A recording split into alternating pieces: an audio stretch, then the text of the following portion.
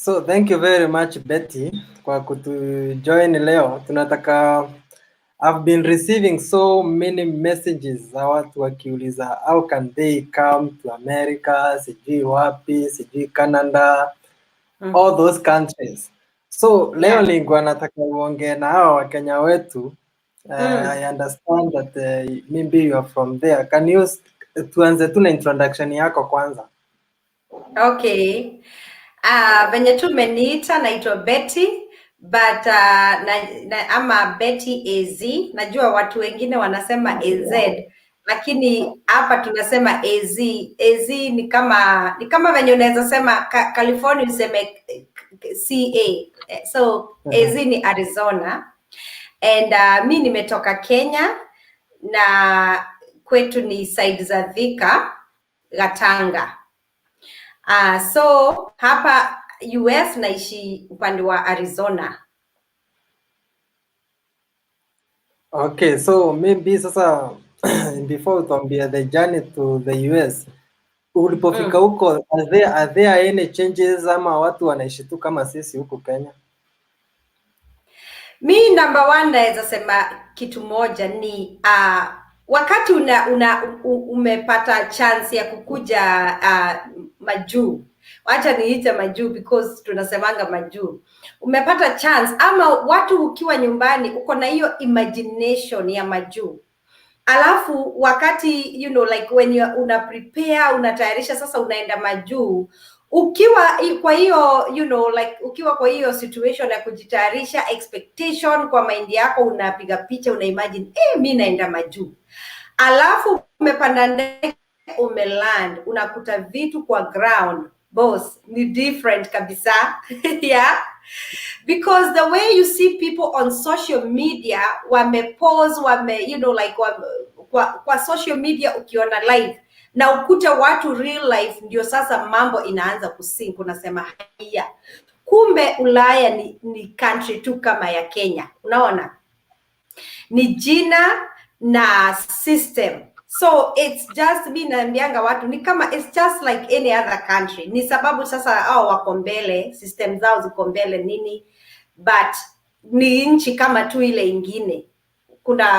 Kuna kila mashamba ziko nini ziko, watu wanachapa kazi. So Ulaya ni the same tu na Africa. Sema ni venye tu wako mbele.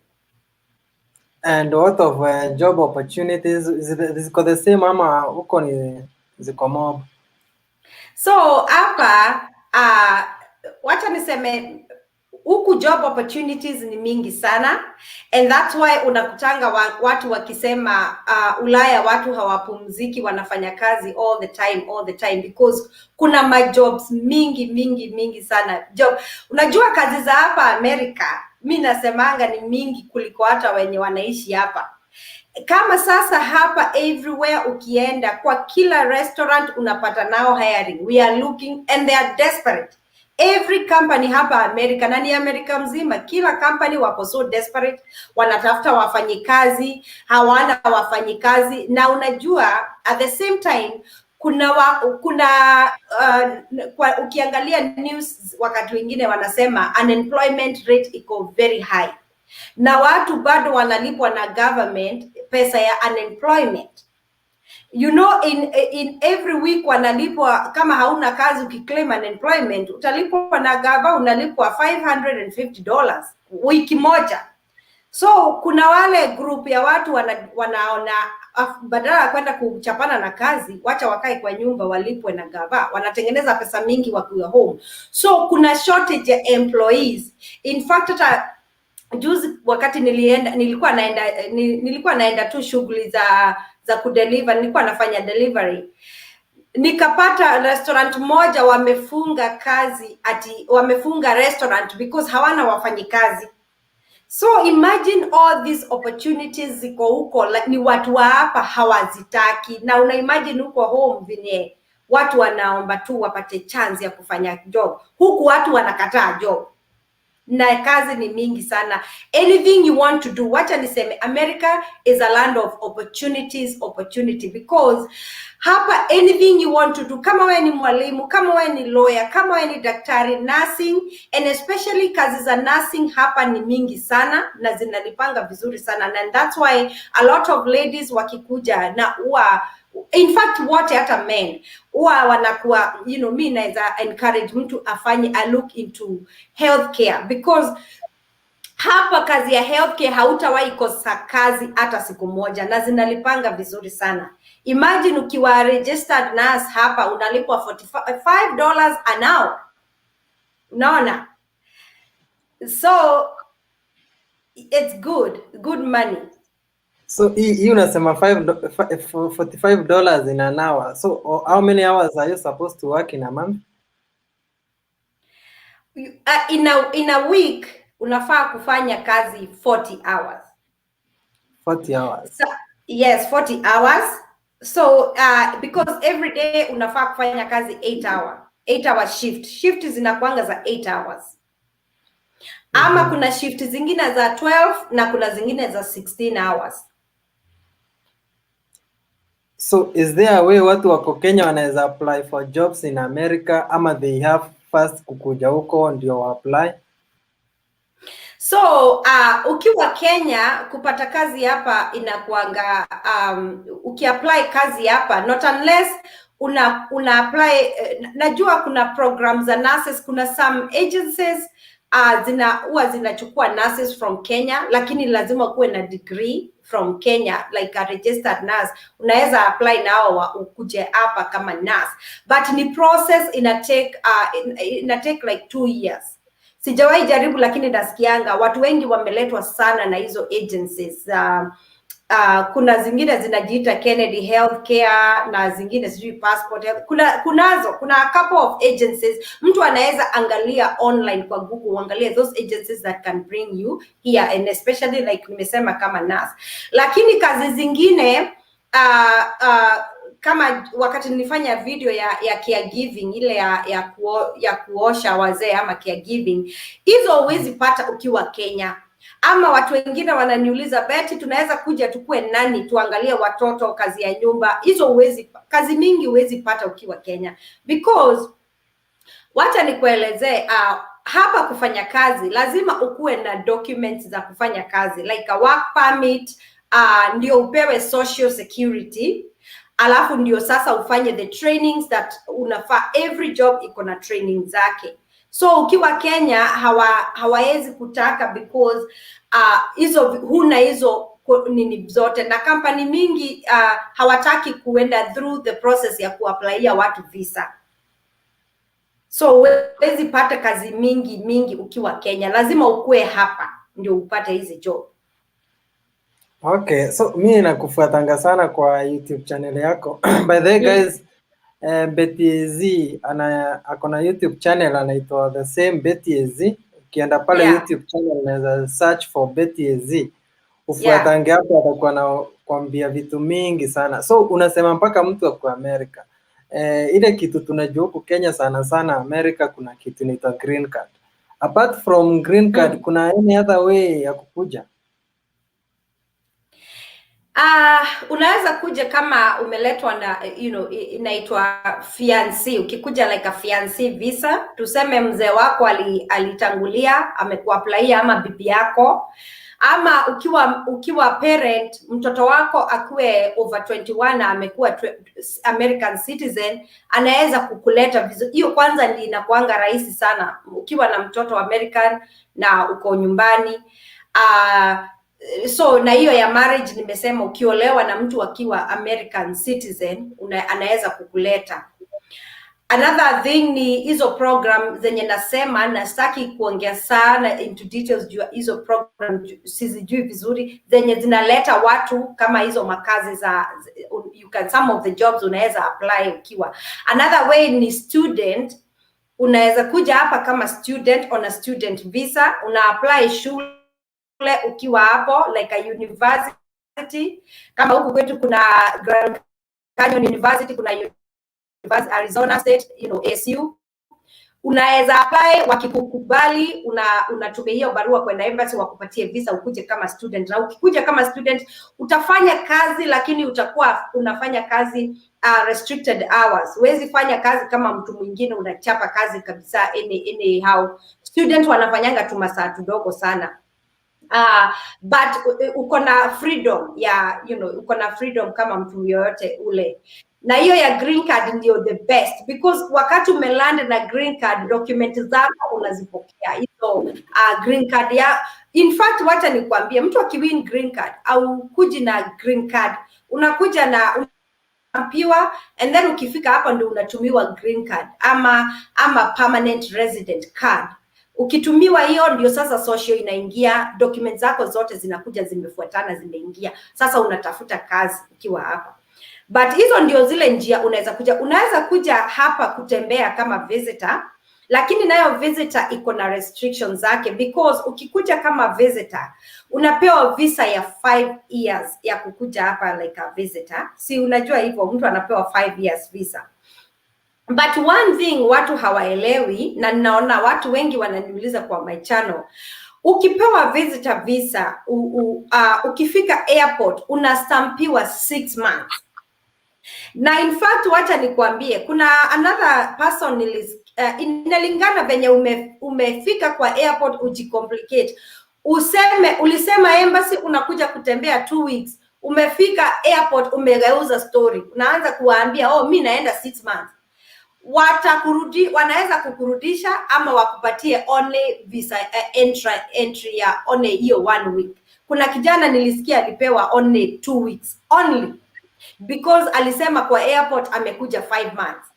Alikuwa na hiyo visa ya 5 years, akakuja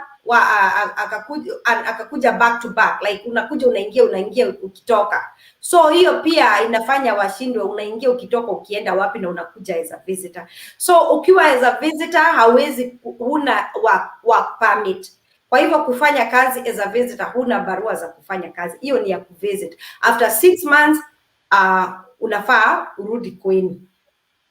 Okay, na ukitoka hapa Kenya na masomo yako, tuseme uko na degree ya Kenya, can you go direct uanze kufanya kazi huko, ama utaanza kuambiwa sijui another trainings? Boss, ukifika hapa unaweza jipata ulikuwa daktari Kenya na unafanya kazi ya kuosha McDonald huko chini. Na hiyo ndio nilisema vitu kwa ground unakuta ni different, because ulitoka, and this is by the way, hii kitu inasumbuanga watu wengi sana. Ukiwa nyumbani tumezoea kazi za 8 to 5, tumezoea maisha ni relax, so relaxed. Alafu unafika hapa na ulikuwa na udaktari wako ama professor ama nini, unakuja unakuta you have to start from scratch. So the best thing na good news ni ukifika hapa na degree yako unaweza unaweza fanya training badala ya kuanza from scratch. Unaweza train ukue certified hapa kufanya kazi, upewe license sasa ya kufanya kazi hapa. So it depends ulikuwa unafanya nini. So ukiwa na degree Kenya unakuja na masomo yako, sasa wanaigeuza kulingana na nini za hapa, qualification wanaangalia za hapa. Kama ni exam ulikuwa unafaa unafanya ndio sasa unapatiwa degree sasa ya hapa.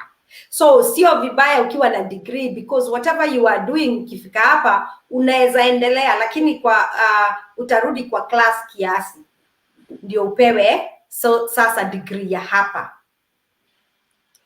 Okay, yeah. Na nikiangalia kwako niliona uko na foster care. Foster care can it be started na mtu akiwa hapa, ama pia hiyo mpaka ukue hapo? Hapa okay, mimi ama foster mom na fanyanga hiyo kazi ya fostering, na hiyo wacha niseme it's not for everybody. Hiyo si kitu naweza ambia ati watu kujeni mtafanya foster, na sio ati ni adoption ama ni nini, but hiyo ni wewe mwenyewe ukijisikia kwa roho yako. Unajua these jobs by the way, hata hizi naongeanga maneno ya caregiving na hizi jobs za nursing, healthcare, anything to do with healthcare, sio ya everybody. Kuna watu hawana hiyo roho, unaona. So hata hii yangu nikifanya foster care sio ya everybody, but hiyo like ukue hapa na lazima ukue na trainings za hapa na ukue na license ya hapa from the state. So kama mi niko licensed kufanya hiyo kazi. So si kazi unaweza apply ama uweze ufanye ukiwa mbali. You have to be here physically. Na Uber pia nimeona unaifanya. How is it? Nimeona unafanya Uber driving. How is it pia? Hey, Uber hapa iko na pesa. Hapa Uber iko na pesa. Juu nimeongea na watu wa Uber kutoka nyumbani. I think Uber kutoka nyumbani unaweza lipa cash, lakini hapa ukifanya Uber driving everything, wewe ukiwa customer una set up na Uber yenyewe kwa app, unaweka details zako zote na bank yako. Kama hauna pesa, hiyo ride haiwezi enda through. So ukikuja kwangu mimi nikikupick, mimi kama driver already unakuanga pesa yako itakatwa direct. Mimi nikikudrive pesa itatolewa. So hakuna mahali tutasumbuana na customer. And one thing, Americans wanapenda kutip sana sana sana. Kama wakati mwingine huwa natoka nikifanya Uber, and by the way me huwa nafanya Uber on the side, just like a side hustle, because niko na hiyo kazi ya foster care na nafanya Uber just to bring in another income hivyo. So huku ni kama kuhustle, acha niseme hivyo, but it's a good hustle.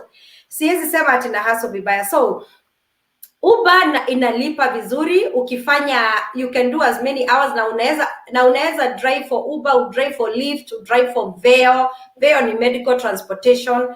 Unaweza chukua hizo app zote ukue driver wa hizo zote. Unaweza deliver food, kuna hiyo inaitwa DoorDash, delivering food. So mimi niko na hizo app zote kwa simu. Leo nikijisikia nita deliver food na DoorDash nita deliver na hakuna mtu ataniuliza. Nikisikia nitafanya Uber nibebe watu nitafanya, ama nibebe food. So zote zinalipa na zina tip vizuri sana. In a month, wacha niseme ukifanya kabisa in a month Uber driver, you can make up to $8,000 in a month. Ama in a week you can make up to $2,000 to drive as an Uber driver in a week. And I'm saying that out of kitu nimeona. There are people some people they drive like crazy kukiwa na so much surge. Kuna hiyo kitu inaitwa surge, bonus. Kukiwa na a lot of bonus, and time you can make up to $3,000 because of surge and bonuses. Okay. Naona kuna mtu anaitwa Steven Kionge anasema kwa Arizona we connect you with him. So maybe mtaongea, najua atakutafuta kwa channel yako. Mwambie ambia watu by the about your channel before tuende kwa next. Steven Kihonge uko Arizona, nitafute. Mimi niko mahali panaitwa Queen Creek, Arizona, huku mashambani. Mimi naishi Ushago na niko na YouTube channel Betty AZ, kama venye Mtembea amesema. Karibuni sana kwa Betty AZ. Mimi kwa channel yangu naonyesha watu real life. I'm sure hata wewe umeona hivyo. Na waonyesha kwenye tunanunua mbuzi, na waonyesha kwenye tuna like everything, mashamba za huku nini, kila kitu na waonyesha, hata town za huku nitawaonyesha. And by the way, Arizona ni desert, kwa hivyo ni kuflat kabisa. So watu wengi I'm sure wanashindwa kwa nini kwa my channel hawaoni hizi skyscrapers kama Dubai venye kuna tall buildings. Ziko but ni kidogo sana. Maybe siku yenye nita drive kwenda Phoenix downtown ninaweza waonyesha kuna some skyscrapers there, but not a lot. Huku kuna so much space, kwa hivyo watu wanajenga nyumba flat mingi, like sio hawajengi those long buildings. So that's why some people wanashindwa. Beti tupeleke town. So kwa channel yangu nitawazungusha Arizona kila mahali niwaonyeshe life ya huko. So Okay. Kitu ingine tunaona huko America ni kitu tunaita racism. Tunaona black people mkiuliwa sana huko na police for no reason. Arizona iko the same? Wacha nikwambie, one thing mimi nasema hivi, polisi hapa, mimi sisemi polisi wote ni wabaya, sisemangi polisi wote ni wabaya. Hata Kenya unaweza kamatwa na polisi na ni polisi hana hiyo utu. Unajua kuna watu, kuna every job, na ndio maana nasema some job hata yenye nafanya sio, is not for everybody. Hata polisi sio ya everybody. Kuna ule mtu ako na roho ya unyama na ameingia kwa polisi. Sasa wewe unamuona na uniform, unadhani wewe huyu ni polisi atakuprotect, kumbe ni yeye wa kukumaliza. At the same time sio wote wabaya, because hata mimi nishaisimamishwa na polisi hapa, in fact twice kwa barabara. Na polisi hapa akikusimamisha, you know, you stay calm. Mi naambianga watu, hata naambia kijana wangu juu he's a black son, namwambia my son, ukisimamishwa na polisi you stay calm, muongelesha vizuri, usibishane na polisi na usianze kufight na polisi, because ukianza kuwa more aggressive towards polisi ataita backup. Na yeye wakati akikuona tu hivi, kama mimi nikikwambia, you can't believe it, wakati nimesimamishwa na polisi, in fact one of them alinipatia hug, akaniambia I forgive you, I won't give you a ticket, nimekupatia warning, but akanihug, akaniambia you have a good day, okay? Yeah, like nikasikia vizuri, akaniambia I'm here for you, akaniongelesha, we had a conversation. So sio polisi wote wa America wabaya, na racism sio watu wote racist. Kuna watu wengine wazuri sana na kuna wenye wako racist. In fact hata wakati mwingine kama sasa my son shule ame experience some racism. Kuna kasichana kalimwambia I hate the color of your skin, kitu kaa hiyo, na kuna kengine kalimwambia sijui ni mweusi ama ni nini, but now walimu wanamprotect, wanafundisha the whole class, na huyo mtoto anakuwa in trouble kabisa. So ni kazi ya mzazi, ukiwa hapa unafundisha watoto wako to speak up for themselves, na wewe mwenyewe ukiface. Mimi mwenyewe nikiface mtu nione ni sign, ni signal racism, mimi na deal na mtu hapo, hata kama ni mzungu, hata kama ni Asian ama kama ni Mexican, sikuachi, because nitaenda. Kama there's a time nilienda kwa store, sijui mtu akanipita akaenda akasabu mtu mwingine, mimi ni lazima I almost stopped the whole store, ni kwanza ni address hiyo issue, because kuna watu wanakuanga racist hawafichi, na kuna watu wanaficha sana, you cannot tell, na kuna group yenye watu ni wazuri sana, the same as tribalism. Kenya si pia watu ni wa tribal sana, wengine unapata kabila zingine hawasikizani na kabila zingine. Another thing ni watu wa hapa pia unaweza shtuka sana ukipata mweusi wa hapa anakutreat vibaya kuliko mzungu, na mimi nimeiona hiyo issue first hand. Wakati unasema afadhali nifanye kazi na mzungu juu mweusi ukifanya na yeye atakuona kama, especially kikuona na accent yako asikie umetoka Afrika na ni mweusi, man, saa hizo anakupatia ki-attitude, unashindwa sasa huyu ni nini? So kuna wazungu wazuri sana na sio wazungu wote racist, na Asians pia kuna hao wenye racist, wenye serious, yani ina depend na personality ya mtu ameumbwa aje. So sio America yote ati watu wote ni racist. Mimi personally sijaipata shida nikitembea kwa barabara ama nikifanya nini. Yes, kuna tu signs saa zingine unaweza pata mtu akwe like racist towards you, but una take care of that situation right there. But hapa kuna freedom. Hata kama wewe ni mweusi hapa, kama wewe ni nani, kuna freedom. You have rights. You have to know your rights. Hapa hakuna mtu anaweza kufinyilia ati sapeni. So yeah, watu weusi hawaui ati of your ni accidents, unfortunately, and it's so sad to see those things happening. And yeah, some people are mean like that. Okay, but not everyone. Kuna huyo Ndupa anasema anataka kujua, utuambia at least a short background story of yourself as Kenyan in USA.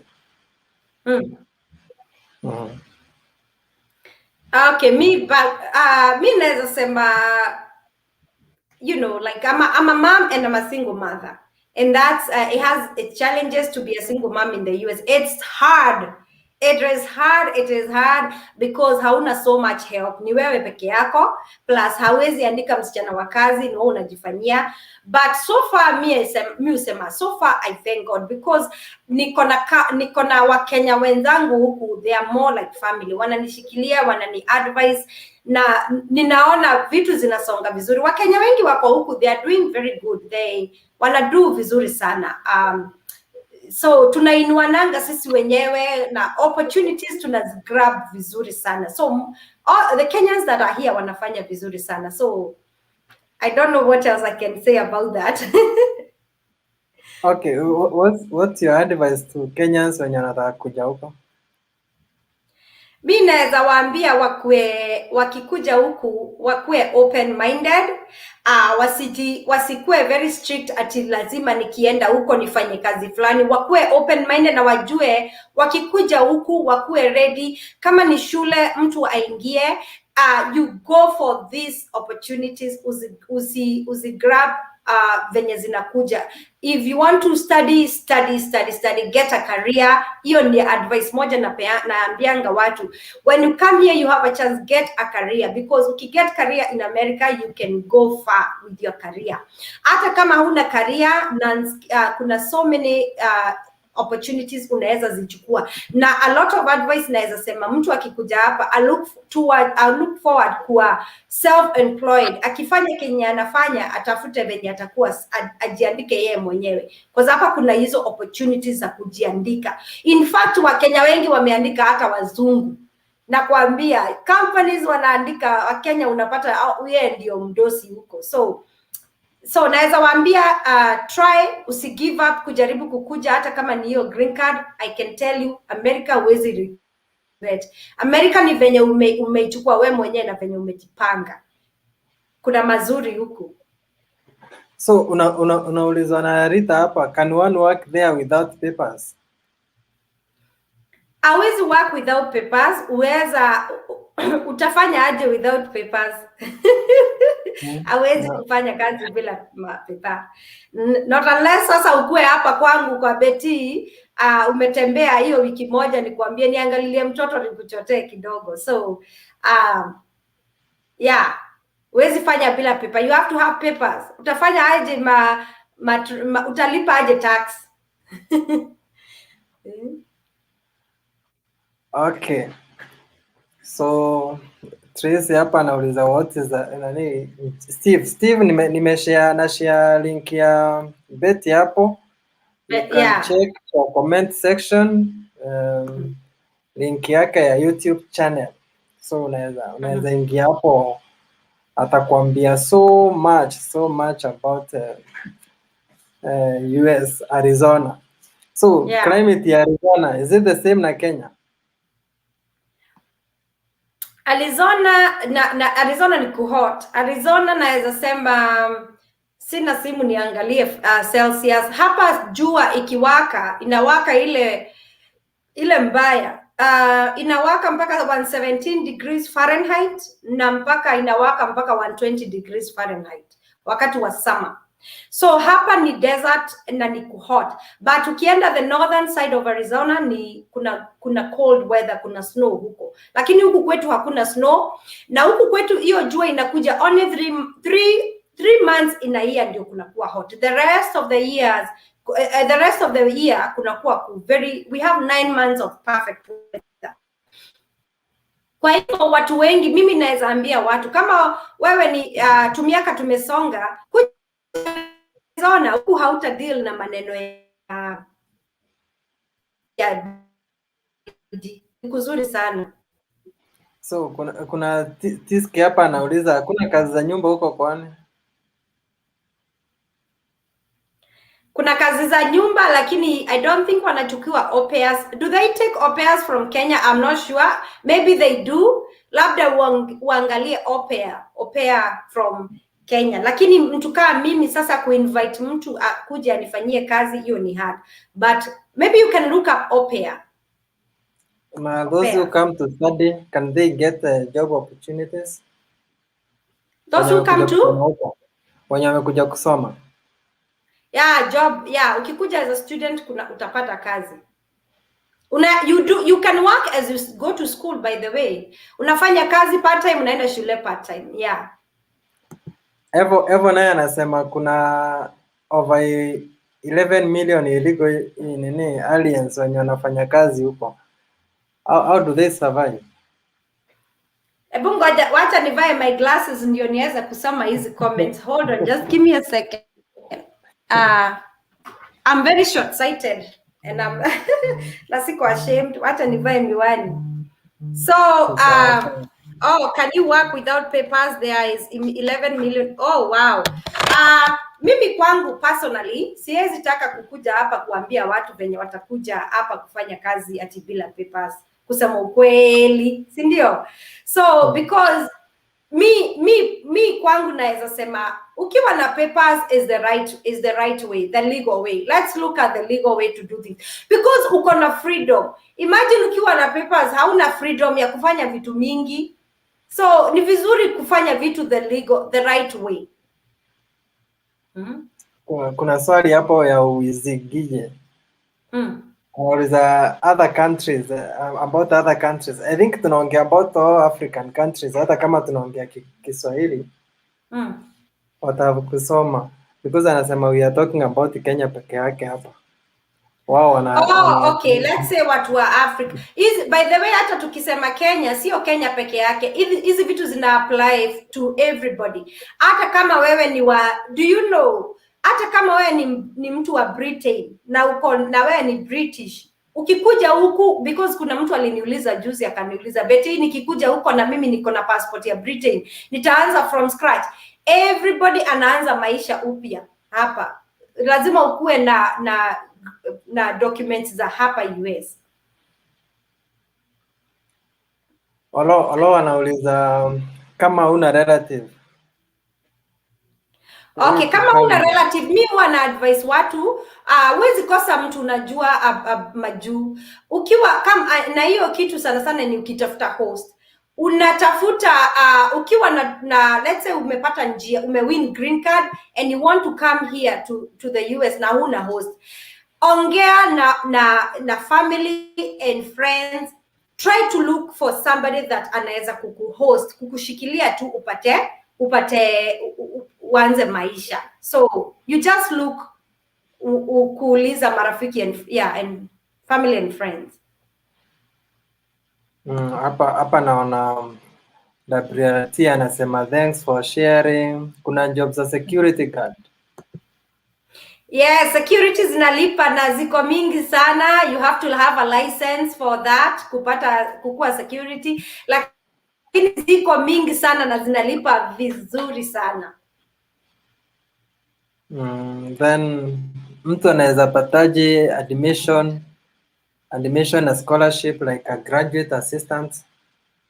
Wacha niseme, kuna mtu nimeona amesema ati they suffer no freedom. Oh, not in America. America there is a lot of freedom and nobody suffers here. Ukitaka kusuffer America, not unless you choose. Kuna huyu Jane Mevo. Kama una refer to America, no, America there is a lot of freedom and people don't suffer here, by the way. This is free. Mzungu, by the way, hapa amepatia mtu wote rights. Yeah, so no suffering here. Okay, so tuende kwa hii basi. Huyu alikuwa anauliza story ya scholarship and admission. Mtu anaweza pataje admission na scholarship like graduate assistant? About scholarship, sijui vizuri exactly how you can get scholarship. Hiyo ni kitu yenye, by the way, I need to look into that. Nimeulizwa na watu kadhaa. Lakini another thing ni ukigo through the school, every school ukigo through, because these vitu zote you can look them up online. Let's say uangalia website ya Grand Canyon University, ukiwauliza, you email them with your questions and or you apply through the school, everything, utapata all that information there. But about scholarships, siko sure. I can't talk much about scholarships.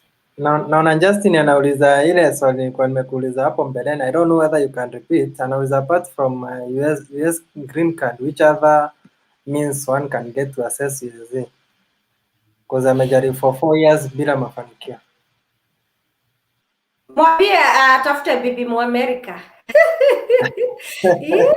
Tafuta bibi Muamerika. Yeah, hata kama ni even if it's an African with hata kama ni Muafrika, bora ni American citizen, atakuleta rahisi. Then naona mwalimu wetu hapa Catherine Moati anauliza, any advice to a young man who has just gotten a green card? Yeah, what I can say ni umepata green card, karibu USA. Ukiingia hapa kama ni young man, kwanza usiende kukimbilia madola. Uanze utafute venye utaingia shule na ufanye kazi part time na shule part time. Ujenge future yako. Hapa kuna all sort of opportunities na wezi regret. America, ukiwa young person, ukifunguka macho na usiingie into bad company, and especially hii kitu naweza sema because nimeona hata Arizona tumelose watu overdose dawa, pombe, wamekufa. Hapa tumewapeleka nyumbani, not only from Kenya, even other African countries. Na kuambia watu wanaingia, wanakuja, wanapatafuta. Ukitafuta America dawa si utazipata, ukitafuta pombe si in fact America. Lakini hiyo kitu nimeona, kuna kijana mwingine akakunywa Mkenya akakufa kwa gari, anatoka job anakunywa pombe, akuli, alikufa, akapelekwa very young, hata sijui kama alikuwa amepata. Oh.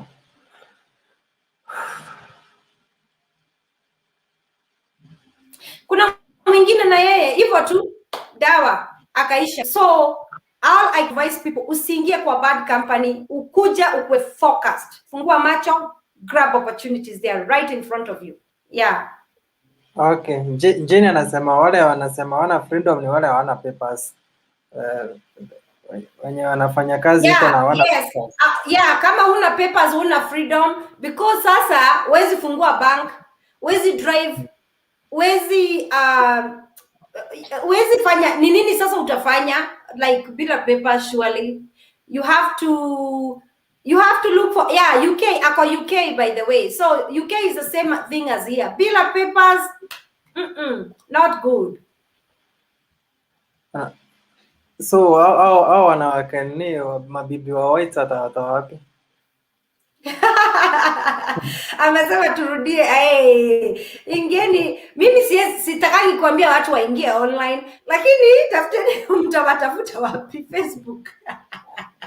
Afuteni Facebook kama online. Kuna dating sites mingi, lakini mimi by the way mimi nasema hivi, don't blame me if you go online useme nibetia nilituma alafu uamkie upate bahati mbaya. So just pray to God about it.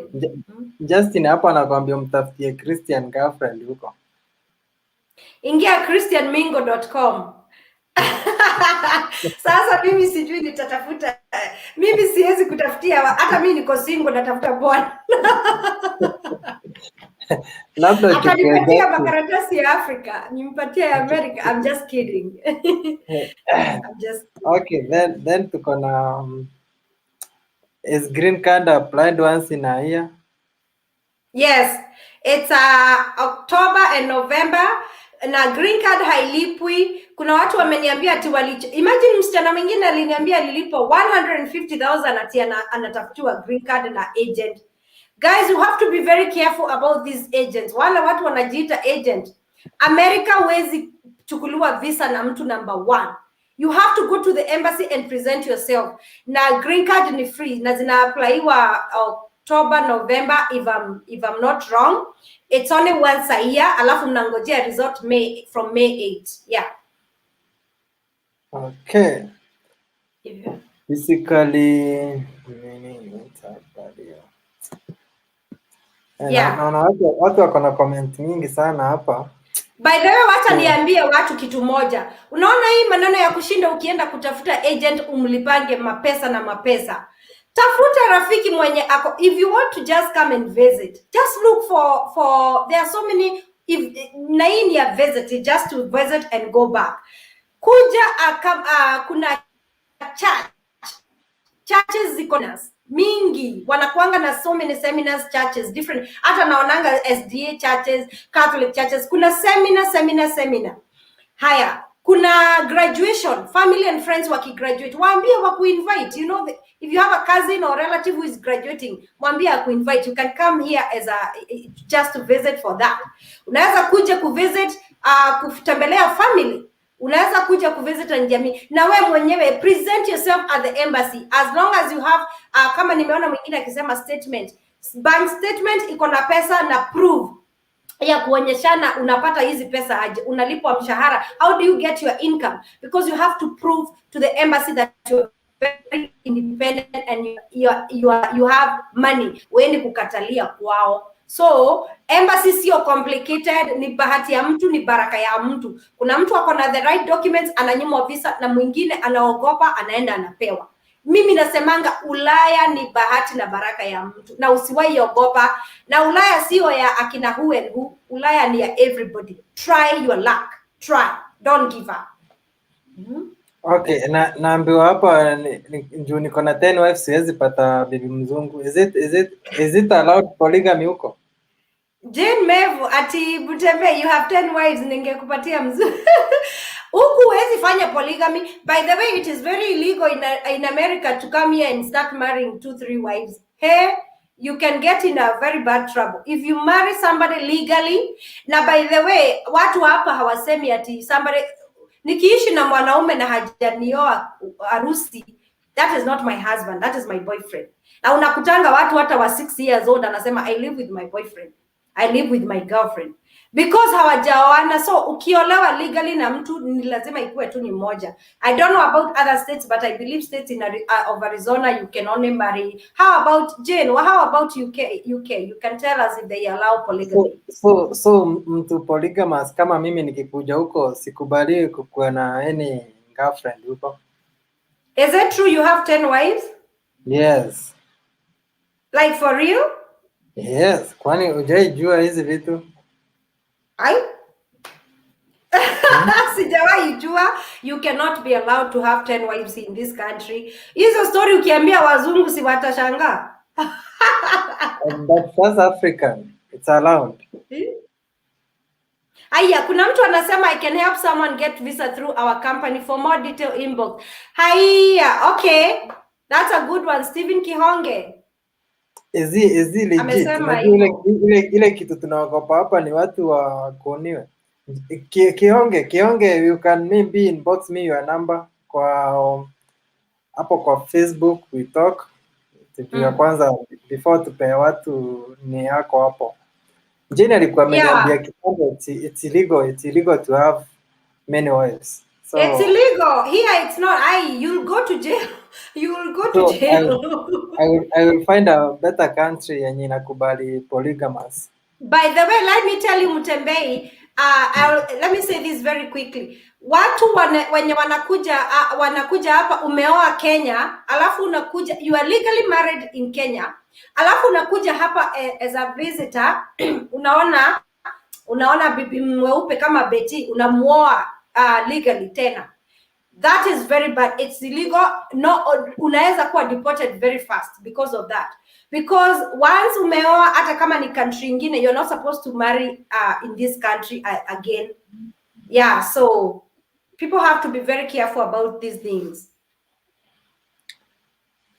Okay, so Jane ananiambia hapa nikienda huko nitakuwa tu na girlfriends kama 10. Is allowed? Yeah, partner, what? And by the way, watu wenye ni LGBT hapa, hawa watu wenye ni gay hapa ni kawaida na ni legal. Hapa unaweza oa msichana legally, unaweza oa hapa by the way, na sio ati, and hiyo ni culture shock moja nilishtuka. Ukienda kutembelea I mean, like there's a time nafanya kazi na mtu ananiambia my wife is coming to pick me, na ni mama. I was like, your wife? Because niliona kaa alikosea, so akaniambia of course I am married to the wife. Akakuja kumchukua, na ni mama, alikuwa kama 65 but wife yake. Na unapata couples, hata unaenda kuhudumia watu wenye couple wako married for so many years, unapata two men wanaishi pamoja na the society ina embrace, so LGBT hapa wako covered. Naona Siro amenipea hopes at the Mormons, the Church of Latter-day Saints in Utah, they allow polygamous. Oh, so, that's why they have so many children ama ni nini? Naonanga watu wa Mormon wako na watoto, most of them they have a couple, plenty of kids. So ni kujoin tu Mormon. Iko hapa Buruburu. I will join them before I come there. By the way, Arizona ni kwa Mormons. Na let me tell you here, every neighborhood ukidrive after, no, not neighborhood, every place ukienda unapata kanisa ya Mormon, and ni mingi sana huku. Steve Kihongi amepeana namba. Yes, acha tuchukue sasa, tuende tukaongea naye ndio tujue if it's okay. David Olo anataka kuja huko sana, anasema yeye ni single but anataka kukuja. Yeah, tafuta mzungu. Na ukue careful hizo ma dating site. By the way, mimi sijakuja ku encourage, but why it is not wrong to date people online. Naweza pata, as long as you are not doing it for papers. By the way, don't get into these things that ndio ukuja hapa at it has to be genuine, everything genuine. Hii tunaongea, you can meet someone online in your own country pia. Hata Kenya you can still date somebody who meet online. So not just to come, don't do it for you to come. Ibrahim anasema acha akae na bibi zake.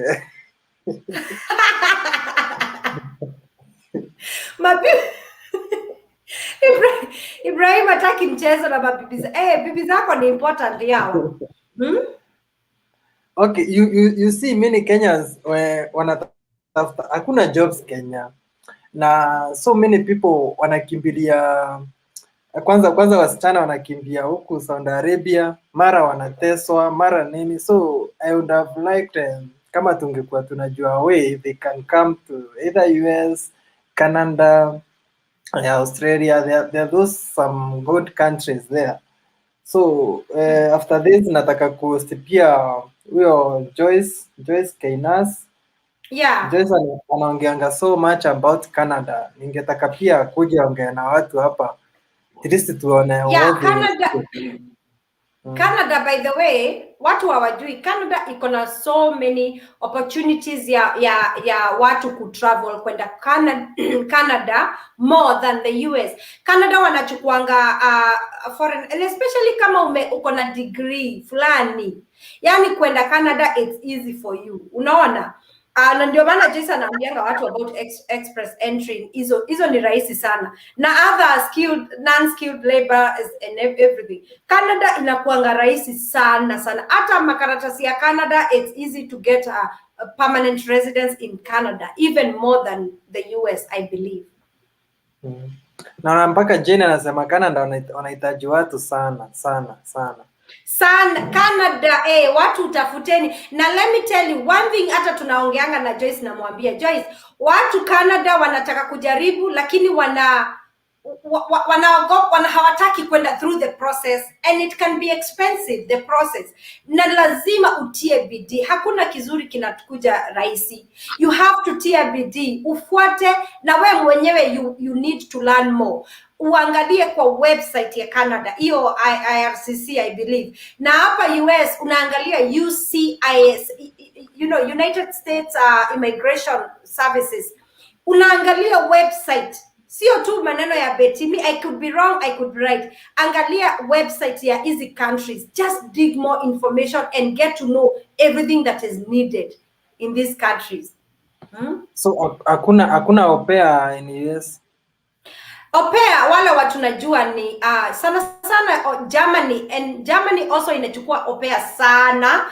If you can find a way, and especially if you are under 30, ukiwa ma 20s, wasichana jaribuni Germany. Fanya Kijerumani, tafuta agent wenye anaweza kukupeleka as an au pair in Germany. That's another country that has a lot of advantages than Germany. Kuna so many benefits than US. Also Canada kuna hizo as a caregiver, kuna visa sponsored jobs. Sitaki kupeana website cause msichana mwingine aliniambia alikoniwa ni kwa website ya nani Canada. So pia kuna hizo ma website fake, you have to look, utafute ile the good one. Au pair in the US, I'm not sure kama wanachukua Kenya, but kuna au pair in US, kuna au pairs yeah, there are those opportunities. All you need is information. So kuna swali niuliza hapo na Philomena, mimi sijaelewa, hebu soma niambie. That's Mutembei TV at Jane Q1 ana refer kwa huyo Jane. Jane anasema question 1, if I visit once graduation, can USA get more documents to save forever? Ukikuja kama visitor, not unless ukuje kama visitor and then tuseme umetembelea your partner and decide kukuoa. That's the only way. You know, that's the only way unaweza change, lakini huwezi kuja kama graduation and then you apply to stay. You cannot, hawezi, hawata kupatia hiyo chance. Okay, Germany naona mpaka mtu akuwa anaongea Kijerumani. That's what nani anasema. You can, there are some, kuna shule zina train watu Kenya kuongea Kijerumani a little bit ndio upate, cause niko na marafiki wengi sana wameenda Germany kama au pair na wame succeed, but they had to train. Yeah, Jane, you are right. So mtu akiwa Dubai anakuja huko direct. Naona Pauline anasema atakuja direct to Canada. So lazima hata ukiwa Dubai lazima ufuate the same process ya kuapply. Just look into what you want to do exactly, kenye unataka kwenda kufanya, uapply even from Dubai you can. Okay. Sijui kama kuna kitu kingine hatujakava hapa that you can tell people. At least we call it off na almost 1 hour yako. Okay, so anyway, mi naweza sema watu wakikuja hapa wasikue picky na wasikue na expectations mingi sana, na wajue hapa pia kuna Wakenya, they are making it big time, but you have to start from somewhere. You have to start from scratch. Na si America peke yake, diaspora yote, you have to start from somewhere. Usikuje kucompete na wenye watu ulipata hapa. Ni ile kitu nasema pole ucheze kama wewe, pole ukienda ukipanda, bora ujue ukue focused, unaweza succeed kwa hizi countries. So I just want to wish everybody the best and tell them never give up, keep trying, there is hope. Yeah. Alafu niliona there is a post ulifanya about what you guys earn there. Ni kama kuna tax mingi sana mpaka watu wanaogopa. Hapana, wasiogope tax, because wacha nikwambie hapa kuna kitu inaitwa tax return. Government ya hapa at the end of the year ikifika ni January wanaanza kurudishia watu pesa. Hiyo tax yote na ni ukweli inatolewa sana. Watoe federal, watoe state, watoe dini, wanatoa. Yani by the time upewa ka check hivi. But guess what? Do you know ukifanya taxes na especially ukiwa na watoto, you get all the money back. Na unajua nowadays kila mtoto anapewa 3,000 tax credit hivyo. So nakwambia, let's say earn like even if you made 30,000 a year, when you do taxes utarudishiwa pesa milioni na, so you get all your tax back. Nancy anasema hapa na ako willing kuwa kama in a foster home caregiver, yani need a chance. Si utamwajiri hiyo kazi very soon? No, mine is not I'm the one, for me nikifanya, when I have nikifanya foster, mimi mwenyewe najifanyia, like those are my children or the ones I'm taking care of, they are my own. Sijafanikiwa, sifanyi kama like maybe nitaanza in the future. I have plans maybe kukua na adult home, inaitwa nini, like a group home, kukua na ya watu wengine in the future, but and that time I can hire, but right now I'm just doing this even because I love doing it. Yeah. Naona Kariuki pia maybe ametujoin sahii, anauliza other ways za kukuja huko isipokuwa green card. I think tumekava hiyo, si ndio? Ndio anauliza, mwambie tukimalizia. Oh yeah, nilisema utakuja kama unaweza kuja kusoma, unaweza kuja kutembea, lakini kutembea utahave kurudi, au kuja kufanya kazi na visitor visa. Unaweza olewa na mtu, unaweza oa, unaweza kuja na program zingine kama zile za volunteer. You can volunteer, you can come and work, you can come through work visa. Kuna companies unaweza, there are some people wanakuja hapa wanafanya kazi na company. Kuna company iko Kenya wanaletwa na company yao pia, so kuna nyingi sana. Huyo anauliza anaulizaje, is it safe kufill your document kwa hizo website za na link za Canada? Wacha nikwambie hiyo kitu ya website inanichanganya, because sometime kuna ingine niliambia mtu atry Indeed.com. Mimi personally najua Indeed ni nzuri, na Indeed ndio sisi tuna apply nayo kazi huku, but imagine aka apply Indeed, kumbe Indeed alijaribu ilikuwa ya mtu wa India, akatuma pesa. So the right website ni yenye inakuuliza about your qualifications first, I believe. So ukue very careful. I don't have those links, but you can look them up and just be careful to make sure you're not being conned. Huku kuna wakora pia, hata huku Amerika, hata Wahindi wanakupigia simu wanakuambia social security yako sijui nini, so you have to be careful. So huyu anasema alinyimwa visa ya Canada twice and the reason was purpose. Yeah, maybe he didn't have the purpose to yenye inampeleka huko. You have to have a reason why you are going there. So I don't know for sure, and I mean maanisha purpose aje, but yeah, you have to have a good reason why. Ogira naye anawarn watu that life there is not easy. Discipline and handwork is key. Yeah, life is not easy, but it depends how you take it. Kama unataka kuchapa kazi 24/7, it's up to you. Kama unataka kwenda kukulanga nyama kama Betty na kuzurura, it's up to you. Kama unataka kufanya life hapa ni venye unataka, ni chaguo lako.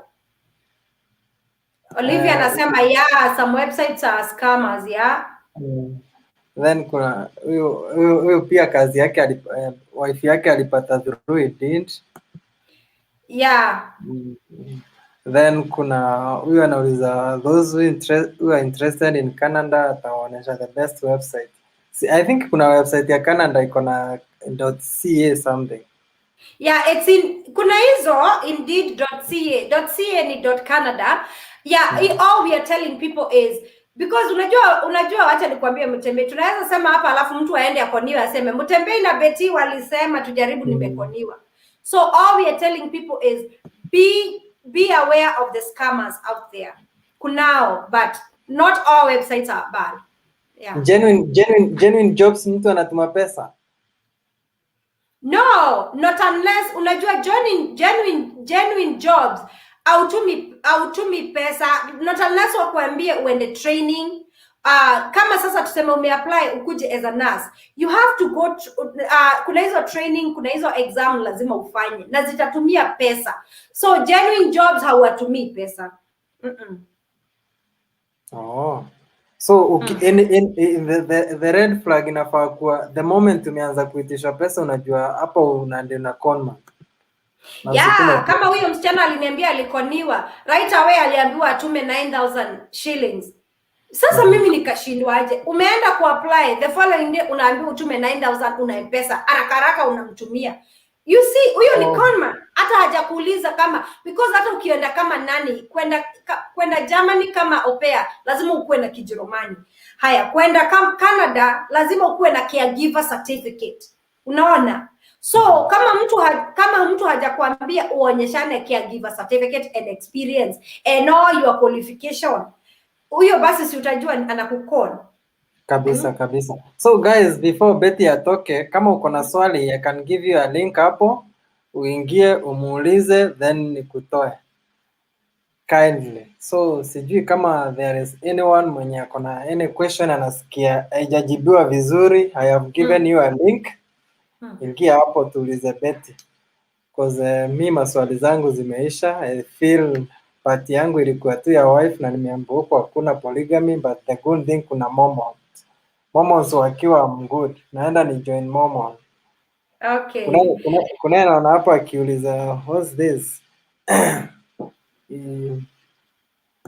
Huyo anauliza issue ya what about the issue of green card? It has been hard rock to climb nowadays. It is not nowadays, it's because hujakuwa na bahati yako. Unajua green card si ni lottery. Hiyo ni kama ile unaenda gambling. Some people are lucky, some people. In fact, wacha niseme hivi. Ni Mungu tu. Some people wanajaribu one time wanapata, wengine wanajaribu 10 times hawapati, wengine hata 20 years hawatapata. So lottery. So never give up and look for other ways to come. Not just green card ni ngumu kuwin, but people still win. I have a relative one time akawin. Kuna naona hapa akikwambia anaitwa John Oyel, anakuambia thanks Betty for your insight. I hope we have covered basically everything. Ni kama kuna anataka kuuliza swali hapa. Owen. Yes. Owen, uko na swali? Niko na swali. Yes, uliza. Nauliza, apply visa mara mbili. I was invited to Canada around 2 years ago. Nika apply mara mbili, wakaniambia purpose sio mzuri. And ya pili nika apply the same bado wakaniambia the purpose, yet I was invited and I was given everything. Unanisikia Mtembei? Tumesikia. Betty, umesikia hiyo? Yeah, I think wewe ulipata tu na ni bahati. I think wacha niseme ni bahati mbaya, because kuna watu wanakuanga na roho mbaya wenye hawataki kukupea tu visa. That's why nilisema ni bahati ya mtu. Mimi naweza kuambia hivi Owen, don't give up. Don't give up. Utarudi to the same place na as long as uko na the right documents. Na by the way unaweza appeal. Ukiambiwa ati papa sio mzuri, sometimes you can appeal. Wakwambie the reason purpose ni gani, wanataka nini exactly. They give you, I believe US and UK, they give you a chance to appeal. Okay. Kuna huyu mwingine anauliza about the green card. Akisha win, how can they get a host? Ndio ni maana nimesema about host. Unaweza tafuta through, I'm sure you know somebody who knows somebody who knows somebody in US. So ni connection, let me call it that way, because kama sasa mimi na yeye Mtembei hatukuwa tunajuana, si ndio? But sasa si tunajuana because of social media. You can get connections. Facebook unaweza tafuta, kuna so many platforms za watu wenye wako diaspora like US, pages kama page ya ingine inaitwa Kwitu, Kenya Women in, you can ask, you can reach out to somebody on Kwitu and find kama kuna mtu anako willing kukuhost or your family and friends. Hi. Okay, naona Evo amekuja hapa. Evo, si hata wewe think uko huko US ama ni UK? No, mimi niko UK. Okay. Swali lako? Mimi nimejoin tu show nisikize kiasi alafu, unaona? Oh. Tunataka kuendi ndio kuja siasa. Tunataka kuendi then come with politics. Wacha nimuulize, UK kukuja naonanga ni ngumu sana. Like kuna other than the ukikuja kama student, what are the other ways unaweza kuja nazo? Because I know UK ni ngumu kuja kuliko US. Just from the point about nimesikiza since this show imeanza vile mlianza kwanza, so vile ulikuwa umepick up a few points. Umesema you can come through invitation. If you have one of your relatives is graduating, Another point is if work, if you're obviously work from Kenya, wamekutuma huku hivi kuja ufanye kazi. Another way is through marriage. Obviously not necessarily mzungu, anybody who's here. And we've got other scrupulous ways. I mean, we know other ways that people have been here now. Our relatives, ni husband and my wives. So yeah, but there's those kind of ways. But the bottom line is, you normally have to convince. You categorically mention clear. You have to convince the embassy. It doesn't matter. Yes.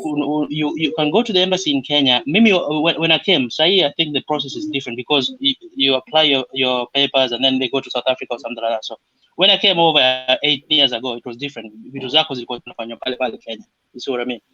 So,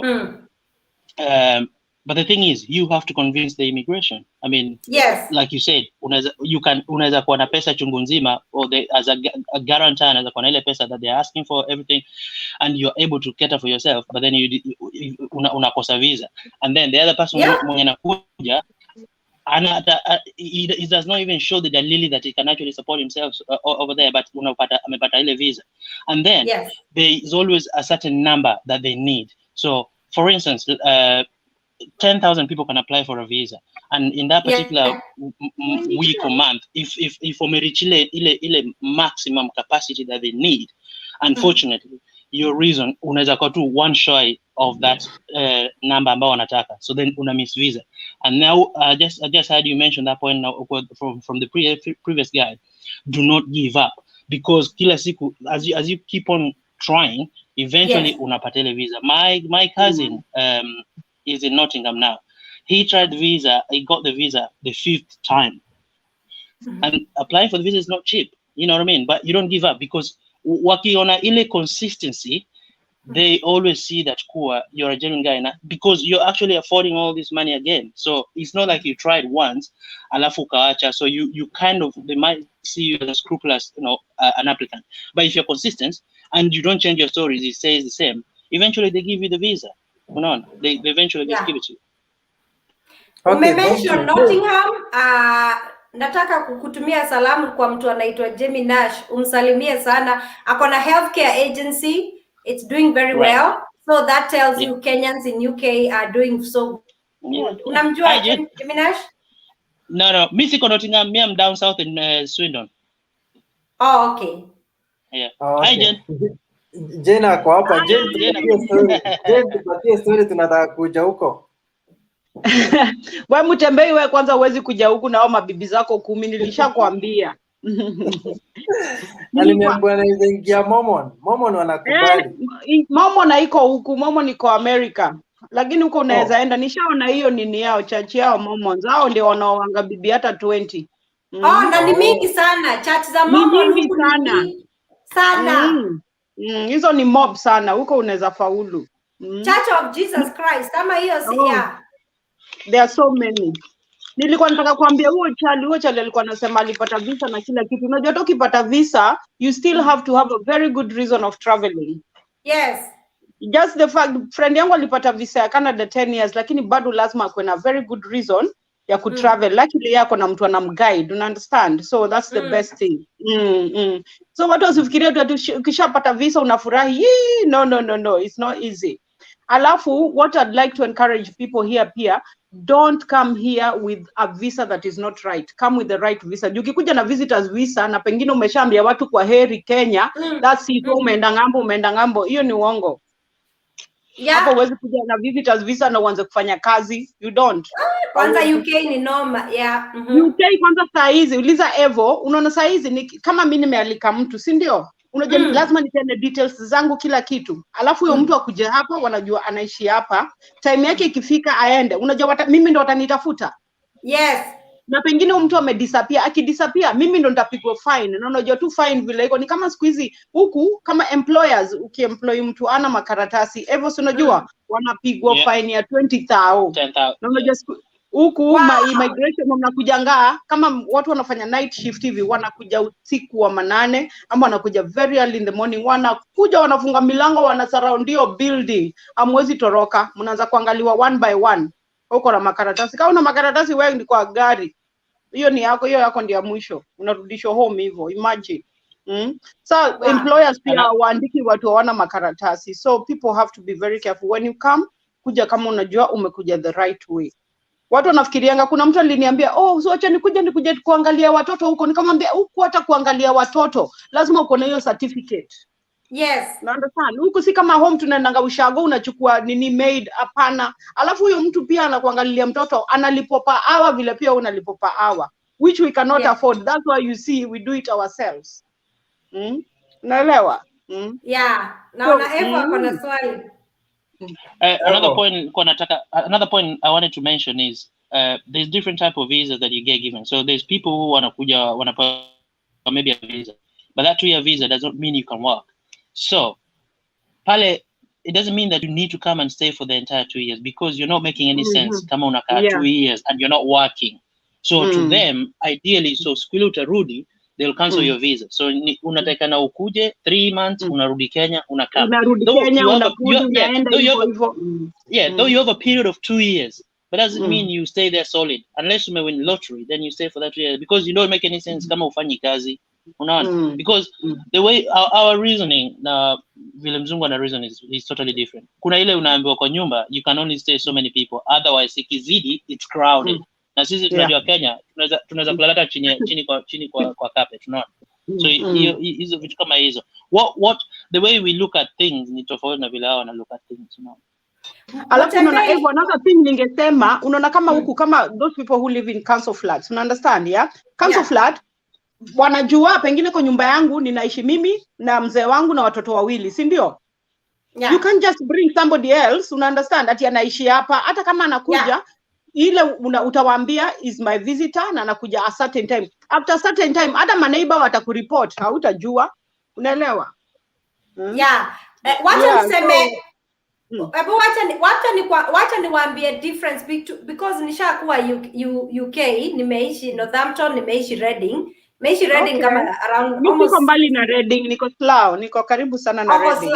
Nilikuwa naishi Reading. Anyway, wacha niseme difference ni ukikuja US, umeet mtu US akuoe, ama tuseme umeitwa na spouse wako akuoe, your boyfriend akuoe hapa, amekuinvite ukuje umtembele, anaweza decide kukuoa hapa na upewe green card. Lakini UK ukiitwa na British, ukiinvitiwa na British, haezi kukuoa ukiwa Britain. You have to go back to the country, atakuja nyumbani kukuoa home. Alafu akuje home akuoe, akisha kuoa arudi ndio kuprocessie papers, na kuna a certain amount ile lazima kuwe nayo kwa bank, understand, kuonyesha huyu mtu akikuja atakuwa liability kwa gava, wewe ndio utakuwa unamtekea care.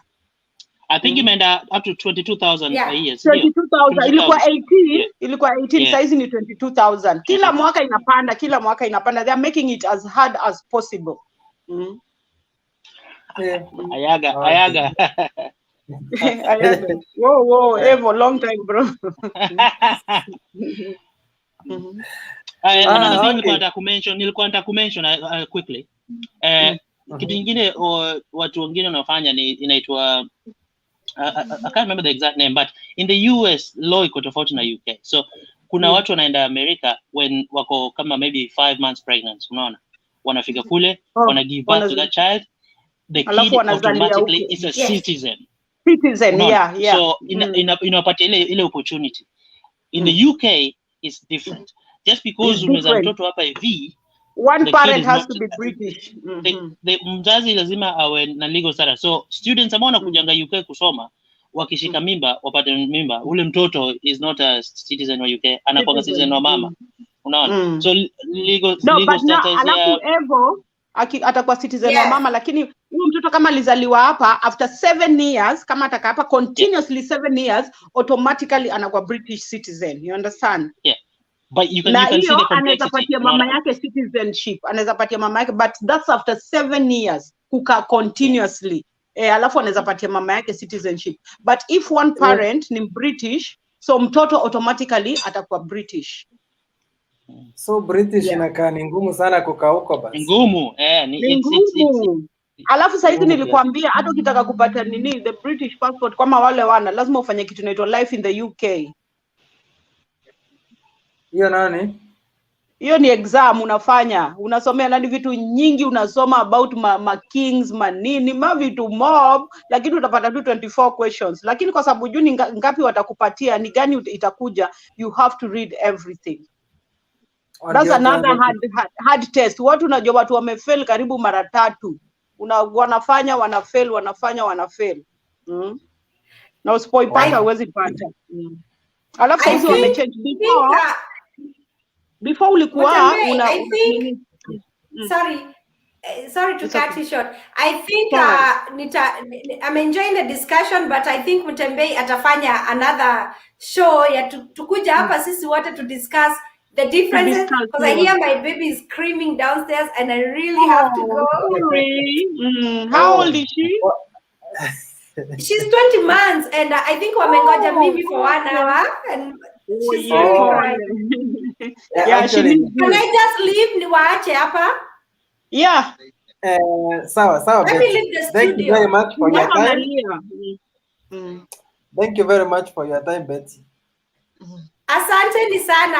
Nice to meet you, Jane and Evo. Thank you. Nice to meet you too. Acha Jane wabaki wakituelezea hii British inakaa ngumu sana. Ni ngumu sana. Okay, leave studio. Bye. Unakuja kuona Queen, usicheze. So hiyo exam umesema mtu anasoma about the Queen ama? Hapana, ni vitu zote history ya UK. Ngumu, unasoma mpaka watu wanaweza kukuuliza baba ya Queen alikuwa nani? Lazima ujue. Alafu kuna Henry the First, Henry the Eighth, King Edward. It's very complicated, believe me. Sisi kuifanya. Mimi nilisomea 6 months kabla nifanye. 6 months mzuri unasoma. Lakini alafu before ilikuwa kama unataka hiyo kitabu yao nyekundu. Lakini sasa wale watu wanafanya saa hizi ukitaka indefinite, unajua lazima ufanye life in the UK Evo. Wale watu wanafanya saa hizi imechangiwa. Sasa kama unataka indefinite leave to remain, lazima ufanye life in the UK. Na unajua the English test pia, ile speaking and listening. But speaking and listening ni easy. Niulize Jane, nikikuja huko do I need a host pia? Yeah. Yeah, hizo vizungu mingi zenu alafu bado nahitaji host. Hapana, hiyo sasa hiyo ya vizungu hauwezi utaitishwa saa hizi. Utaitishwa kama utakuja kukaa hapa na unataka kukuwa citizen.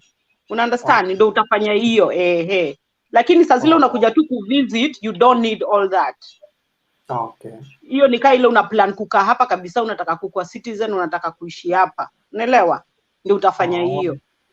So umesema hakuna Mormon huko. Does it mean hakuna freedom of worship? Sijawahi church, Mormon church. Uliza Evo, sijawahi sikia. Ushasikia Evo? Mormon church. Wako namba zao ziko kubwa kama vile US. Wako lakini utapata wako in a certain place city, si ndio? Wako Oxford. Hata Kenya wako huko. Kenya ninajua wako. I am joining them in the next month sasa because I'm preparing kukuja huko. America wako wengi sana hao Mormons, hata hapa kwa TV muona hiyo program yao. Mtembee all these months nimeshangaa ati you have 10 wives. Is that like legit? Like hiyo ni legit? Yeah. Ujuangi? Mimi hata unajamii nafikirianga yeye joke. Like mfikiria wewe una joke. No, I don't joke with such a thing. Na nikienda US I want to earn another 10. But nimeambiwa sasa mpaka kwa mama. How much is your net worth? Tunanga pesa, tunabelieving watoto wasipoteseka hawezi kuwa werevu. Kila mtu ako na nyumba yake. No, ndio nasema tunabelieve watoto wakiteseka ndio wanakuwa very clever in school. So atushughulikangi mambo as long as mnakula mnalala vizuri, that's all. Na wanaishi pamoja kwa nyumba moja ama kila mtu ako na nyumba yake? Kila mtu kwake. Alafu wewe ndio kila kitu, wewe ndio wanategemea. Mimi ndio the boss. Basi wewe ni mdosi fulani, hata sijui unakuja huko. Mtembea, me personally, hiyo ni opinion yangu. I think you're doing well in Kenya. You don't need to come. Yeah, exactly. If you can take care of 10 women, surely you can't manage to take. Kutoka Kenya mimi. Hebu mwambie hapa hata mmoja ku maintain ni ngumu bana. Una do very well in Kenya, to be honest. Kutoka Kenya sisemi natoka Kenya ati niende kutafuta job huko. No. I'm looking for a place I can play politics vizuri bila wasiwasi ya kuwa ndani na watu wenu. Wewe unafaa ukuje kuvisit kwanza, ukuje uvisit uone vile ground iko kwanza, mtu fanya hivyo kwanza, ukuje kaa visitor. Yeah, I will organize nikuje alafu unajua Owen ndiye anasema utaishi. Owen ndiye anasema mara mbili. Ongelesheni Owen hapa. Owen umesema wewe ndio apply 2 times. Uli apply wapi Canada? Owen ni kama anahama. Amehama. Kama amehama. But ni Canada, anasema ni Canada, but then kwa purpose sijui ndio inamtupa nje. Hiyo purpose lazima akuwe nayo na akuwe na purpose poa. Ako na kila kitu, bank statement poa, kila kitu hiyo purpose aongeleshe mtu ule yuko huko. Amwambie. So huko UK kazi zikoje? Okay, what papers kazi Kenya? Kazi wewe labda wewe ndio kuelezi.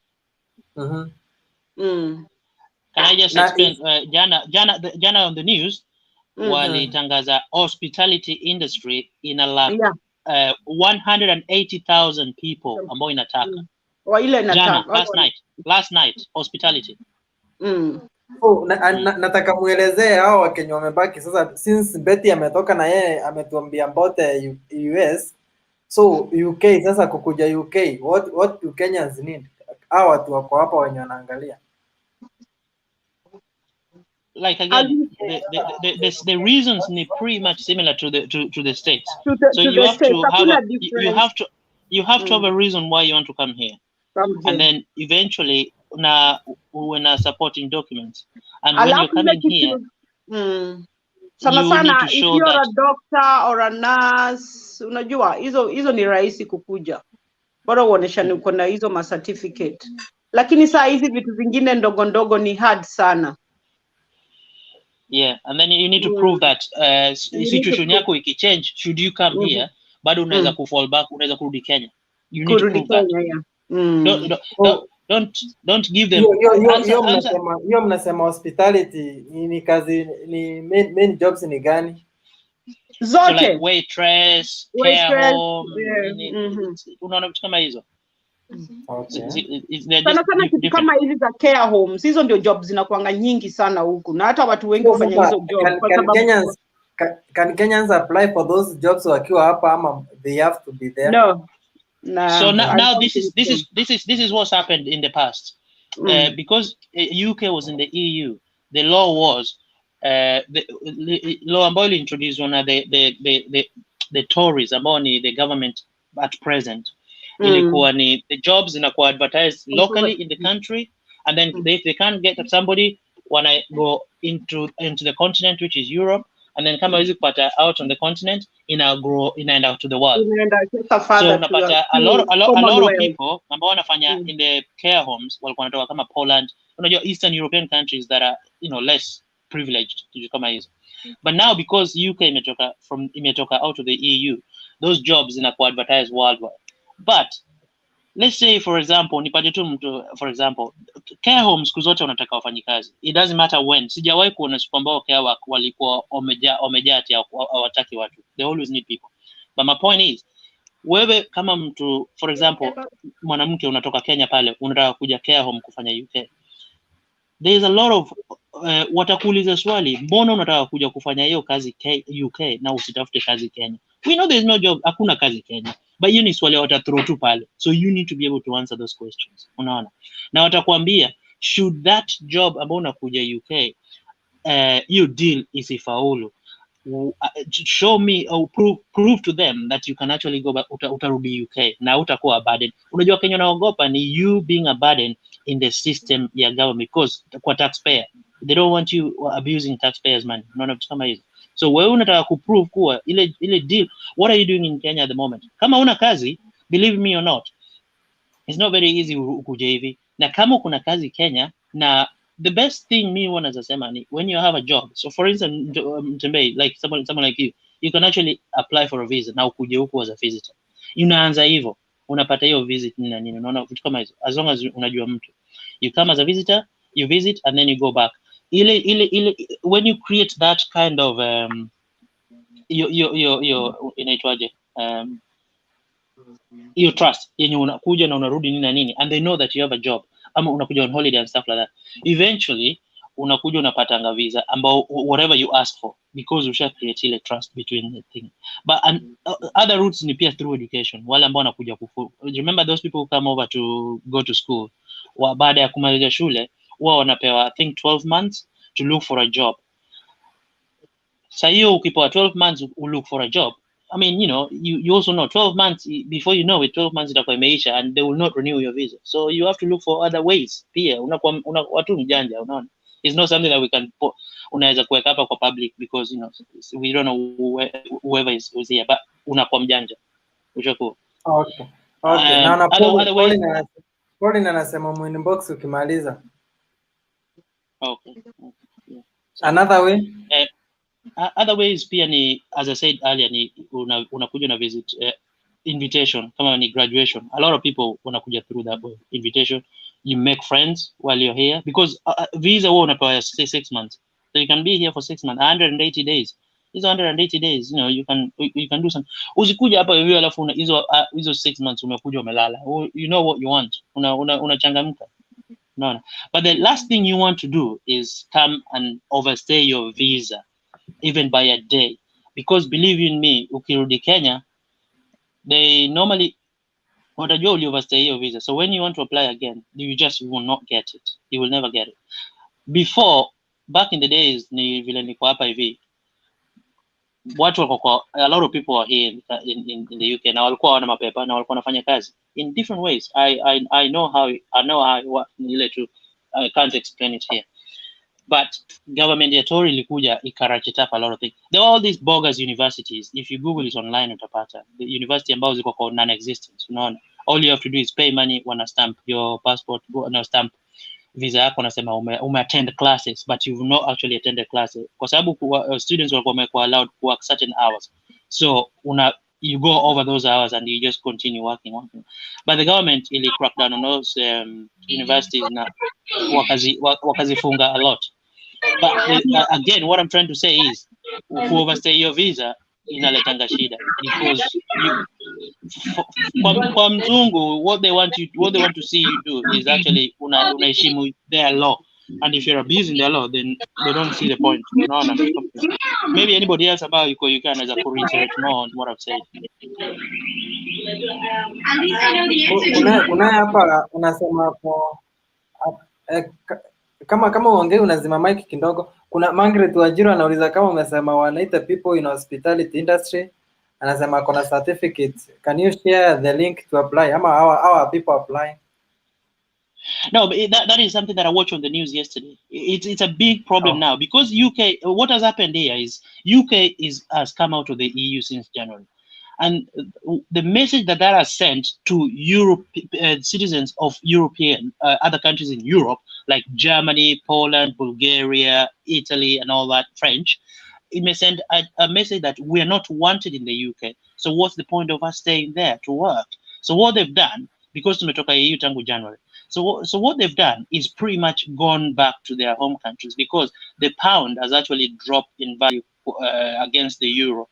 It's not what it used to be. So a pound before used to be, 1 pound was equivalent to 2 euros. That's not the case now. A pound is just slightly shy of a euro. And what they've seen that what's the point of staying in an environment where you're not wanted? So they've traveled back to the continent and back to their various countries, and some of them have actually gone to Germany to work there because they're thinking, well, we need to work where we are wanted, and in fact where they actually share the currency, because Remember, the UK was part of the EU, but we were still using the pound. We did not hatukuchukua euro. But now they've gone to those countries, euro economic strength, and they're actually working. And environment ambao una feel you're part of. So because of that, you may create a very, very big hole, gap ya kazi. Remember, hospitality, like I'm telling you this news, hospitality industry is really struggling. It's on its knees. Jobs imeandikwa kila mahali. Apply within. See hata who applies. You Indeed ama nini. Phone number is there. Call. People don't want them. Watu wataki kazi. That's the difference. Now that's why I feel uchungu, because people in Kenya is like quite the opposite. Wanataka hizo kazi. But it's how do you get here? Na ndio will eventually upate hizo kazi. Remember, uwezi kukuja tu hivi on a certain visa, visiting visa or whatever visa, student visa, alafu uanze kufanya full time. So you always want to come on a certain visa, visiting visa, nini, and then you find a way, eventually find a way how to convert that into something else. But unaanza mahali fulani kwanza. Huwezi tu kwanza from nowhere umetoka tu pale Kenya una apply unataka work visa. It is a lot of people need to go online now and check a lot of things. There's lots of questions unakuwa unaulizwa. Now you need a backup answers. You don't need to be hesitating to answer these questions. Utakana when I answer almost everything. Remember, when you go to apply for a visa, ni kama wewe una the immigration officer anakupresent a blank check. Now you need to prove to him that hiyo unaweza kufill up hiyo blank check na kitu, unaona. So usione ati uko pale mbele yake anakuuliza maswali ni kama anataka is something asha make up his mind. He hasn't made his mind. But their job, remember, this everybody has to know this. The immigration officer's job is to try and stop you from traveling. So wewe go against that na prove to him that wewe Kenya unataka you are going to travel. So by that anakupatia 100% points pale. So ni wewe ni unajipunguza hizo points, because everybody ambaye anaenda interview is being given 100 points, 100 marks hizo. Lakini vile you will go twist and turns your story, nini akikuuliza maswali, you dodge those questions, you're not direct. Ndio vile unapunguza hizo points zako. And remember, there's only up to a certain par below the mark ukifikisha rahisi, then you don't get the visa, as I said. Oh, thank you. Radal. Yeah. Radal, tuambie Wakenya wanaweza kuja mahali huko aje?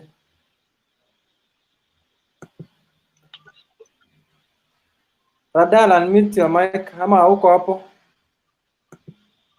Okay, acha tuende kama wasalimia wote. Wajambo kwa sababu Kenyans wanataka kuja mahali. Unanisikia sawa? Yes. Mnanisikia? Tunakusikia, endelea.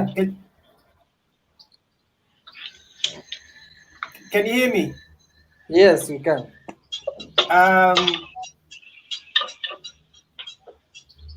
Ninakuwa na delay.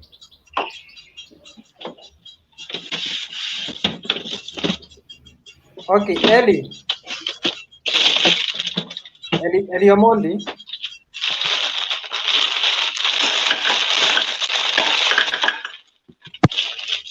Unmute your mic kama uongee. Ani naongea, unanisikia? Okay, tunakusikia. Uko country gani? Unaniuliza si unajua bwana. Ni Wakenya wanauliza, si mimi. Okay, mimi si newcomer kwa hii studio. Mimi niko hapa UK. Yes. Lakini hii ngambo nyingine hii inaitwa Belfast. So sisi tunaishi Northern Ireland lakini iko part of UK. Yes, elimisha Wakenya how they can come here. Sasa mimi nilikuwa nasema watu kama sisi tunataka tuko na mpango za kurudi na alafu nyinyi mnataka kuja, sasa hiyo ni nini? Sisi tumechoka, tushafanya hapa ya kutosha bwana, tunataka kurudi. Anyway, on a serious note, first I would advise any Kenyan who wants to come here, there is plenty of information on the internet readily available from the UK government website. The information is straight, live. You just go to the government.co.uk and you go to the Home Office link, visa section, and there is a pile of information. Yani mpaka hata utashikwa na wazimu kwa sababu there's too much information readily available online. And you can also... Sasa hiyo nyingine unaweza kuna kitu inaitwa Citizens Advice Bureau. And Citizens Advice Bureau, even though it is used by people ambao wanaishi huku, lakini hiyo website yao pia ukiangalia humu ndani unaweza kupata, kama wewe Mkenya uko huko, you can still access the website na unaweza kupata information which is easy to read. Not big words, you know, just easy to read, and it tells you about the situation when you're already here or the issues about visa requirements, but in simple language, you know, Citizens Advice Bureau. Kuna kitu hapo Evo alisema, and Evo said so many good things there, but there's I think you said something about the visa situation changed when I think the Tories or the Conservative government came in. But I actually have a different experience. Mimi nilikuja saa zile kulikuwa na Conservative government hizi ambazo ya kina John Major. I'm talking back in the 90s, right? Now, that time is when it was easy for Kenyans to come here. Na kuambia mlikuwa mnakuja kwa airport Heathrow, unapata visa yako hapo. Hapa Heathrow. Hakuna ati hizo maneno za Nairobi, sijui mnaenda, sijui mnapiga foleni, sijui wapi. So the same Tory government which is anti-immigrant now, siku zile za John Major, hata Margaret Thatcher, hizo serikali za huko zamani zilikuwa, they were interested in workers. Ni kama tu Germany. All they needed was workers. So I just wanted to point that information to Evo. I'm not attacking you. I'm just saying that in my experience back then, we would just come to Heathrow, unapata visa yako, and if they don't want you, you're on the next plane back from Heathrow. Si ati from Nairobi wanakukataza huko, hapana. So in this discussion, we also have to be very honest, yeah? Kuna shida hapa.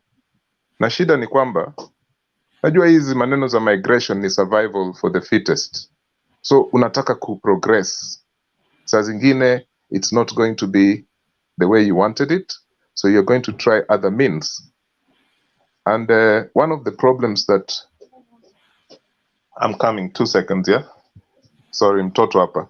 One of the problems that ili compound hiyo nini hizo shida za visa mpaka hao watu wakaeka restrictions kabisa. Kila mwaka kuna restrictions mpya.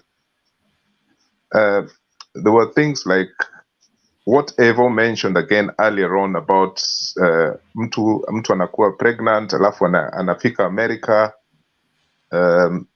mtoto atakuwa nini American because he or she has been born there. So what happened in our situation here was watu wengi walikuwa natoka London and other parts of England, heavily pregnant, wanafika huku Dublin, hiyo ni Republic of Ireland, alafu obviously wakati huo pia walikuwa na right, mtoto anakuwa citizen wa Ireland na baba mama pia anakuwa citizen easily. So hawa watu waligundua hiyo ndio ilikuwa story.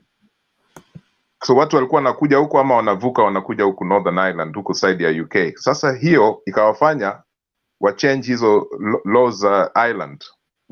Sasa siku hizi mtu akitoka kule, saa zile visa yake iko karibu kuisha ile ya UK, anakuja Ireland ili apate mtoto, na vile nilisema ni survival. So migration is a very personal story. We can't attack someone for making that choice of what they did. But this is one of the reasons now these countries have made these laws very difficult for us. So, which means to me now, most Kenyans who can come here easily, are those who are coming through the student visa line. This is the truth, yeah. Alafu home office, ile ofisi ya visas ya hapa, makes millions of pounds rejecting Kenyans, rejecting Nigerians, hapo tu Nairobi, millions. Tena hakuna ati unapatiwa refund, hapana. Umelipa, umeapply, hiyo imekwisha. So vile Evo alisema, kuna ile quota ambao wanataka kila mwaka ya students ambao wanakuja huku, na hiyo pesa pia wanataka. So wanajua Wakenya wengi wana apply kuja huku kama students. So this is the problem, but this is the most possible way ya Mkenya kuja huku kuishi. Alafu sasa kuna shida. I want to try and be positive in this subject because I've written on migration, published a lot on migration, and I've had personal stories. And like I said, migration is a personal story. So huwezi mwambia mtu ati we ni illegal immigrant, sijui nini. Mimi sijui story yake, ile amenipatia ndio story yake. Unaona? So unapata sasa siku hizi, kulingana na zile economic problems tuko nazo nyumbani, Wakenya wengi ambao wanakuja huku wanafunzi hawataki kurudi. So this is another thing that makes this government make the rules even tighter. Sasa unapata kuna watu, hata juzi tu kuna wengine hapa walikuja wakakataa kwenda masomo. Unaona? Na sasa wamebadilisha nini zao, visa zao. And I can understand why they have done that, because they have a personal story. Lakini saa zile alitoka nyumbani kule, kila mtu anajua anakuja kusoma, anamaliza, anapata kazi hapa ama narudi. Lakini hapa ukishakuja tumekuja kusoma, umekuja kusoma. Sasa hizi zingine za kazi unaweza pata a few hours of work every week, lakini guarantee ya ile masomo. Kwanza siku hizi, juzi walichange hiyo law, walisema unaweza kupata kazi direct after masomo yako huko. Okay? So my last point, I'm coming, just 2 seconds, yeah? 2 seconds. My last point is this, yeah? There are so many universities here looking for students. Many masters, undergraduates, and the competitions for scholarships is always there. Okay? So just go on these websites. If you want, I can provide Mutembei with the link for, the main link that puts out these scholarships. They're there. You don't be afraid. Just go and check. Yeah? Unfortunately, I think around this time, most scholarship competitions have closed around this time. Yeah. And you don't have to be a distinction student. Hapana. You apply, you get it, ama you don't get it. Because there are many Kenyans here who got scholarships. Lakini hao wengine ambao, wengi wao ambao huwa hataki kusoma, wamekuja pengine mababa zao, mama zao kuna pesa nyingi, ama walikuja huku njia harambee zingine, ama mtu aliyopatia, there are very interesting ways of coming here as a student. Then when you have paid your first fee, you realize, kumbe hapa siwezi fanya kazi as a student full time. So what will I do? So that's where I would like to leave it. I don't want to be alarmist, but I'm saying that this place is not like Germany or US. This is a different place altogether. Sawa. So ukipatia link yako ukienda kwa Kizito. Kizito uko kwa simu ama uko hapo? Hello. Yes, Kizito, tunataka kujua kuja Germany. Hello, Kofi Olomide. There's somebody who is online is making noise, so I cannot come in. Okay, thank you. When all has muted their phones, me also I would like to contribute just a little bit. The only problem is that everybody who is in Kenya or we who are here, there's only one mentality, and this mentality, if everybody can change, it can make a very big difference. Before you decide to come here, it's just like coming from your Ushago to Nairobi. When you are going to Nairobi, you have to know that in Nairobi ni kujikaza. So when you are coming to Europe or US or UK, unaenda kujikaza. The only problem we have that those people who always make or get these chances to come, they are people from rich families. I don't say me, I come from a poor family. The way I know myself, we struggle to reach here. There's so many ways we use until we reach here. But there are so many people who take the advantage because their family are rich and they can manipulate. They can come here. Now, when they have arrived here, they come as students. Then they take that advantage. They just misbehave. They take anything. They just do anything they want. They drink. They do anything. They don't go to school. They don't do what brought them here. Good.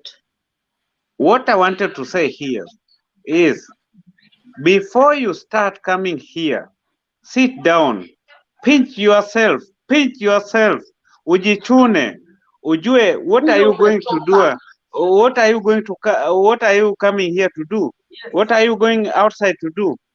After you've known what you are coming to do, what you are going to do there, then start. But to come here is not like easy as people always think. I can see even in the comments, people always say, like in UA, so long as you have just a certificate of good conduct, you are capable of going. So long as you have this, you are capable of going. When you are coming to countries like Europe, US, they will ask you so many questions. And these questions, it is not just that you are going to answer them and you come. After you've come here, we came here as students.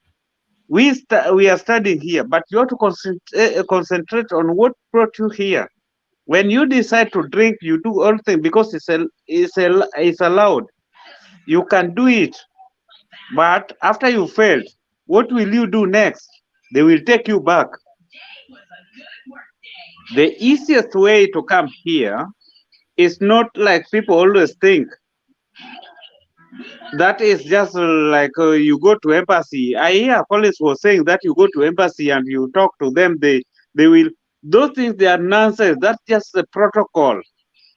Me, I came here, I went to those places, I've gone there several times. I'm not the first person just to say my experience. I've taken so many people before I came here. I've known the protocol.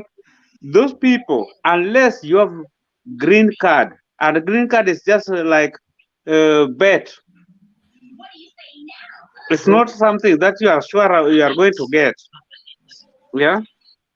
So what I can tell you people, because the theme today was how to come to these outside countries, abroad. Let me use the word abroad. I'm using the word abroad because people think that once you paid the agent, you come here. There are some people who come here and they go and take asylum. There are some people who come here, they go on. If you know the way those people suffer before they get their papers, but the only problem, the person who has reached here, they will never talk the truth to people who are remaining in, those who remains in Kenya. They will tell you, me, I'm here, I'm a doctor. Yeah, I'm here, I'm a lecturer, I'm an engineer. But if you know what the person is doing is washing dishes. So, my brothers and sisters, what I can tell you is, before you decide to come, you know, the only problem that we Kenyans, we don't understand when somebody speaks the reality. Me, if you ask Nancy, Jane, those people who knows me, I always talk reality. I don't always to go a bit about the bush. So many people think that only to go to Europe or to go to US or to go to this is just like I go and board a bus from my country, Kisumu, I come to Nairobi. Yeah. No, it's a stress, and you have to fight for your living. Yes. Thank So, you. I only have that. Can I add something, Kizito? You know what? One thing, let me add something on Kizito. You know, like if you land here, people think that when you land here, within the next 2 or 3 years, you get your papers. No. You will be, some people, you will be underground maybe for even 7-10 years before you get your papers.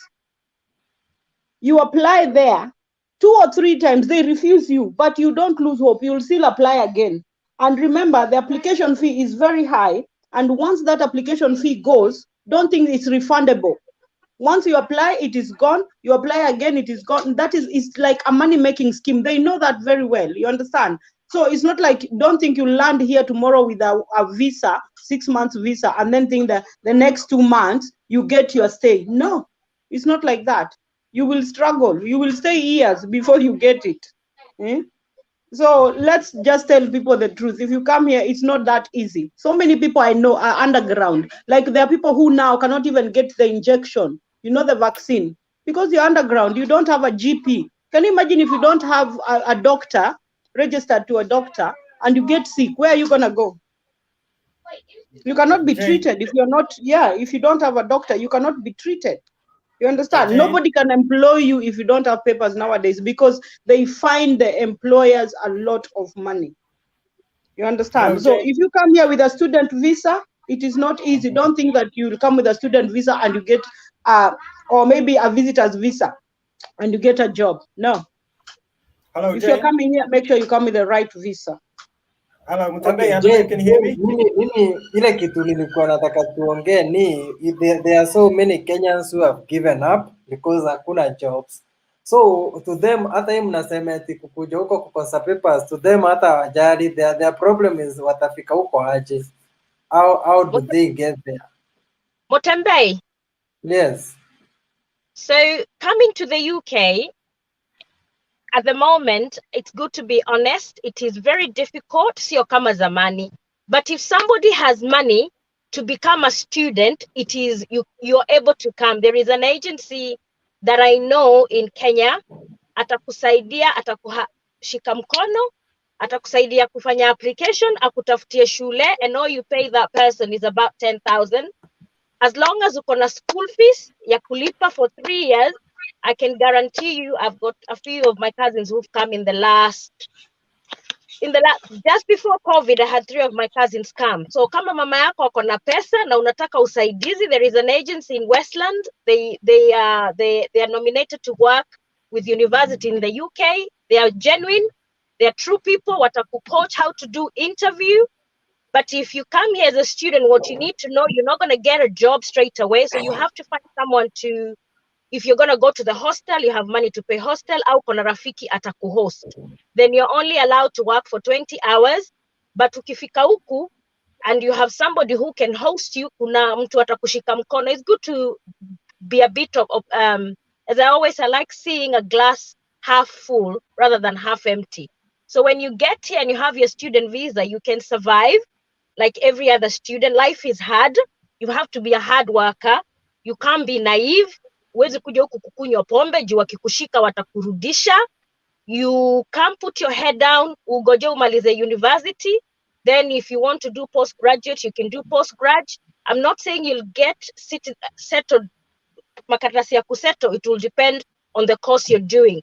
If you do any health courses and industries that they're looking for people, you're more likely to be given a visa to work in long run. But mostly watu wengi siku hizi they're struggling to convert their student visa to work permits. But ukikaa huku 1, 2, 3 years utairevuka, utajua how to navigate the system. So the student route, as I said, it's the only option at the moment. You invite the visitors. Wizi usipotoka nikikuinvite, wananipigia simu, wanakuuliza the person came, they haven't gone out. What's going on? It's not like before. So there is still hope, yeah, student. So if anybody is interested, I'll inbox Mutembei the details and you can go pursue it. Okay. John Oja. Oh. Yes. Bro. Ngoja nakuja Yeah, kwako Randall has been there for a long time. Alipotea. Okay. No, sorry, I'm just gonna fill up. Yes, give me the time. Let me talk, please. Zito. Okay, go ahead. It's no problem, John. It's just I didn't want to forget. I just wanted to fill up on what everyone was saying because I'm here on the side of immigration issues. Okay, no problem. What I'm saying is this. I'm seeing getting to US, UK, and Canada is becoming very difficult. I've been to in the Arab world. I've been to Oman, but as a physics teacher, I've been lucky to do interview in Kenya, and then I've been given visa. Now I'm in the Republic of Seychelles, and what I find is also I do interview and then I'm invited and my fare is paid. That's not what I wanted to say. What I wanted to say was that as we are outside the country, we realize the standard of living is so high that even if somebody pays you 230 or 250 thousand Kenya shillings, you just wish that you could save up to 2 million and go back to Kenya. I mean, you need to go back to Kenya. There are so many things, so many ideas. What we lack in our country is just capital. So when I hear that people want to move outside the country, I've moved into 2 countries and I've realized the standard of living is so high.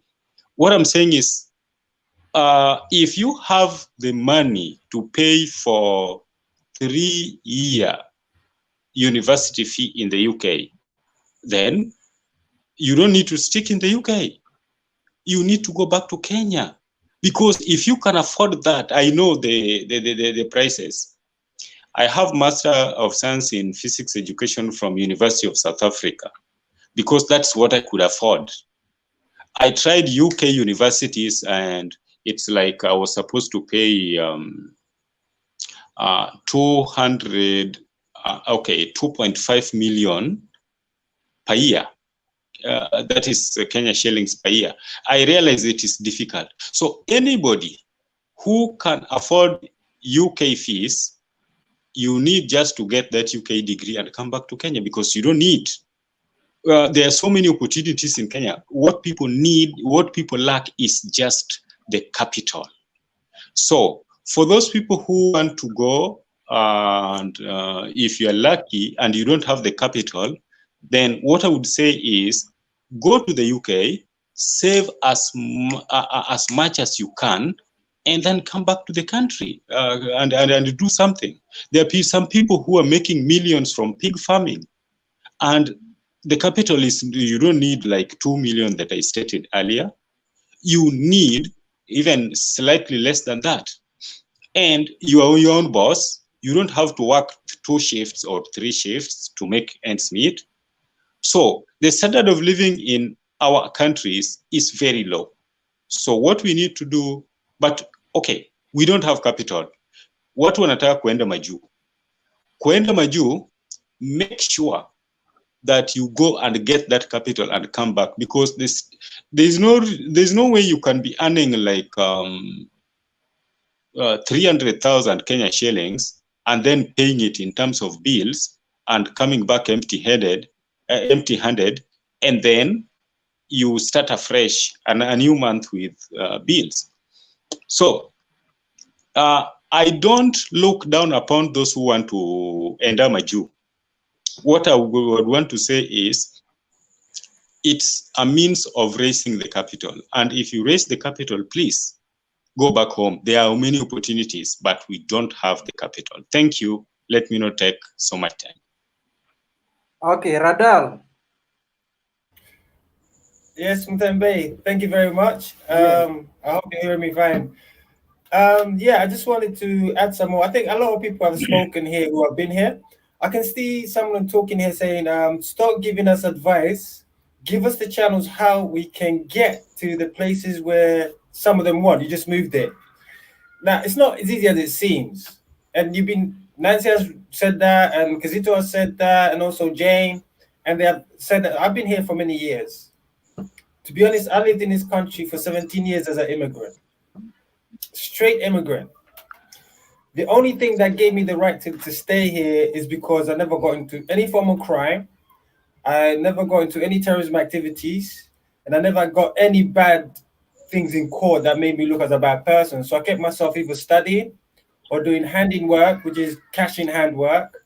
If it wasn't that, I worked for charities, doing charity jobs. Now this on your CV looks good, that you attended courses, you did something to contribute within the community, and at the same time, you stayed away from many bad things. So when I got the leave to remain, it took me 17 years. So when people are talking of coming here 6 months and on a year, thinking that everything's gonna be hunky-dory, I'm sorry to tell you, that's a dream. That is a wet dream that's never gonna happen. So for you, Mutembe, as much as I would love you to leave that country, I believe you can do it. If you put your mind to it, you can do it. But I'll give you at least 3 to 5 years before you are settled. It will take you a long time. Wherever you're going to go to, if it's Germany, if it's America, if it's Canada, wherever you get the right to go, when you land there, one thing I'm going to tell you, prepare yourself not to get comfortable. Get ready for the things that you're going to be facing. So, your documentations, the way they're gonna see you, how they're gonna look at you, and they're gonna examine you, and be careful not to get caught up, as many people advise you, not in bad characters, and find things that will give you kind of merits on, Mutembe is doing good for the community. Mutembe is doing this for these people. So that'll give you merits, and you get also references. So I get references from my college, I get references from my university, I get references from charity places that I volunteered. So this gave me a good character. If I had character like I've been in and out of prison, I've been done for theft, I've been done for violence, that would have made me get deported immediately. Now there's a story before that anyway, let's leave that behind. But Radar, we are interested with the story before that. Tunataka kujua how you went there. Unajua, you guys, what is your advice? Are you advising Kenyans wasitoke huku Kenya, mtu ana job, ana anywhere anataka kwenda, and maybe he was thinking anaweza toka nje kidogo afanikiwe? You want them to stay where they are, ama? Hapana, vile nimekuambia hata wewe mwenyewe na kuombea ati hiyo maombi uko nazo, umeomba Mungu akusikie na alafu your dreams to come true, you find yourself somewhere. Sasa siombi ati utoke huko. I know maybe in the next 2-3 years nitakuona Mutembe, ndio Mutembe iko US. Unaona, hata ukifika hapa bwana, unipigie, nasema kwa gani?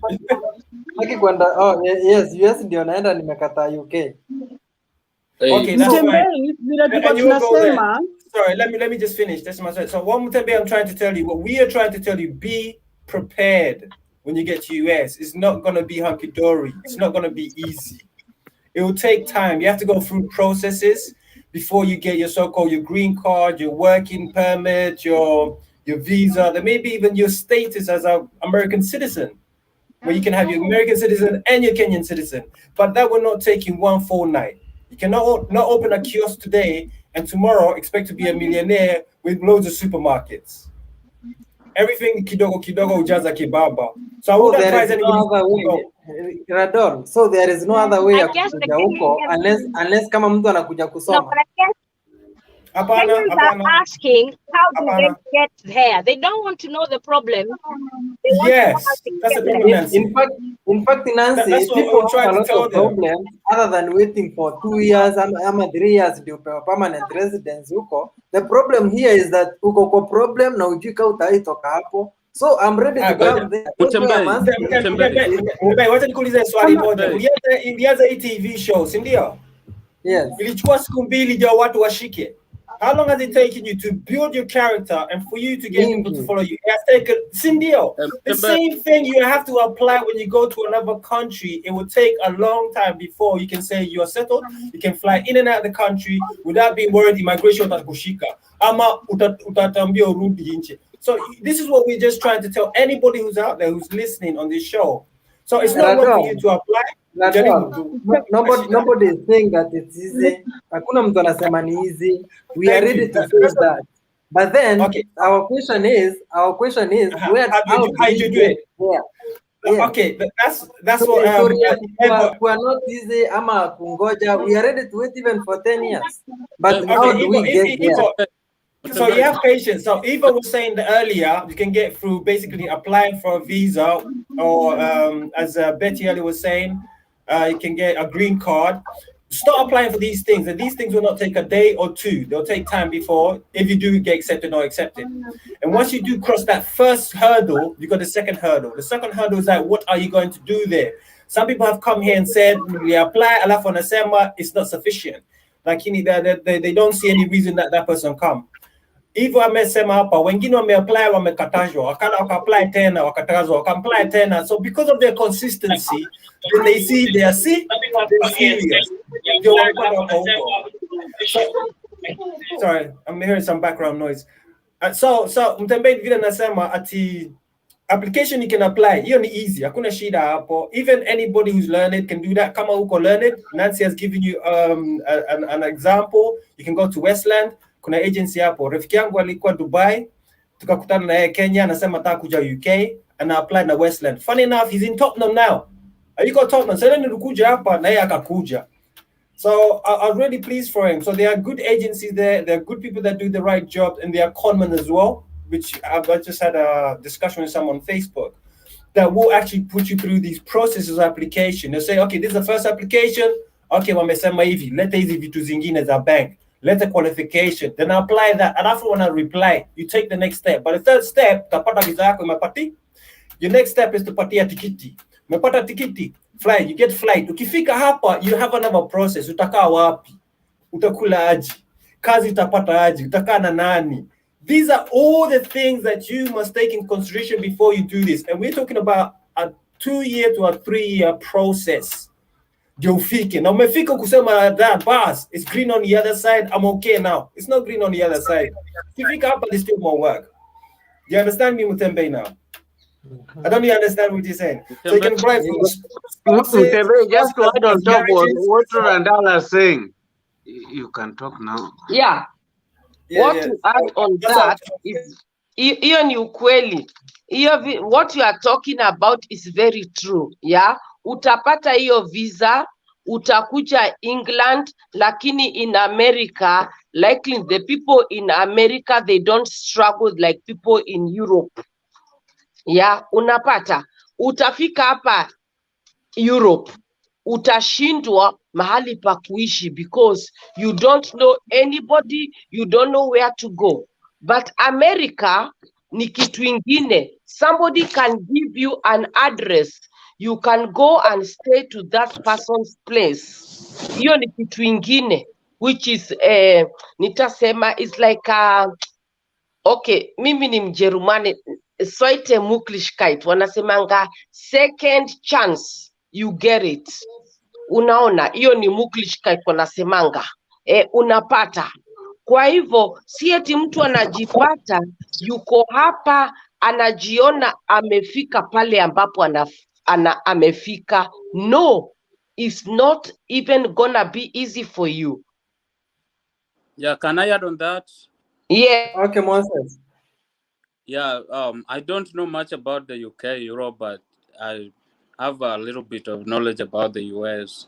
So when you want to come to America as a student, so these are the things you have to do. First, I remember my first time nilimaliza high school Then actually I went to hustle in Kisumu as a hawker. Then after that ndio my nilikuwa nasukuma wheelbarrow Kizito with my hawking stuff. Then after 2 weeks of not 2 weeks, but after a month of doing that, I got a job at, I don't know if any of you know where Huma Girls is, to be a librarian. I went there. Then after that, my sponsors called me that I've been granted an opportunity to come to the US and continue my study. Upon the door ilifunguka. So the Moses, first step, which school did you say? Huma Girls High School in Kisumu. Yeah.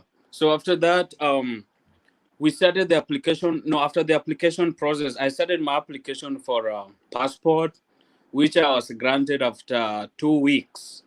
Then after that, my sponsors did everything with the university, because the first step was accepting me to the university. Then there's a form that I had to wait for called I-20. So you're coming as a student to get a form called I-20. So they mailed the I-20, and in that I-20, you have to show the school that you have $32,000 in your account before they grant you a visa. So $32,000 is like 3.2 million Kenya shillings. You are showing them that when you come to the US, you will be able to survive without a job, So after that, they mailed me that, and then my sponsors had that money. I went to the embassy, they checked that, and my sponsors had to send a receipt with the bank account indicating $32,000 in the account. So that's the first thing the embassy asks you when you go for your visa interview. So they see that receipt, they're like, okay, you are able to support yourself. They see your I-20, then they grant you your visa. I came to the US. And then, once you arrive here, you also start opening your mind. Like, when you finish school, one thing that helped me when I was a student in the US, I'm a very, very outgoing guy. I made friends all over because, friends are so helpful. Even today, I'm still here because of friends. You met hustlers. Because, in the US, also after you graduate, it is so hard for foreign students to get jobs. More so under Trump's administration, he made it very hard for the companies to hire graduating foreigners. In that, for example, let me say I graduated with a degree in civil engineering. So there's another American graduated with a degree too. So Trump made it that for a company to hire me to work for them, they have to pay me more than the American, So the company will be like, I'd rather go for American because they are not expensive like me, So when you go work for the company, you have to show them it was worth it. So right now, let me go back. When I graduated college, I had to apply for a form for a job authorization called OPT. So OPT is optional training curriculum. So they grant me they give you specific number of years depending on what area. So there's an area where I am is called STEM. STEM is those areas of sciences, engineering, mathematics, computers. So they give you 2 years. But if you are of different major, they give you 1 year. So I was under that. When I was under my OPT, I started getting together with my company how they can grant me H-1B visa. So H-1B is it's a document again that gives you to work longer in the US, and the company have to sponsor it. They pay $10,000 for you to stay. If a company pays $10,000 for your work permit, that's 1 million Kenya shillings, means you're worth it. So my company paid that, and then after I worked for them for 7 years under this, before they continue with the green card, they will have to post my position, advertise it, and if no American is qualified or applies for the position, then I will have to continue. That's when they will start the process of my green card, of which I'm not going to wait until then. That is another way in which I'm going to get a green card. Coming to America, there's also always a visa lottery that when you have your passport in Kenya, you can always apply for it. And the applications usually open in October, September to October. and then they announce the winners in May. So that thing, if you are interested, you can apply for it.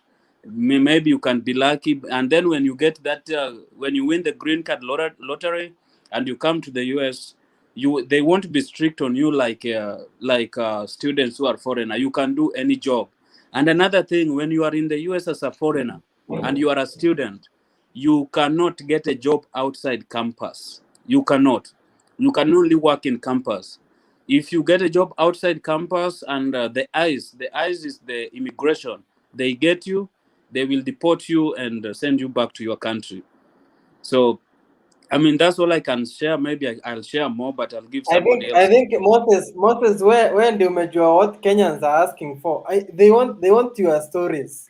Mimi nilikuwa hivi. Umeanzia kompyuta 10 mpaka really Mtembei, hata saa zile tulianza before si tuliwaambia vizuri. Yaani ni Moses tu. Kwa hivyo sisi we are useless to talk to. Really? Hapana.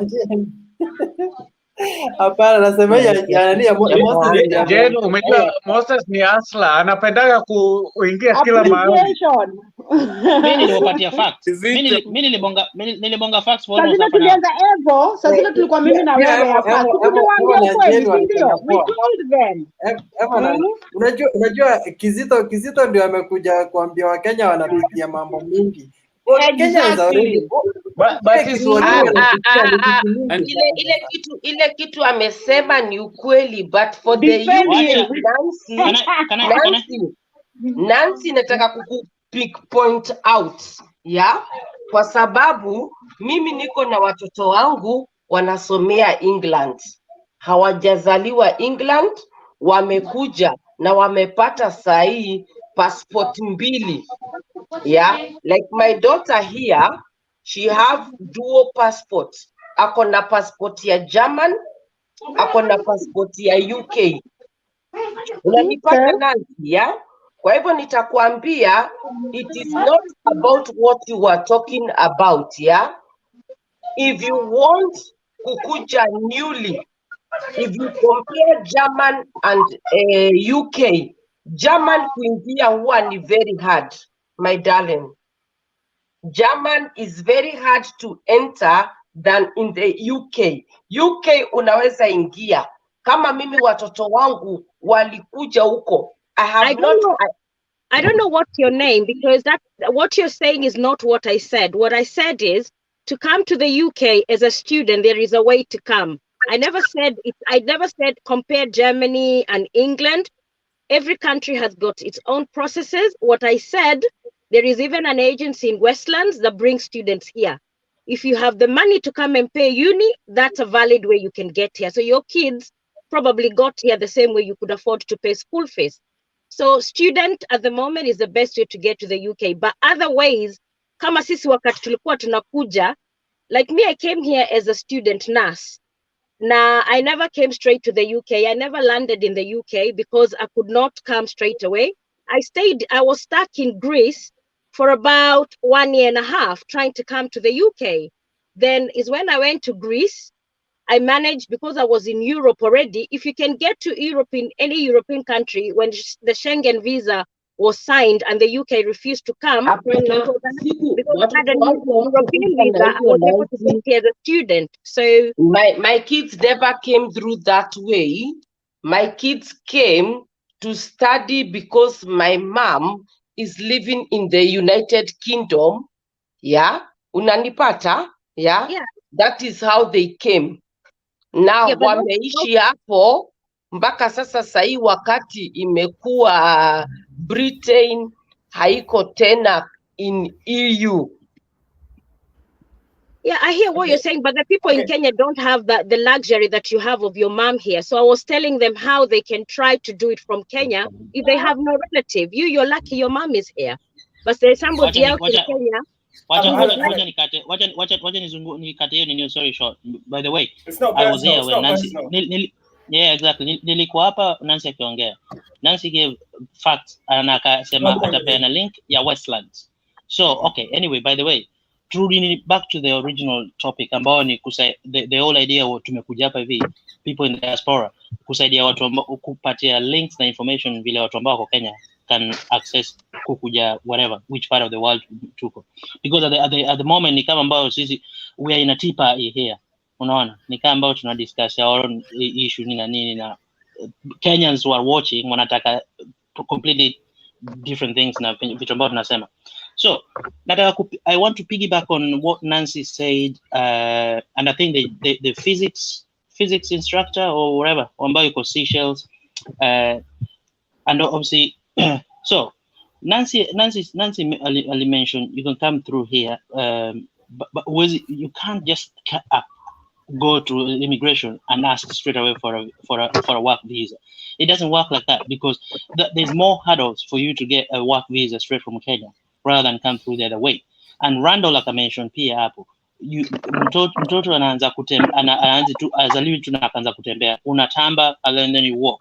So you can apply for a visa, a visit visa, like I said it before, those who are here maybe 2 hours ago, and then when you come here unajanjaruka, and then you turn that thing into something else. But it's when you get here, that is when unaanza kukua, the people you'll meet will pretty much kuna certain percentage ambao watakuwa katika the same pool with you, and then that's where ideas zinatokezea, unaona. By the moment when you're still in Kenya, you can't have that, because you're not in that situation, unaona. It's the same as ukiwa katika group ya watu ambao kuna njaa, mnakuwa na ideas ya kupata chakula. So you need to get that visa, even if it's a visitor's visa. You fly over, then ukifika pale ndio unaanza unafunguka akili nini na nini. Another thing, my second point was the professor alikuwa ameongea akasema, what he said was fact, but maybe some people will take it as a negative. If you can sincerely afford kulipa university fee in abroad 3 years straight, and we're talking around 6 million Kenya shillings, surely you have to rethink kama UK ama US ndio mali unataka kurelocate, because believe it or not, you can do way better huko Kenya, unaona. But that's again the individual choice, but I'm just throwing it there. Hiyo ni individual choices, so everybody should make on their own. Okay. Mtembei, unaona Brian, wacha nianze Brian kidogo. Brian alikuwa anasema some of them are graduate. Kama yeye ni graduate na maybe ako na degree, anaweza apply kukuja kufanya masters hapa. Una understand? Kama ako na degree, lakini it will cost him a lot, you understand? But he can come here to do masters. That's another way easier to come, but it's gonna cost him anyway. So kama kuna pesa na anataka kukuja na anasema yeye alikuwa university na ni graduate, you know, anaweza sema anakuja kufanya masters. That's another thing naweza mwambia. Alafu another one, before nisahau, unajua kuna watu wengine pia wamekuja na points zingine ambazo zilikuwa zimake any sense hata hivi. I just have to tell the fact. Kuna Elio Mondi alisema amekaa hapa na sasa is about time yeye anataka kurudi Kenya, na why are Kenyans wanataka kuja hivi. It doesn't matter. Easy fingers, they're not the same in length, unaona. So yeye anaweza kwa kidole hii ambayo iko hapa mbele, watu wengine ni kidole ambayo iko hapa chini, they're just starting. So it's all about giving opportunities.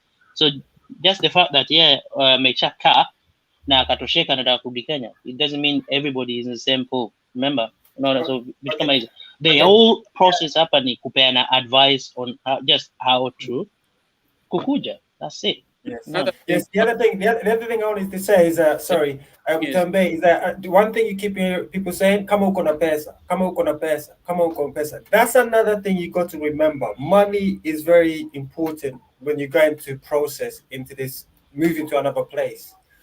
So kama uko na pesa is like the other day, sijui ilikuwa siku gani, nilikuwa naongea mambo ya BBI, but someone from America alikuwa naongea na Nancy, and the guy was saying that he went to America, akapata job, akafanya kazi na akona mortgage.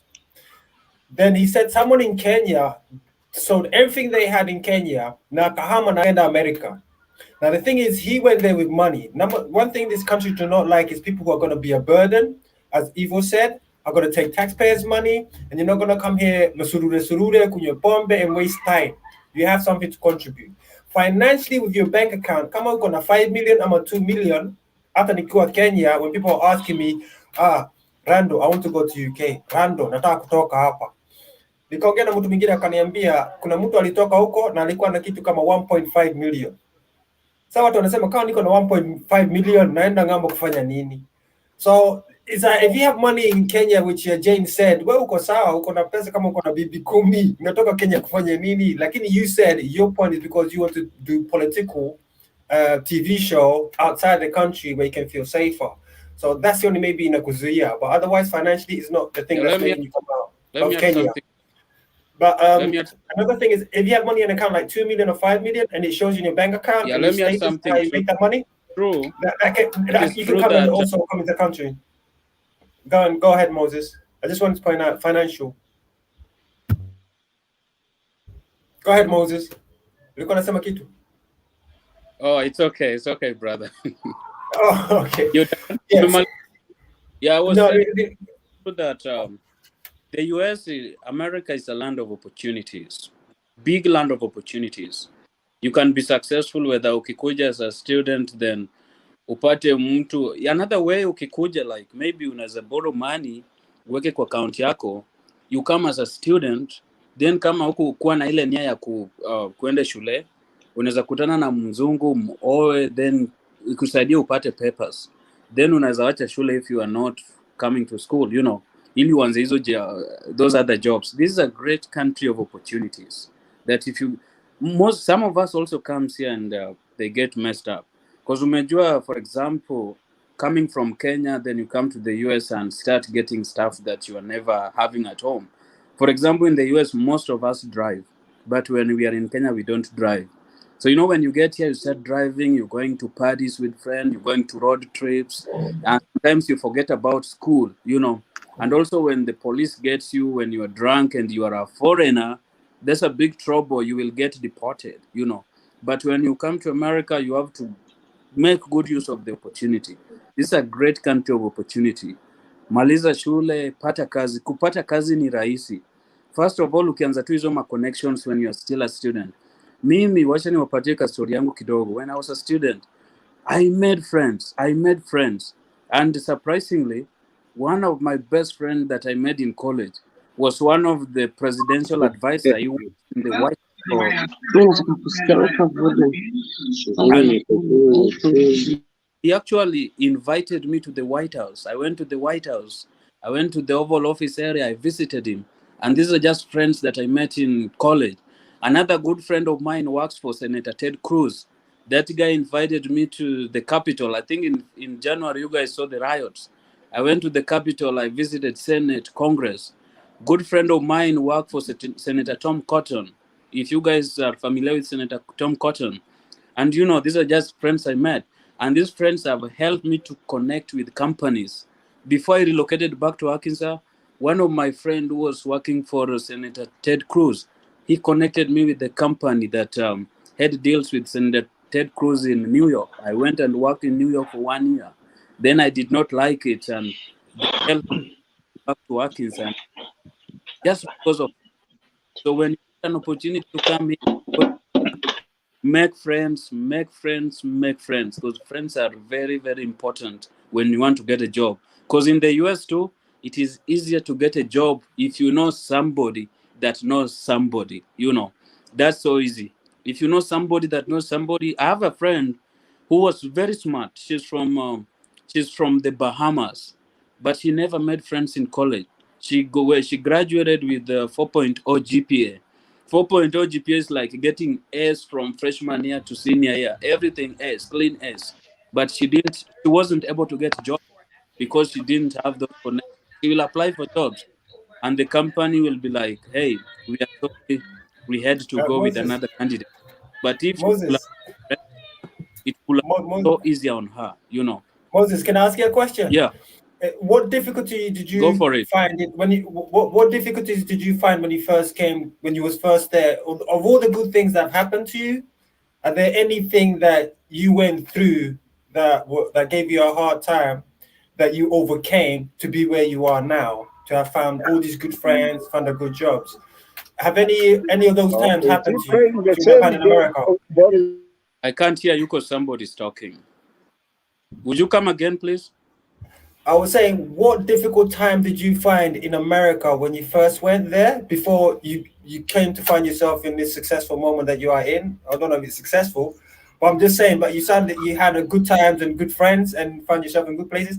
Did you ever find yourself in any difficult time at these times, or was it all good all the way through?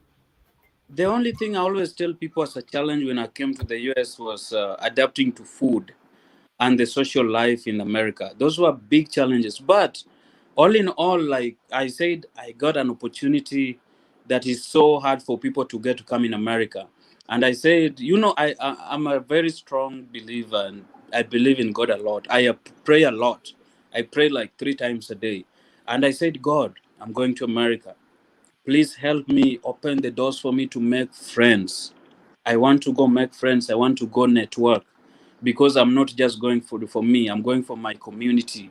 I'm going for my village. You know, in Kenya, I grew in a village. I went to a local primary school. I went to a secondary school, walking to school like about 3 miles a day. You know, I was walking a lot, and it was tough. But when I got the opportunity, I told God, please, you have opened the door for me.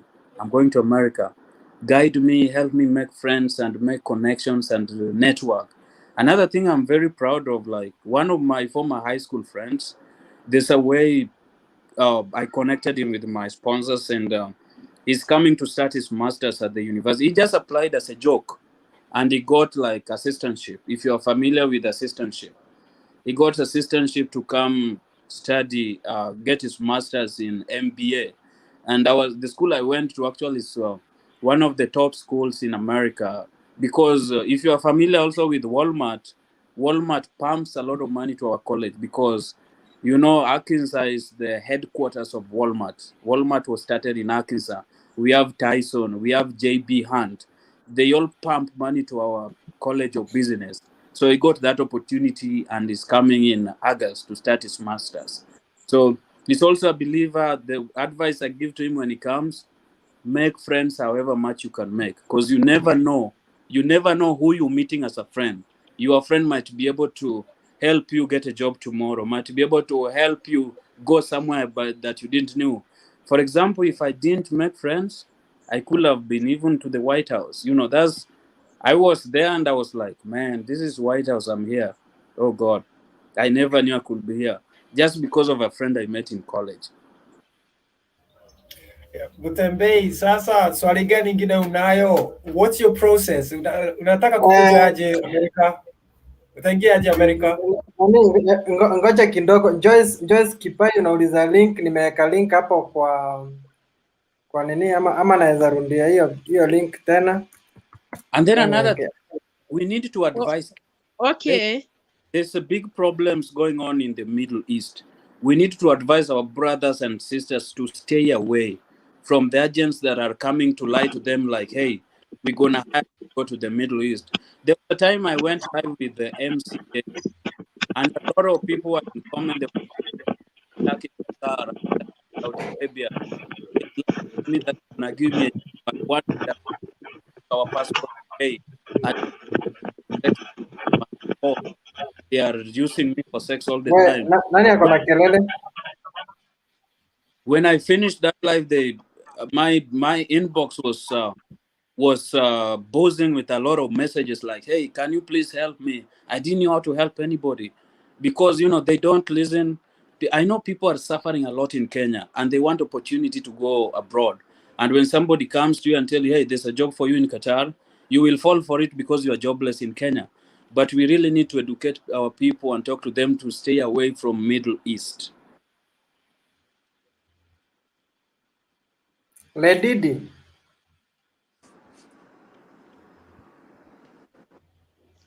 Habari ya kila mtu?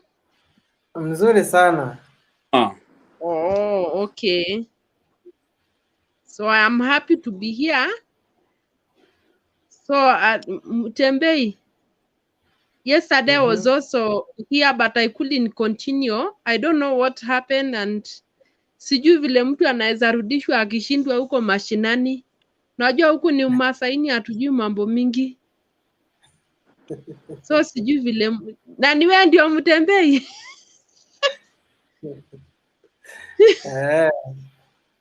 Hiyo ndio sura ya Mutembei? Yeah. Sawa basi, I'm happy to be here. Lady from Narok, Masai. Okay, sawa. Tulikuwa tunadhani unataka hii topic utuambie tunaenda US ama UK ama Canada aje?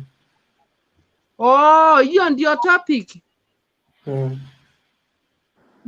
Mimi naweza sema mtu aende popote anataka, lakini akuwe for sure ni mahali itakusaidia, kwa sababu afadhali hata ukate mboga Kenya, ujue uko safe na unaweza kula na kulala vizuri, kwa sababu unaweza enda kwa wenyewe ikuwe shida, hata si kukula, shida ni hiyo tocha ingine hiyo mbaya.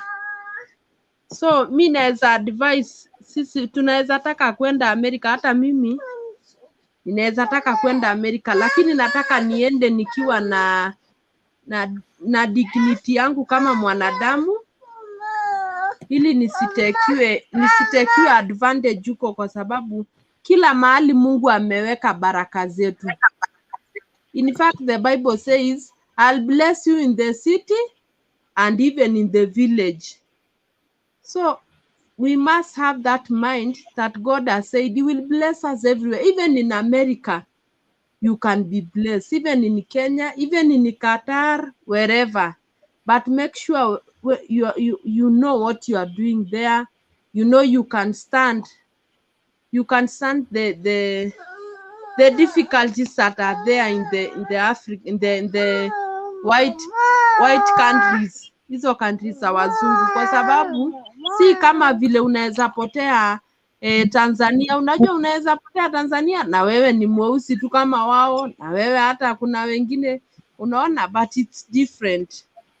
It's good we go when we know what we are going to do there, not just going to America, because there are so many opportunities that God can give us everywhere, even in that America, even in Sudan.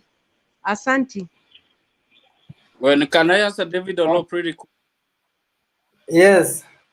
David Olo, I didn't say all of Middle East, but I'm sure even my brothers and sisters here, they have had people crying. They have seen even videos of or pictures of our people who are suffering in the Middle East. Tumechangia watu I'm pesa, wrong. nikwambia, tumechangia watu pesa wakiwa Middle East, wakilia, unaelewa? They don't know how to get out there. Me personally nimechanga. Unaelewa? Wanajaribu vile watoke na wawezi.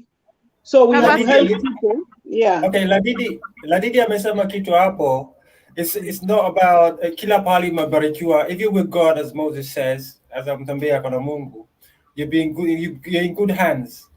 Sasa unaweza kwenda Qatar, and be prosperous. When I came to Kenya, watu walikuwa wananiambia, when I came to Kenya for 2 years, watu wanasema, why are you going to Kenya? Nafanya nini Kenya? Kenya ni wakora. Kenya ni nini. They gave me so much negativity about Kenya that I was scared to come to Kenya. But when I actually came to Kenya, I was very welcome. People gave me all the support I needed. They helped me build up my business, and I was doing okay. So it's all about how you carry yourself. If you go with an attitude, you're ignorant or you're rude or you don't mingle with people, as Moses said, get to know people, show your character to be a good person, people will welcome you and they will show you how to get around.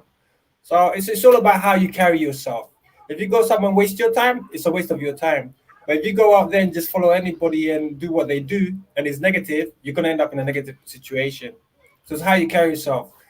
So mtu anaweza kuja Kenya na kuwa successful Kenya. Na mwingine anaweza kutoka Kenya kuja ng'ambo na kuwa successful ng'ambo. Where you go, you can only count on God and see how it works now yourself and how you carry yourself at the end of the day. So it doesn't matter where you are. Some people don't even want to leave Kenya. But wengine wataki kwenda Kenya. Hata umpatie free tickets. Where's toka Kenya? They love Kenya. They are patriots of Kenya. And they do very well in Kenya and they're successful. Wengine wanakuja hapa, wana visit. Wanarudi Kenya kabisa, even if they have degrees, diploma, and good jobs.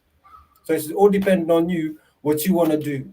So if you have a reason why you want to go, you should go. There's no problem with that. If it's education or your career or you want to forward yourself, it's so good. I wish them all the best. Anybody out there, Najaribu, I wish you all the best. But all the information people are giving you here, nothing is easy, and it does not come in one day. Usipande leo alafu kesho ukuwa unangoa ati mahindi. Does not work like that. It takes a few months before you start harvesting. So it takes a lot of work. That's what I just wanted to point out. This David Olo must be rich. He knows a friend who makes 30 million a month. Then good for him. What will you put 30 million a month? Yeah, he said that. Another thing, another thing pia ningependa kusema, unaona kama saizi kama saizi mnanisikia? Yes. Unaona kama saizi pengine Mtembei, for example, Mtembei wa uko hapa, si ndio? Alafu unataka kuleta familia yako wako Kenya. Do you know there is a certain amount ile lazima uko nayo kwa bank ndio wakuallow?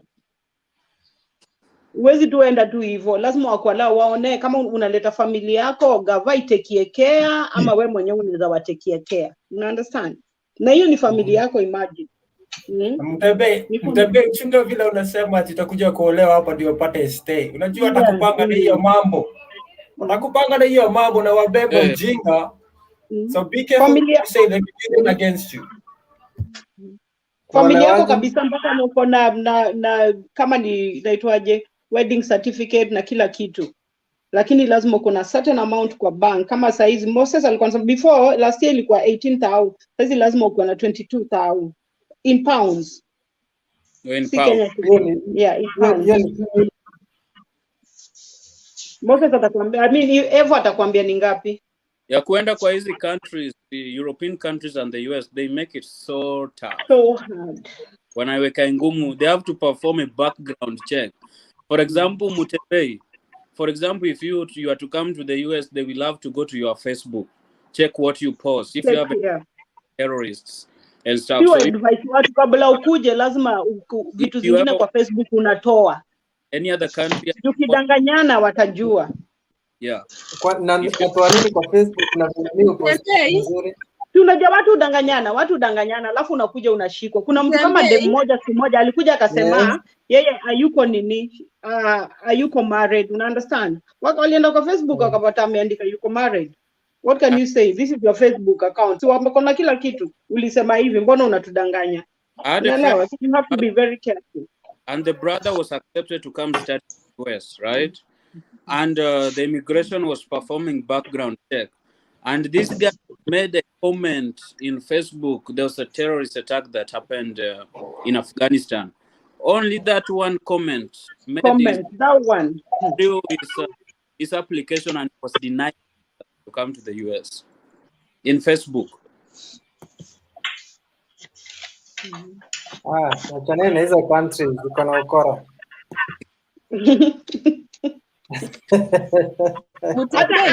hata watu kwa nini kwa mtandao watu wa matusi sijui nini vitu mbaya hizo, you have to be very careful kama una apply. Kawe ni mtu wa mavita unajua huko kunanga vita. Kitu kidogo tu hivi inaweza kukuuza. Sio Randall, tell them. Yeah, kitu kidogo hapa wataki watu wa visirani. Hawataki watu wa vita. Wakana country yao. You humble yourself sometimes. Na niko nataka kuendelea na politics. Ukishafika hapa sasa kwa wenyeji kama sisi, kama mimi hakuna kitu mzungu anaweza niambia, naweza mjibu, naweza muambia kila kitu kwa hii dunia. Una understand? Mimi nilifika Mtembei leo hakuna politics bana. Wacha story ya politics. Ni Jane, mimi nilifika huko hapo tuko New York. Niliregret kwa nini nilitoka Umasaini? Kwa sababu ile maswali ninaulizwa ile maswali niliulizwa na ule msichana ananiuliza ako na mapistols mpaka nashindwa surely migration na pistol sijaona hapa Heathrow though. New York. Okay. Kwanza hapa kuna Randall, ndio hapa sijaona. Hapana, England, London is one of the most like wapendangi arms whatsoever. Ukiona skari akiwa na arms, that means it's a serious thing that is happening. Hata immigration ukiwa na shida watapitia polisi. Immigration if you have a problem wataita tu polisi. It's one country where they put arms. Lakini America ni kila pahali. America guns are everywhere. It's not scary. It's a constitution. It's part of the government. It's part of the constitution. The right to bear arms. Mimi hata nimelia kwa airport. Kwa sababu nilishindwa ndamwambia nini na mwenye ananipeleka hata ndio huyu. Nashindwa sasa nililia tu mpaka nikakumbuka kwetu. Lakini siku ile nilirudi Kenya. Nilipokelewa vizuri. Wazungu waliona muda gani New York? Ulikaa muda gani New York? 10 days tu. Oh. Ulienda kuvisit? What year? When were you in New York, Ledidi? 2017. Oh, hiyo ilipata enda huko. Yeah. Sasa kurudi nyumbani. Nilisikia vizuri. Wazungu wakaambiwa, "No, you have a big luggage. Can you stand there?" Nikafurahia nyumbani. Anyway, nimejua kwamba hata kama tutaenda kutafuta kazi nchi zingine za wazungu zingine tu, ujue tu mwanadamu si kupata tu pesa peke yake. Kuna pia ile integrity, ile kitu Mungu ameweka kwa mwanadamu yenye inafaa kubaki. Hata kama hauna pesa, lakini ubinadamu na integrity yako ibaki ni sawa, hata kama utakula mboga. Kwa sababu inafika mahali mwanadamu sasa hata si pesa anahitaji tu kuonwa kama mwanadamu ambaye ameumbwa na Mungu. So kuna mahali nimefika nimejua it's not si pesa tu ninahitaji, pia nahitaji kutritiwa kama mwanadamu. Lakini ulionaje New York?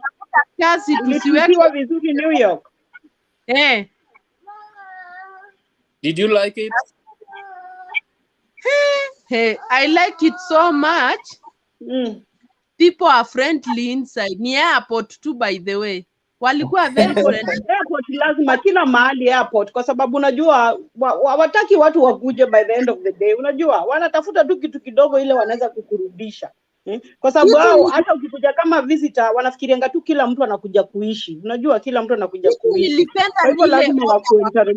Nilipenda ni ile order wako nayo. Kila mahali kuna order. Hata nilikuta kupanga line kila mahali. Kupanga line, alafu niliona hata demonstration zao ilikuwa mimi nilienda on Saturday, Monday kukawa na demonstration. Imagine inatangazwa TV zote kuna demonstration kwa hii barabara, kwa hivyo hakuna mtu anapita, ni wale wana demonstrate. That's why I didn't like New York. Hiyo ndio maana nilitoka huko. Because demonstration kila siku. And then ile time ya George Floyd, I was in New York, was the worst time ever in New York. Time ya George Floyd, I was there. This time ya COVID. You know, police in New York, let me tell you something about the police in New York. They are the most racist police in America. Like, you know, they are white. Some of them were doing the symbol for the white power, the white supremacy. Yeah, so you just like, I don't Moses, police, you know. Moses, let me correct you somewhere. Yes, sir. When you look at New York, New York is so big. So like when you talk about the police, we have like for instance, when you come to New York City, there's a NYPD. Yeah. So the NYPD is within the city. Yeah. So when you come out of the city, now you come and meet their small towns and small. We have like towns and the cities. All this they do have their police. Yeah, I was inside by time. So when you want to talk about the police, maybe you are talking about the NYPD. The NYPD are the ones within the city. So when you come to suburb, then you have their police, and the cities you have their police. So like not all the New York police I like that. So there are some places. Thanks for correcting me on that. Thanks for correcting me on that. I was like where like nikirudi huku place like where I stay just next to Albany. Albany is the capital city of New York City, New York State.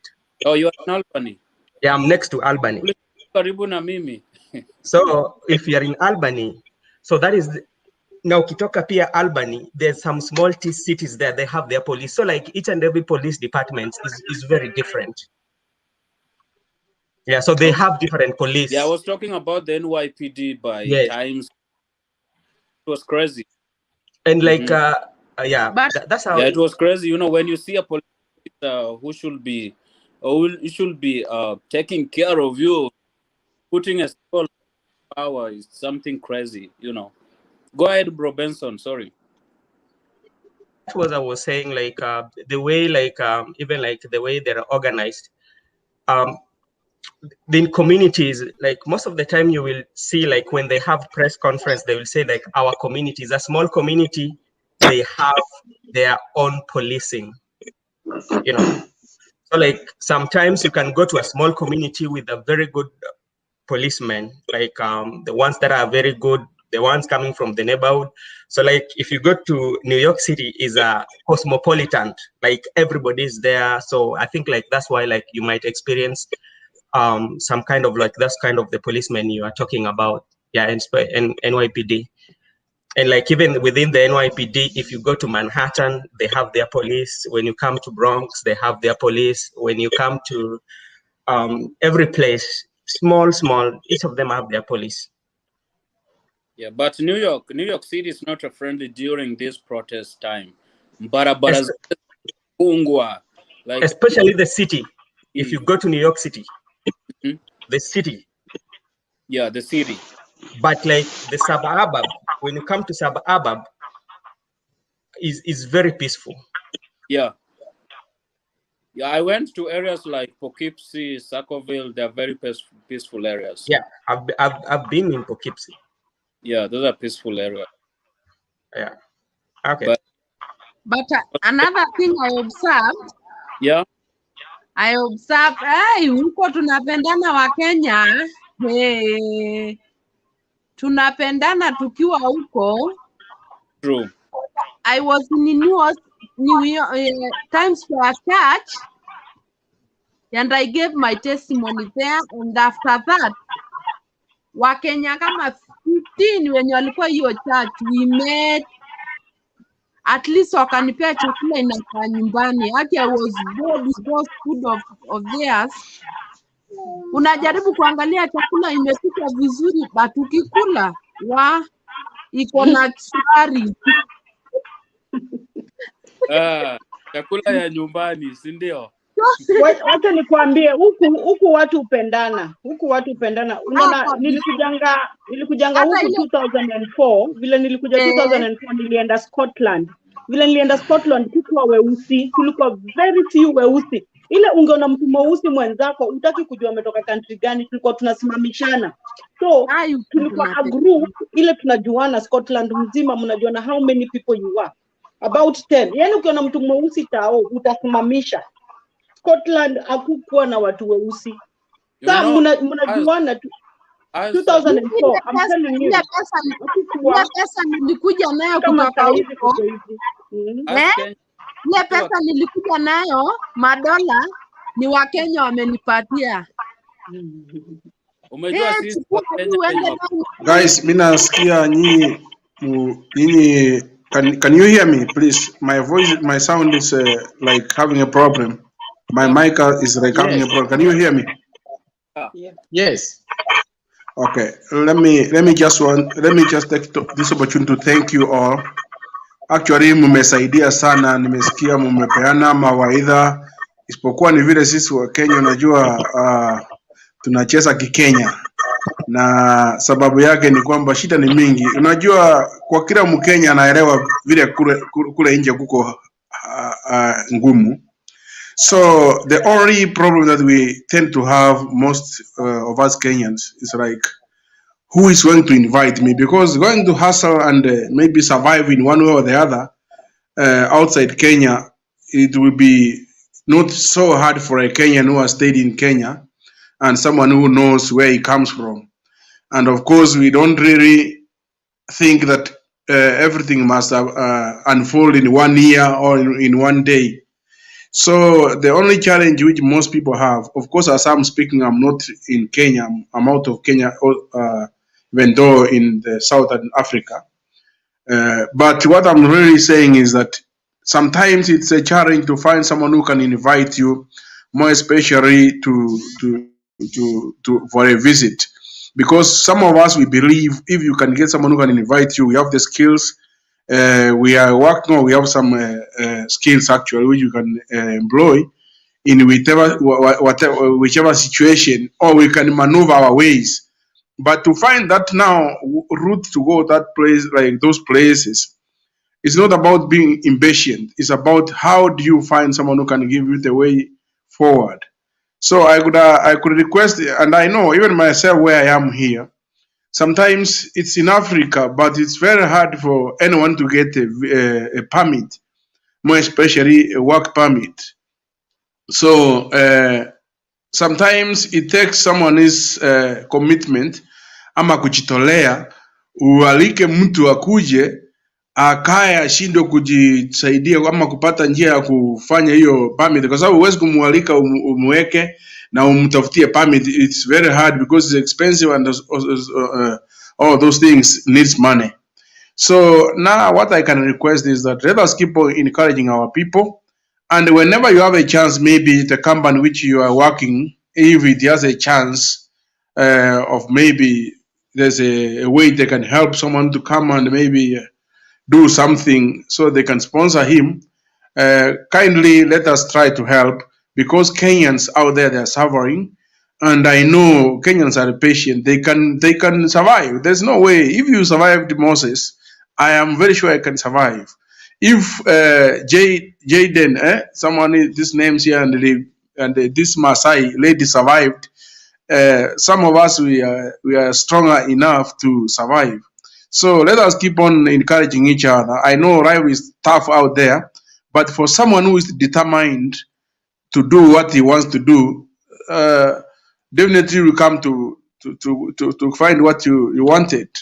So please, let us encourage ourselves, and whenever you have a chance, at least invite one person, or try to make someone who can sponsor, or if you can see a loophole somewhere, help, just help. Yeah, thank you for that. Okay, one thing Moses, let me say this. Moses, let me say this.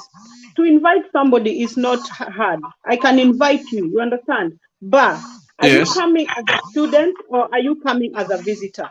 If you are coming as a visitor, you have to have a certain amount in your bank to show them that you're not coming here to stay. You have to go back, because if you're coming here as a visitor, definitely you have to go back. And if you come here as a visitor, you cannot work, because nobody is going to give you work with a visitor's visa. You understand? You have to have a certain amount in the bank to convince them. Mimi nimekuja tu kuvisit. You understand? Nimekuja tu kuvisit. Nimekuja, tourism. I'm going back. Lakini kama una certain amount in the bank, it is impossible. That's number one. I'm talking about the UK. Number two, nimekuinvite. Ukuja kama visitor, alafu disappear. Ukidisappear, unajua wako na details zangu na kila kitu. You understand? If you disappear, I'll have to produce you. If I don't produce you, I'll be fined maybe even 20,000 because I have to produce you. Mimi ndo nilikuinvite, you are under me. Kwa hivyo lazima nikuproduce ndio urudi nyumbani. Things have changed. Si kama zile time sisi tulikuja. That's how hard it is now. Ndio unaona siku hizi watu wanaogopa kuinvite mtu. Juu naweza kukuinvite nikijua utakuja na urudi, alafu usiporudi mimi ndo nitakuwa answerable kwa gava. Unaelewa? Yeah, naelewa. I know it's challenging actually, but then if I may ask, please allow me. Jen said 20,000 is actually 3 million shillings in Kenyan money. 3 million shillings is a lot of money. Even 20,000. Yeah, it is for sure. But let me just ask in a light note. Suppose I have come as a visitor to you, then I have managed to maneuver my ways. Maybe I found a way of getting something somewhere, or a job or something like.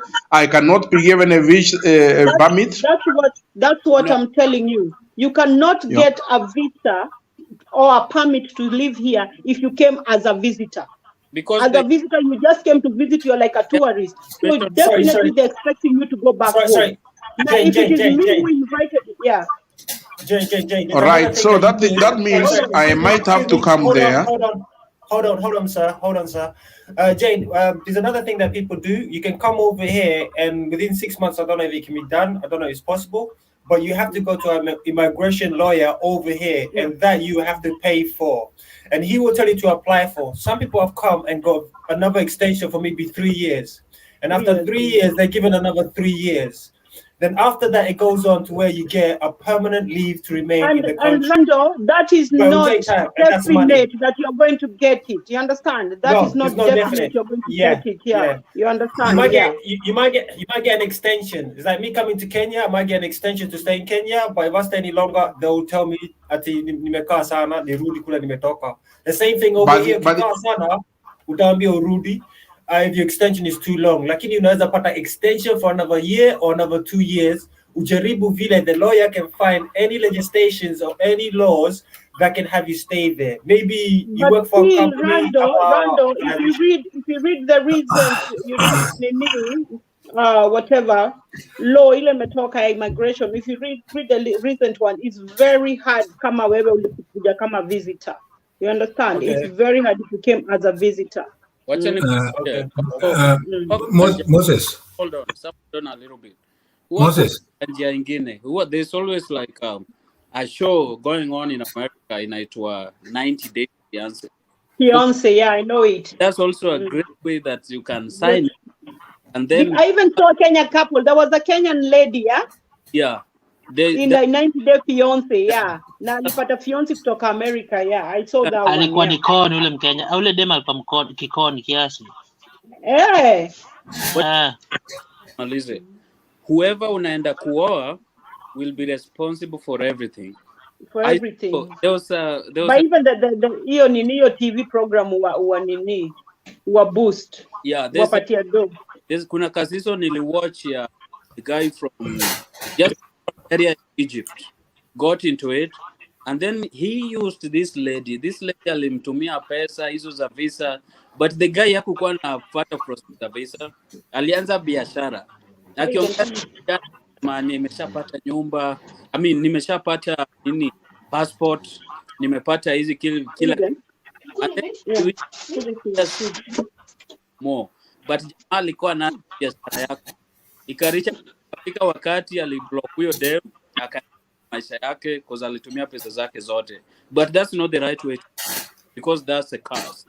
But ukisign is a chance, and then if you get to it, because kuna wasichana wengi huku ambao pia wako so desperate wanataka waolewe, so watasign then juane for 90 days, then atakusania pesa ya 90 days, unakuja America, then mnaoana kwa green card yako, then maisha inaenda.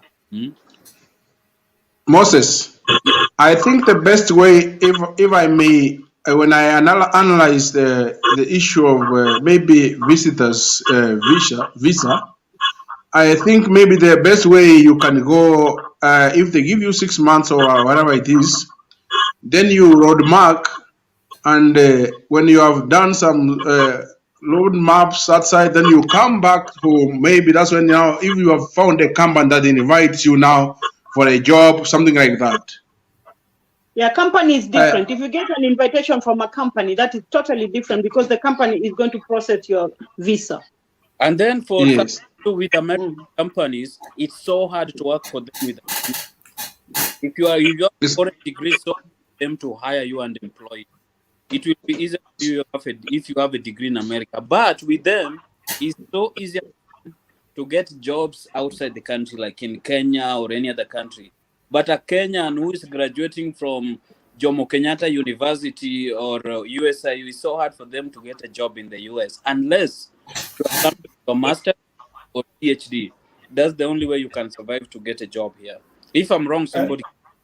No, Moses. To add to that, the qualifications that you come with, they will look into it, but I think you still have to go and do another course here. To kind of, you have to do another qualifier that actually qualifies here. So they look at the distinctions that you have over here, then they'll give you one that you can apply for. Once you qualify for that, then after that you have the qualification of here. So your qualification in Kenya will not be like it is what they want. So you must go for a higher. It's called higher learning. It's more of a higher learning. So you kind of take your level to another level.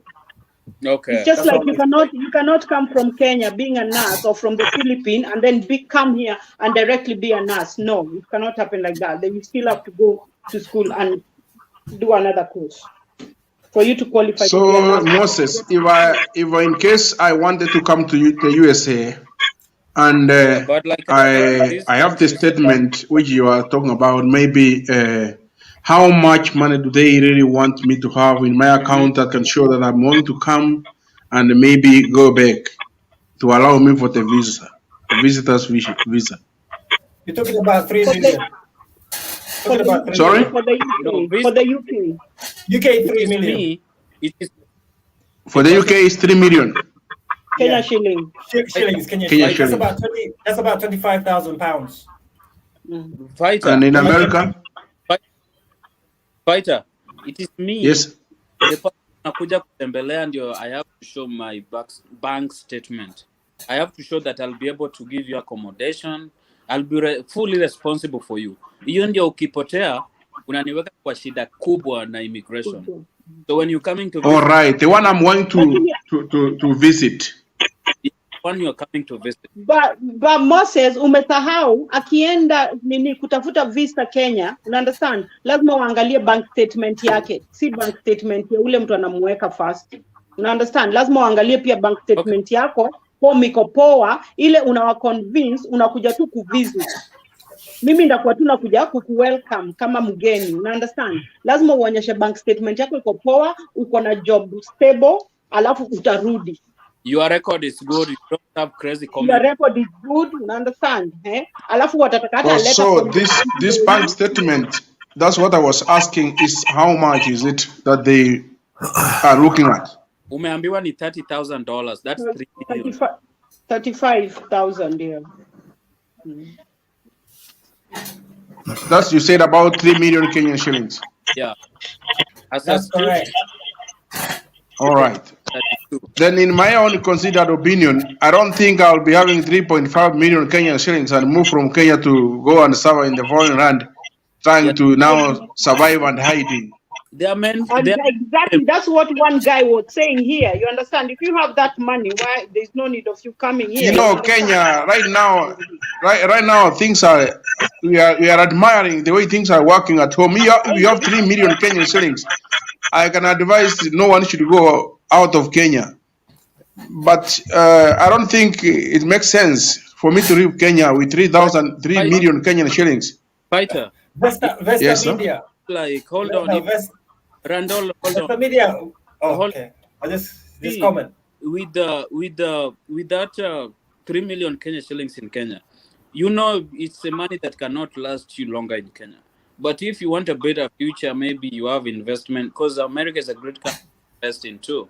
You can buy stocks with it, do something, you can go to school, then finish school and get a better job, which will grant you more than that, you know. So it's also a better. No.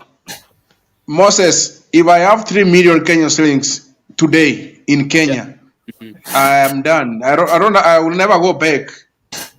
I'm telling you. I am living where I'm living, and I know what 3 million can do in Kenya. So I'm not trying to discourage people, but I'm looking at the bigger picture that you are going to start now struggling and hiding and fighting with people when you could have done your things at home. I'm not discouraging people. I'm giving on my own opinion.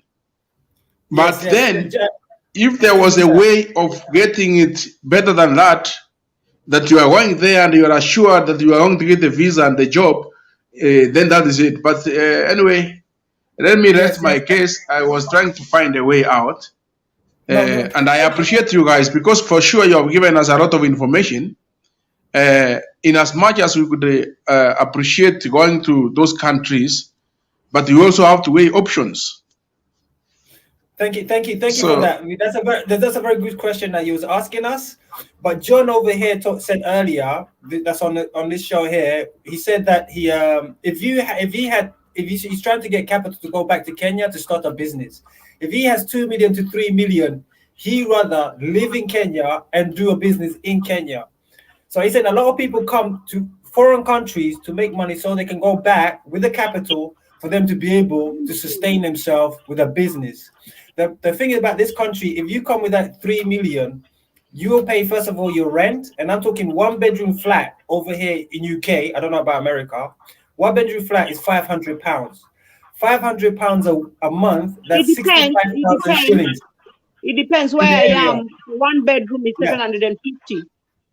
That's around 100,000 shillings a month. 100,000 shillings a month.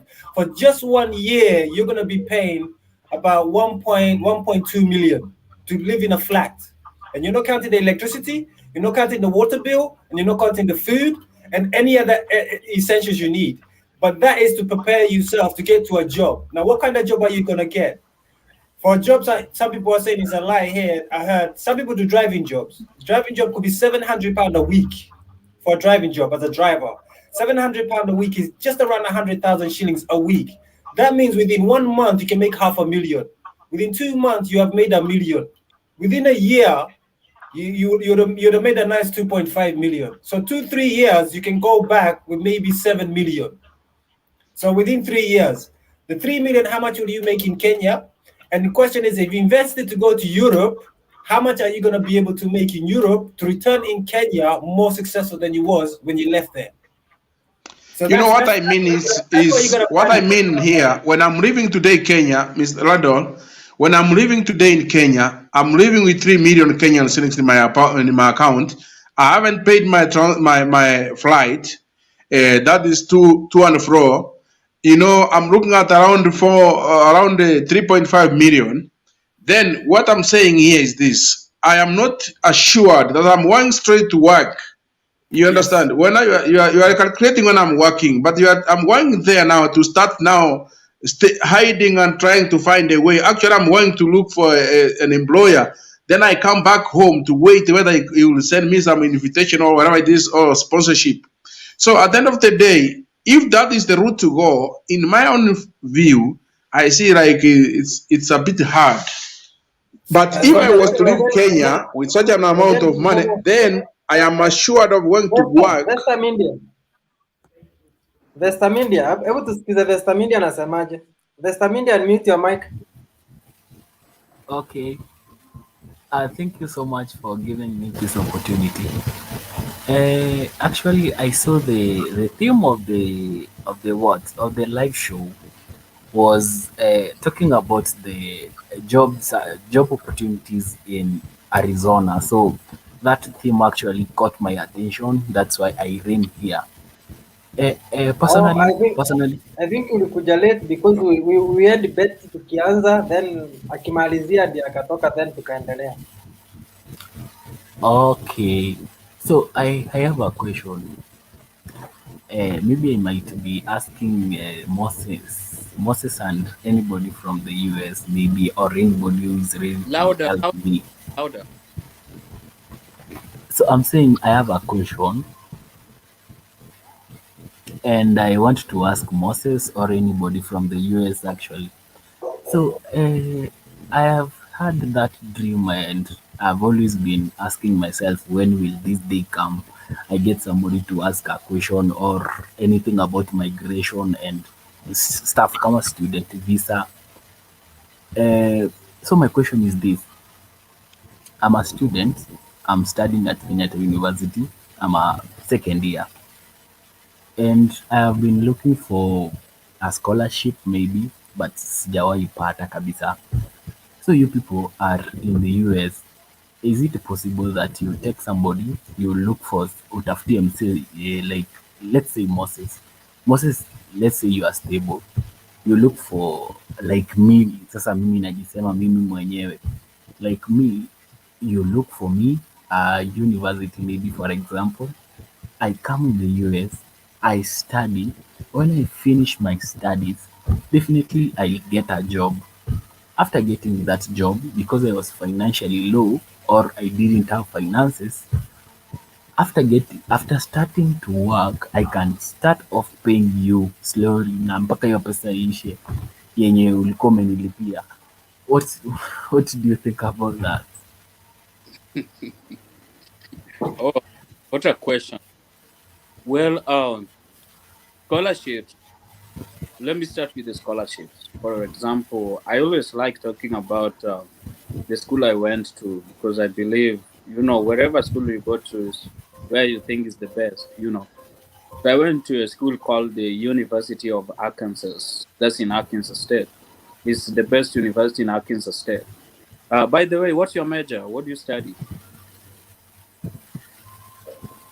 Vesta, what do you study? Vesta, is he there? Vesta, umepotea? Vesta, what do you study?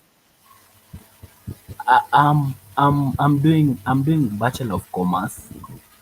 That is under finance. The finance. Vesta. Yes.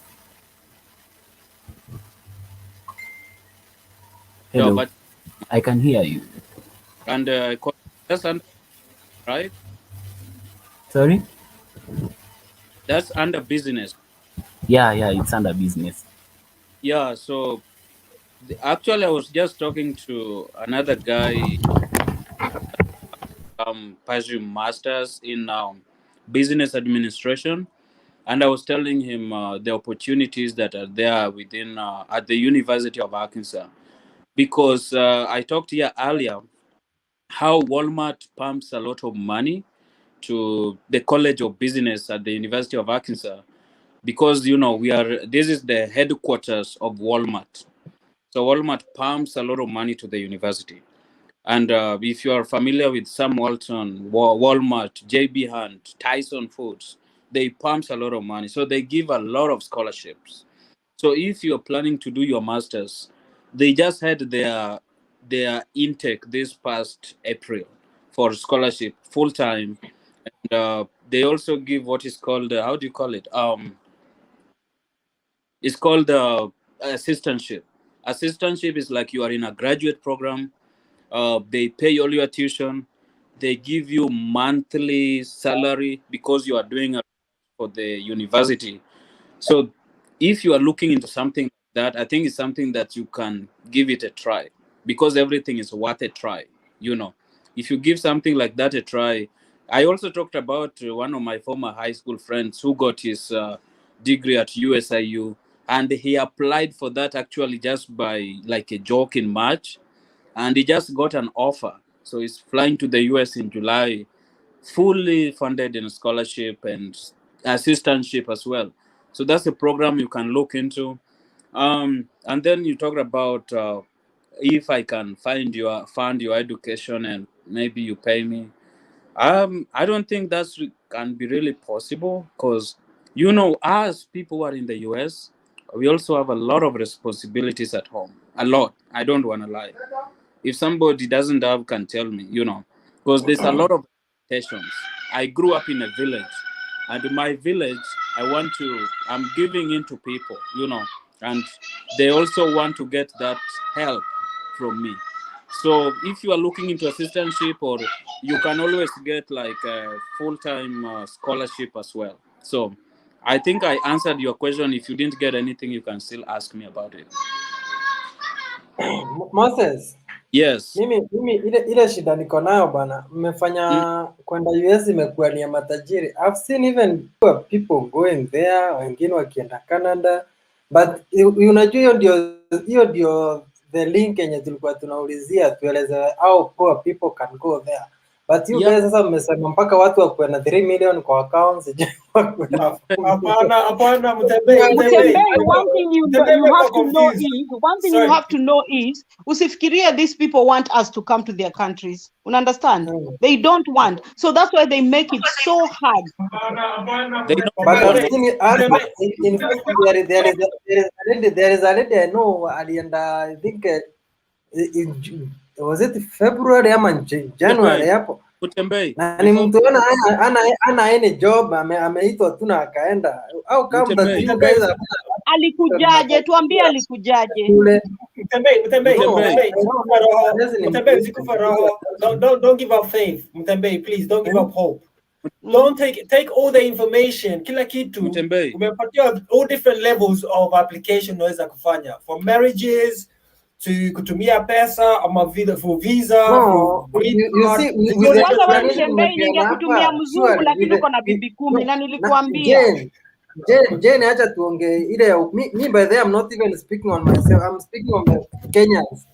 Acha tuulize ni Wakenya wangapi sahi wanaweza afford kuweka sio bank statement mnasema hiyo kwa 3 million plus? How many? One thing you don't understand saizi, kwa sababu ya sahi tuko 2021, vitu zimechange, si kama before vile sisi tulikuja, unaelewa? Na unaona, ninaona hata watu wana comment hapo ni kama wanasema si tunawakazia. Mtu akifikiri tunamkazia, basi ndio hiyo embassy siko hapo, mtu aende ajaribu, una understand? Kuna watu ufanikiwa, unaenda unakuwa na ni kama watu wengi kuja hapa hivi, mtu anaenda hata asylum seeking, una understand? Mtu anapeana story na anapita, wengine wanapata, wengine hawapati. Sasa kila mtu anakuanga na kismati yake.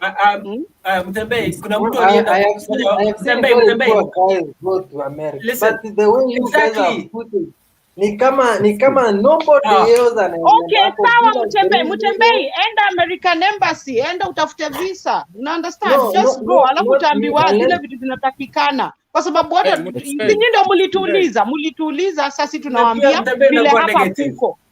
Una understand? Mlituuliza tunawaambia vile hapa iko. Unaelewa? Tukae na order, nilikuwa nasema umejua system, sisi sio we have not created the system. We are just telling you what to expect. Yes, exactly. And what we went through. What we went through. We are giving you our experience. We are not making it hard for you guys. Hard. The system of those countries. Ingekuwa kupenda kwetu tungewaleta nyinyi wote. Familia yangu yote ingekuwa hapa. Exactly. Hata besi zangu wanataka kukuja. Hata mabesi. Si ndio? They calling me. It is the system. We are just telling you what we went through. The reason is hatutaki muwe pesa, kwa sababu hizo pesa mkishaenda ziende hautarudishiwa. Utaenda Mtembei na kuambia wewe utaenda. I know you go. Just try. Go and try. Mtembei, go and try. You never know your luck anyway. Excuse. Mtembei, I talked about they always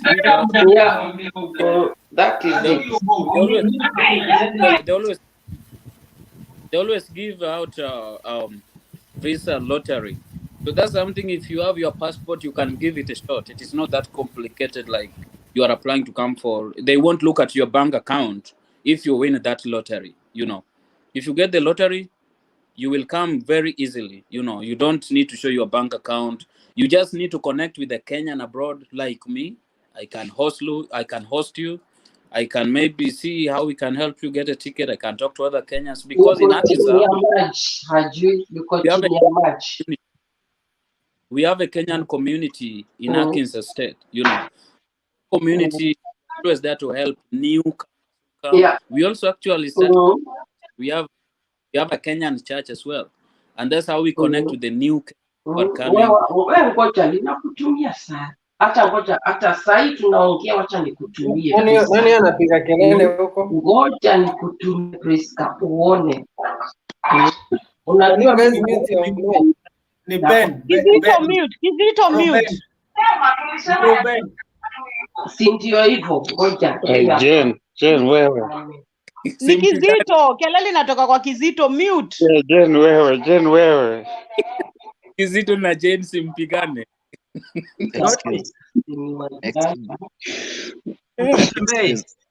Mtembei. Ben. Simu yake iko on. Excuse. Lakini sasa Mtembei hata akisema anataka kwenda US, Mtembei wewe na mabibi baki tu Kenya, hawata kuruhusu uko na mabibi 10 Kenya huko. Sasa unaona. Wewe ulishajifungia. Mtembei. Hakuna mtu ananizuia, naenda. Alafu hiyo story ya lottery. Moses, there is a Kizito. Moja, Priska. Ni Kizito. Long. Yeah, hello. What? Kizito mute. Kizito ameenda. Nani yeye ukweli? Mtembei. Sasa mbona Kizito unakubali watu waongee kwa background na kwa live hata? Ni ule dema tunasikia sauti yake kwa background. Mtembei. Yes. Mr. Mtembei. Yes, endelea. Okay, kuna swali uliuliza ambapo ulikuwa unauliza about ulikuwa unasema ati only rich people wenye wanakuja huko, and the best way yenye kila mtu anaweza kuja, Moses has really explained that thing very well, through green card. Ukitaka kukuja America, it's open for everybody, lakini is a luck. Lakini mtu ukibahatika kuipata, hakuna pesa ambao watasema lazima kuwe na 3 million. The only thing will happen is utaeleza mtu ambaye anaweza kakupokea huko. Yeah? So huyo mtu mwenye atakupokea, yeah? Ndio wanaweza angalia uko na the income ya mtu mwenye anakupokea. Unaona? Yeah? But is the green card yenye Moses alikuwa anasema, that is open for everyone.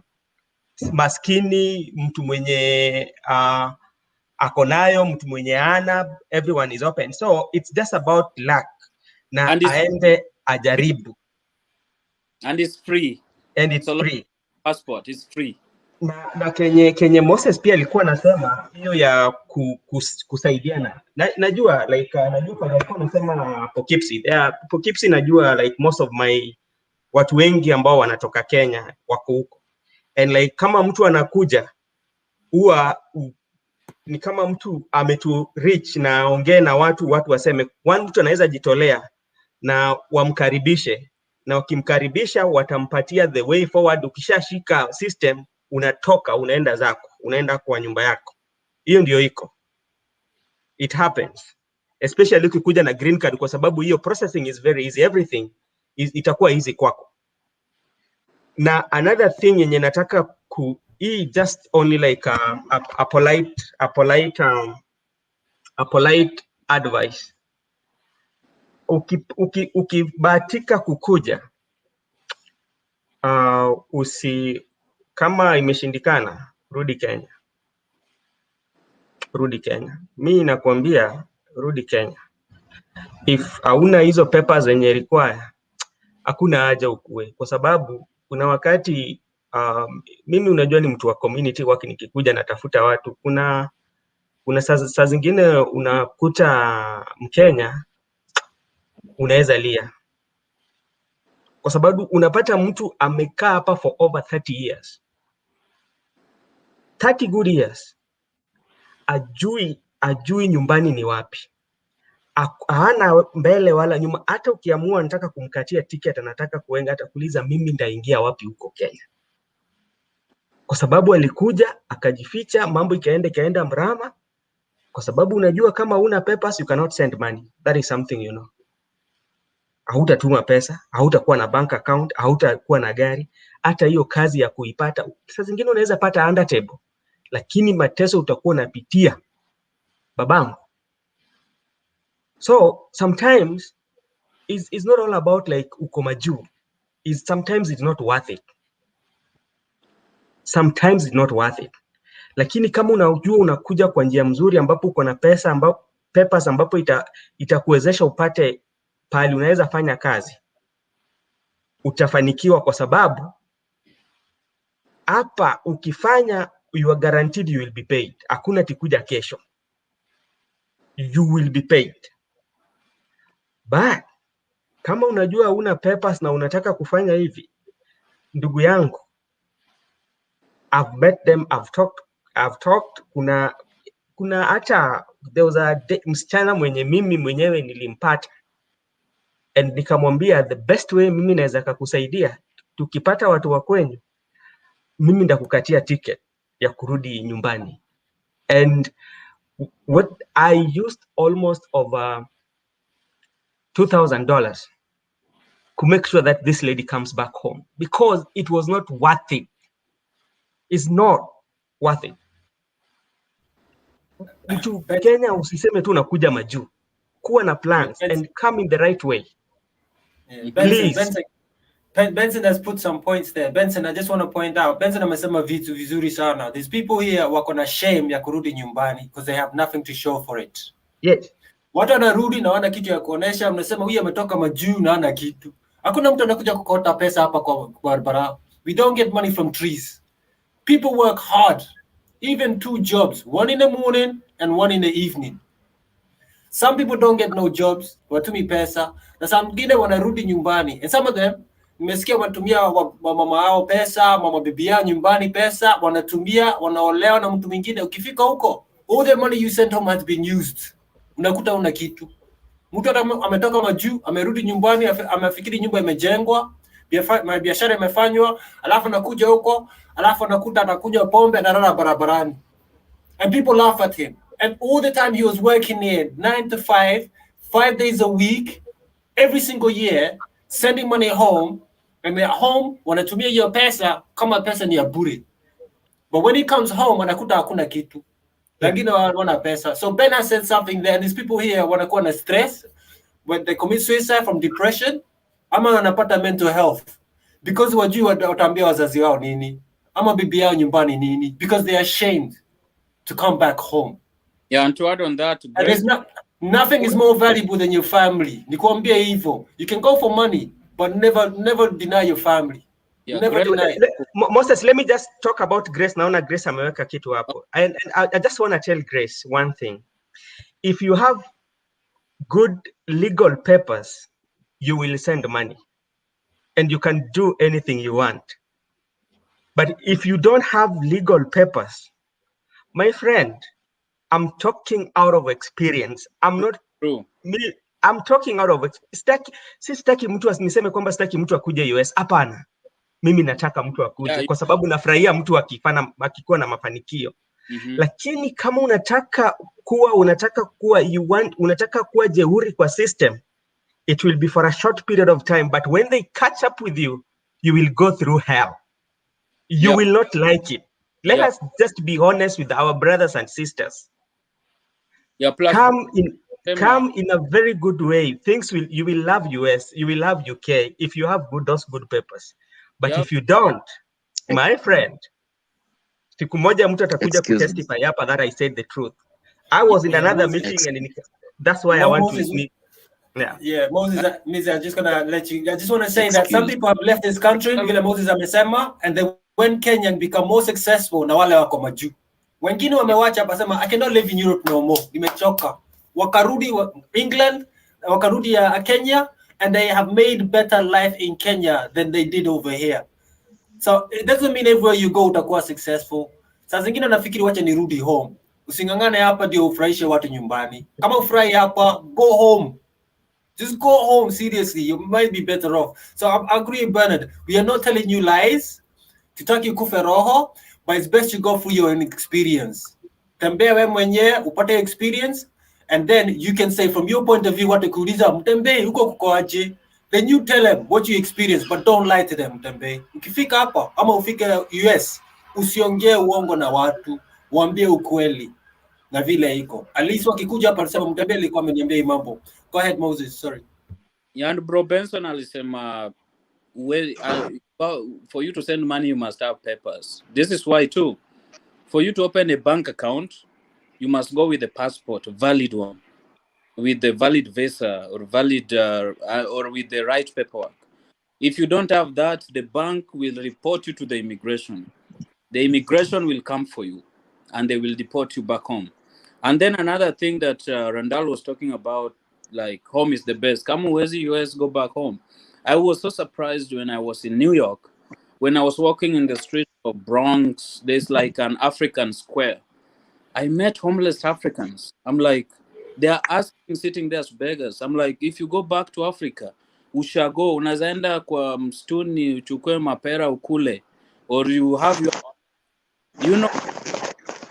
farm for your family build it, rather than being in America or homeless is the worst thing than even a street kid in Nairobi, because these people during winter when the weather is crazy, during summer like right now when it's hot, nobody wants you inside when you are homeless because you have not taken shower and you stink, and they don't want you around because it's so painful to be homeless in America than being a street kid in Nairobi, Kenya.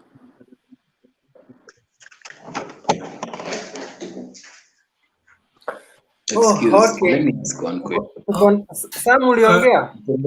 Bado nimesikiza vile Moses, Mr. Ronald, Bro Benson na Jane, the young man anaitwa Vesta Media alikuwa ameuliza swali na nafikiri Moses alimjibu vizuri sana. There's one thing Randall ameongea, naweza sema kuwa kuuzwa wale watu ambao wanakuja kwa majuu, whichever country, either Europe or in America, maybe in Australia, ni lazima mtu mwenyewe ajikakamue, kitu ya kwanza. Ya pili, usijaribu kuonyesha watu nyumbani kuwa uko na pesa wakati unaenda outside your country, outside Kenya. Don't try to show the people that you are earning a lot of money. You send them every month, maybe 20,000, 30,000. At long last, watakuwa used to that money. Watakuwa naona kumbe kuna pesa zinachumwa huko nje kama kwa mti, ni kama matunda. People in Europe or in America, most, I can say, not most, but a quarter of them, those who are from Africa or Americans themselves, they spend their, let's say, lunchtime, breakfast, dinner. They don't cook every time, 3 times a day, like us back home, or a warm meal from morning to morning. No. Watu wananua mkate. So there are some people wana survive na mkate. Although they are working, wanafanya kila kitu, wanapata pesa, lakini wakijaribu kuangalia pesa ambayo hizo wamepangia pesa, unakuta 3/4 of that money inaingia kupay bills, different bills. So itabidi mtu mwenyewe aweze kujinyima yeye mwenyewe ili aweze tuma pesa nyumbani. Unaona?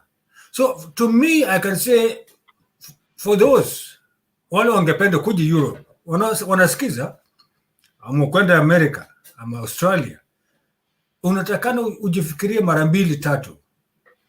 Usijaribu kudanganya watu nyumbani kuwa mimi naenda huko nitakuwa natumia nye pesa kila mwezi 30,000 ama 20 ama 50. No, hiyo utakuwa umefanya makosa. Utakuwa umefanya makosa. So when somebody wants to go abroad, ni lazima afikirie, apate kwanza information kwa wale watu wako kwa hizo mainchi, those countries, those who have experience in different ways. Kuna watu waliletwa tu, pengine wazazi wao wamemtuma huko, kuna pesa, kuna nini, na kuna wale walitumwa, walibahatika kwenda kwa njia nyingine pengine. So we have to be very cautious, especially the young generation, the young people who are, maybe they want to study or to have the experience in a different way. Ni lazima mtu ajifikirie kwanza, mimi naenda ndio, siwezi sitaki kwenda kuambia watu sasa nyumbani, mimi nitakuwa naenda kutuma. Hapana, naenda kwanza, get information from the first hand. Ingawaje za zingine some of us Kenyans who are outside hatupendi kupeana information, the right information kwa watu nyumbani. Ndio mtu akitoka huko nyumbani anajua exactly ni nini anaenda huko kufanya Europe, nini America ama Europe? Ni maisha iko namna gani? Is it equivalent to ile maisha ya nyumbani ama hii ni tofauti ama tutafanya namna gani? Unataka mtu upate information kutoka watu kama Gnasga Moses, kama Jane, Randall, Bro Benson, mtu kama mimi. I mean, mimi nimeishi hapa 30 years. It's not easy. It's not easy. Sio kitu rahisi, sababu hata mimi mwenyewe brother yangu wakati alimaliza university 1981 alipomaliza university akaandikwa Kenya Post kama one of the management in the finance, akatumwa in New York for further studies. Alipotoka huko alikuja akatuambia maisha huko sio kama vile tunakula nyumbani ama vile tunakaa nyumbani. People have got no time. Ukitaka kuongelesha mtu anakuambia halo wewe tutaonana na anako naenda.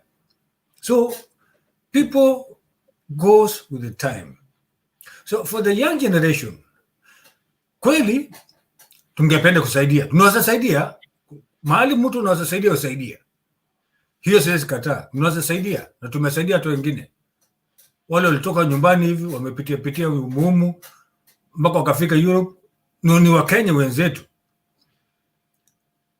Tumesaidia most of them, kama sasa wale ndiko hapa ni Germany hapa Hanover, nimesaidia karibu 6 walikuja, alafu wakapotelea kwa kichakani, walikuja kama wanaenda France. By then kabla hii mambo ya EU haijavunjwa, wanaenda France, wengine jua wanaenda Italy, wanakuja wanabaki hapa Ujerumani. So wakati visa yao imeisha, so unajua inafika shetani anatokanga kwa pande zote. Kwa mfano, unaweza kuwa huku unatembea kila mahali kila wakati mmoja, siku moja, dakika saa moja kwa dakika moja, the same thing at that very second it happens something, unasimamishwa na polisi, then upatikane kuwa hauna nini. Ukienda kuangalia record yako kwa system, semekana pengine ulikuwa umeenda Italy. The one who amekuinvite pengine alikuwa Italy. Ukapotea mwituni hadi ukatambaa hivyo bila kufikiria. Unaona? That is hii ni kitu ni dangerous, sababu vile Jane amesema sisi hapa wakati una invite mtu, kama ume-invite mtu kwa miezi 2 ama mwezi mmoja ama wiki 2, ni lazima ujue hiyo mtu atakaporudi nyumbani. For example, uki-invite mtu kuja huko, itabidi hata kama ataenda nyumbani, the next invitation atapata kwa urahisi sana, hata maliza hata pengine siku 2. Sababu wakati utaandika mimi nataka kuinvite mtu fulani ako kwa system, unaonekana hii ni mtu ambaye anaenda na anarudi, na kumbe unajipanga polepole huko. Unaona, unainvitiwa, unakuja, kabla wakati umefika wakati yako unarudi. In other words, alafu unarudi, unakuja kama visitor, unarudi, they gain your trust. Wanaona wewe ni trustworthy. Kwa hivyo kukupatia another visa ni easily wakupatia kama 10 years. You understand? Very easy. But ukikuja the first time alafu disappear, that's it. So watu wengi hufanya hivyo. Ukipewa 2 years kuja unaenda mpaka una build trust yake. Next time unapata 5 years. Yeah. Mtembe, visit America.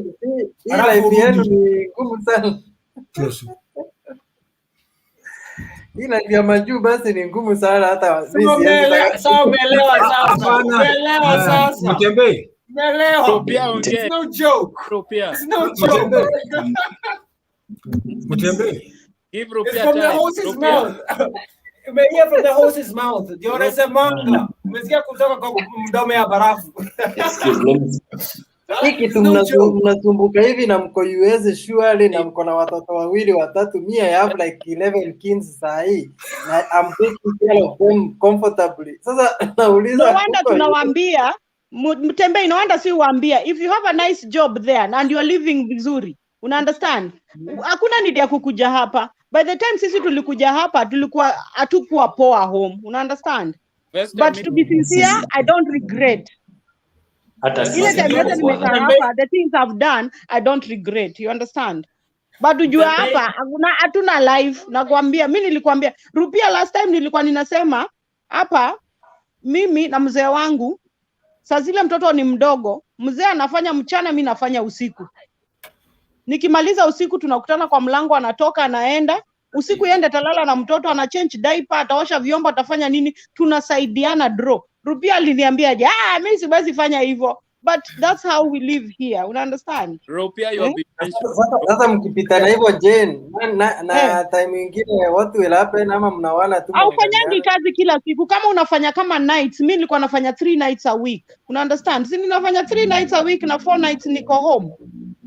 Hai basi uko acha ikae. Sifanya kazi na shift. Una understand? Nikishachukua 3 shifts a week, already unajua wiki yangu hiyo nimeshaingiza paundi zangu kadhaa. Una understand? 3 shifts is enough. Say JJ Mutembe, yes, that's very true. But I believe you. That's what I said. You can do 2 jobs. But Mutembe, the best thing is you kufa roho na don't give up. Wakini, ukipata chance ya visitor, go and visit. Vile Sam amesema hapa. Go and visit the first time, uone ikoaje, map. Alafu urudi tena Kenya. Lakini urudi. A couple of bits. Aha. Vile Sam amesema ukuje tena the second time. The third time, ujipange. Takupatia hivi. Ujipange. Now you know how to move na vile kuna kaanga. Then you can think, uko ndio nataka kwenda ama siko nataka. Just go and have a look for yourself. Kuliko kusikia mambo alafu urudi useme vile utajipanga mwenyewe. But Sam put it very right. So zile umekuja kuvisit, tutaangalia watu schedule za watu, job, vile watu wanafanyanga job. Kama umekuja kwa mtu atakutembeza kuonyesha area around vile iko, una understand, uone vile places ziko na kila kitu, uone majob, uangalie job kadhaa hivi na hivi. Kuna job kama mimi naishi karibu na Mars Factory, una understand, tunamkanga asubuhi tunasikia harufu ya chocolate, mpaka hata uwezi kula chocolate, una understand. Kuna jobs mob Mars Factory, unaweza fanya asubuhi, usiku, saa 8, una understand, anytime. Unaangalia zile job unaweza fanya mdogo tu hivyo. Rupia, hebu tusikize Rupia atuambie the way za kuweza kwenda US. Rupia iko Europe. Mzee iko Europe. Mimi hizo vitu sijui. Jane, can you listen? You know, Jane, the problem you have now is that you are influenced, you are assimilated, and you are absorbed. Now you talk like Europeans. Really? I'm talking Swahili. You have very little minimal commas and full stops. You know, in Africa, we talk with space. You talk and you leave space, then you pick from there. Unaongea haraka haraka. Am I talking very fast? Like unajua ni vile maisha huku inapeleka mtu haraka, sasa lazima pia uongee haraka. Unajua huku maisha ni faster. Haya, sawa. Unaongea mingi. Nani, let me unajua mimi naja kujitetea. We, usifikirie mimi ati mimi nataka kwa mfuko. Let me give Moses a report that I think he doesn't have. Moses, you know, last week we launched projects in your area. We launched, we commissioned a road, and we launched a water treatment plant that will serve your area. Rupia, so, Rupia. Yes. Unajua leo hatungependa tuongee mambo ya politics. Tulikuwa tunaongea mambo ya kusaidiana. My friend Moses. Yeah, see, mimi siongei siasa, is just a report. Okay, sasa. So let me continue. Yeah, so Moses had to know that because Moses come from Game, I come from Bondo, and we share a lot of things. So he didn't have that report. So it's Rupia, important, Sam. Quick question, Rupia. That WhatsApp group?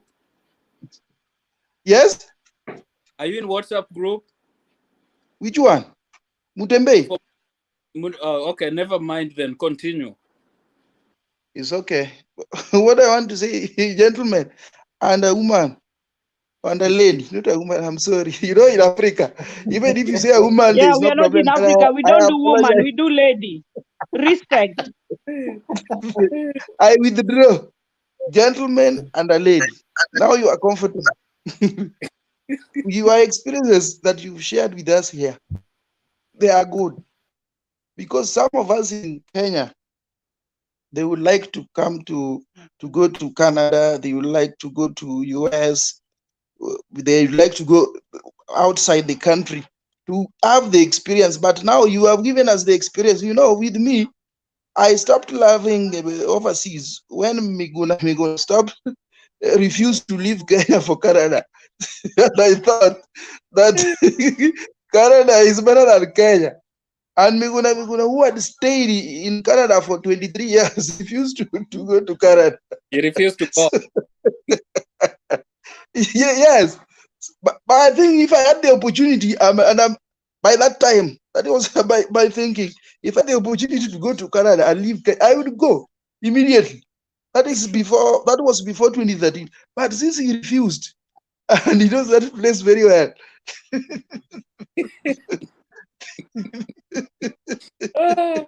Rupia, you're one of them. I said we'll never leave Kenya. You're a patriot of Kenya. Rupia, 10-0. You visit, but you go to Kenya. So you know, somebody like Randall, I advise you don't come back to Kenya because you are fully European. Even from the way you speak. No. You don't have Kiswahili pia. You don't have anything African. The only thing you have is your skin color. Wacha hiyo mambo wewe, hiyo ni racism. Sikiza, nikwambia East West, home is West. Na Rupia kasema kosa, what's up? That is true. Anyway,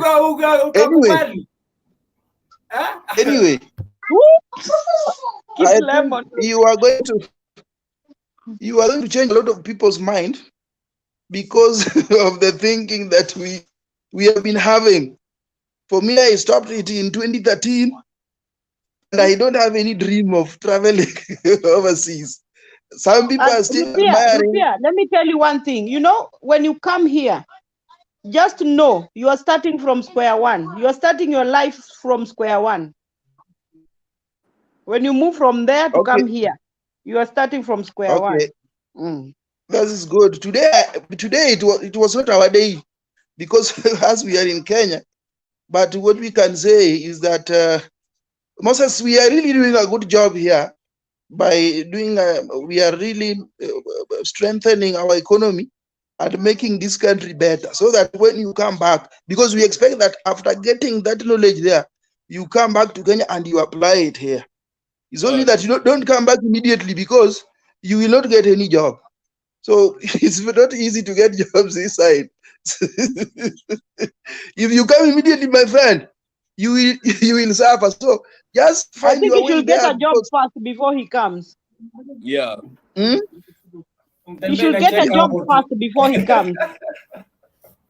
It's okay, but coming home is good. But if you get a job the other side, my friend, it's an experience that I have because I know life in Kenya and I know how to get a job in Kenya is very difficult. And you people, somebody, you know, Moses, I have a lot of issues with you because you are the same person who is discussing, who is after electing people who cannot create jobs for us. And that is the problem we are experiencing today. So, gentlemen, you can continue. Even tomorrow tutaongea siasa. Unajua mimi ni mtu wa siasa. Hii vitu abroad sijui sana.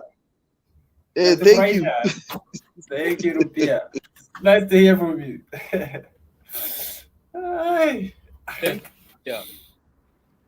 Rupia, asante sana kufanya sisi kucheka hata kidogo. We were talking seriously, but now tumeanza kufurahika kidogo. You don't need to be serious all the time. Sometimes you need to smile. Rupia, ninasema tumeanza kufurahika kidogo, kucheka kidogo. No. I heard you said you've stayed there for 30 years. Yeah, 30 years. And how many people have you taken to Germany? You brought along with you. Have you influenced some people to come that other side? I have so many. Those who have influence from there to here, they are more than 20. Those who I met here, but they came through different ways. Some came through Italy. Most of them came through Italy. Yes. Wamekuja, wamepotea, wametoroka wale watu wale waliwaalika hawa. Wametoroka hivi. Then all of a sudden wanapatikana huko. Alafu there's one thing I'm sorry to say tonight, especially to our Kenyan ladies. I'm very sorry ikiwa kama nitakuwa nimeoffend mtu yote, Mungu anisamee. Na mtu ikiwa kama nimeoffend mtu samee. Mnisamee mimi, sisemi mtu samee, mnisamee. Ngoja kwanza, let me talk. Wacha nimalize kidogo. I'm very sorry, especially to our dear beautiful ladies of Kenya. Aki. Ngoja kwanza, wacha nimalize kidogo. Siongei yote lakini naongea kidogo tu, just a little bit.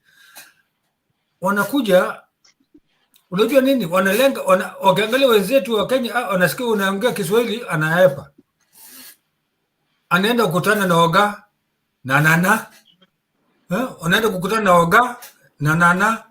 Unajua oga na nana wanapatia kidogo, wanapatia nini hapa? Mwishowe wakishwa pata. Oga anaambia mimi ni mwenyeji. Nitakuoa. Anapiga boli pap. Anawachwa umeshangaa. Jamaa anatoroka, anaenda kivyake. Yeye anaishi mahali pengine. Na pengine huyo mtu hajui mahali atazapata. Hajui jina yake kamili. Mtu anaweza kuambia mimi naitwa James Morrison. Na kumbe huko anaitwa Adedeyu.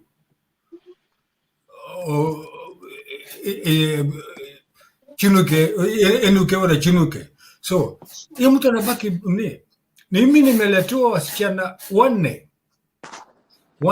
Walikuja hapa, most of them walikuja hapa Jerumani kama exchange program ya nini, ya au pair. Especially au pair, wale watu tunaita nyumbani nannies. Wale wanasaidia families tofauti. So baada after year wanatoroka, wanafanya nini, hawataki kurudi nyumbani, wanabaki huko. Aki, I even almost ending up my own life kwenda kwa jail kwa sababu ya watu kama hawa. I had to do a crime to make sure wabaki, at least wabaki, hata mimi mwenyewe nikienda ndani, huyu mtu asirudi nyumbani na ako na mtoto mdogo kwa hata hajazaliwa. So what do we do? Sometimes we are facing, sending somebody, a small child, a kid like that, 18 years, 20 years, kuja huku, first time experience, ametoka tu kwa shule. Sam, I want to say something, and he is going away. Can I just say it briefly, then you continue? Yes. Do you have plans of coming back to Kenya, or now you are a German? What? Are you planning to come back to Kenya? Okay, wacha nikwambie Rubia. Yeah. Rubia, mimi nakujanga dala. Usiona kama mimi niko kundi. Kwenu ni wapi? Mimi kuona hivi kila mwaka naenda nyumbani. Tena familia yangu wanakimbianga wenyewe. Niko na wasichana hapo wanakimbianga ikifika mwezi wa Where will you get buried when you die? You'll be buried in Germany, okay? Hii ni ya Mungu. Siwezi kuambia sababu hii ni ya Mungu. Sasa unajua nimeshangaa sana. Ngoja kwanza. Ngoja nimalize. Wewe ngoja mara mingi. You are out of topic. You know, nimeshangaa sana. I'm surprised today that Kizito Nyamburu Ochieng is, which country is it? I thought he was talking from Migori. No, he's also abroad. No, he's a friend of mine. Kizito is a friend of mine, just nearby. Which country is it? Kizito is just about 30 kilometers away where I'm living. In Germany?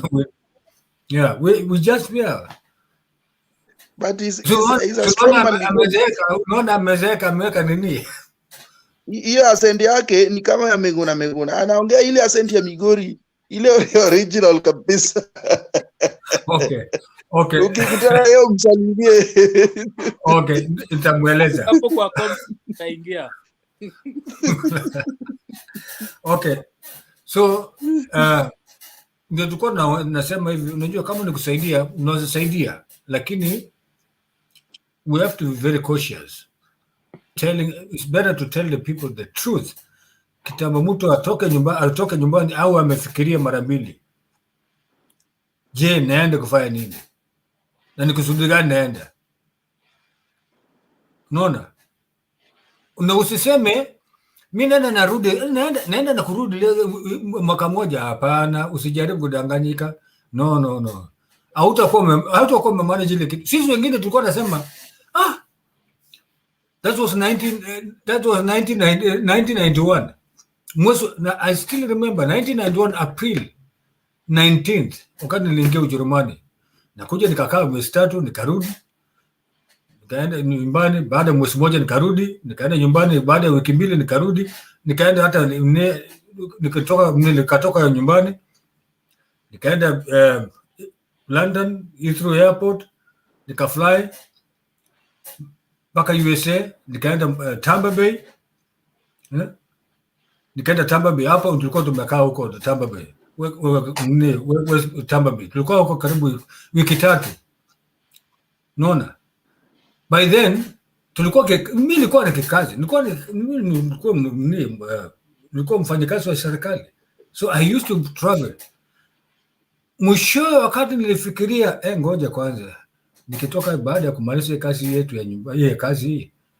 Nimeambiwa contract yako imeisha ya kazi nyumbani. Mimi nimeangalia vitu vingine tofauti na nyumbani hapa. What am I going to need? Wacha nijipange. Ndio kusudi nilisema kuwa kwa wale ambao wanakuja ungependa kualikwa, kujeni, lakini ukialikwa, kwa mfano nasema kwa mfano, utembee, nafikiri unasikia. Nasema kwa mfano, nikikualika wewe kuja, hata kama ni wiki 2 kuja na kutembeza, uangalie. Okay, unaenda nyumbani, unaanza kufikiria. After 2 months unakualika, unakuja pengine more than a month. Mtu the 3rd time utakuwa mtu umejipanga vizuri, unasema okay, I'm going there for 6 months. Unajua utakuwa unapata visa in a very simple way, in a way that can help you in a different way, bila kuingia mambo mengi, sijui ikaenda sijui nini. Ni rahisi ikiwa kama watu wanatumia akili.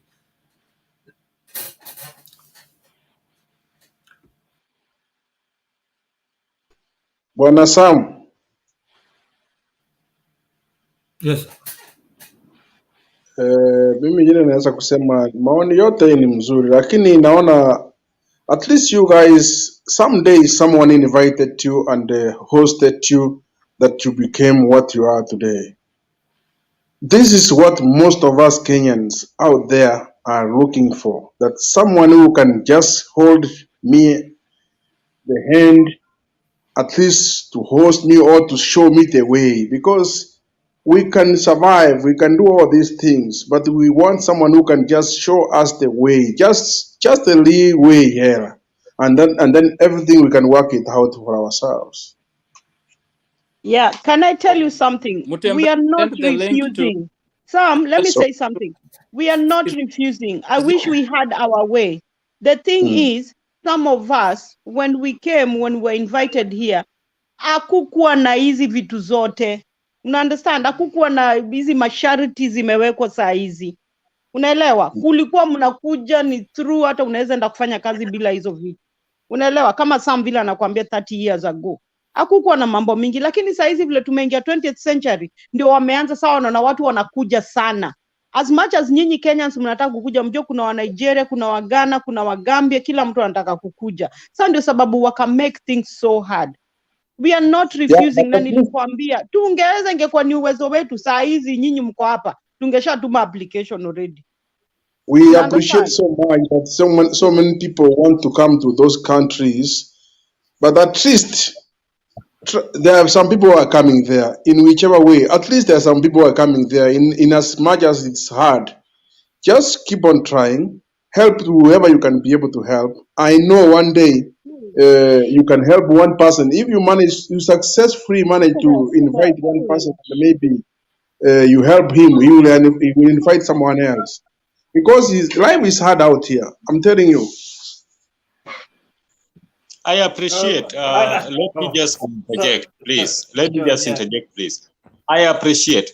Now, if you are going to spend like 200,000 on fare, okay, after COVID, of course, you're going to spend 200,000 on fare, because if you go as a tourist because somebody has tried for you, you're going to spend that money and then you're going to come back. You cannot work, you cannot do anything, and this 200,000 could maybe give you something that would be good. And then you're going also, okay, if you come back, maybe there's a leeway. There's a leeway that you can go back because you came up, you came back within the acceptable time. You want to spend another 200,000 to go because you must book two-way ticket. I mean, okay, however much people try for you, you're going to be spending so much that would change your life in the same station where you are. Okay, may somebody continue, please.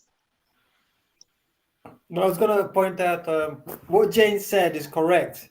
The laws and the restrictions of migration has changed massively compared to back in the days. Back in the days, you can bring your friends, your next door neighbor, your school friends. But now, when you come through the immigration, it's very strict. It's not like we don't want to. And as Moses said, we do not make these laws. And these very laws are made by the expensive. manager. Yeah, strict and expensive on both sides, on my side and on the side of the person I want to bring. You understand? As much as I have to show my bank statement, even that person I'm bringing has to show their bank statement. Jane, if you are a mother now, today wanted to come to UK, your mother or your brother, he or she has to have those millions in her account, bank account. My mom is different. Yeah, that's different. That's a spouse and family If members. it's my mom and I show it's my mom, my mom is different. Very different. You have to prove your birth certificate and you have to prove your relationship to that person. So Mr. that's the difference and between then that. I still have to have a certain amount in the bank to show that my mom is going to be dependent on me. Or your spouse, yeah. Yeah, or my spouse. You understand? Yeah. So Fighter, what you just said, Fighter, sorry. On behalf of so many people, so sometimes you may have to forgive me, please. It's okay. It's okay. We'll answer. We understand. Yeah. Fighter, what you just said, he said, don't give up because people are still coming, people are going. You're not going to be the first and you're not going to be the last, but you still have to deal with these issues, which we're telling you. And if you make it, you can only give someone else that hope, that I hope that you make it, Mutembe makes it, and they make it somewhere because you give other people hope. It's possible. So, it's not impossible. And then Fighter, yes. You know, like my mom, if my mom wants to come, it's going to be very easy because me, I'm here and my brother is here. You understand? My brother with the wife and me and my spouse, you know, if they look at that, we can always be able to take care of our mom for that 1 month or 2 months she's going to be here. You understand? So that's not going to be a big deal. Fighter. Sorry. Kizito, it's your time. Kizito. Okay, thank you very much. Ngoja Kizito, nitaongea kidogo, just a minute, sir. Kizito. Okay, Sam, no problem. Very good. Let Kizito continue, Sam. Okay. Coffee Olomide, it's your time. Kizito is... No, Sam wanted to talk something small. That's why I gave him time. You know, I have to respect Sam. A girl V is my elder. Okay. Hapana, sio hivyo, tulikuwa tunataka kuongea. I want to precaution Sam. Yeah, Sam, kile kitu umeongea kuhusu mambo ya Oga. I want to put point of correction. Nyinyi wa Kenya mkikuja hapa Ujerumani ama mkikuja hapa Uamerika ama wapi, yeah, do you take care of your girls? Do you normally take care of them? Sam, I am asking you. Can you answer me that question? Okay. They bring the Kenyan culture. They bring the Kenyan culture here. You understand, which doesn't work. Useme anakuleta hapa. Wewe ushawaiona ndoa ngapi zinahudumu? Tafadhali. Sam, can you answer me that? Okay. Only mine alone. Keep quiet first. Is Kizito looking after her? That's a question. Kizito, Hapana, tafadhali. Nataka Sam ajibu hiyo swali. Asante sana, madam, or lady, or the mom, the best way which you understand. Or the in-law. Or the in-law. She's my girlfriend, so. Yeah. Yeah. So, kuna vitu vingine nasema hivi. Unajua kusema oga ama nini vile madam amewani, lakini kuna vitu ambayo inatakana, especially nilikuwa nasema especially sisi madada zetu kutoka nyumbani. Wanapofika hapo uzunguni, wanalenga nini? Hata wakisikia unaongea Kiswahili wanaangalia kando, ni kama ni, lakini wakati shida inapotokea, siwezi kudanganya nyinyi. Pole nikiwa nadanganya, Mungu anisamee. Mwambie hivi, sio vyote ving'aavyo ni dhahabu. Ndio hiyo. Unaona? Sio vyote ving'aavyo ni dhahabu. Sam, hapana, usisikize huyu Kizito. Wacha nikuambie kitu. Sam. Mimi nimekuwa hapa Ujerumani for almost 20 years. Nimejaribu relationship na Wakenya.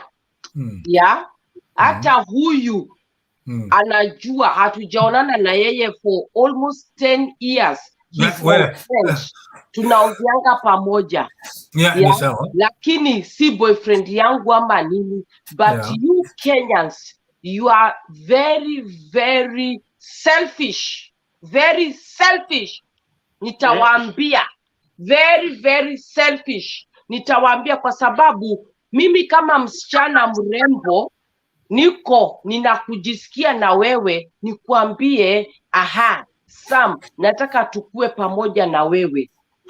Unakujanga, unakuwa ni kama ambaye ni kibiriti ngoma wewe pia.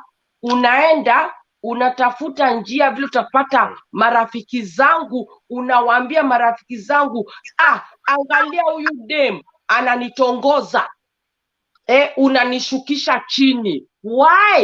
Why should you do that? For what? Kwani kupenda ni vibaya? Nikikwambia kupenda, lazima uende ukatangaze. No, sio lazima nitangaze. Si lazima utangaze. Kwa hivyo ukipendwa na mwanamke unakubali. Let us go back to the topic now. No, what imekuwa personal. Okay. I would like to put it very clear. Okay. When I'm now talking as Patrick, the only problem that we have, apart from that Oga, the only problem, our women, they like lies more than the truth.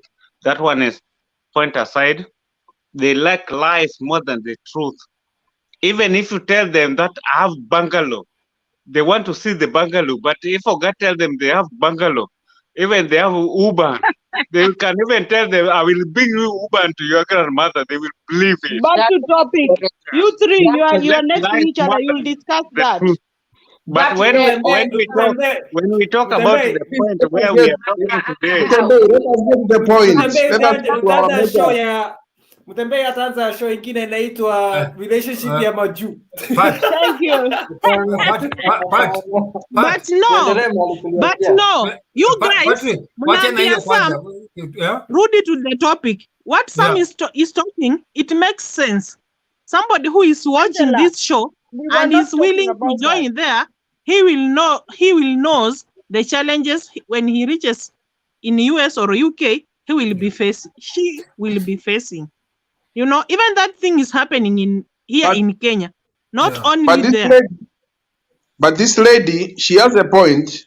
You know, most people who are outside Kenya, they are selfish because the way you are explaining the things out there, it seems like no one will ever go to those countries. It's impossible for anyone to come to those countries from out here. So if the way this lady is saying, it seems like she has a point.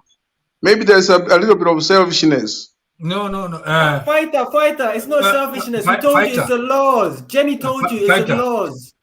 It's a constitution that and then the migration laws you have to deal with. No, But you want to tell me that you guys went there 10 years ago, all of you? Fighter, kuja kesho. Si kuja kesho. Uchukue matatu ukuje. Ni nini unaongea hapa? Si matatu unachukua kutoka Nairobi mpaka Kisumu. No. This is a plane. Fighter, I can tell you that what Jenny, whatever Moses and Brobenson are saying, it is truth, because even now in green card application, lazima ule mtu anakuhost waangalie account yake venye ina run. And now in green card sahi venye una apply, even when you are a single, yo peke yake uko tu single, you are not allowed right now. Like in green card, tulia apply what to 160 something. Only one person has succeeded in that group. Mtu moja tulikuwa 169. So what they are saying, it is okay. It is hivyo, sheria zimechange kabisa. Sai sio rahisi vile venye kulikuwa hapo nyuma. Angela. Hapa nataka kuongea. Mtembei, ngoja kwanza rafiki nimsaidie. Angela. Yes. I think ebu enda tena uangalie, because ukiangalia since Joe Biden came, there are some changes that has been done in the immigration. Like I think there are so many changes that has taken place. Just go and check. Nimeangalia imeshindikana, Bro Benson. Angalia, nakwambia. And nakwambia. Wacha mgeni waongea alafu ndakwambia. Okay, let me not talk much. Hello. Let me not talk much about this. Just a minute. Let me not talk much about the about our Oga brothers, because we have this problem in the Arab world, in the Seychelles, in other parts of the country, where it is even in Kenya, where we have our sisters loving them more than us. I have no jealousy in that because I'm not interested. So what I'm saying is, it's like our sisters love lies more than truth, and that is the reason why we have my friends or our friends in prisons all over the world, because you find somebody coming to buy for you. You're doing shopping for you for $1,000, taking you places. The next time you find that you have a trip to South Africa and your bag is stitched. In between your bag is stitched with drugs, just because you find somebody romantic who tells you what your ears want to hear. Let's move away from that. That's what I wanted to say. Next. Okay. I want to say that if somebody wants, just a minute, I'm finishing. Okay. Once somebody feels that us who are outside the country are selfish, I'm telling you, post-COVID and the rules that these people have, these people are xenophobic. These people brought about education, and Africans are going through education, and we can get better jobs than their children. They are tightening rules. So we are not selfish to help. We are not too selfish to help people getting outside the country.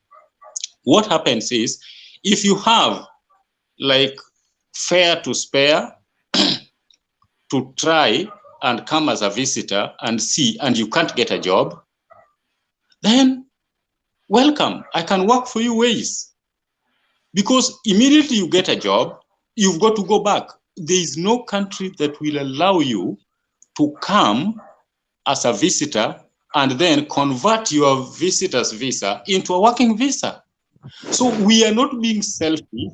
What happens is there are rules that are xenophobic, that are trying to prevent our African brothers from reaching here. Yeah? So we are not selfish, please. I beg to differ with somebody who thought that we are trying to block ways for people who are trying to come here. Let me finish at that point. Thank you. Okay, Charles sasa. Hello, jambo. Poa sana. Mmenifikisha abroad mahali sijafika, lakini asanteni sana. What I wanted to say, I had people who were saying about inviting US. I think inviting of somebody is very, very difficult, because even in Nairobi here in Kenya, if somebody wants to visit you in Nairobi, hautaki a visit you in Nairobi. Kutembelea mtu ambayo haumjui, you cannot invite him. Secondly, sisi wenye tunaenda nje, we are thinking differently. Wewe umeni-invite kama rafiki yangu, lakini in my mind nitakwambia sitafanya kitu fulani moja mbili, but intention yangu nitafika huko nikifikiria vile nitapata bibi mzungu ama bwana mzungu. So people change mind wakishafika huko. And then this thing about the bank statements. The bank statements, si ati ilianza juzi. In 2000, I was to go in America. And waliniuliza mambo ya bank statement. Now the bank statement, they want to know how much do you have in your account.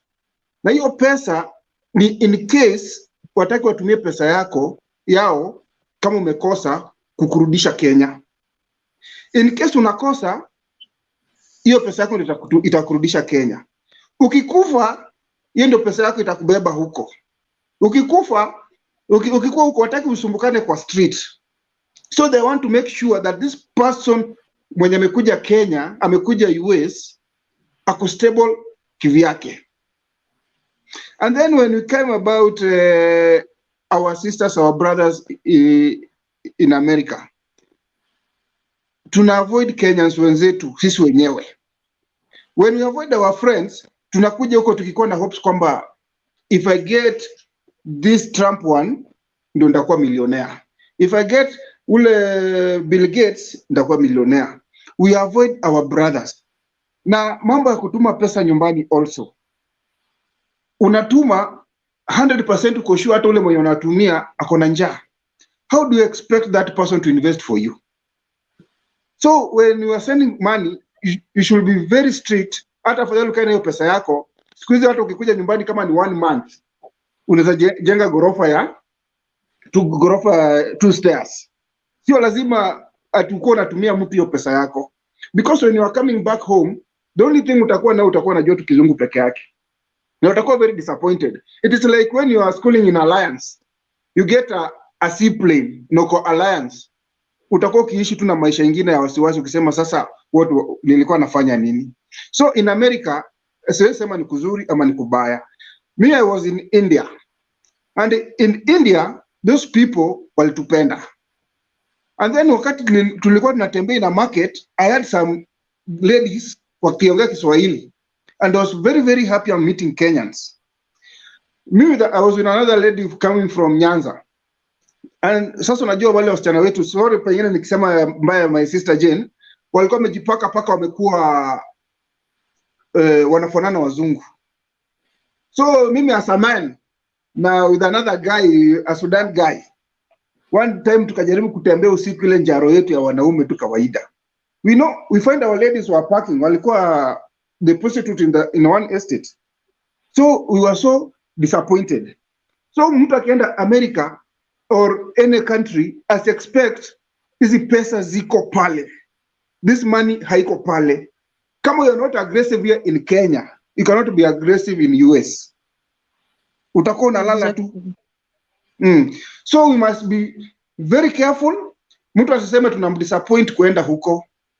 Huko unaweza enda.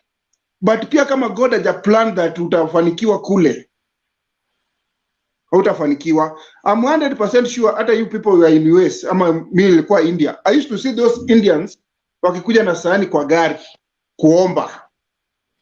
Wanakuja na kuomba, wanajaribu kuonyesha hapo hivyo bila wanaweza fanya acrobats, so that you give them something. It is the same as home here. If you go to the villages huko, watu wanafuga ng'ombe. In America, in India wanapanda mchele, au mama unaona wanapanda mchele. The same our mother in here wakipanda mahindi, wakifanya nini. So to expect India is America is everything, or any Europe country is everything. Kama age yako imepita kama yangu, bila nilisikia Rupia akisema mambo yake imeisha kwenda ng'ambo, don't go there, because utarudi watu wamejipanga, wewe bado umekuja tu na kizungu na kujua kung'ara. The way people, we go to Nairobi. Tuenda Nairobi, tunang'ara, tunakuja vizuri. Wakati tunarudi home Shago, wale watu wa Shago waliachia study 8, wako na wholesales kubwa, wamejenga nyumba kubwa, their family wamesettle. Wewe unakuja umetoka Nairobi, wewe ndio unaenda unakopa mandazi kwa hiyo shop, unakopa sukari kwa hiyo shop, and you're working in a bank in Nairobi. The only thing you have good ni nguo na gari. Na gari siku zote tumebadilisha, unakuja na Vitz. Kwa sababu kuna gari lakini mafuta yanatumia kidogo. So that's my point for today, I think. Thank you. Eli Omondi. Hello, habari zenu? Nzuri sana. Tuko hapa tu. This discussion is so good, Sasa najua hapa hakuna kitu ati wewe ndio baba sasa ati mwanamke ndiye anapeleka watoto kulala. Sasa kama mimi leo there is a time Eli niliwaambianga hivyo huku online. Kina Kizito waliniingilia wakaanza kusema hawawezi change mtoto napi, hawawezi fanya. Nikawaambia hapa my friend, things are different. Hapa tunanga wafanyikazi. Kwa hivyo tunafanya kazi sisi wote, tunasaidiana. Kabisa. Jane, kwanza huyo mdogo huyo ni Jane unasema Eli ngoja kidogo. Jane unasema mwanaume mzee wako anachange mtoto as diapers. Diaper, yeah. Ndio. Mali natoka that is an handoff na ni tabu. Uliza Evo ndio huyo hapo na Eli watakuambia. Na Rando. Diaper, please kidogo. Nimekumbuka kitu moja. Anybody mwenye anaweza enda America ajue kwamba akifanya makosa polisi wakujangi wawili. Magari zinakujanga kama 10. List. Wewe ni mtu mmoja. Utachukuliwa kama president na kesi zako si ati hizi zinachelewa, watakosema tu 15 years in jail. Okay. So mtu akienda huko akuwe very careful. Polisi akuji moja mwenye utampa 500, ni magari na magari. Na utafurahi sisi na escort. Ngoja niseme tu point moja haraka. Yeye Mtembea amesema hiyo kitu kama hiyo sana kwa. Mimi bibi yangu ameenda job tangu saa 1 asubuhi. Amerudi sasa hivi. Hata ndio anatengeneza chakula yake pale. Nimeka na watoto 3 nyumbani sangu saa hiyo mpaka saa hii. Ndio amerudi. Yeah. Nimepika mtoto wangu mdogo anasikii vizuri, nimepika kila pale, ndio nilikuwa nimetoka kwa hii live. Sio jana niko hapo before, nimeenda nikamsafisha nini hapo. Bibi yangu ako jikoni sana anatengeneza chakula hapo. Sasa mtoto ametapika na bibi hayuko, ungewacha mtoto hivyo? Ungewacha mtoto ndio maana mnafaa kuwa not less than 3 wives at least. Mtembei wacha. Wewe unasema kuja hapa na hiyo mentality. Simwache kumaliza kitu nasema. Mtembei, let me add to that and tell you, they say it's taboo. Hapa, if you are a good man and a good father, unachukua watoto wapeleka shule in the morning, you push the baggy. You are known as a good father. Mtu kama wewe in this country, in America, you are not known to be a respectful father within the family. You even push the buggy, you take the children to the cinema, you take them to the park, you spend time with them when you have time. Other times you leave them with your wife. Sasa hii inakuanga family. That's what you call family. Si ati unatupia watoto wako watoto kwa bibi yako. Randall.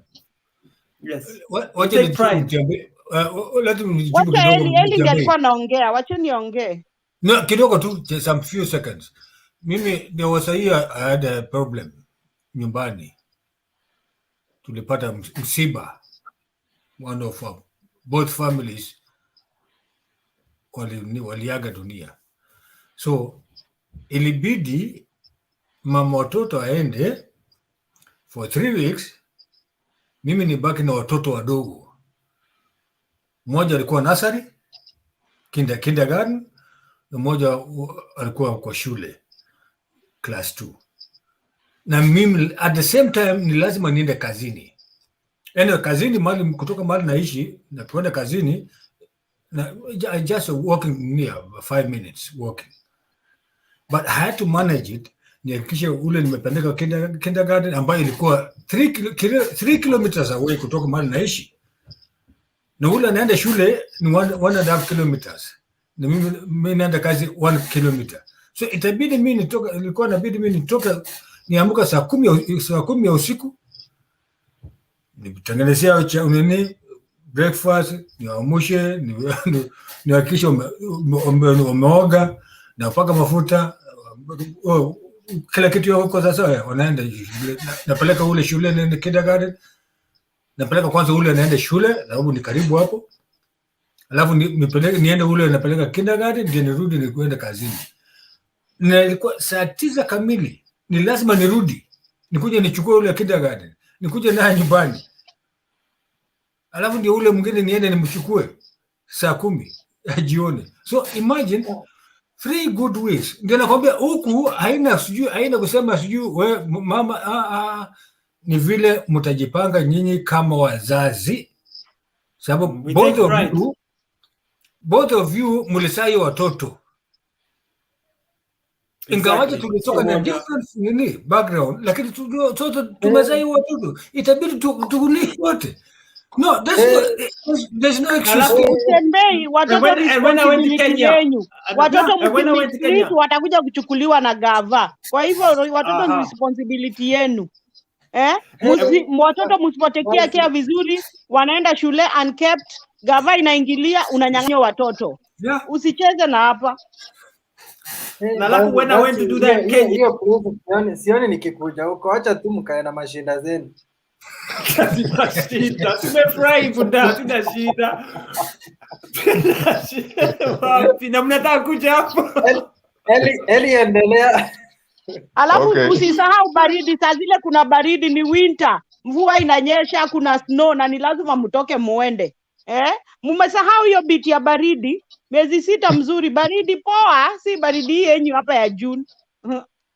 Okay, so poleni hapo. I didn't want to bring another subtopic, but nilikuwa nasema tu hivyo kwa sababu saa zile nilienda break, sikuenda break, nilikuwa nawapatia chakula, waende wakaone TV ya mwisho, alafu waende wakalale. Sasa washalala, mama yao anafanya kazi leo, mimi niko off.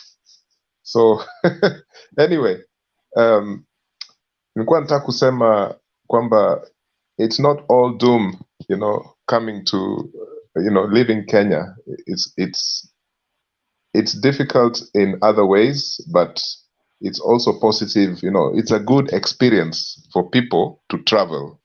Yeah, even just crossing the border to Tanzania, to Ethiopia, it's always a good experience to travel. So the fact that we are asking this question about how to get to these countries, it means that there is a history that we have to deal with. Hao watu walikuja wakanyakua vitu, wakatuita sijui Commonwealth, na hizi nchi ambazo they colonized, those are the subjects ambao hawataki wakuja hapa kwao.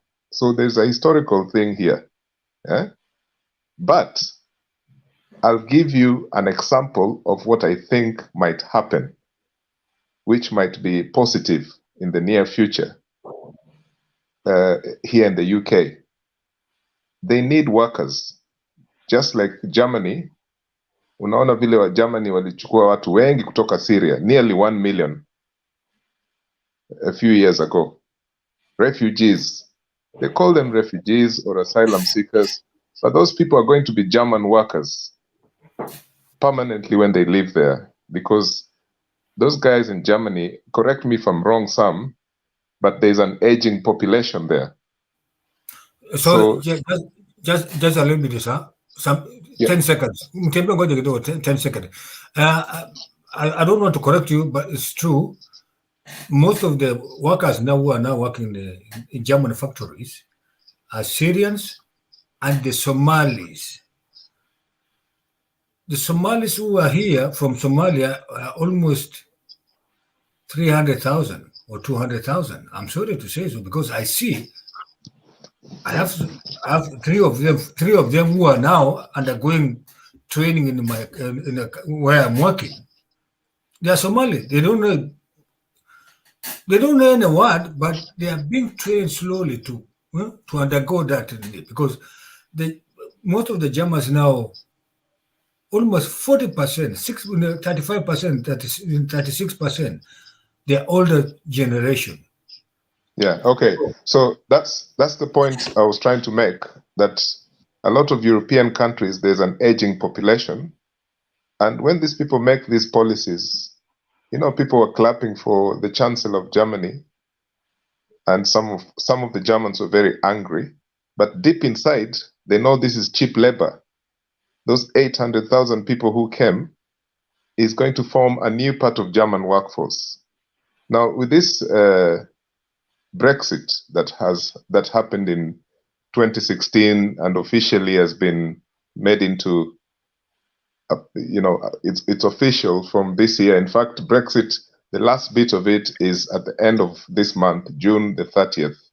That is when this settlement scheme and all that, the people from Eastern Europe and other places, so Brexit is loading now back at 30th of June, right? But what is happening with this Brexit is that the UK will want labor, a huge labor force, because what is happening is many Eastern Europeans who came over here, and not even Eastern Europeans, hata watu wa Spain, France, wanaenda huko kwao, wengine wanaenda Germany, wengine, some people are even going as far as America or Spain, and so the UK will look for an alternative policy. It doesn't matter whether it is the Labour government or Conservative/Tory, because it was known that during, for example, Tony Blair's government, and he was Labour, they had a very, very bad immigration policy. It was Fortress Europe. They didn't want people to come in from Africa and stuff like that. But these people, they're always interested in the economy. And they will do something which will make it easier for, this is what I predict, I may be wrong, which will make it easier for a labor force from Africa. In fact, they have already started talking about unskilled labor coming to the UK. This has been in the media. It's being discussed in various forums. This is happening. Yeah, it might take a year or two, but with this Brexit, there is something going on, which is basically, if I use the word, the opposite of what they expected. Wale ambao walikuwa hataki immigrants at all, they will want these immigrants, because as someone said earlier on, I think about an hour ago, that for example, the hospitality industry sector, wale wazungu washarudi kwao kule Eastern Europe. Hata hapa, mimi, my wife, she's from Poland, yeah? Her friend was one of the Polish people who went back. She went back last year when that first, lockdown was eased. Na wengi walirudi. Walikuwa nasema they feel like this place is becoming like Nazi, they are not needed here, so they might as well just go back home. Wengi walirudi. Na unajua wale ambao walienda, walitoka hapa, washahama, wengine sasa wamerudi Poland. Kama huyo msichana alikuwa anatutext, anatuambia hey, I've gone to my village, there are no young people here, I'm single, ni wazee tu ndio wamebaki, Polish wote walitoka hapa, so me, I'm coming back to the UK and I want to get married. That's what she was saying. And now hawezi kurudi kwa sababu ile settlement scheme. Ngoja niseme haraka. My point here is this, yeah? For these people who have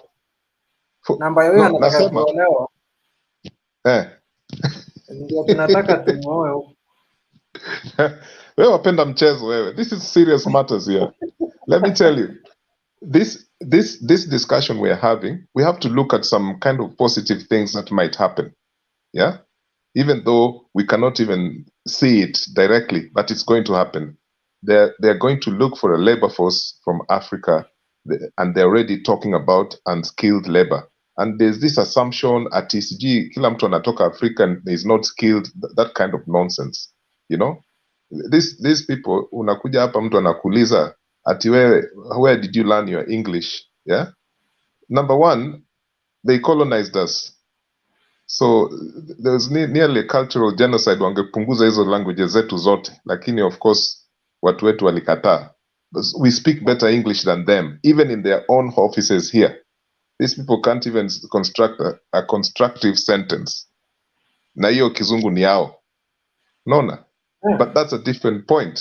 What I'm trying to say is it's not all doom. I think that something good might happen out of this Brexit. Let me give you an example of what happened during the Brexit, because it's affected immigration, right? Many Africans in the UK who have, the Commonwealth citizens and all who are voting during the referendum in 2016, they voted for the UK to leave Europe. And I know this because I was working with the Ipsos Mori, and we got so much paperwork about this. And many Africans said that the reason why they would vote against staying in the EU is because the Eastern Europeans were taking their jobs, which they used to get easily. Sasa vile Eastern Europeans walikuja, waliingizwa kwa EU about 17 years ago, they replaced the African labor force. So Africans were competing with them. It's a silly argument, but that's the argument many Africans gave for voting against UK being in the EU. So that thing has fundamentally changed the face of UK in terms of population, in terms of migrants who are coming from the EU. And I think that many people will be coming from Africa and other places because of, one of the reasons is because of that, But I'm not raising any hopes. I'm just saying this is something that is being discussed. And in fact, when they've said they want, it's stupid for me to even suggest that unskilled labor is all that African can offer. But the reality is these people only want always to give work that is unskilled. Yani wakishaona tu jina yako ile Sanem, ati Mutembei, ati Mutenani, Mutembei. Hata hiyo barua pengine wataweka kwa ile box ile ya kando. I went into a Zoom meeting where we invited a human resource person. She said she takes something like 7 to 10 seconds to read someone's application. She looks for key words. If she doesn't see them within 10 seconds, hiyo inaenda kwa bin, right? And you know the way Africans, we write perfect CVs, long pages, all that. Our wazungu wataki hiyo. So there are so many dynamics here, which make life difficult. But if we want to make it more difficult, it will happen. There's ways to deal with that. My last point is, unfortunately, me, I always say that I'm a Pan-Africanist. And that could be seen as an insult because people say it has never worked. But unfortunately, I have seen many of our own brothers and sisters here tearing each other apart. Here, to the extent that ukipata mtu ako na ile nafasi ya kusaidia kumweka mtu kwa hizo network zake, kama ni business, nini. In fact, I have been involved in some business where Mwafrika ataenda kwa duka ya mzungu, na hata wewe duka yako uko na hizo vitu. Unaona ambacho nasema hapa? And why does this happen? I don't understand. maybe it's not a black thing, but I don't understand it, right? And it is one of the serious problems we have. It doesn't mean that just because we are all black, we are going to unite and forge, help each other to do things, No, but it's important because we are the ones who are often oppressed. So we must do something when we're out here or out there that can help us, This particular lockdown, Waafrika wengi wamefukuzwa manyumba zao. Yani kwa sababu bibi ni mzungu ama kama si mzungu, lakini nakwambia I know because part of the job I do is involved in our people, migrants, yeah? And there are so many cases here, and there's always this thing at black men, all they do is run around for white women, all this nonsense they say about black men, stereotypes, Then you ask yourself, so white people, they're so perfect that they don't do that, So kuna hizo vitu hata saa zingine ninasema kule nyumbani hausikii stories kama hizo huko, yani ambazo zizi tunazisikia hapa. Mtu anakuambia ati Ellie, you know what, I am living in a hostel, and then when he tells you the story, you don't even have to wait, you can predict, So there are some things here that are difficult, but there's some things here that are universal. They will happen here, they will happen in Kenya, so there's no difference. But I really hope that because of this Brexit, which I didn't support Brexit,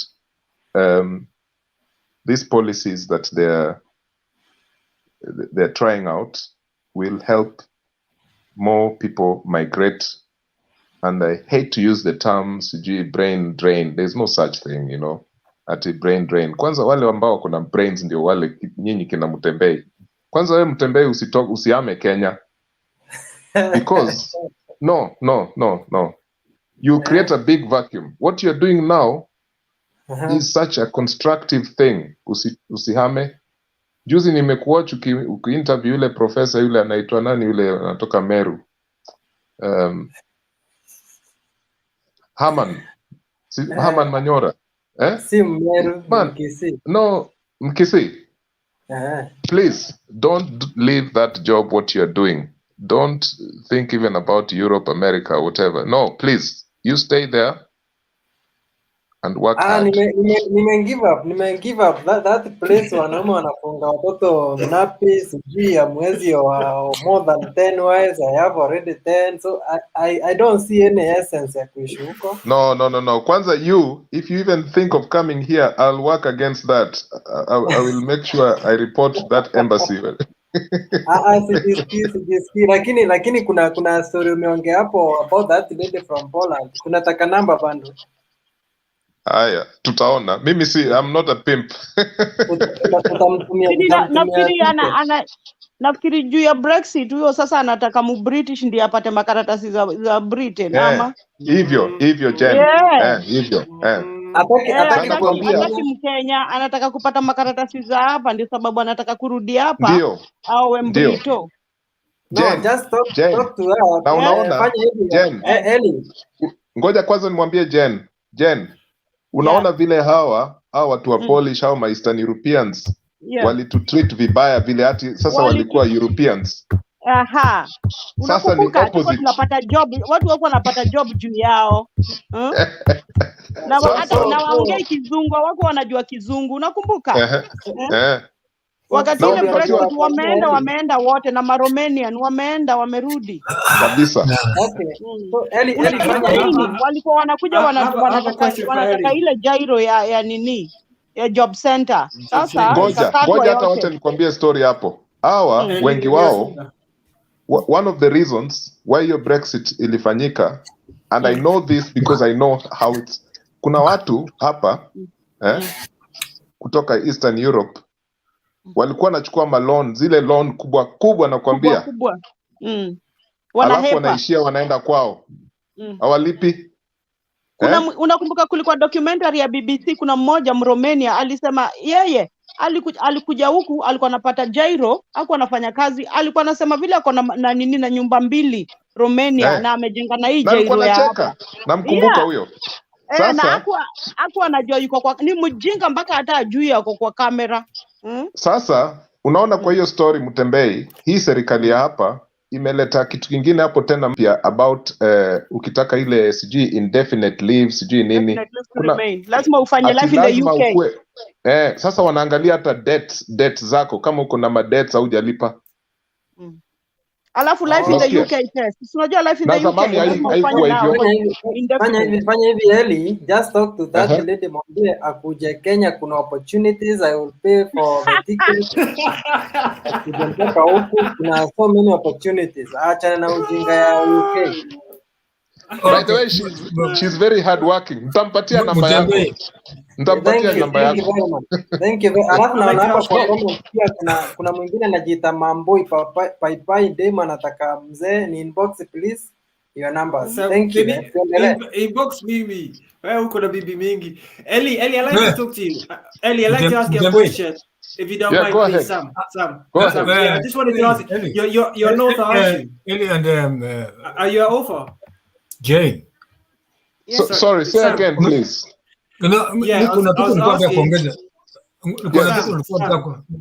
Someone's talking there. Yeah, it's me. It's me. No, it's me. No, It was Sam me. I is was talking asking. and you're talking. Yeah, I was going to ask you a question. Do you think that the when you're talking about the Brexit and this immigration move, do you think it will be just to empower, to kind of bring more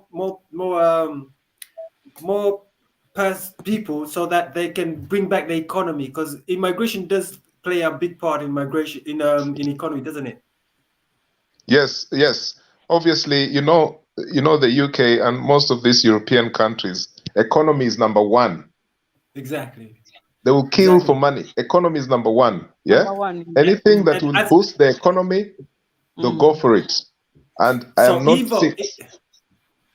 Ivo pointed out earlier.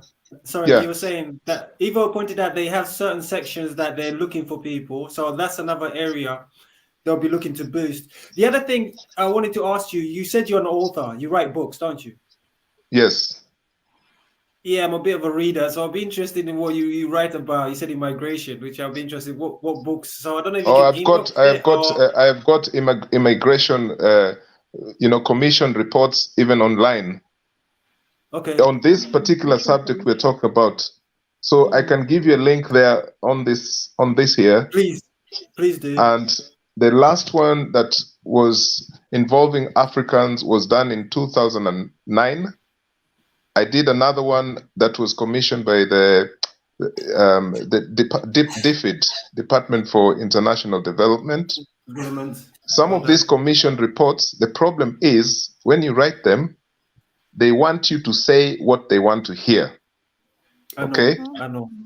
So you'll find some of it with academic language and it's not exciting, but you see the facts and figures. I understand. Based on Northern Ireland. Yeah?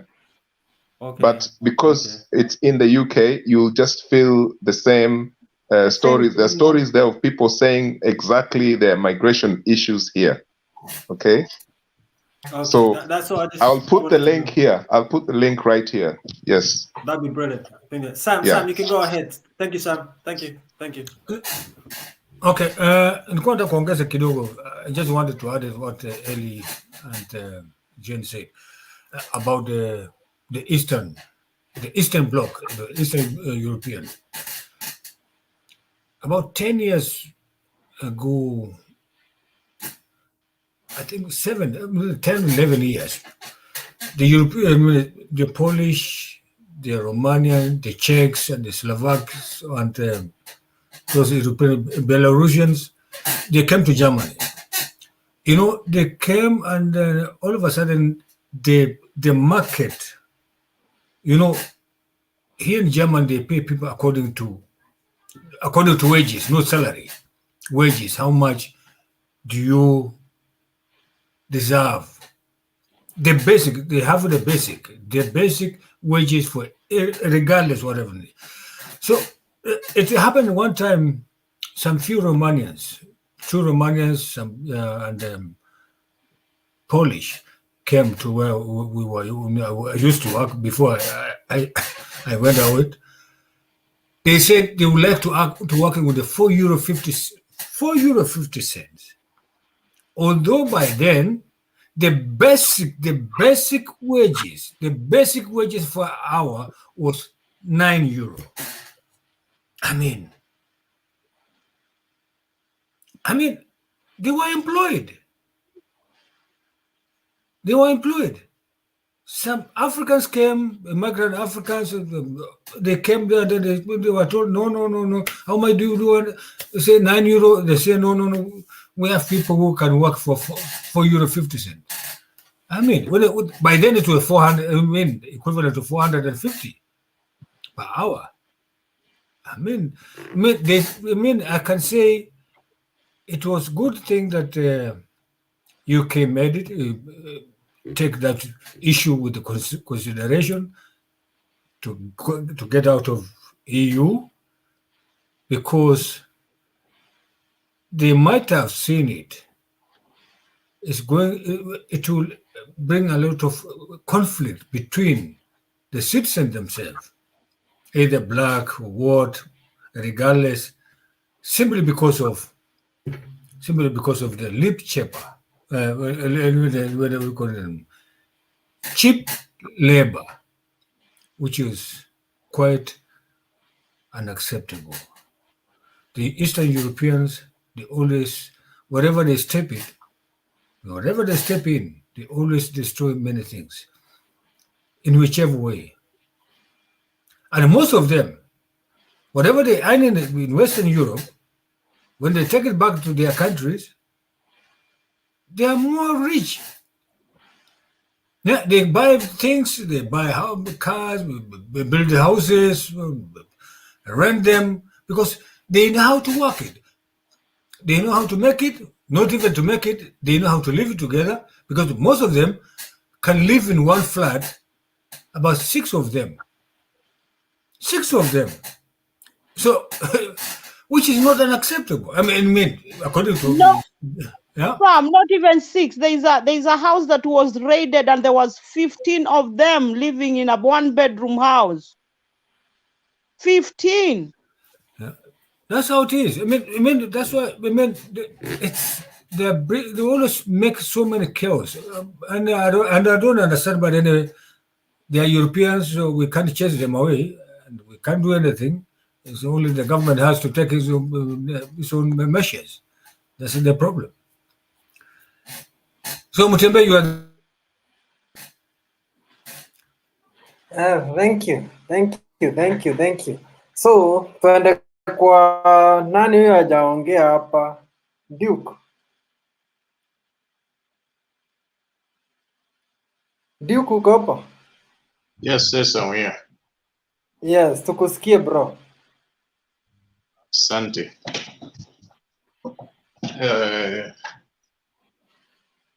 I've been following your conferences for a while, and it was more concerned of people moving abroad.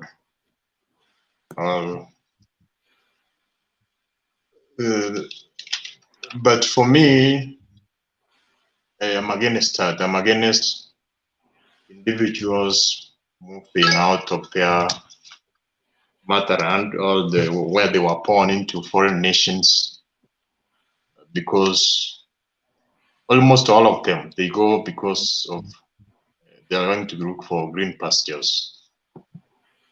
And there's a false perception that if you move to the US, the UK, all those first world countries, that everything is going to be easy. You're going to have a lot of money, you are going to make it. That's actually a false perception to a given extent, from my own experience and from most of the friends who I've interacted with. For those who go, many of them are not honest. Most of them suffer. It's like when they move out into those nations, they are expected to pay back to their community. Their families are looking up to them. So even if they go there and have issues, many of them are scared to come back because it's like their family members is depending on them. So they are able to just serve like that, but not 100%. For instance, I will talk more, base my argument more in the US. Those you go into the US, it's very tough there. You have most of them, especially those who are not properly skilled. And you know, even if you are skilled in here in Africa, many companies or your qualification may be actually disregarded to some extent. Therefore, we have to tell the Kenyan individuals the truth that if you are able to make a reasonable or a decent income here in Kenya, there is no need to move abroad. I have a lot of friends there. Most of them stay 2 men in a given house. They work almost more than 15 hours a day. There is a lot of expenses. So that stereotype or that false perception most people have that when you move to US, everything's going to be good.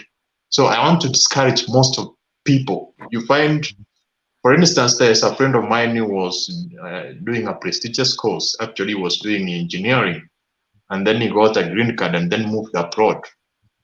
But those who are the classmates, most of them are very successful, and the guy is not successful because he's working a lot of, there is a lot of hard work for you to earn.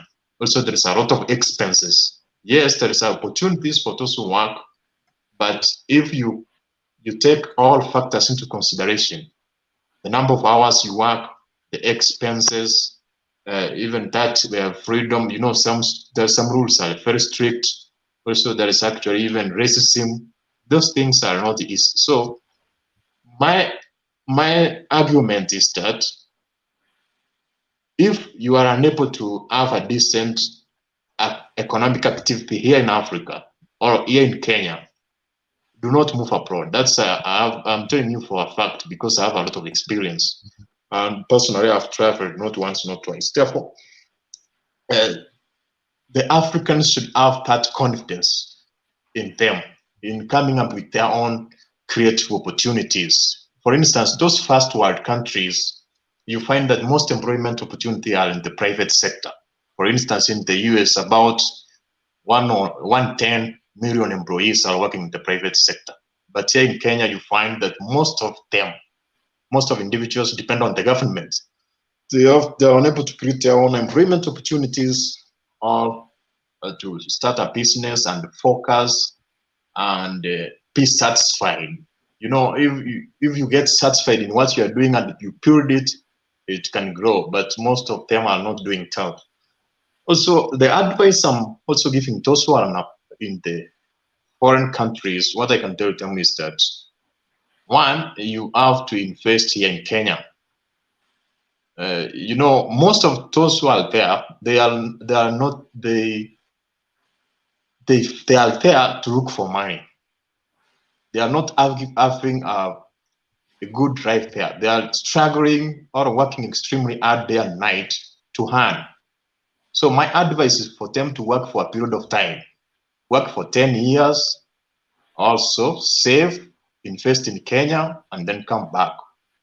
That's the advice I can give you. Also, you have to study because there is decent payment if you, there is a lot of scholarship opportunities for those who are within the US. If you know how to do simple applications, all in the companies which you are working, they can actually give you more opportunity to further your studies. Therefore, so those are two things which are very critical for you. You have to advance education when you are in the US or the UK or whatever. Also, you have to invest in Africa. So that's actually not the advice. Which also there's a point which was talked about. It was about, I think some talked about the African or the Kenyan ladies who go there and try to. You talked about trying to go to Nigerians.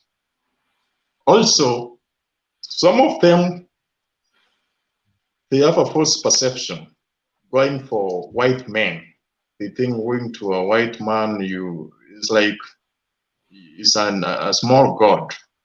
So they have to be. There is a lot of suffering. Those who have experience, they know those people are like they're not good people. More especially the Nigerian. Most of the Nigerians are fraudsters. Even here in Kenya, there are a lot of Kenyan and Nigerians here in Kenya who are doing fraud. I'm a victim actually. There's like 90,000 was deducted from my card because it was exposed to a Nigerian guy who copied the card number and did some fraud, and then that amount was deducted from my card. And it was like somebody who was staying in the same apartment, and he was coming to my house. So those people are not good. They can use you for. They can go to extreme to get money. They don't consider some basic humanity, kindness. So that's actually my advice.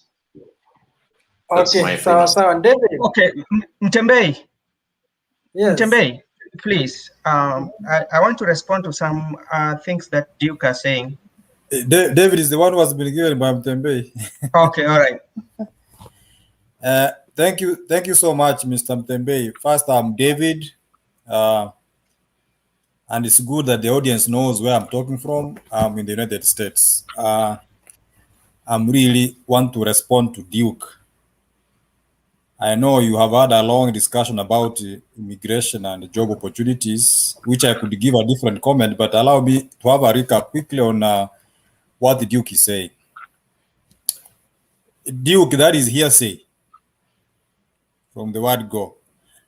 Wangungu can bear me that witness. Those things you are speaking are just stories you hear. You cannot compare United States with Kenya. I can attest to that free. It's a free advice. If my friends, you have a chance to come to the United States, run, run, run. That's what I can say. I lived in Kenya and worked for 15 years as a senior government officer. But I couldn't make life as I'm making it now. I'm able to take my kids to school that is free of charge. And most of benefits kids get, which every parent in Kenya could wish to have his children do that. So the kind of suffering Duke is alluding to could be like when we used to go to university, we were being told, oh, university ukienda kutaharibika, utakunywa pombe, but we still had very committed Christians in the university. Am I cheating? It's a choice. If you come to the United States, you go to UK and disobey the law, you employ shortcuts, Mtembei, life will be very hard on you. Secondly, nobody says that there's no hard work here. Here, your hard work pays. It's your choice. If you want more money, Mtembei, you go and work. If you have money, if you have responsibilities back at home like us, we have so many people to support, you have to sacrifice your hours and get money. So nobody is forcing you to work as like is a slavery form of. That is not true. I can tell you for free. Lastly, I want to say that you can invest in Kenya, yes. The same way I want to invite our Kenyan friends to invest in Kenya, because what is happening in Kenya is to some extent ukora mingi. People want to steal. People want to earn from where they have not worked. They are not putting any businesses. In fact, they are the ones pumping money here. So you cannot tell us to pump money Kenya when you are pumping them here to lie here and assist nobody back in Kenya. One point I want to agree with you is that here, private businesses thrive. People work and they don't they don't classify jobs so much like in Kenya. Mtu anakuuliza tunafanya kazi gani and you are ashamed of what you are. Here people are not ashamed of what they are doing. Even if it means you are attending to the loans, kufyeka nyasi, unaendesha gari, as long as you are earning your dollar, assist your family back in Kenya, you are good to go. But the problem we have, to some extent, people come here with exaggerated ego, if I can use that term. They want to see themselves as God. They don't want to see life in a reality. Wanajiingiza kwa maklab, wanavunja sheria, wanashikwa, alafu wanapeana story ya ukora eti huku ni kuteseka, kuna bills. If I'm earning, say for example 500,000 a month and I spend 200 for bills, what is wrong with that? Really, does it even pain me? There are job opportunities for children and they can start working. So me, I want to say, Duke, change that mind. If anybody has a chance to go to abroad and seek opportunities, please run. That is my point. All right. Okay, Mtembe, let me also respond. No, just before tuendelee, David, at least wewe umekuja ukaambia watu wakipata chance they should run. Run you see, quickly. Hapo mbeleni we had been given so much nini vile huko ni kugumu mpaka it was like kama kuishi huko ni kugumu hivyo basi afadhali Kenya. Tembe, if I can answer quickly so that someone else can have that chance. I've told you, I came here with my family of 5. My wife and children, the 3 of children, we are here, all of us. We were working back in Kenya. I'm sorry to say that because it's public forum, but it's good people to have information. My wife was a nurse and was earning good money there, up to 120,000. I was a lecturer earning some 80,000. But that money I'm making here in 2 weeks, we can't compare that money with what we're making in a whole month. And the kids can go to school so that my money can be my money. I can assist my people. I'm educating my brother's children in parallel program without even blinking. Why? Because I'm able to go and work. If there is work, go and work. I work 16 hours sometimes, Duke. Not because I'm forced, but because I want to achieve some objective where I'm still strong. If I get tired, it's okay. I can pack and come home. But if you get a chance, please, wacha kukataza watu wasikuje. Kujeni sana kama mnakuja. Okay, sasa tueleze. Yes. Let me just respond to Duke very quick. I agree with what Mr. David is saying. Mr. Duke, I think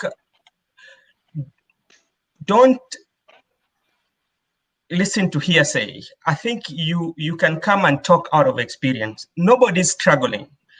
And the reason why makes us, some of us who have come here, I come here and go back to Kenya, is like based on the responsibility you have at home, it will force you to work or 2 jobs. Yeah, because like here, you are not a salaried. You are paid on amount of hours you've worked. If at all you're working like a week, you're told to work 40 hours and you can get an overtime on that 80 and you're going to make some money out of it. It's your own personal choice. If you decide to work hard and make that and feed people at home, that's good. So some of the things you've said, they are not true.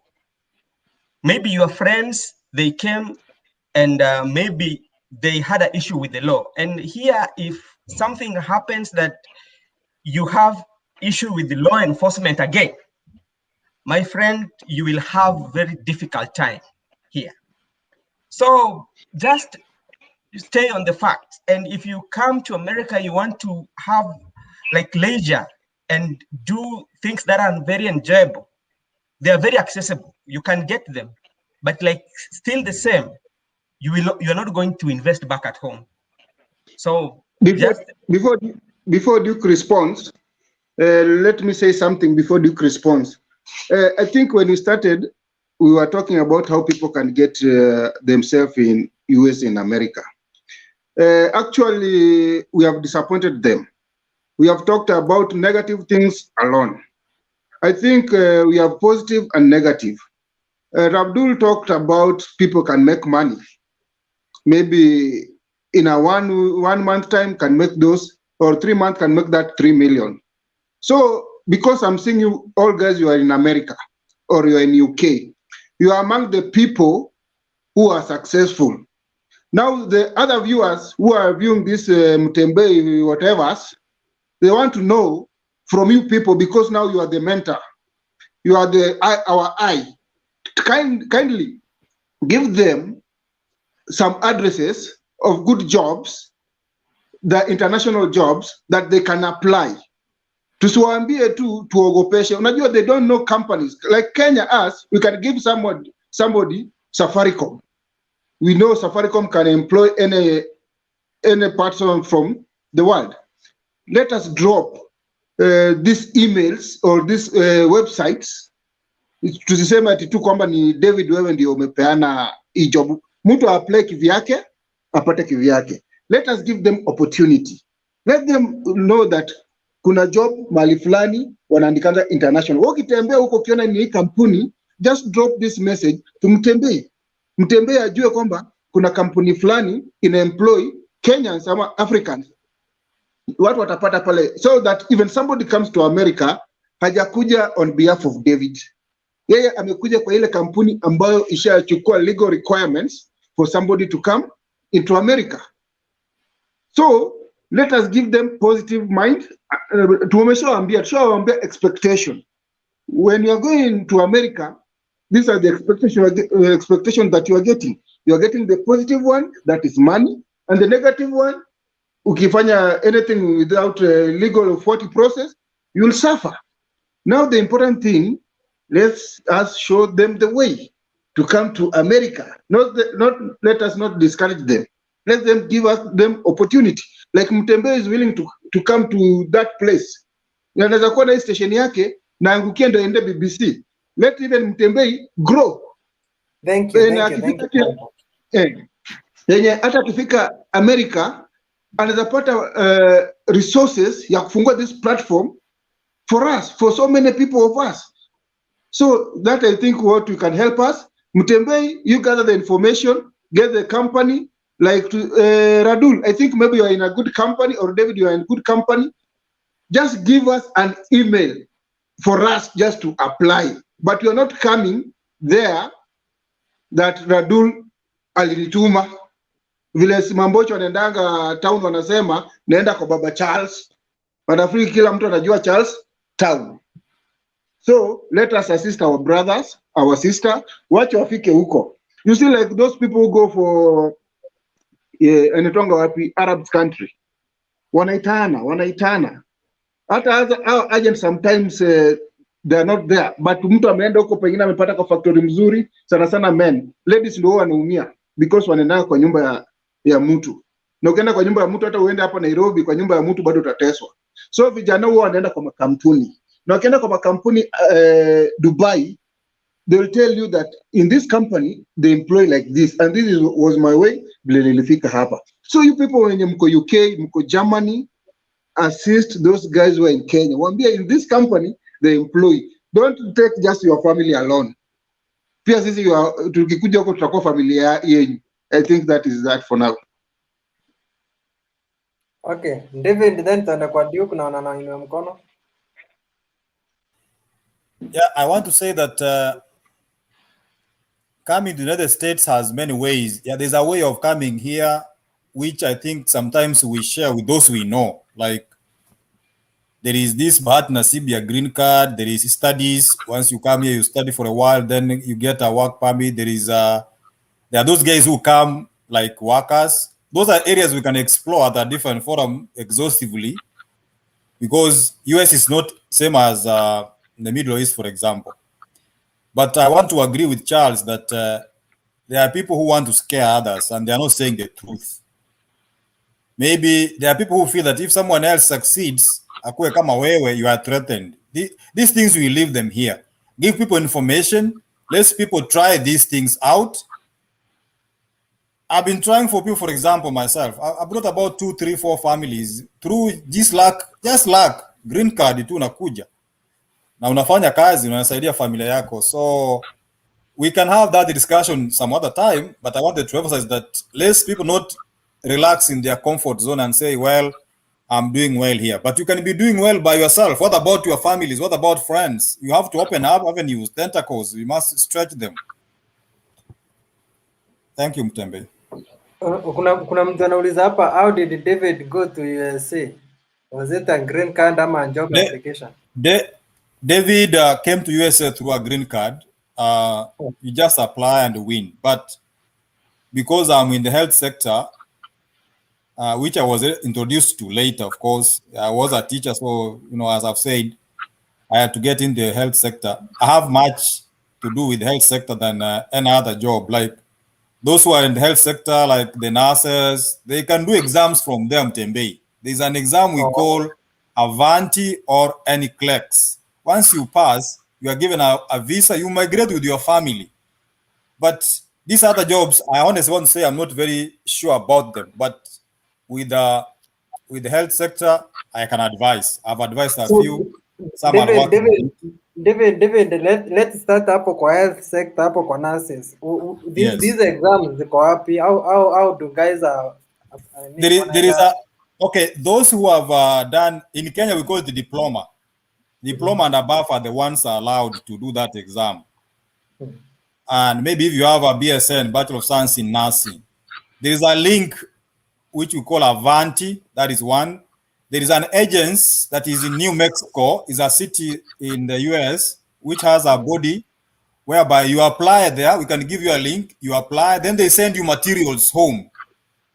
That material you read, and from there they schedule you. You only give the email, your email, and your names, date of birth, something like that. Once you get there, tunaachana na wewe, unaanza kudina your agency. They send you materials, they register you with your National Examination Board. Once you pass, unakuja kivyako, unapewa visa, unapewa mizigo yako na watoto. You come to US as a worker. Straight away you go to the, of course, there's a way you work for the first 2 years. Kama unalipa, I want to give an example, like if you are paid $35 an hour, $5 goes to that agency for 2 years. It's a way like they can assist you. The exam is done either in India or in South Africa. That's where they have the exam.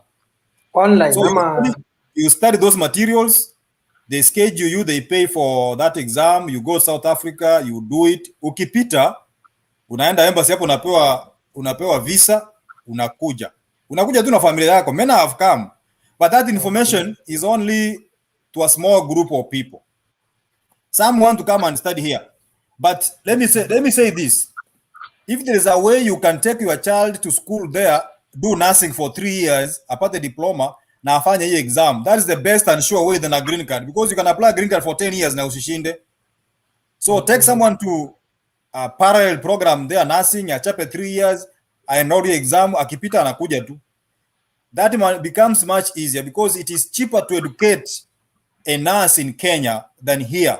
Here, educating a nurse, you pay like $20,000 for a degree. That is 2 million Mutembei. So for 4 years, it's not easy for most of Kenyans, but here you can afford because you run here and there. Those 16 hours you can run and get.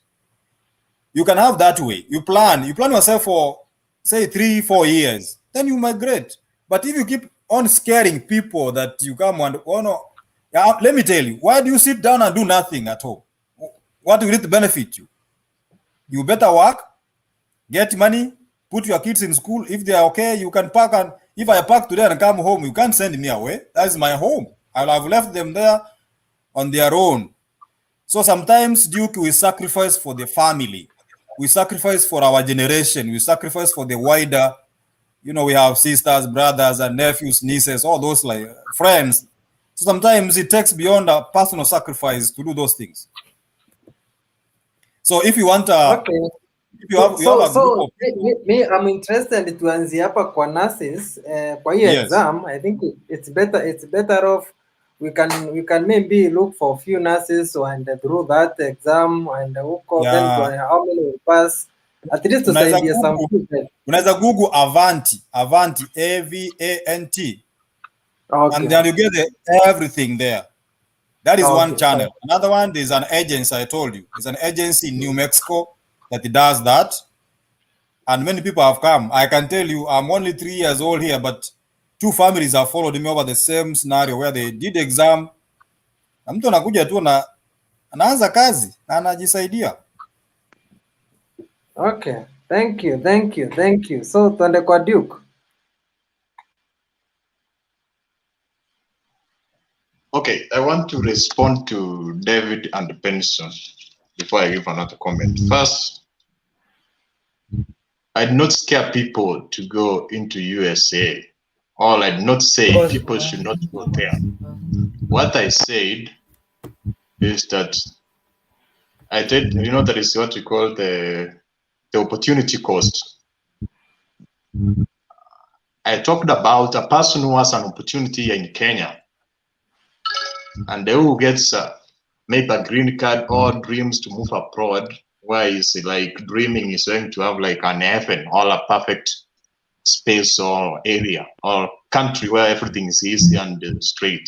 I was trying to talk about comparing a person who has opportunity here, trying to give up that opportunity and moving into the US. That's, I did not say, I know US, if you are ready to work hard. In Kenya, yeah, we have people who are willing even to wash cars, do anything, but those opportunities are not here. But what I was trying to encourage people to create opportunity here in Kenya. It's not possible for all Kenyans to move into the US or to another nation. Also, I was trying to say that many people who have opportunity here, for example, you find somebody who's doing medicine in Kenya and he gets a green card and drops and goes. So there is individuals who can be well off here in Kenya without going to USA. There is no need for that person to go. That's what I said.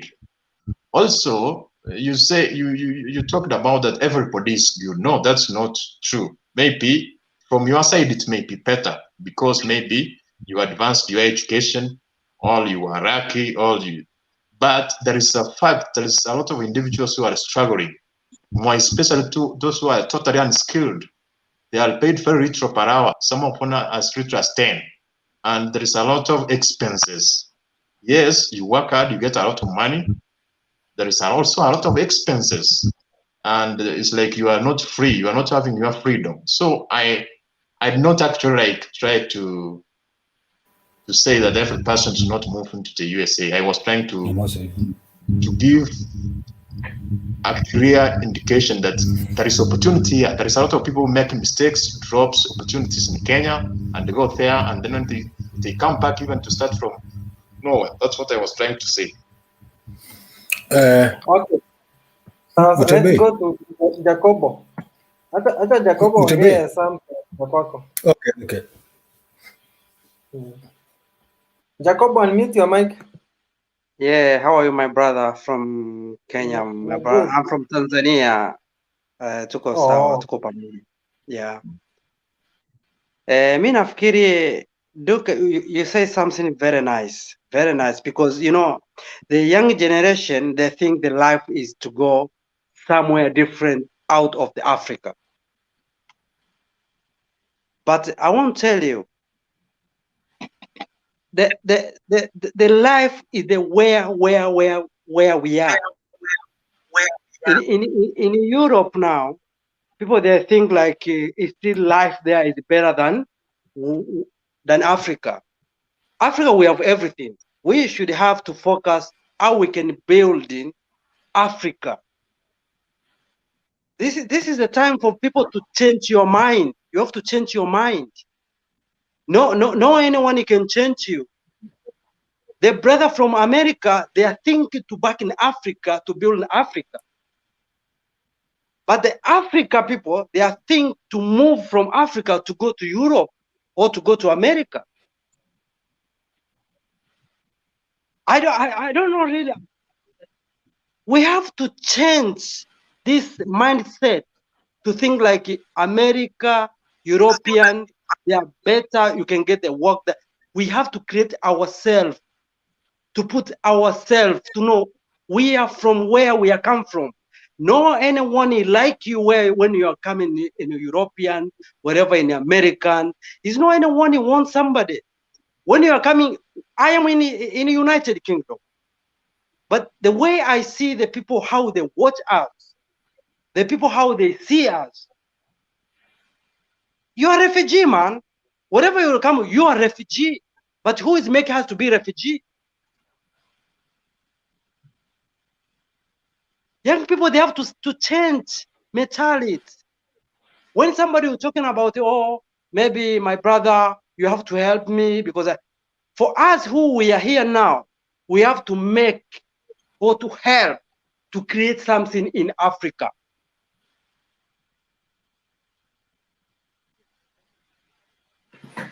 Now, in Africa, we are looking to get the doctor. Somebody's doctor, please go check. We are in continent, East Africa. You can get it job. But if you see somebody stay there because I want to go to Europe, I want to get maybe I will finish. It's nothing here, my brother. If we are coming to, now our government is creating the job. I know it's not yet, but the most, everything when you see the government, they want to be Africa, to unite Africa. It's not, they don't know what is going on. They know what is going on.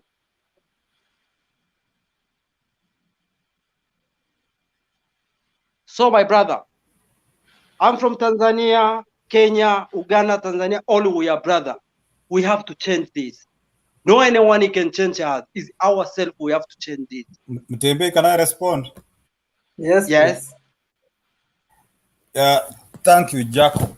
But then I want you to have this perception. As an individual, do you think you can change everything? You know, sometimes we have very good ideologies, how things ought to be.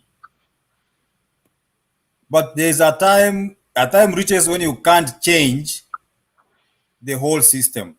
I agree with you. In Kenya, we have a lot of resources, but look at what people are doing. Everybody want to steal. So do you sit there and say, now let's change this? Up to when? You must make an individual step. And the individual step is, let's first go for green pasture, then pass information that we need to change these things. That is my understanding, Mtembe, if you can allow me. An individual alone, kubadilisha watu ni vigumu, wacha nikuambie tu kweli. Sometimes we even tried politics to use a candidate who we see has sense of direction to change even a simple constituency. But once that person gets into office, he becomes the same person like the one we wanted to get out of office. So, me, I want to say this. In America or wherever you are, I've never been elsewhere. I've been in America and Kenya. So I want to compare the two lives. In America, you can make life if you want to. And if you want to enjoy yourself and waste yourself, you can still have everything accessible, as somebody mentioned there. Again, you can assist your people better when you are here than when you are all of you there. But I want to agree with one point. If you get resources, try to put something back at home to employ others, but don't tell them tukae huko tufikirie pan-African. Ndugu yangu, hao watu wamefikiria mambo pan-African for long, and life has always been like that. Move out as quickly as possible. You have about 70 years to live. Wacha mwingine pia abadilishe. Thank you. Haya, sawa. Wangogo. Sorry. Can I respond now? Okay. Respond. Okay. I'm sorry. Yeah. What you say, I don't deny. I agree with you. But what I want to tell you, for any change of our people for now, for young generation, we have to stop this to say, is it better than where we are? Because information, what they have from many years colonizer, they was make us to know European, American, they are better than us. So what we have to do, we have to deal the same way they have dealt with us. We have to make our young generation to know that Africa is better than anything. Because it's where you can give the young generation to think about where they are is a better. Because David. But then, my brother, one point before you proceed. David. Yes. David. Sir. Okay, you are in the USA, yeah?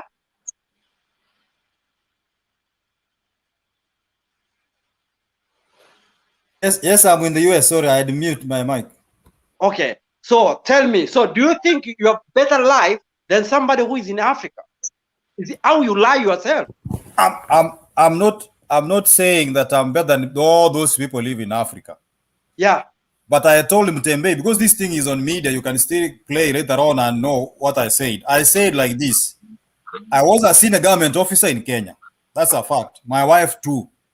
But the life I've lived here is much different than the life I lived in Kenya. For 15 years. I served as a government officer. That's number one. Number two, I said, because I can't compare your life and mine. Number two, I said, for the last 3 or so years, I've supported my family members, that is nephews and nieces, much more better than I could with a salary in Kenya. I couldn't afford, I couldn't be stressed. Number three, I'm saying, let me finish. David, wait, I'm going to tell you something.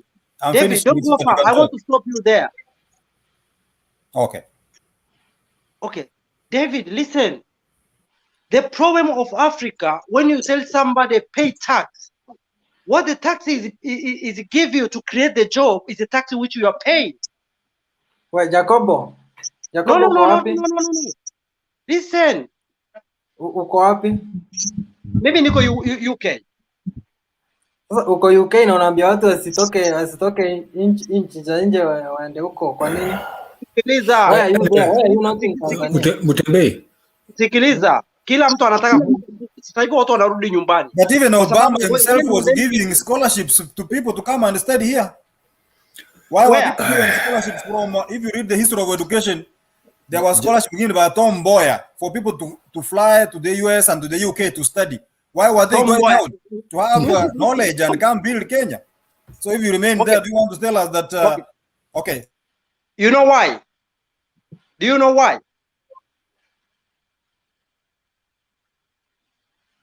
Yes.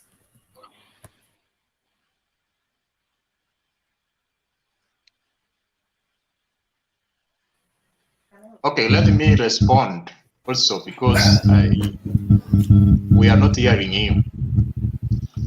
What I can say, we have personal scenarios and personal cases. Therefore, David, if you are successful, it doesn't mean everyone successful in Kenya as a person for 15 years also. There are others who are successful in Kenya for a very short period of time. For example, me, I'm very successful in Kenya for a very short period of time. The problem we have in Kenya is that people have a mentality of working and getting paid. They don't invent. They don't try to come up with something unique which can give you money. For instance, you can see Mutembe has this channel.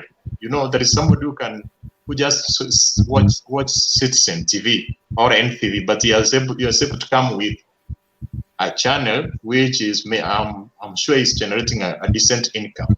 So most of Kenyans or Africans who are suffering, or who are trying to move abroad, they have colonized their mind. They know that you have to study and get employed by the government or make a company and get enough money. That you can never get enough money from civil service, my friend. Personally, I'm a civil engineer. I actually graduated recently. I graduated in 2017, but I have never worked because I was like being paid 40,000 per month. But I was able to start my business. So I earn a lot of money, and I don't think the civil service can afford me. What I'm trying to say is, yes, there is limited employment opportunity in Kenya. We cannot compare that with USA or other Western countries. So the problem we have is that the forces of demand and supply. When you have a lot of workers in Kenya looking for employment opportunities, so the companies pay less, that's where we have the issue. And also, David, is not every person in Kenya who is corrupt. Most people in Kenya are corrupt are the government officials, the politicians. We have individuals who are doing everything good, their business are genuine and are flourishing. Therefore, I agree with you that there is a lot of corruption in Kenya, but in the government. But individuals and personal businesses, some people are genuine and they are succeeding. Therefore, we have to decolonize the mind. It's not easy in Kenya to get even there in the US. Why is it that around 70% of US workers are working in the private sector? They are individuals who have created, who have invented, and through that invention, you are able to get a decent income. So I'm trying people to try to look for a lot of opportunities, the ways to get a decent income in Kenya. Also, most Africans and Kenyans depend on one source of income. You have to diversify. So people have to diversify, and you have a lot of sources of income. For example, you're doing a business, you're employed, you have APC. So if Kenya should have that creative mind and they stop going to university and you study, and most people are predetermined. For instance, in my area, most people go to study education because they know when I finish education, I get an employment opportunity. So that's the mind which is holding us hostage. Mutembe, can you spare me 1 minute? Duke, yes. Don't pump so many things together because you mix me up. At one point you are saying you are an engineer. At one point you are saying you have never worked and the people around you want to be teachers, want to be employed. At the same time you are saying there are no job opportunities. You know, those things are mixing me up. Why do I say I'm mixed up? I simply said that if you can have a chance to come to the United States, just come. That's not colonization. It is not. The same mentality in you, I want to beg you to leave it. Reason being, you know, when you see yourself in a foreign land, you start thinking like you are a slave. You are not. You are an equal partner. United States is a land of immigrants. I can tell you for free. Secondly, not everybody will be an engineer. I always tell people this. America is for the poor, just the less educated. I did not say those who have less opportunities. But if you have opportunities in Kenya, my brother, that's very good. Go ahead, form a company, run it well, employ people, and pay them well. Don't employ them and pay them peanuts. Employ them well. But those who don't have that engineering aspect or the ability to form a company and run it, and they have had the opportunity to come to a place like this, a place like UK, don't tell them remain here simply because you want to prove you're not colonized. I'll tell them run. Let Duke form a company and others, let Kenya run, because you can't bring everybody here. But those who have the opportunity, Mtembe, I repeat, let them come. There are more opportunities for their children and their families. That's what I said. I didn't say that we are colonized. Thank you very much. Ngoja tusikie kwa Wangogo. Wangogo, Gathuma. Hapana, ngoja Wangogo ongea. Habari yako Mutembei? Mzuri sana bro. This is a good conversation, I must say. And David, how are you? Habari yako? Mzuri baba. Uko wapi? Ni Minnesota. Rogers. Yeah. Oh, okay, mimi niko hapa chini Kansas City, eh? Oh, okay, Kansas. Okay. I saw that video. That's why I said. Yes. But this is a good conversation, and I mean, I think we are all moving around kind of the same thing. And I must say, like David, what David is essentially saying, he's not saying that he's better than anybody. All he's saying is that his situation changed, you know, from how he was. He's comparing himself to how he was living before, you know. Na mimi sasa if I were to take a situation like mine, there is no way kama nilikaa Kenya, I would have ever been able to practice medicine. There's no way in hell. I did not have grades that could even afford kwenda university, Nairobi University, or even, you know, lakini sasa by kukuja hapa, I was able to do something that I was never going to be able to, unajua. You know, and so Duke is doing good, and that's fantastic, you know. But I think all David is saying is that not everybody is going to be able to have the leverage that Mr. Duke had, you know. So if we have more Dukes who can be able to create opportunities out of their education, so be it. But at the same time, kama kuna watu, you know, the thing about it is, you look at a country like the US or even Europe, there are more opportunities. So if we can have more of our people exploring those opportunities, I think it's a good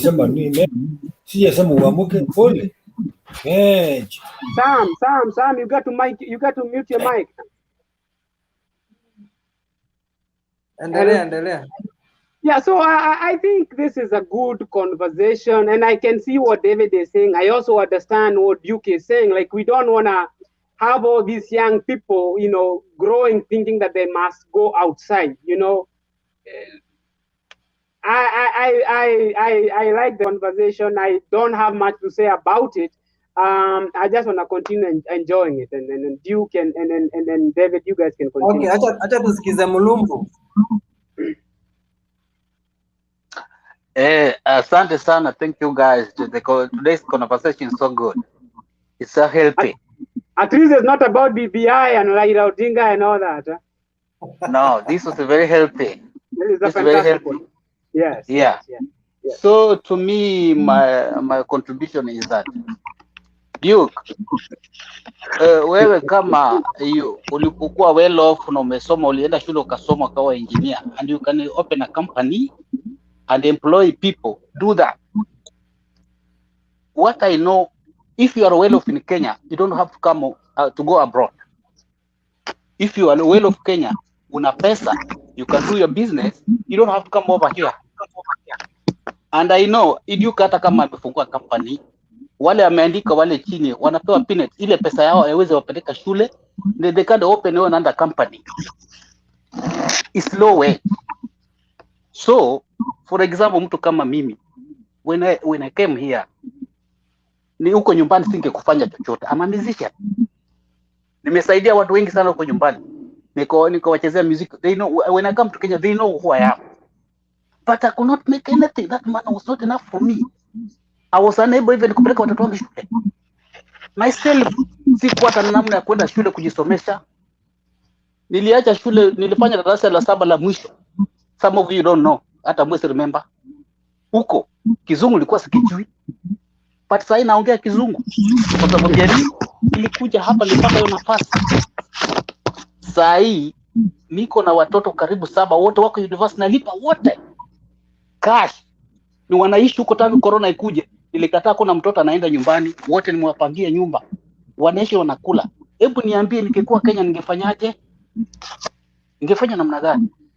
So, kwa wale wamepata nafasi, tafadhali toka. Kama unaweza pata nafasi, toka.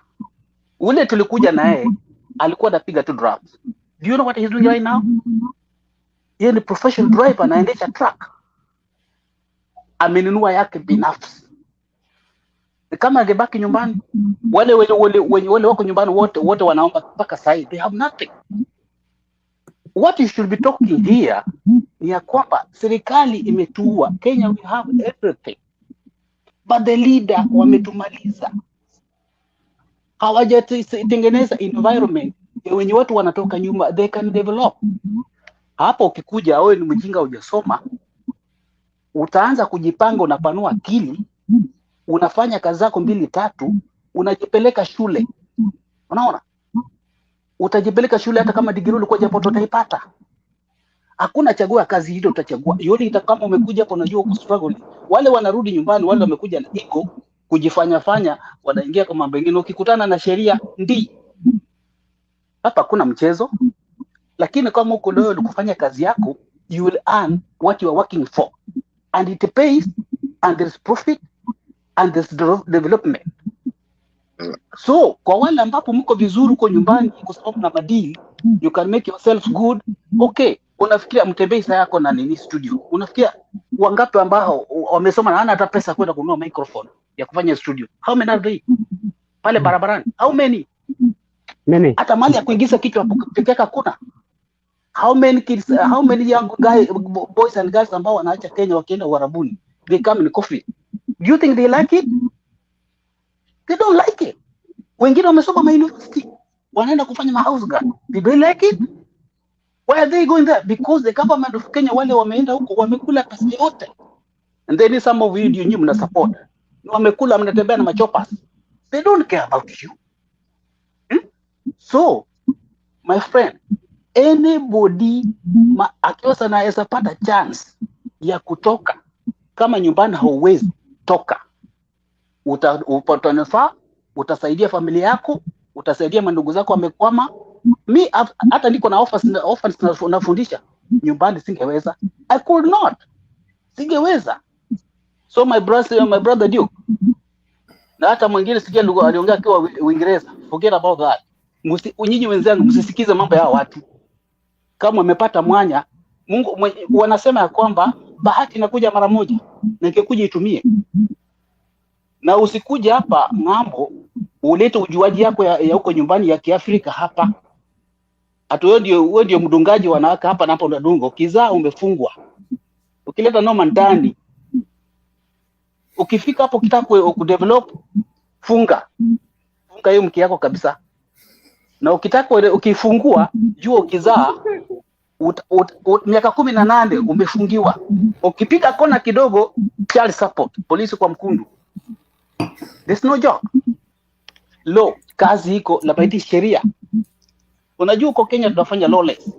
Hata wakina Ujuka kuna madili wanafanya na serikali kwa madili kubwa because they know how to maneuver. Wewe mtu wa chini utafanya deal gani ndio survive? Nowhere. Nothing. So Duke, wewe fungua yako, saidia wale wako nyumbani kama unaweza. But kama uwezi Kenya, ukipata mwanya hata Mtembei hiyo gine ukitaka kuenda side, ukipata hiyo upate mwanya ukuje utafungua kubwa. I have seen Ugandans wamefungua hapa. I think that guy disappeared. I think he had disappeared, eh? Mulumbo amepotea na hizo words of wisdom. Yeah. No, alikuwa anaeleza kitu ambayo ni amani yenyewe. Ndio nikuulize, wale engineers mregraduate nao wako nacho? Kuna wenye wako nayo, wengine hawana. Wengine hawana. Ni engineers wangapi US umesikia hawana job? I don't have Mtembei. Acha Mulumbo malizie the wisdom. Mulumbo, endelea bro, umepotea. Yeah, nilikuwa nimepotea. So umeuliza Mtembei mzuri sana. Ni wale engineer walifanya nao wengi wao wana kazi, wengine hawana. Amerika hakuna engineer utaniambia hana kazi. Sababu kuna wale wamesoma na madigiri hata 3 4 but hawataki kufanya kazi ofisi. Mtu anakaa chini, anafikiria what can I do? Basi anachukua nikifanya hapa kazi 2 3 nikapata fungua company hapa. Because whatever you do it adds. Whatever kazi ukiingia unapiga hesabu, ukifanya hivi nifanye. Sasa na kwambia Wakenya wengi sana wamefungua mabiashara. Wengi wanaambia umeandika wazungu. Wengi of which hawangefanya nyumbani, they could not do it. Nikawa nasema uongo, huyo mwenzako kwa Minnesota na huyo mwingine watasema nimesema uongo. So many Kenyans have na biashara hapa, they could have not done it in Kenya. Na hata wameandika Wakenya wengi. So bro, in short, guys, kama umepata nafasi ya kutoka mwanya, usilegeze mguu. Bahati kuja mara moja. Kwa sababu kwetu Afrika president na masujui na nani wameharibu Africa. That's why unaona Congo is the richest country in the earth but is the poorest because of the leadership. Thank you. So Duke, nimeona huko siwezi kuja juu mimi napendanga kuzaazaa na unasema tufunge mkia, mimi siwezi kufunga. So hiyo kija utakigwa hii. Hapa Mtembei kuna child support. Mtembei sasa hiyo ni yako wewe mwenyewe. Kuna child support if by chance umezalisha mtoto wa mtu, you are responsible mpaka afike 18. So lazima ufunge. Mutembe, at least you have to sacrifice your life for your children. So you know when you come in here, you can take them as the Mzee said here. Amepeleka watoto university, wameenda shule, and they're done right. So your children are going to grow, and they'll need some kind of form of finance to get them to school and where they want to get. So yeah, ukikuja. Lakini niulize, my question is, hata kama nalea watoto wangu vile mimi huwa nawalea, I'm still on child support.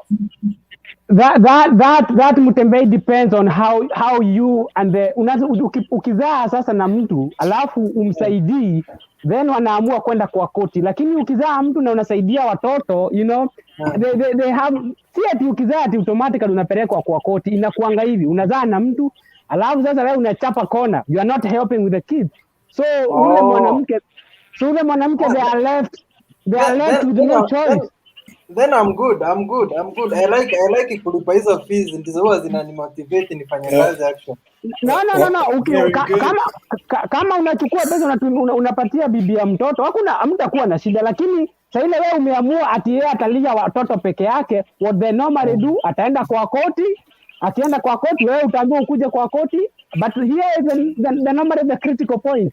Lawyer wake na judge ndio sasa wanakaanga chini, wanaamua Mutembeya anatengeneza hizi pesa, msichana anatengeneza hizi pesa, so the difference inatoka kwa mfuko yako. So that was normally kills people. Now, to tell the truth, you should know that you should take care of your children. You don't need to be told by the court. You should not be told by the next door neighbor. You as a man, know your children and your responsibility. Yeah, that's why I was asking. Hata kama nalipia watoto wangu fee vizuri, nawapea food, nawapea mavazi, do I need I thought maybe ukizaa mtoto unapata child support. No, the system is fair. It's not like they're just. Kuna mtu ananiambia wachana. Mtembei, kuna kitu moja hapa. Unajua mahali mimi niko, we have a different sisi huko Ujerumani, kitambo mama asaye mtoto ni lazima waende kwa children office wadhibitishe nani ndiye baba ya mtoto, ni mtu fulani. Unaona? Ni mtu fulani okay, kuja naye. Kabla wakati mama ako na mimba miezi 3 miezi 4. Before that, then wakati mama amezaa, mama amezaa, amesema mtoto ni mtu fulani okay. Leta makaratasi yake, anafanya kazi wapi, kila kitu yake yote, document yote meleta yote pamoja. So ufanye namna gani? Ukihepa utasema gani? So ulisaini wakati mama alikuwa bado yuko na mimba. Wewe ndio ulikuwa mama, mliasaini hapa kuwa mimi ndiye baba ya mtoto ambaye atazaliwa. Mimi ni mama. So it means you have to take all those responsibilities, whether you like it or not, because you sign it. Ni kitu moja ngumu, unajua mambo ya kuzaa. Saa zingine ndio kusudi nililalamika masaa mawili baadaye zilizopita kuwa wenzetu saa zingine wanakimbilia mwisho wana hang up. They are being left that way hanging. Hawajui ni wataenda kushoto ama waende kulia. Hii ndio shida tuko nayo ni kwa mfano. Anyway, vile Wangungu wamesema na David wameongea, responsibility lies between you as a dad or as a mom or me, ama inaenda na wewe mwenyewe kama mtu ambaye uko na akili timamu, what you are supposed to do it.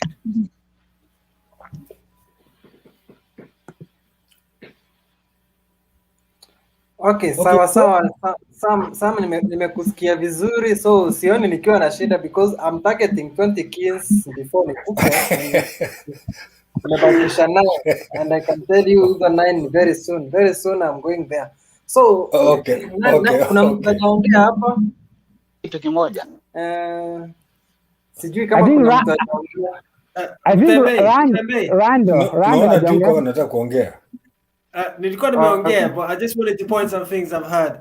Duke, I think unachukua vitu zingine very personal, that nobody's targeting you directly, they're just giving their opinion. So I just wanted to say, they're just saying that you're not telling people ni ubaya kwenda huko ama si ubaya. They just, you give your opinion and they say their opinion back to you. As they were saying, if you can go like David said, waenda. If you're right in Kenya, sukai Kenya, there's no problem if you're doing all right, so there's no need to leave.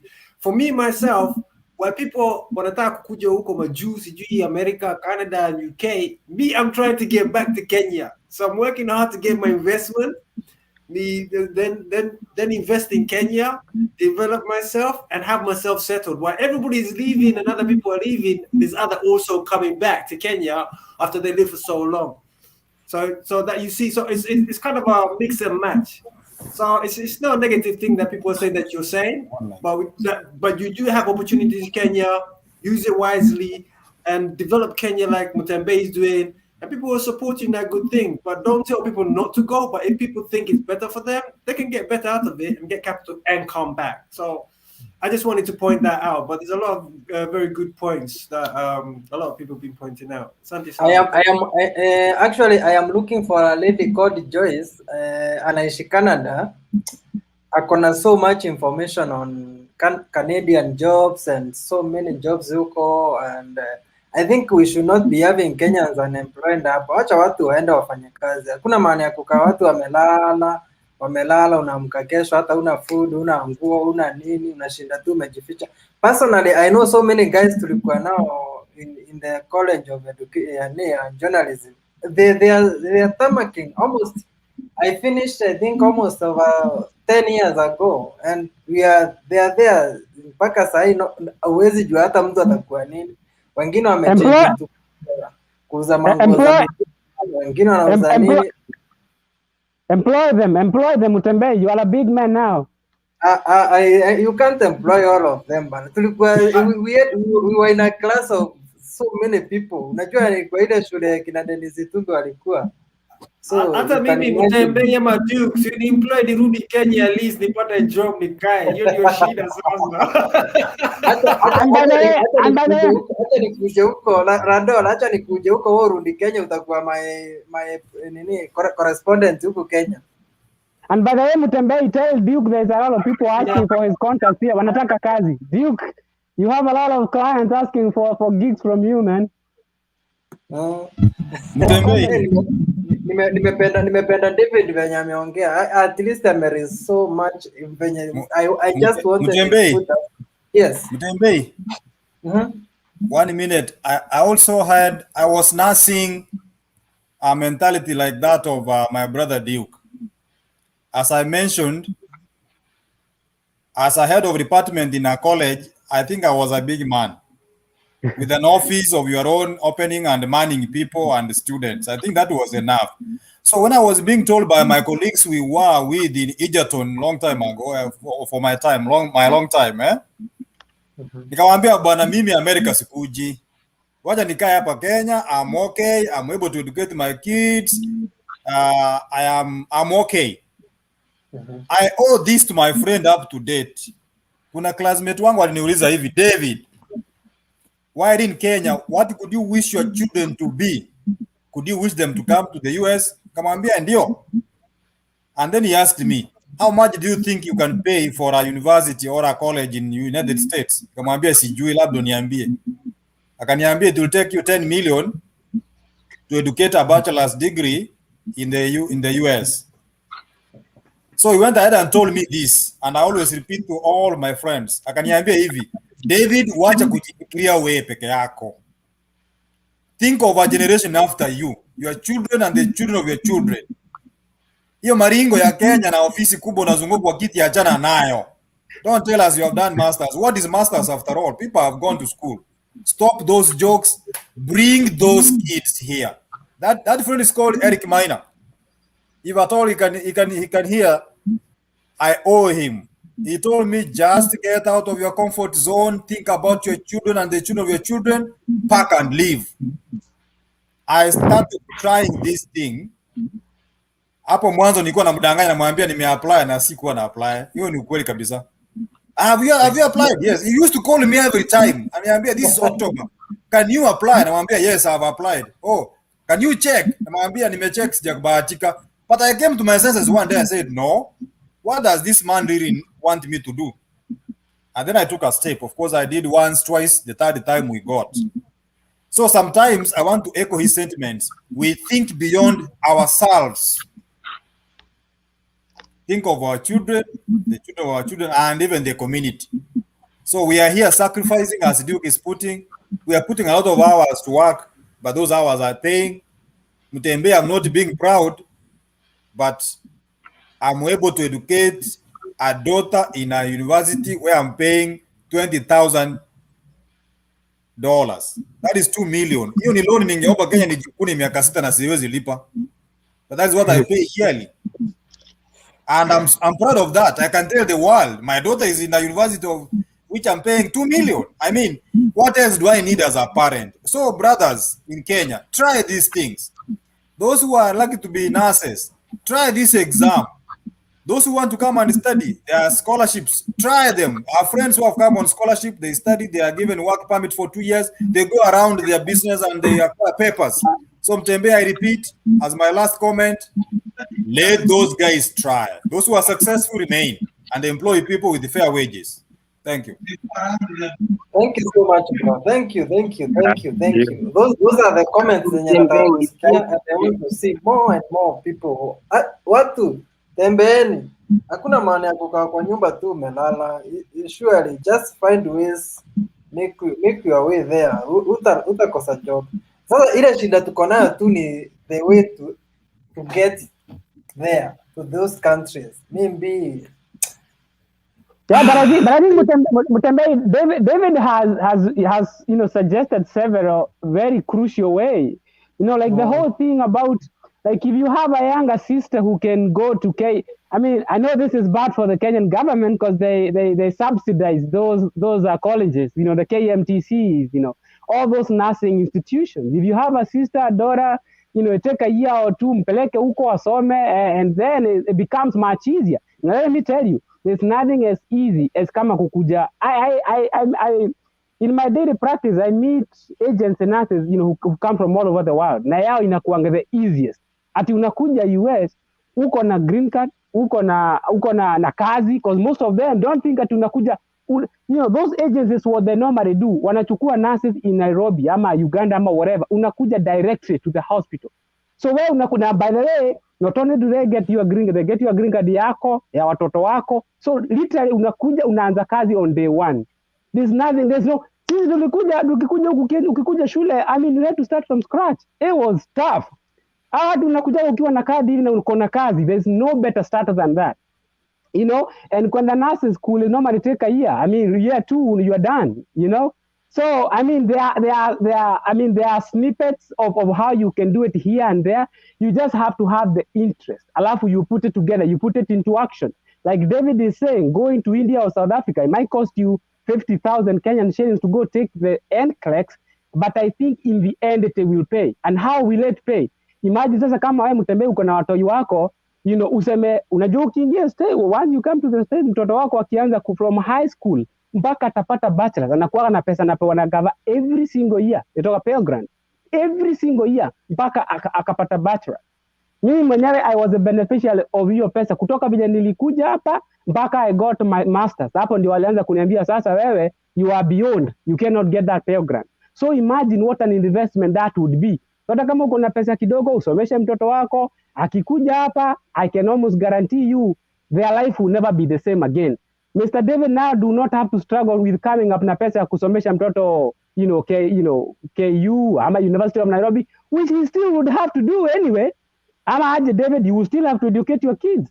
But now the system here, because the system hapa itaki mtoto wa drag in terms of their schooling, watoto huku ni kukataa, wanakataa kusoma. Hiyo pesa, by the way, is normally available for every single American. As long as you are a citizen, uko available kupata hiyo pesa ya Pell Grant. Kutoka high school all the way mpaka upate bachelor's. Badala hata ukipata bachelor's ya kwanza, uachane kwa masters, urudi uanze ingine. You can do as many bachelor's as you want, as long as you're not trying to get the Pell Grant to be above the bachelor's. So it's something that is worth it. If you have a younger sister, a younger brother, mwambie ingia nursing school. Tuma yeye huko Kitui, aenda KMTC ya Kitui. Mwambie aende Nyeri afanye nursing. Actually, some of my wives wote niko na nurses wengi na niko na madaktari. That's why nataka kuanzia hapo kwa nurses niwapeleke huko wote.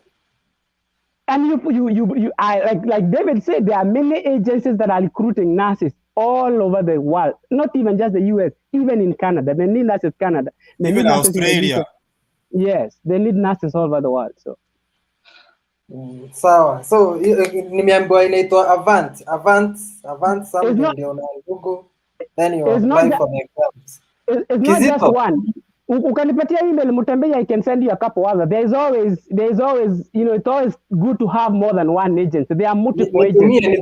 Gadhuma, send everything yenye uko nayo, because we are doing this from next week. Mr. Mutembe, a point of interjection, please. Yes. Wangumu, please. A point of interjection, please. Okay. I would like to have only two things that I would like to say.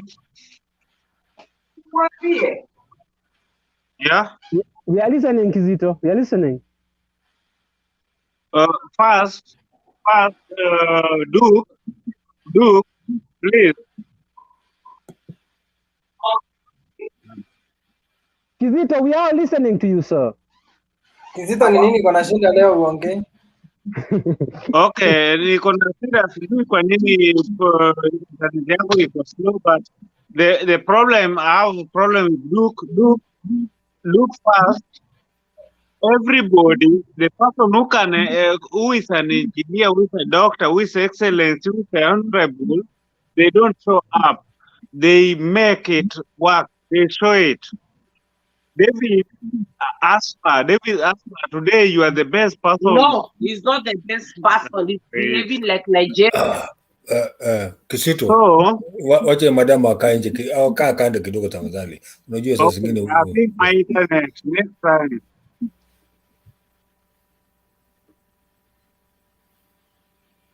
What is the problem? Sida ni gani sasa? What's the problem? Sijui Kizito leo ako na bibi hapo kwa nyumba wanasumbuana sana. Hapana, unajua nini unajua nini?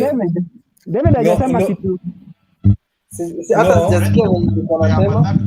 No, nasema nini hata sikuwa nasema. I was talking to my son here. Kizito alikuwa anasema hivi, alikuwa anasema Duke kulingana mimi vile mimi naelewa Kizito amesema kuwa Duke ikiwa kama ni engineer vile alikuwa amesema anatakana afanye vitendo, kuonyesha kwa vitendo. Na akasema David, umeongea leo mzuri sababu vile umeeleza watu wengi wameunderstand according to the message David amerelay kwa watu ama amerelay kwa sisi vile umerelay kwenye mtandao. That's what I have understood. Anyway, with the Kizito leo mwacheni hivyo sababu sio atakoni unajua ametoka mbali, ametoka almost 600 kilometers leo, alienda asubuhi na amerudi jioni kulingana alikuwa na shida ya family nyumbani huko. Okay. So I think guys what you can do tunaweza malizia with our final shot. Hapana, mtembei. Wewe unosa kwenda, wewe unosa relax, lakini sisi wengine unajua sisi wengine nataka kuongea topic. I thought to make exhaust, but if you can go ahead, I'm okay. No, mtembei, we have so many things to engage. Okay. Yeah, we have so many things. Ukitaka ku relax, weenda angalia mama, ambia mama akupigie chai, mandazi kidogo hapo, mokimo. Acha niongea na mama hapa lakini nawasikiza. Okay, sasa. Okay. Yeah. So, Benson anaongea pala bro, Benson anaongea for a minute. Nani? Benson, Benson, wacha ongee. Benson uko ndani. I'm at Duke. Duke has been mentioned a few times. He might need to respond. Okay. Benson, just relax. Watch Duke respond kidogo. Hey, Duke, your mic. There's something wrong with your mic. Sijini ni shida mic yako. It's making a lot of reverbs. Mic. Yeah, mic yako. I don't know what's wrong with it.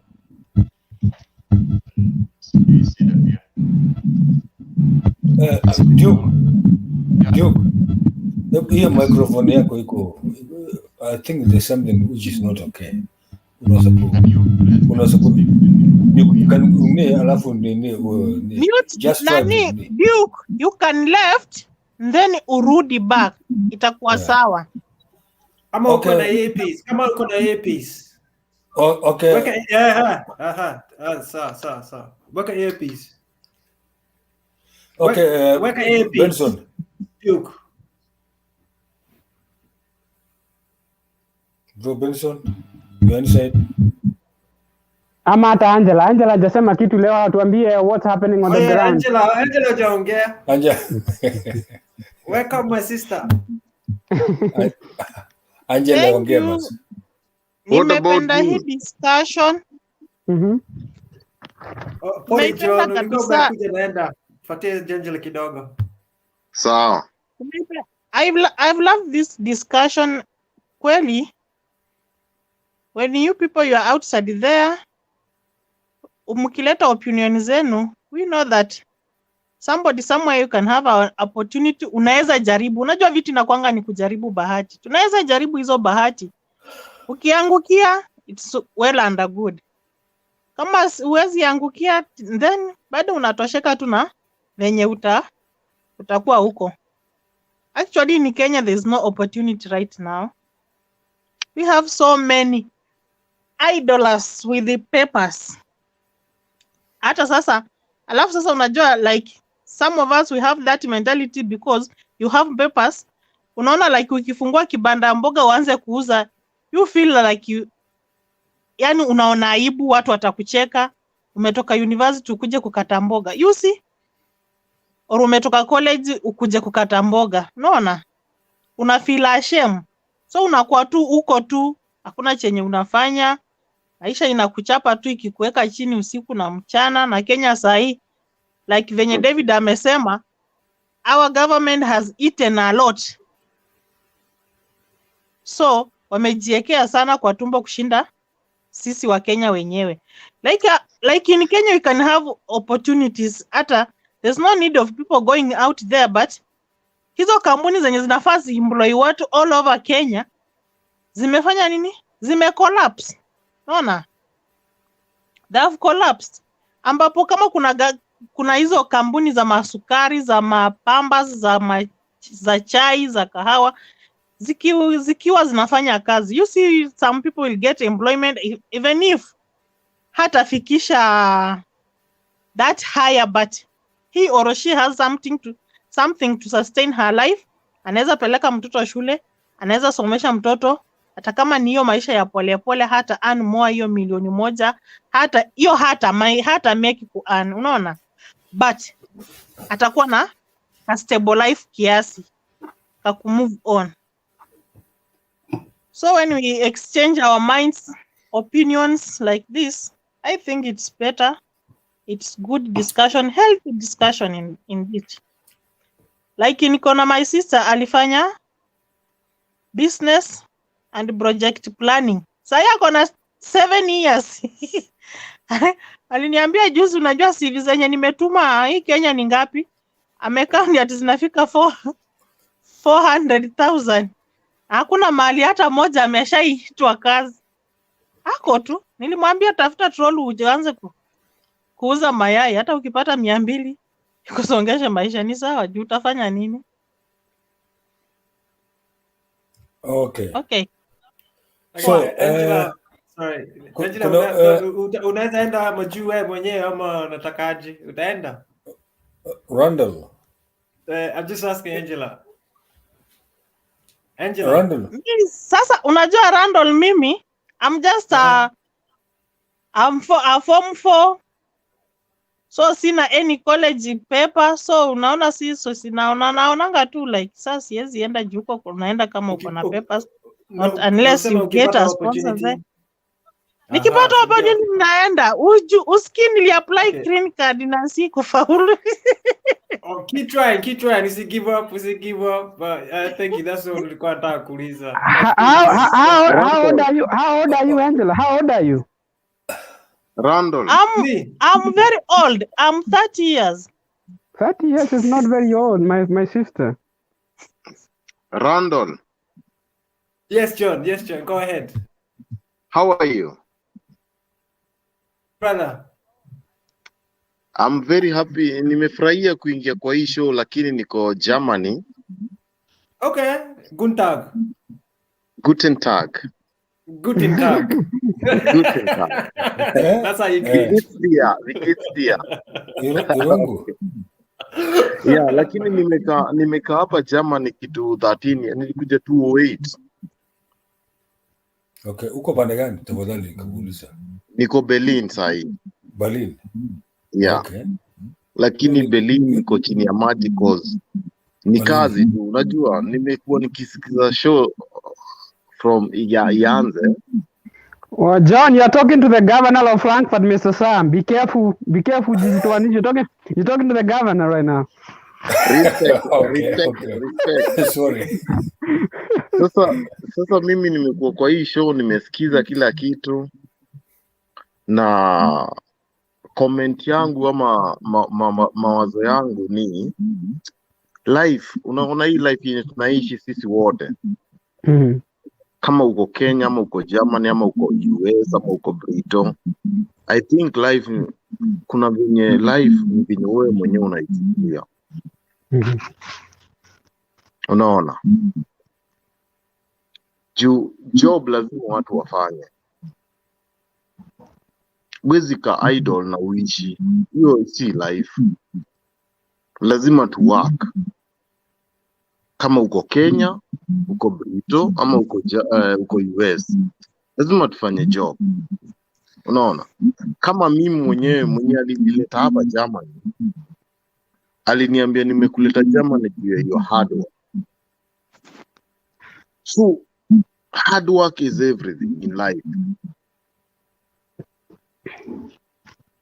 Are you better off, John, from where you were in Kenya? Mimi nilipokuja huku Germany, nilikuja nikasikiza watu venye wanaongea, wanasema what I need to do, na watu waliniambia lazima ukuwe na mlami ndio uishi Germany. Unaona, lazima ukuwe na Mjerumani, yani the citizen, mtu mwenye anaishi huku, mwenye yani mtu wa huku. Sasa huyo ndiye atakufungulia, lakini mimi from behind, yani nikiwa Kenya, nilikuwa na ile mentality ya kuwa hard. Unaona, so pia nikikuja huku nilikuwa najua the only thing inaweza nisave ni kuwa hard. So nikaingia nikatafuta, yani from the beginning nikaambiwa lazima usome Kijerumani, ujue kuintegrate hizo vitu. Okay, John. Yeah. Wacha nikuuliza swali. Umefanya hospital yote vocational training? Yeah, nimefanya cook 3 years as a cook. As a cook. Okay. Na uko na then nikafanya Altfliege 3 years again, hiyo ni 6 years yote. Altfliege. Yeah. So you have two professions. 2 professions. Okay. Lakini wacha nikuambie kwa kitu moja kwa saizi. Yeah. Unajua ni mzuri. Kwa katika kama hii sasa Altfliege. Yeah. Ni rahisi kupata kazi sana kuliko as a koch, kulingana na COVID-19. So kwangu mimi nikikwambia wewe, sababu wewe ni ulifanya Altfliege 3 years, you are most qualified person. So unaweza kwa hospitali yote unapata kazi ni very bila shida yote. Hiyo ndio nafanya saa hii, cause vinye corona iliingia mwezi wa 3 hiyo last year, nilikuwa cook, nilikuwa nafanya makazi yani 24/7 huko kwa restaurant. But vinye corona iliingia tulipatiwa ile cubicle ile, tukaambiwa lazima tukae aside, hakuna job juu tourist hawakuja. Yeah. So ile place ilikuwa inapatikana majob ni kwa Altfliege. So nilikuwa na hizo papers na nini nikaenda huko. Wewe John, uko na advantage sababu uko two professionals, so cook, unaweza ingia as a chef. Yeah.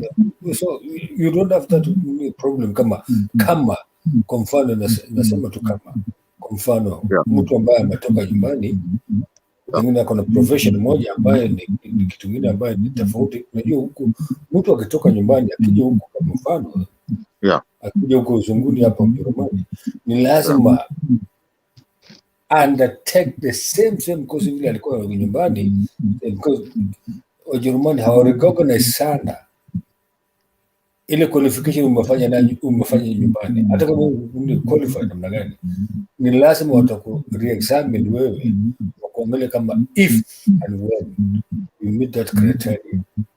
Hii ni kitu moja ya kwanza. Ya pili,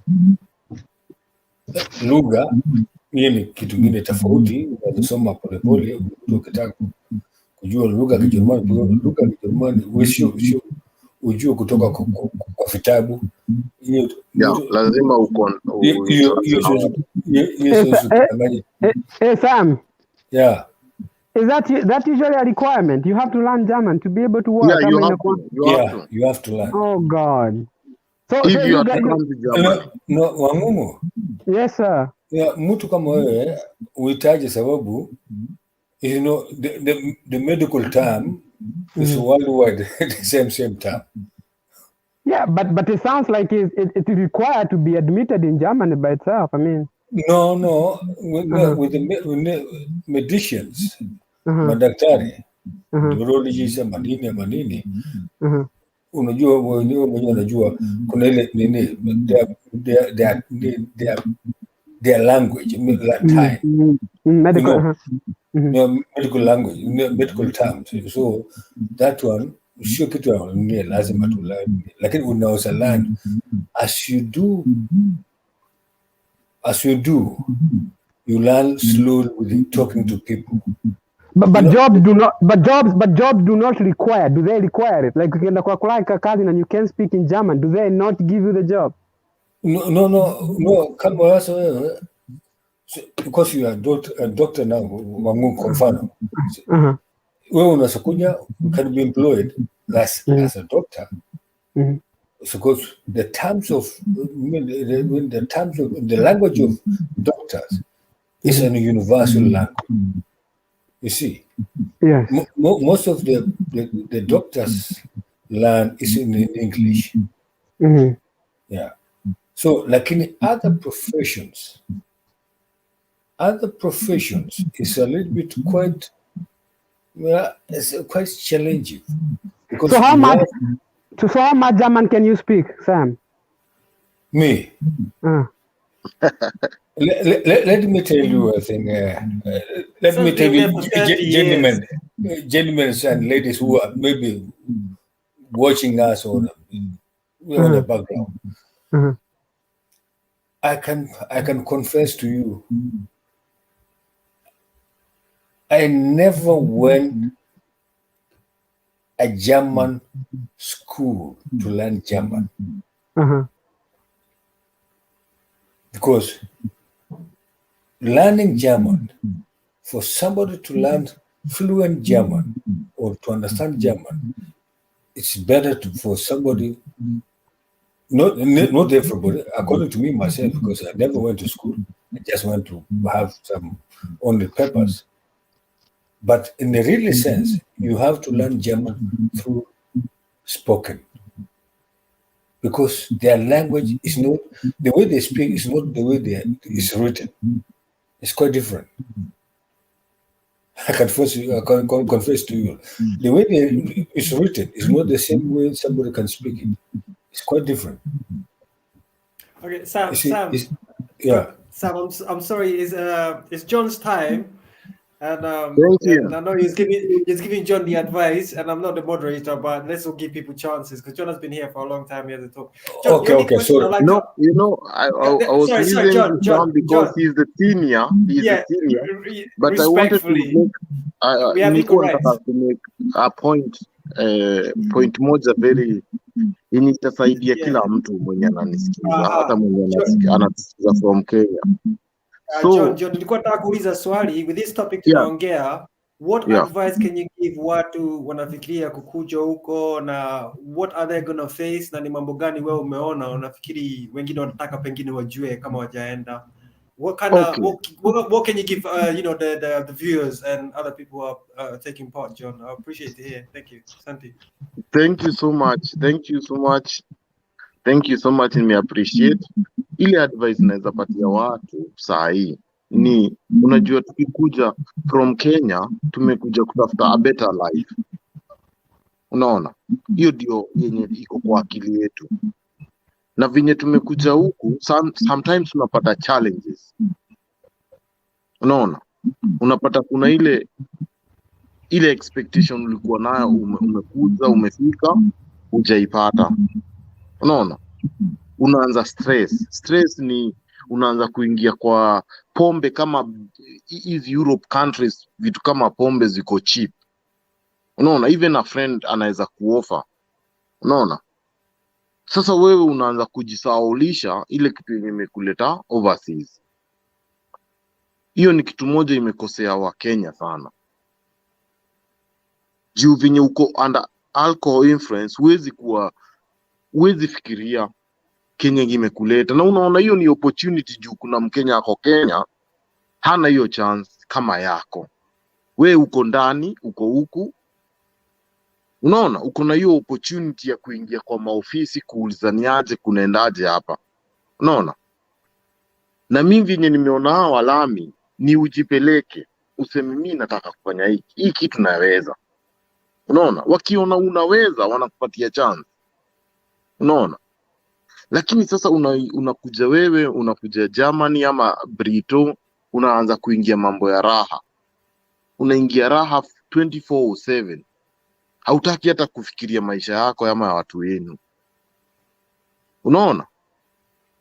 Sasa maisha yako inakuwa haiendelei, mwaka kuja mwaka nenda. Hiyo ni one point. Na mimi naweza sema Europe kuna do. Wewe kama wewe ni Mkenya umekuja na uko na ile mentality ya kuhustle, kuna do. Unaona? Lakini ukijiingiza kwa mambo ya criminal, ati mambo ni polisi nini ndio wanakukujia. Sasa hiyo ni shida nyingine. Na ukijiloko hiyo shida itakuteka another 7 to 8 years kutoka. So unaona? Na wanajua kinyo wanafanya Walami, wanajua. Wakikushika kwa noma wanakupiga strafe. Strafe ni fine. Sasa hiyo fine unakuwa unalipa na miaka inasonga. Lakini kama ungekuja clean, uende kwa majob, uende hustle, ungesaidia watu wenu na ujisaidie wewe mwenyewe. Lakini lack of information, mtu anakuja unaenda the hard way juu hakuna mtu anakuwa device. Unapatana na manoma kabla utoke kwa hizo manoma. Naongea na Kiswahili leo. Kabla utoke kwa hizo noma miaka 2-3 ine imeenda. Unaona? Na mimi naongea from my own experience. Though mimi ni ule mtu na God ako mbele yangu. So kuna vitu nimepata nazo nikasema kama ningelijua singefanya hivyo. Unaona? Sasa kuna time ilifika mimi nikasema wacha niingie kazini nifanye majob. Na sasa hii live ina move. Lao ningelijua hapo mbeleni. Ndio nilikuja nikiwa muyang. Unaona? Nilikuja 208 Germany ndio nilifika. 208. Unaona? Kwanza nikafanya blanda juu ya mapombe na nini na mahepi mingi. Unaona? Juu hiyo ndio mentality ilikuwa kwa kichwa ya. Ndio nikuje kurealize that si hivyo. It didn't take kama 4 years kwa hizo hepi. So kugutuka nini. So mimi naambia watu wote tuko na opportunity, watu wale wanakuja, hata kuna watu watakuja bado. Hii life ni kama tuko kama nini? Tuko kama animals ama hizi birds. Unaona birds? Birds can go anywhere. Unaona? Tuko kama birds, tunaweza peperuka anywhere na tufike. Hata hiyo Brito yenye wanasema kuna sheria. There are ways mtu anaweza fika. Lakini sasa ukifika huko utafanya nini? Hiyo ndio swali. Ukijipata huko utafanya nini? Sasa lazima unaonaje kwa watu wale wako Kenya wamekoa poa na wale wametokea ndio waweze kujisaidia nchi hizi zingine kama US na Amerika? Wewe mwenyewe sema umekuwa back from 208, ndio? 208. So we're talking about 20 years, miaka 20. Lakini during that period of time, menda juu na chini, mapombe, Sasa ukamka siku moja ukasema, ai bwana, hii si mambo mimi nataka sikujia hii mambo. Sasa ukaamuka ukasema wacha nikaanze kuhustle ni grind. Sasa umerudi home in the beginning niliingia kwa hizo mapombe nikapata hit. Yani kulikuwa na maparties nini, unaona? Yani mimi nikajipata alafu nilikuwa kijana mdogo, juu nilikuwa kitu kama 20 hivi hivyo. Unaona? Nikaingia nikajipata ni hippie. Na unajua hippie ya huku Germany tuseme, hata ukiwa una do unabaiwa pombe, unaona? Sorry kwa mastarehe. Sasa mapango yako kutoka hapa mpaka for the next 10 years umepangaje? Unaonaje? Sasa utataka kichwa chini alafu uanze kuna mali inafika pia, unaona hii njia yenye nafuata si poa. Unajua kama umelelewa background yenye unaonyesha yenye yani kama umekuwa na positivity hapo awali, hata ukipotea kuna venye utakuwa unasema enyewe mimi napotea, naona hii njia yenye nafuata si poa, unaona? Okay, Randall.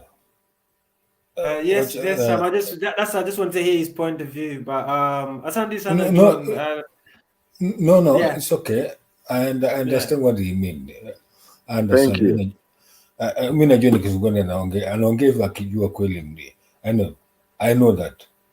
Wakati nilikuja Ujerumani, we used to meet sorry, Mr. Randall.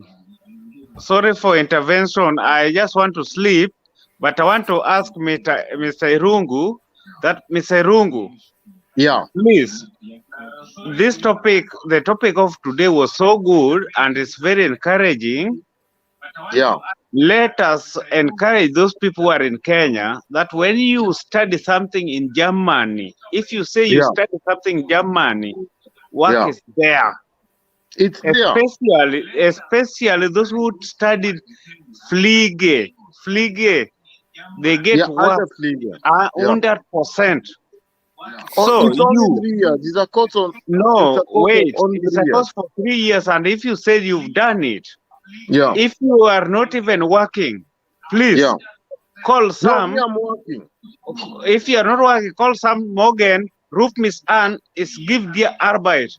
That one is kind of problem. Nee, ich arbeite jetzt gerade und ich habe auch sehr gut deutschsprachig. Okay. Wajerumani msiongee hivyo sana. Wajerumani the only problem we always have, we have to encourage those people who are not there. They think that people who are here, they don't have. But in Germany, so long as you've studied something, me, on my work, I'm not in Fliege side, but my work is in logistics. I'm not verify, logistics with the Fliege is different.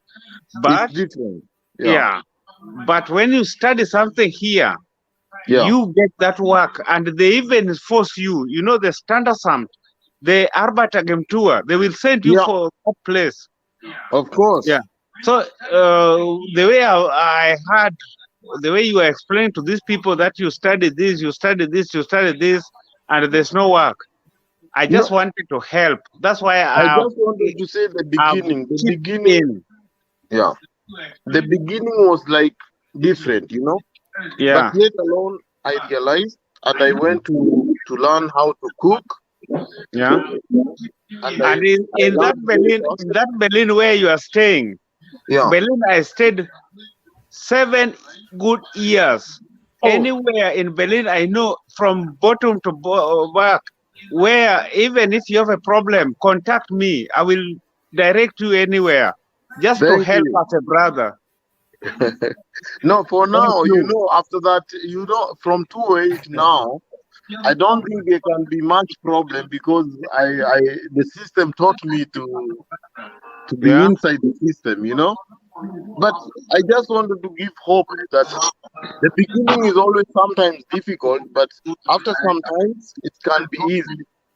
But remember, everybody should remember the first 2-3 years is always difficult, but after you've settled, after you've done. But what I wanted to tell the group, these people we have in podium here, that in Germany, even where Google can tell you, in the US, I've also my cousins have been in the US. With them, you will work even, you know, in Germany we work 8 hours. If you want to work more than 8 hours, you will pay more steuer than people, than even, it's better you work 8 hours. But in the US, you can work even 12 hours, even 14 hours, because you can get it, that money on your account. So that is the difference between Germany and the US. Sorry, Wangungu. These guys who are in the US, and then Kizito Namani is taxes. You pay more taxes when you work more than 8 hours. Sam, thank you. You know, you are our elder here. You are the Burgermaster here, so you have to. Over 20 years when you stay in Germany, you can even forget English. Otherwise, my brothers, thank you very much. I just wanted to correct. I thought he was having a problem. That's why I chipped in. I wanted to sleep. But anytime, anywhere, when you are in Germany, ask anybody, Kizito, even in Berlin, anywhere, even in a bar, even a club, anywhere, Kizito, he will direct you where I am. I'm ready. Thank you. Kizito uko we ni governor ama ni MCA ama ni senator? Governor is son. Me a person, but any black person, just Kizito. Angela, Wangungu. Yes, sir. Wangungu, unajua nini Kizito? Wakati anasema Burgermeister, yeye ni kama kusema yeye ni mayor. Oh, there you go. There you go. Yeah, he's a mayor. There you go. So John, you see, you're not alone in Germany. You have friends. You have Kizito there, and you have Sam there. There's other people as well. I'm very happy to see that I have friends, you know. That's good. Okay. But the hard work is a must. We Africans, we people from another country, not only Africans, but anybody from another country, and you come to Europe, whether it's Britain, Germany, or US, you must do extra. You must be special. You know, special means you have to do something that others are not doing to be better, to help your family, to help yourself. That's good positive things to say. Thank you very much, John. I appreciate. Thank you so much. And we do, John. But I think the question that you never answered to us is the debate here was. The debate here was. Now you are there, and you can get work. You see, the thing about Kenya is people want to work. People want to work, but is that work available? But is that work available for them? Yeah, there's a lot of work. Listen, like in Alta Friga, where you take care of older people. No, I'm saying in Kenya. I'm talking about Kenya. No, about Kenya, I don't know because it's long time I'm not there. Yeah, but that was a debate. That was where us and Duke has been taking on all of us, you know. And the question has been, Duke says, you know, the thing is, and I mean, don't get me wrong, I understand exactly what Duke is saying about trying to change the mind of the young people. But also, we also have to ask about those young people, do they have those opportunities? And we are saying, David, Moses, Bro Benson, we are all saying that those young people want to work, but they do not have the opportunities. And that is the debate we've been having with the Duke here. So what is your opinion on that? Well, as I Germany, you've been able to fix your life. My opinion is that the people who are living in Kenya and the people who are also living overseas, if you are a young person, and you have opportunity to come, to go in, to travel, to get out of Kenya and travel anywhere, especially in Europe, take the chance. Because even if you are young and you go there and make mistake like I did, you have a role to correct yourself after some time. Okay, John, do you have any examples? Like, for example, like here in UK, you have something called the agencies. You Yeah. go to join these agencies. Do you have agencies in Germany where you apply your application to and they give you, labor jobs, professional job, engineering job, and driving jobs? What kind of jobs do you think, if anybody's in Kenya listening and wants to come to Germany, are there any jobs that how they can apply for jobs there that are actually accessible and they have in Germany? Does Germany have jobs, and how can you get those jobs there? You know, there is a school. There is one school in Nairobi that is called Goethe Institute, where guys go to learn Germany. John. Yeah. Yeah. What in the answer? What in the Nijibu Randall? Yeah. It's true. Yeah, Sam, you know more. But thank you, John. Yeah. Sam. We have several agencies according to cities or the places the way they need. In leasing agencies, different. There are so many, more than 10,000 different leasing agencies. According, it depends on cities and the places the way people will need. Companies or industrial areas and those things. Anyway, we have it, and I suppose that's a good question you ask, Randall. I couldn't think. That was really Sam, good. Yeah, Sam, I just want to point out because a lot of people are asking, like someone was talking about ati nitumie 3 million nikuna gambo na kuna kazi is no guarantee. If you have the right paperwork to say your passport hakuna shida, kuna visa hakuna shida, na you have all the qualification, wende kwa agency apply jina yako unatafuta kazi. If it's cleaning job, cleaning kwa street, bado inalipanga mzuri. Cleaning the hospitals, bado inalipanga mzuri. Working in hotels, pay good. But you are also educated for a teacher. You can also get teaching jobs in these agencies or nursing jobs. In Germany, hizo vitu ziko, like those kind of agencies. And they are there. There are so many. That's why I tell you it depends. One leasing company maybe can have quite different branches. Technicians, some have nursing, some have doctors, some have engineers, ITs, in a different branches, economists, logistics, what those are. So when somebody, for example, if somebody want to have a job, according to his or her own way of what she might have done it, or she might have an experience on it. Wanaenda kwa apply pale, wakisha apply, wanaandika just application in the CV and everything, leave it there. After a period of time, maybe 2-3 days, they will call you. Would you please come here because we find there's a place which is corresponding to your whatever you have done. A vacancy that's open. Yeah, according to what you have done it or what you have an experience or according to your criteria. So you go there and then they list you there.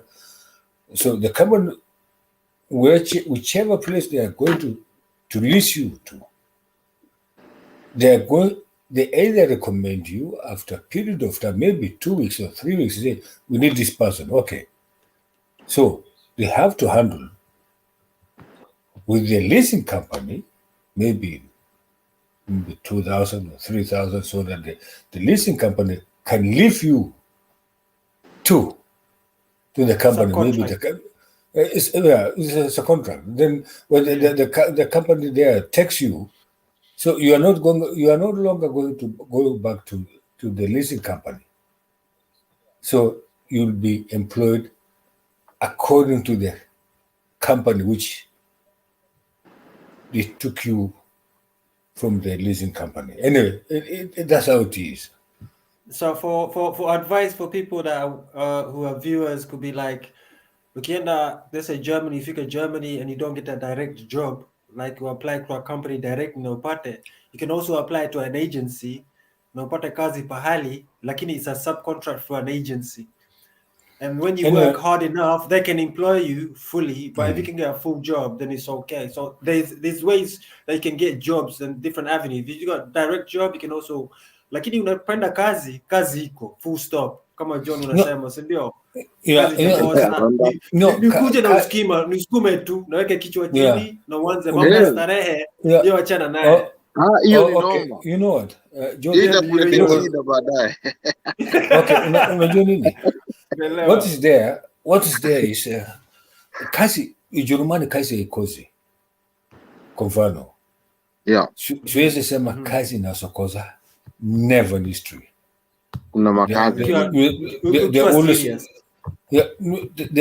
They have kazi wako na demand of people. Kama kwa ma restaurants, kwa ma factories. Unaona? Kwa factories. For the last 1 year now, the factories have been producing many equipment that they are selling outside. Done more than 3, 4, 5 years ago. Just for 1 year now. Since last year until now, they have produced so many. You know, the way they produce their quality. They don't produce quantity, but they produce quality. Yeah, that's what it's expensive. They produce quality. So, nilikuwa nataka viewers ndio wajue, wasifikiri ati, you know, some people they're a bit shaken ati if I go there I won't get nothing. But if your paperwork is correct, vile tulikuwa naambia watu, if your paperwork is correct, you can actually get a job. If it's not that, you can go into education, fanya course, like generally kwa nasema, do nursing, that course ikimaliza, then you have an agency. Your agency inakupeleka kwa nursing, wants a job. If it's catering, unaingia kwa catering, alafu ingia kwa hiyo job ya catering. So within a year to maybe a year and a half, you should be already working ukifika kwa hizo manchi. But I don't know for the other side of America, only people like David and Moses and only you lot can tell us. Siji uko kuna ndazi kama mko na agency, or you have to apply directly. Is one thing, because you told us about basically going through education. That's one thing I noticed. So, but thank you, John. I don't know if someone wants to input on that. Thank you. I'm gonna let Moses, maybe because he just came in to speak on that, since David and I have already spoken. So we'll let Moses take over on that. But I think after that, can we give Duke a chance to respond? Since we've been talking, we would like to see, have we convinced him otherwise? But that is after Moses speaks on the whole agency thing. Thank you. Hey, Moses. I got no problem. Okay. Hey, Wangungu. Earlier you already talked about this side of the world, the US. But there's kuna kazi, the way Zambia amesema kuna kazi Germany, but huku there's different types of jobs. For example, if you have papers, unaweza fanya na fast food like McDonald's or Wendy's, Chick-fil-A, etc. But you must have the right papers, unaona. But if you also graduate college and get the right papers, you will get much better jobs. But another thing, like you are if you are a foreigner and you graduate with a degree and you get your permit, that's OPT. I know Wangungu or David is familiar with that OPT stuff. In OPT, they give you certain number of days to get a job. You have like 60, is it 60 or 90? It's 60 days to get a job. If 60 days expires without you getting a job, you have to leave the country. And if you don't leave the country and maybe you go back later, they will ban you from coming to the US for at least 10 years. So it's always good to follow the law, you know, because if you don't do that, means they will never trust you and you will always likely to stay longer and going against the immigration. Because all of us, you know, we want to be successful. And we never want to leave this side of the world when we are not successful. Because, you know, we have people back at home who have hopes on us, you know. If we fail, they fail. And they won't be able to get the support that we give to them. And they get that OPT, they give you like 1 year, get to the job. Before your 1 year expires, like talk to your company about sponsorship. If you can't do that, look for another way. For example, kuna wasichana wenye ni desperate about marriage, waoe hata kama uwapendi. One, like utapewa green card ya 2 years, unaweza vumilia 2 years, then after that mtaendea interview again ya another 10 year green card. So after hiyo ya 10 years ndio ukiona mambo like kama imeuma inauma nangu. Wewe, better stop saying that. Mwambie like hey, these 2 Sasa years mimi inakuwa ngumu by the way. Kina wanafanya hivyo, maisha ikiwa ngumu unafanya you look for another alternative, you know. A lot does that a lot. We don't want to lie. Yeah, it's true. That's what people. Sorry. That's why people get into crime and so on. Understand? And this is the thing: is temptation is a devil's work. So, sorry, David and Wambugu. Yeah, I want to agree with Moses that for the few days I've been here, there are about 3 ways of coming to the United States. I think I've listened keenly from the German side because I'm a go-getter. You know, I also feel like that some of my people can be in Germany. Although I have friends there, I've never contacted them. I think I should be contacting them. I have a friend called Omoro and Jacinta there, but I'll try to look at them. I was saying that US is different from Germany. People come here, the 3 ways I know. One is green card. That one we have already said. You try your luck and God gives you that chance. You come over here and you are given a green card for 10 years, which is renewable. But within the 10 years, you can transform into a citizen on the 50th year if you obey the law and do everything that is required according to what Moses say there. And when you are a citizen, of course, you are done. Secondly, people come to study. You are given a visa, they call it B visa. So you come as a student, as Moses explained candidly there. Once you graduate, you are given some permit to work for some time. Then you work your way out. Another way is that one which he said, and Jane, is it Ashley? Ashley was not very happy about it. Sometimes it becomes difficult to get papers over here, and you can't do anything without those papers. Papers here we mean an authority to work, like the green card and everything. So if you don't have that, life here will be hell. You can't drive, you can't work, you can't do anything, and the bills are still there. I think to some extent, those are the people who give wrong gospel to Kenyans, that America is suffering. Indeed, if you're not working, you can suffer. You know, you can't stay in someone's house without making income. So they go and get married. So they get married with a citizen, or they get married to a green card holder who transfers that privilege to you. I know very many people who have come that way. They have married, they have stayed there for a couple of days, then they eventually go back and get their families. I'm sorry, this one should not be that open, but there are those categories. So Germany and America is different. So those areas you can explore them. There is the one we talked about, coming to work. Maybe that is the 4th one, which I said from the healthcare. I think Wangungu will know that. We have already explored the NCLEX issues. You can take your cousins, brothers to study like nursing in Kenya. Then they do NCLEX with some agency, and they come with a work visa. Actually, that one is the best, because even those who come on a green card, we first start on scratch. You come here with your masters, you are a boss, then you are told, man, there are bills to pay, you must start doing odd jobs. So Kenyans change that mentality that when you come here, you get into the office and you are the secretary to the president. There's nothing like that. Sometimes you get to scratch, you go to hotels, you clean, and you do housekeeping, those stuff. Until you do some courses. The goodness with America, you can take a course of 2 weeks, 6 months, then still improve, and after 5 years, you are stable on your foot. So those who come on that, they come straight to the hospital, they work, and they make their life straight like that.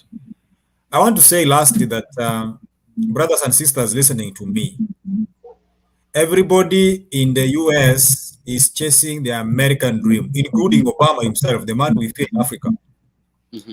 The American dream is real. It's no joke. It's not just a saying. It is an American dream because America is a land of immigrants. There's no owner of America. Those who are owners, natives, are very few. Some of them live down here in Wisconsin, and they are given free money because the land is theirs. But 90% of the people living in the United States are immigrants, and they have come here to chase the American dream. What do you mean American dream? Success, success, success. So if you get a chance to come, come. Get out of your comfort zone, come and save yourself and save your generation. You may get it tough from the beginning, a few weeks, a few months, but as time goes by, you learn the tricks of staying here. You get guys like Moses, you get like Wangugu and others. There are people who have been here for 30 years. They can give you advice. We have community groups like us here in Minnesota. When you come here from Kenya, you really get the footing very, very fast because there are guys who can host you, show you around, train you how to drive. You know, you can be a very big person in Kenya, but you don't own a car. Or you can own a car, but you are used to drive those Probox in the villages. You must now be a competent driver. All those things need someone to take you around, show you ways, and you catch up. Once you are on your foot, everything is okay. You can support your family back in Kenya. But don't forget to invest in Kenya. Because that is the ultimate goal anyway, to assist other people. That is the experience in here, but there are so many information you can get from other people who have been here long enough. We are not close to information. And again, as Moses said, if you are not abiding to the law, this is a very bad land. That one I can assure you. If you get into the police issues, abusing women are very regarded here. We love them, they are good, but here they have special considerations. You don't mistreat them, you don't abuse them. If you abuse them, my friend, you can't work anywhere. That one Wangungu knows. And if you drive while drunk, life will be very difficult because you may be given you may be denied the rights to drive. And that is, if you don't drive in the US, Moses, will you go anywhere really? So those are the issues we need to put on the table. For those who come to chase the American dream, come with a positive mind. Hiyo mambo ya udosi wa nyumbani, waacha nyumbani kwa airport. I know you are a boss somewhere, but you have won this thing. You are coming here. All those things, just leave them at the airport. Come and get acclimatized, learn the rules of the game here, and life will be very, very easy. I can assure you. I'm not cheating anyone. Thank you, Randall. No, I'm just I'm just helping out. But on Google, I think you want to talk, but you said something about Duke. Then after Duke, Ashley, good afternoon. Then she can come in. She's just come in as a guest. So on Google, you can take over. Yeah. So all I was gonna add. here. Actually, we will let you talk here shortly. So all I was gonna say, I know Rando asked about agencies. We do have agencies over here too. You know, they normally call that thing labor connections. They can connect you with jobs. But like David and Moses said, the key thing here is you have to have your paperwork right. You know, because even them, they are required to screen you before they even look for. So utapata kazi, there's no doubt about that. The question is your paperwork right? Okay. Now that I'm done with that, Duke, do you want to talk or do you want Ashley to talk first? Duke. Whichever. Ashley. Yes. Like, I was here before Ashley. Are you ignoring me? I'm not ignoring Who's you. that, Jane? Oh, Jane, sorry. Jane. Come back. Yeah. Jane, najua wewe uko UK. The question was about, you know, this side of the need, and then we'll come back to you. I don't know. It don't matter to me. No, mine is a quick one, and then I leave. Absolutely. In fact, I wanted to answer Angel. She's gone because there's a question Angel put. She said that, she's just a Form 4, you know, hajaenda college or anything. Yes. But mimi nilikuwa nataka kumwambia hapa kuna jobs zingine kama if she wants to do like care work, maybe like a waitressing or maybe working in a factory. Huku they just offer you, they'll give you training. There's some things si lazima ati, yeah. They don't care about. Na ndio nilikuwa nasikia nikimuuliza about her age because to me at that she's still young to be able to pursue still young, education. Yeah. So wanakupatia tu training, una understand? Sometimes wanakwambianga qualifications don't matter. Just come, we'll give you training, wanakutrain, alafu wanakuemploy. That's it. So that's what I wanted. I hope anasikia kwa background, unajua asikue anaogopa ati kwa sababu hajaenda nini, she's just a form 4, hajaenda college or anything. No, hapa wana hiyo maneno mingi ati lazima kuna qualifications. Most of these jobs they train you anyway. You'll just be given training. Yeah, that's what I wanted to say. Yeah, that's all nilikuwa nisikia nikimuuliza about her age because she's still young. She's still young to go to the UK na kuja na asome and do whatever she wants. That's all nilikuwa nasikia nikimuuliza hiyo swali. So you're right. I hope she's listening to. Yeah, I hope she keeps on trying. As he lose hope. You never know. Ndio nilikuwa namuuliza hiyo swali sababu she was talking like she doesn't fit in and there you go, Jane. She's there. She's listening. She's listening. The opportunities for everybody. So she doesn't. Nobody should neglect. Just give it a try. Throw a stone, and you never know where you get back. So Jane, don't give up. Just go give it a try. Nambarikiwe fike. And she look like somebody who is young who can really pursue the ile nani David alikuwa anaongea. This is but I think she has kids that she's raising, which will make it a little bit more difficult. But I think she's somebody who can pursue a nursing course, become a nurse, and then try to go to the UK or Canada. That's what even she can just come and try with those care jobs first. You understand? You try, you start with that. You understand? Yeah. And then once you work, if you work with a company, sometimes these companies even sponsor you to do your care certificates. You understand? You start doing NVQ 1. If you are working with a company, you start doing. They'll sponsor you. You do your NVQ 1, NVQ 2, NVQ 3. That's just like nursing. You understand? It's very advanced. Yeah, it's very advanced. So you just start from somewhere and they don't look at your qualifications or anything. So long as you say you reached Form 4, that's it. They don't care. It actually broke my heart when she said she's just a Form 4. Because I think she's better. There are people who are just in class 8. But I think to a larger point, Angel's story speaks to the problem we have in Kenya. That's how most of these young people wanajiangalia na I'm just but the way mimi Angela, I came here, mimi nilikuwa nimetoka shule straight. I came here, I was a Form 4 leaver myself. So but I think it speaks to a larger picture of how our youth are, how decimated they are, how they feel about themselves. She says, I'm just a Form 4 leaver. No, Angela, you have a whole life ahead of you and you can make it work. You can make your dream come true. Even like working in McDonald's or KFC, you can get all those jobs. You don't need qualifications for that. They just train you, They train you. That's the best thing now with here, where we are. Yani kukosa job, labda ukwe very lazy. You understand? Because even if you do a cleaning job, they still pay you well. You understand? Unless you're just lazy. Sorry to cut you in, Jane. Lakini ndio alikuwa nasema ati unasikia shame, unauza maboga. You don't lose your morals. No. Jane. You have a very great personality. Hata nikisikia ongea, you have a great personality. And I think hata hizi jobs are alafu unaona huku people, you can have a good job. Huku dirty job ndio upay, si ndio? Dirty job ndio upay. Kitu kama if you're building, these people who are building roads, construction, if you see somebody who is doing construction, so unamuogopanga kwa sababu unajua the amount of money anapata per hour, it's crazy money, you understand? Huku dirty jobs pay. Huku hata ukiambia tu mtu you're a cleaner, unapata cleaner alipo 12 pounds an hour, una understand? So let me tell you a joke. Let me tell you a joke nikwambia. There's a lady that came from Kenya, akakuja UK, alafu akaenda America, akafanya kazi hapa. But when she went to America, she found looking after elderly people. Akafanya asijui mwezi moja. Sasa ile alipatiwa check, akasema I think you made a mistake, umenilipa pesa mingi. Yeah. I think So the person was so shocked. The checking was so big, like they never expected it. Mimi, Angela, what you call you'll be Mimi here, surprised. I've done You're every type surprised. of job. There is no job I haven't done. I've even worked in a restaurant for 4 years, and I started like washing plates. By the time I left that restaurant, I was a grill chef. I'm a very good grill chef now. You understand? Yeah, I've done so many things. I don't choose. You understand? You do what you can.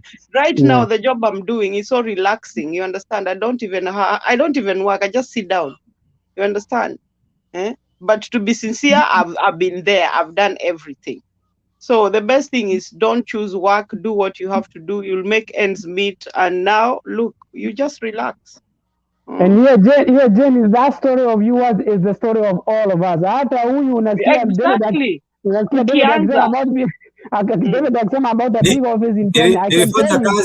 When I landed to the US, I went to the DFAC. DFAC is the dining facility for the armed forces because my host was an armed force man, that is American Army, US Army. So we were staying in the camp, and in the camp there's nothing you can do apart from being a dishwasher. Yeah. I washed the dishes, I cleaned the tables, I did some cooking kidogo because the army normally cook for themselves. So when they are going for a field, we used to cook for them. As we speak, I'm not bragging, I've been admitted in the best hospital in the world, Mayo Clinic, to study pharmacy. So, but I'm still practicing my little nursing. I'm a proud man because I can do anything. Me, I'm telling you, I can do anything, including sweeping the road. But don't forget, Me, I've done even Mujengo. Before I had my papers, I've done even Mujengo. Unajua kwa Mujengo, unajua ile builders clean. Kama building already flats zimemaliza kujengwa, alafu sisi sasa ndio tunaanza kuziclean. Inaitwa builders clean.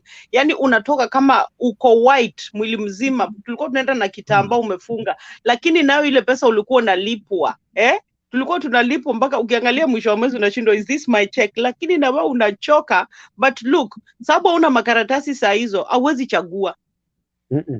Una understand? Yeah. We are encouraging anybody who is a hustler. Yeah. Sometimes when we use that term hustler, people take us offensively, but we came here to hustle. And before you get them, I'm you telling have to do you, something. I'm a serious hustler. I don't joke with work. I agree. Ashley, talk to us. Hey, by the way, before it wasn't me who talked, it was Jane. When you told me to wait, that wasn't me. So although he's saying even in Kenya they wash dishes, the difference between washing dishes in Kenya and washing dishes abroad is that washing dishes abroad, you get living wages. You're able to live on that money, and you're also able to help other people. In Kenya, when you go to wash those dishes, you cannot even put a 3 meals on your table. It's like money you cannot even live on. You're paid peanuts. You know, there are people in America who have a degree, who have a master's, and they've stopped. They're drivers. They're driving trucks. They choose to be drivers. You know, and you can tell someone in Kenya, Actually, don't say there are people in America. Say David is a master's holder from Kenyatta University, and I don't do it here. No, but I know people who have left their good jobs, employed, but they have bought a 18-wheeler and started driving trucks as a job and made it a career where they have employed other people. Absolutely. And those are jobs, like when you tell someone you drive, they think it's in a way in Kenya how you look at my numbers. It's not. It's a really good paying job. It even pays even better maybe than nursing. So like someone said, the daddy jobs pay the best. If you have a cleaning company where you clean people's homes, you employ people to clean people's homes, which is called janitorial, is a better job than being an accountant in a bank.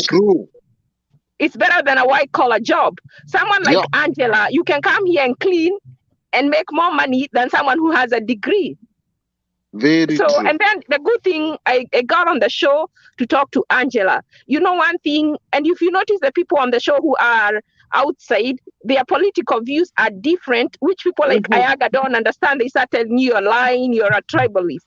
It is a good opportunity to come out, because then you come out from that poison of tribalism, and then you're able to look inside from outside, and then you're able to compare and to interject with what you have learned.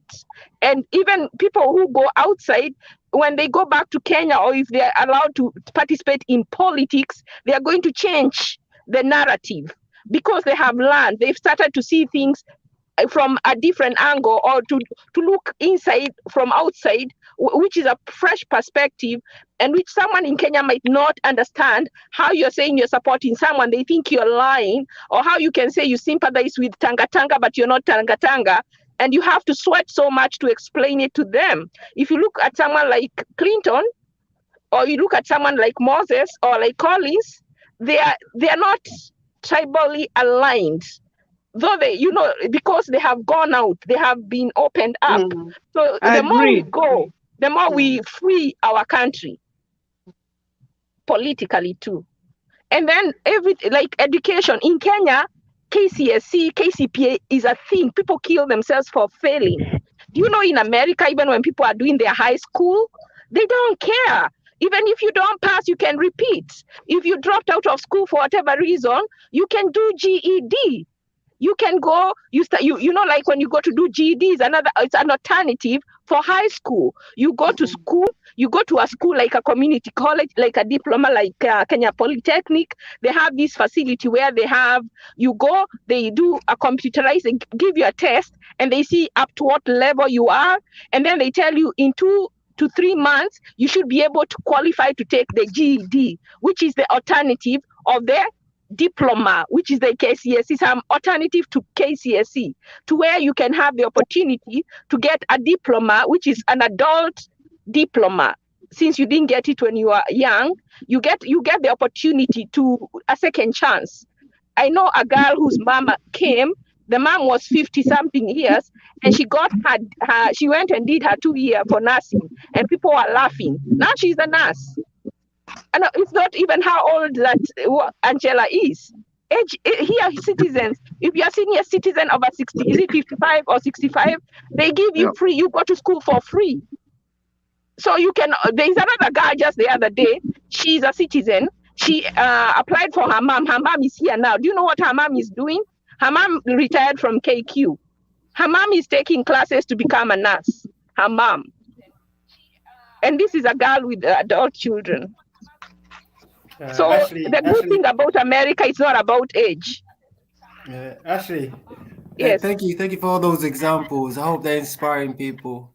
As we was talking to Duke, I had a question for Duke before we forget. One guy. I'm not mentioning your name right. Just call me Gaduma. That's fine with me. Gaduma. What question was Duke? Was he gonna ask Duke a question that he was gonna speak, but he had a problem with his mic? But the mic's all right, Duke. Your mic sounds okay now. Yeah, the question, we talked for almost an hour, and we've been trying to push back on Duke. So I'm trying to ask you: have we convinced him otherwise that there are opportunities? What'd you say, Duke? Take the platform. Okay, first of all, I want to say that you have actually expanded on what I was saying. Most of you misquoted me, especially David. I did not say people should not travel abroad. I said there is some people with opportunities here in Kenya. They should not drop that opportunities to travel abroad. And by them doing so, there are those people who have no opportunities here in Kenya. And there are millions of them. That means they give opportunity to those who does not have opportunity here in Kenya. That's what I said. Also, Duke, let me interject you. I know somebody who had a very good job, very good, and I won't say what, but she had a prime position in Kenya, and she chose to stay in America. The reason she chose to stay in America is because of the education of her kids. Her kids can go, if you live in a good, you see here, it's like what someone there, one of the senators was trying to talk about zoning. If you live in a good place, the people, depending on where you live, if those is a good neighborhood, they pay taxes. So some places the education is better than other places because it's not like Kenya where they want to spread the money. Depending on how much you work in your zone, like in Kiambu, if they work hard, they get more taxes because they get more business, so their schools are better. If you live in a place where they are not productive, they don't have revenue, so they have no taxes, so their schools are not good. So if you live in a place where it is productive, so the schools are better because they make more money from taxes. So your children go to a good school, they go to a good school almost equivalent to a private school, which is free. So this person had a very good job, had a house in Karen, but then when she started looking for her kids' school, it was very expensive because the schools are very expensive for the kind of life that she had. She had to take them into an international school. It was very expensive. Then when she thought about the life she lived here, her kids going to a good school here, which if she lives in a good neighborhood, she doesn't have to pay for them. It was easier for her, for the kids to live here and go to a good school, probably get a scholarship, which they did, and go to a good college where she has not to take money from her pocket. So there are other things apart from the job that can make you make that decision if you have that opportunity. Okay, Ashley, I think Ashley and David, you have a question that's been asked here from Koche Bet. Says, I have been thinking of how I will travel to USA. How will I manage? Can anyone help me? I don't know. An individual here can help, but I think they have given enough information. Is there anything you'd like to add to this? Can I finish first because I was speaking? Let Duke finish. Let the Duke finish. Yeah. Then we can answer that. Although we have said those things time and again. We have. Yeah, I think we have. But we might repeat it. Go on, Duke. So there is somebody who has interjected me. That's a bad mind, because you should not. You cannot say that Kenyan education is bad. But regardless, yes, you cannot even compare with that of US. That's a fact. But the most thing which is missing in Kenya is opportunities, working opportunities. There is individuals who are qualified using the same Kenyan education, but there is no working opportunities. That's why if people move here to work abroad. You have already said nurses. It's like the US trusts Kenyan nurses. That's why those people with nursing skills are able to move into the US very easy compared to others. Even if also all of us cannot move to the US, so are you trying to say those people with opportunities and those without opportunity to move? So we move all of us. It's not possible that way. Duke, also, Duke, please stop mixing issues, because if you mix issues, you raise another issue on top of another. Explore the simple answer. Nobody is asking anybody to move. You are saying if you have the dream and the opportunity, you can have the dream and not the opportunity. Yes. What have I mixed? David, can you say what have I mixed? What you are mixing is you cannot cheat the public that Kenyan education is superior than the American education. No, I've not said that. Why did Kiraitu Murungi move to Harvard to study? Let us get that right. I have not said that. It's on record. You guys, it's okay. Whatever he says, don't get it the wrong way. Let us take the focus. Okay, let's not say. David, you have misquoted me several times. Okay, let me tell you several times. Let me finish my speaking, you guys. I come here. Why are you interrupting me? I'm the one who's speaking. You should have some decorum. Let me finish first. I've not been interjecting anybody where you are speaking. Can I finish first? Duke, sir. But Brenda, why did you stop me from speaking? I didn't even speak for 3 minutes. I don't know whether I wasn't making sense, but I know I'm talking to somebody. Just give me my time. Can I say something fair? Speaking, we gave Duke the platform, and since Duke, when everyone was talking, no, Duke did not say nothing. Duke kept there really quietly until it was spoken out and said. But Rendo, you stopped me short. You stopped me short without having finished what I was saying, which is unfair. And then you told Duke to speak. you used to come after Duke when we was But I talking. was told, I was told to speak. Wanguki, So why would you stop me halfway? I was after Jane. I talked after Jane, but you stopped me. I don't have much to say. Let me just finish and let him speak. Jay, Give me 2 minutes. don't take it Just 2 minutes. personal. Yeah. Just Duke, give I me do 2 minutes. apologize. Let me I finish. do apologize, Duke, but I have tried. So actually, I don't know what you want to point into it because we is it haven't a- got a discussion to talk about. If Okay, you're gonna Duke, you go want me direct to Duke, talk Duke for 2 hasn't finished minutes? talking. Duke, is it okay if I talk for 2 minutes and then I let you talk? Okay, go ahead. Okay, so Thank what you. I was trying to say is about, I wasn't saying that the education in Kenya, none is bad. We want something, if you have all the education and it cannot feed you, it's of no sense. So you want something that is going to feed you. So me, I don't know which one is bad. What I want to encourage our sisters, and this is what I wish that the government will take up, where they can open a school for people who didn't finish college, high school, or did bad in high school, where they can get an alternative diploma instead of having to, like, when you reach Form 4 and you failed, or for whatever reason you are not able to go ahead, that now your life is done. The good But thing about brother, America is that there's an opportunity that even if you get a job and you don't like it, you can leave it and get another job. That opportunity is not available mostly in Kenya.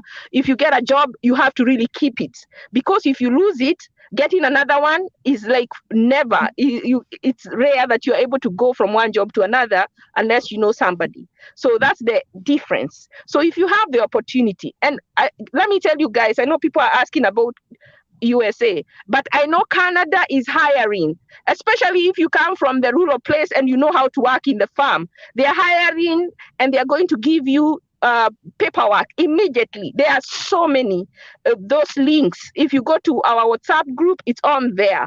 The group that we have for WhatsApp. Some people have been posting those. Just click on that and just take advantage, get the information. And if you have the opportunity and the will to go, you can go. If you want to stay in Kenya, you can stay in Kenya. We can't all go. We can't all be outside. But for those who are really earning, or for those people who are really not, their family, they are poor, if they can push one person to go, let them go. Last and not least, our friend Bernard, Brother Benson, he's not here right now. He had asked Mtembei if our group would help one person or two people and help them realize their goals. Especially, there is a lot of diaspora people.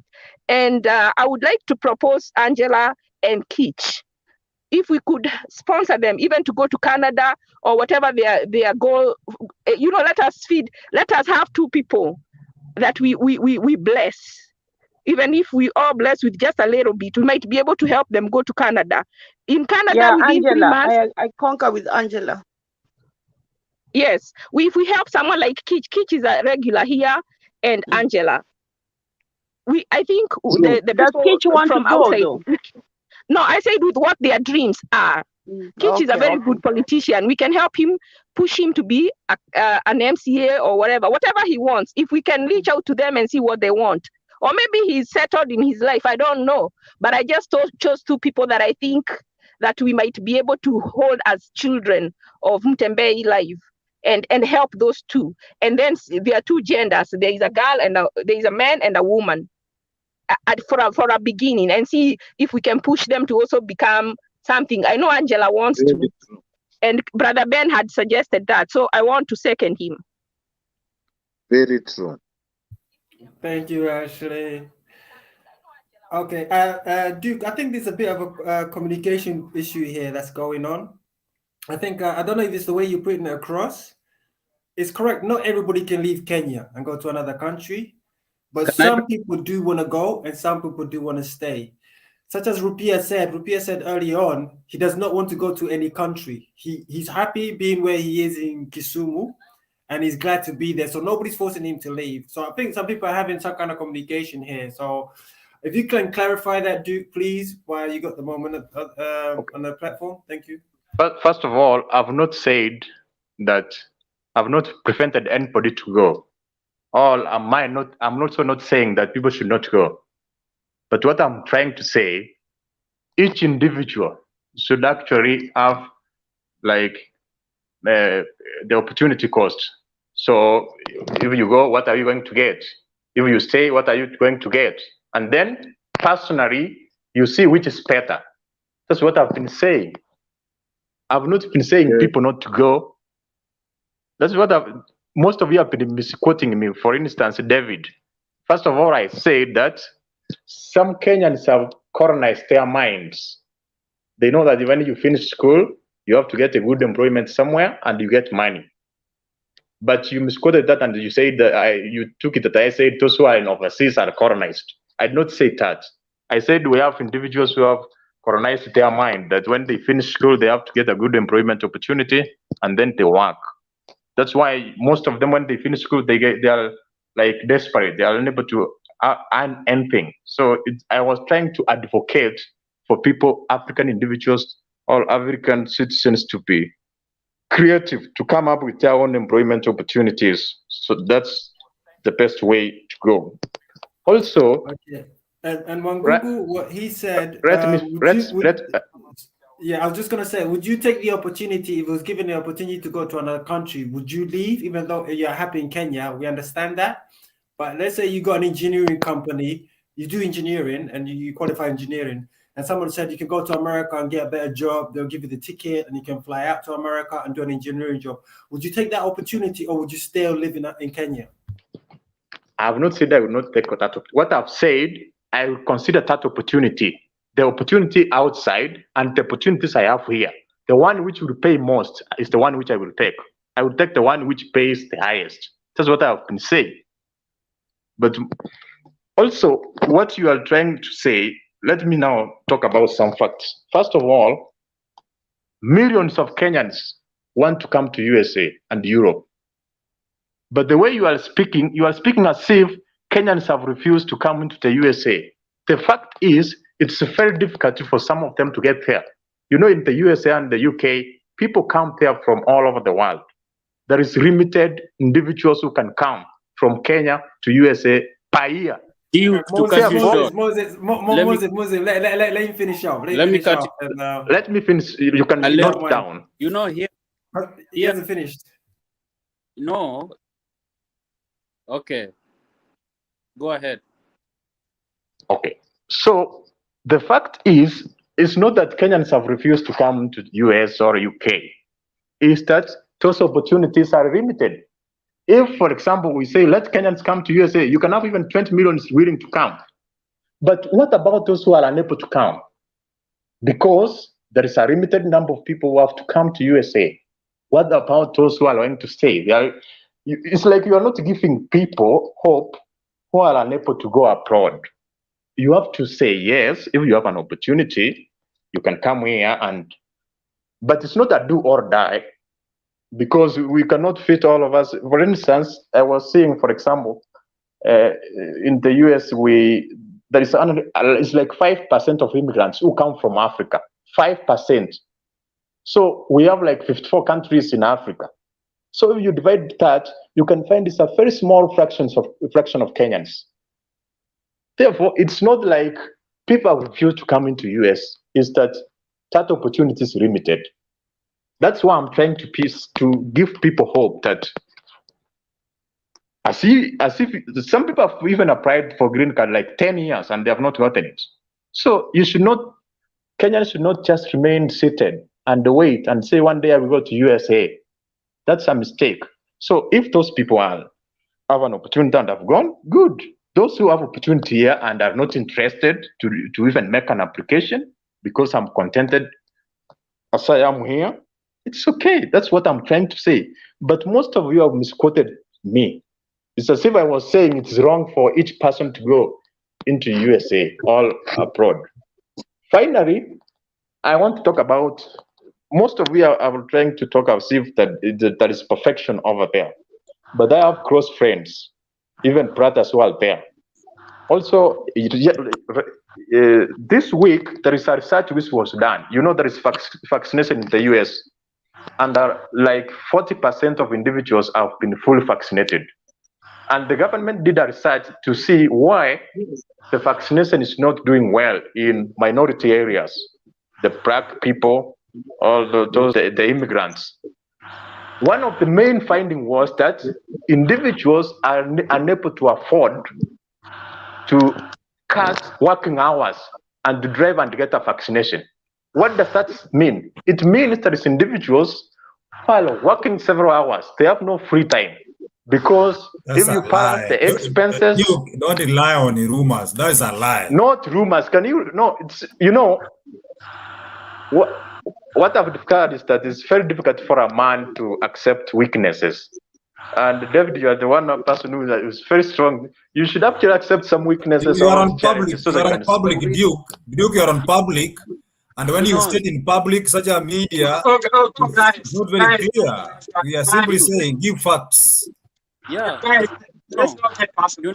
I'm giving facts. Can you say what I've said which is not a fact? Can you what have I said which is false? Let me Talk tell you about what. Let me tell you what you are saying, which is false. When we are saying that Yes. 40% of the immigrants have not been vaccinated, America is a land of immigrants. Who is this immigrant No. are you referring to? Secondly, listen, Duke. We are in America and we are giving examples on the ground. Companies are giving people up to $200 to be vaccinated. Who else who doesn't want the 20,000? Why do you rely on rumor, my friend? First, another one. Can I share that link? It was actually on Communities in CNN Minnesota, we News. have a community in Minnesota for kisses. They are giving free vaccination to churches. Why are you saying we are not having time, Duke? Duke. Vaccination is free.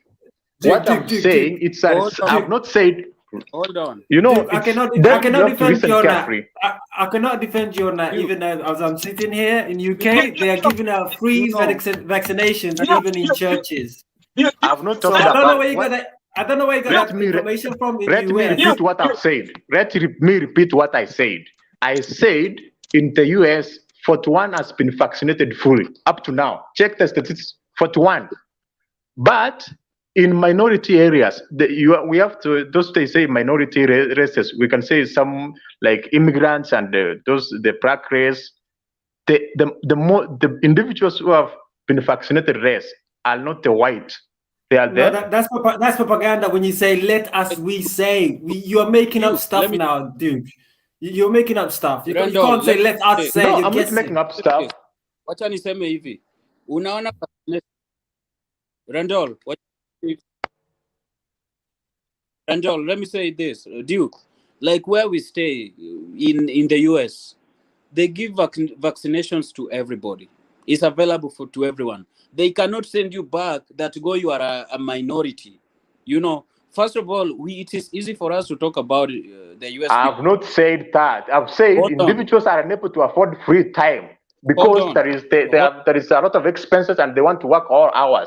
They are unable to afford free time to go to get That is a lie. vaccinated, We even if can't it's allow a free. lie in That's the public. report. That's a lie. That's a big lie. That's a big lie with that report. You know, with COVID also, there's a lot of propaganda about vaccines out there. So if you are reading such stuff and depending on that, and also you are in Kenya and you have better experience there than us. We are in the US and we have experience here. We know what is going on and we can talk from the point of experience because we are here.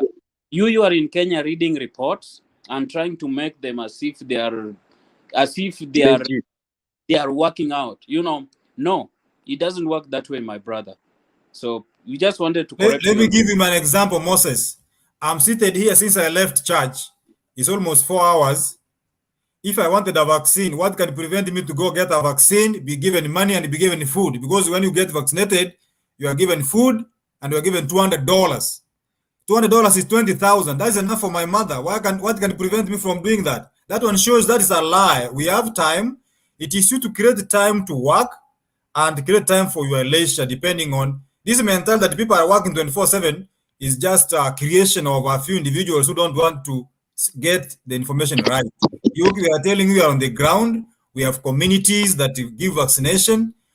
Companies give vaccination almost a must because you are told, okay, it's not a must, but then to work with us, you need to be fully vaccinated. You are told if you have to go to a store and remove on a mask, you should be fully vaccinated. Simply you are told, go for a vaccine, which is free.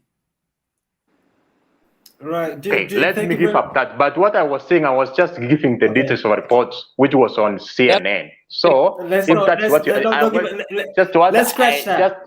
it was not my opinion. It's a Okay, let's fact. scratch that. If you check, yeah.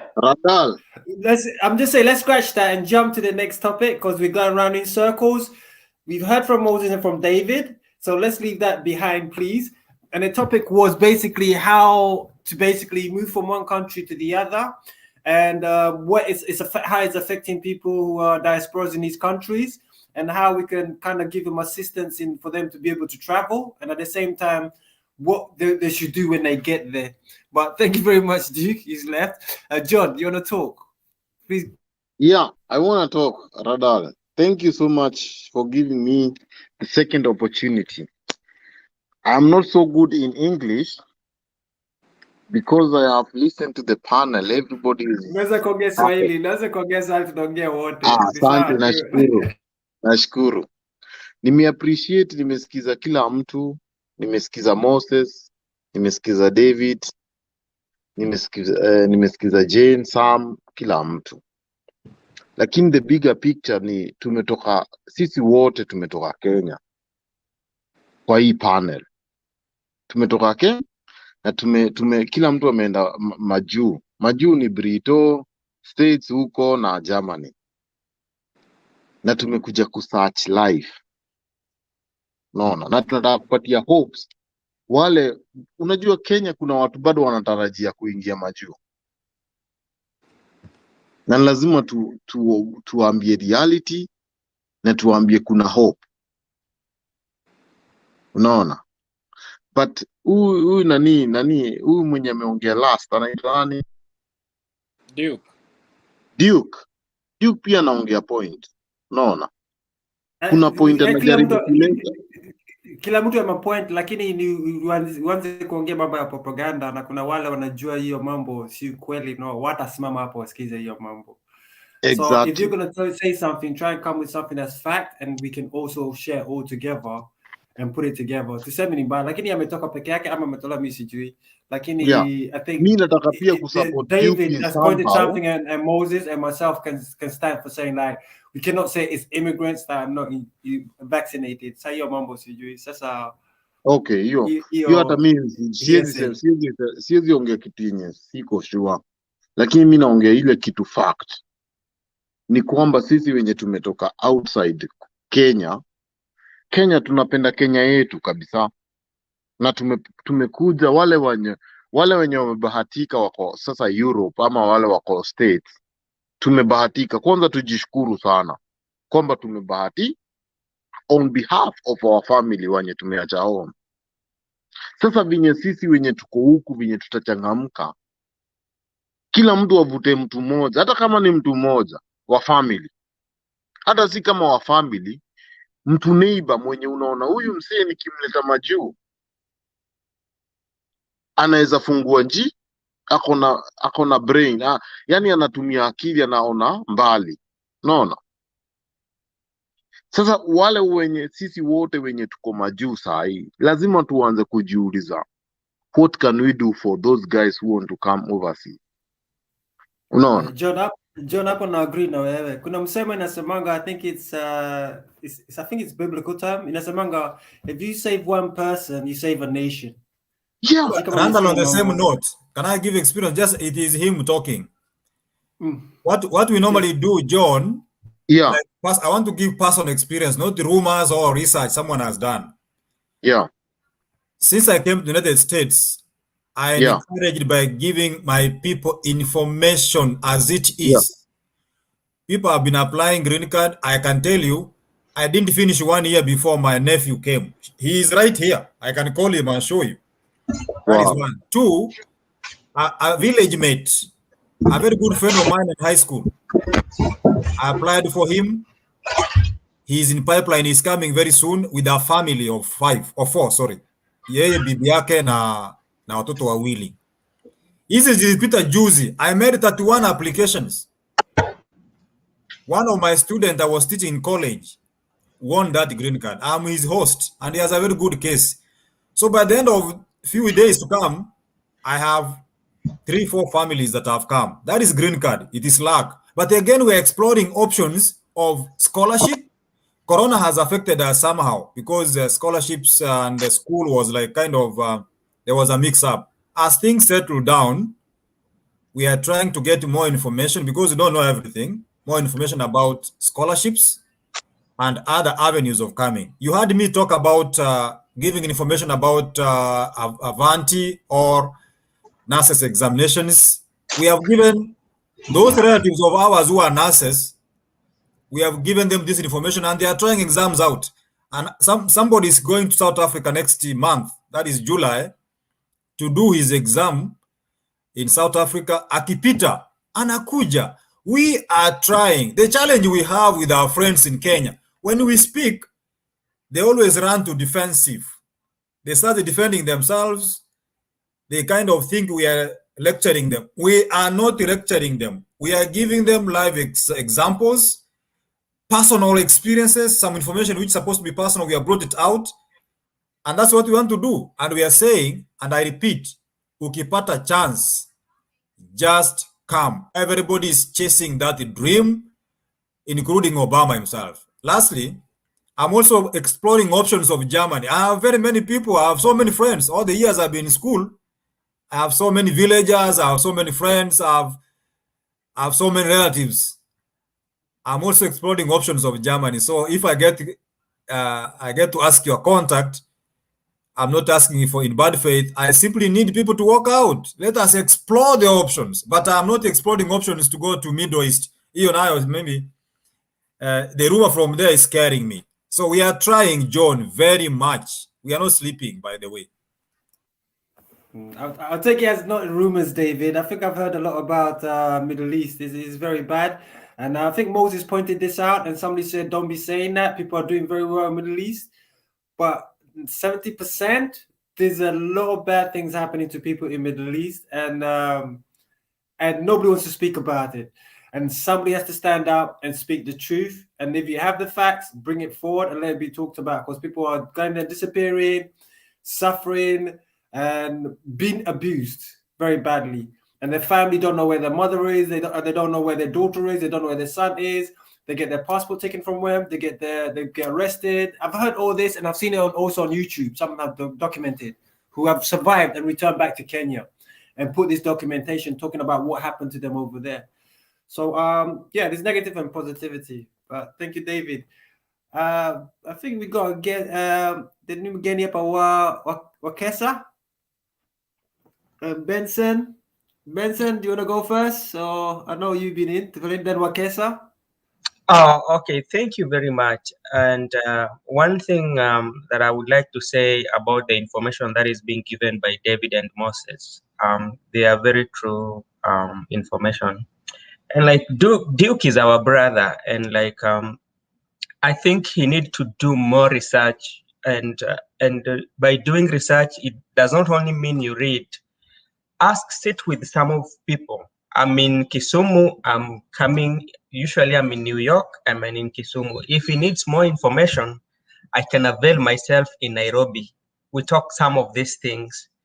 Because even at first when I was coming, there's these stories that you hear about the United States. You come, and as you come to the airport, you go to where you're being hosted.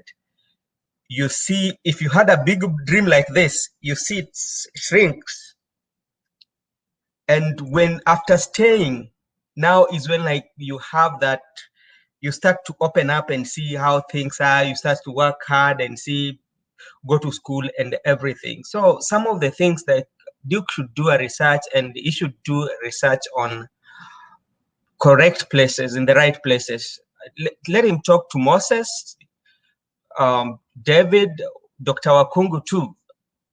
If somebody has stayed here for 5 years, he knows everything. Some of the things Duke is saying are not right. They are propaganda. They're not true. That's what I can say. Okay, Wakesa, then Ashley is back. Then after Wakesa, I don't know, Ashley, if you wanna bring your point of view across afterwards, after Wakesa. Thank you.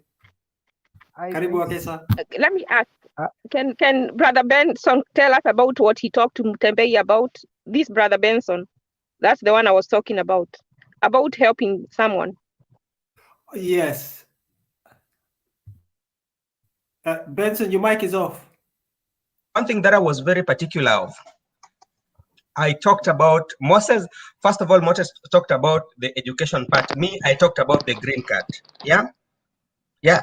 When you come into America with green card with the good papers, you are good to stay and like your things will work well.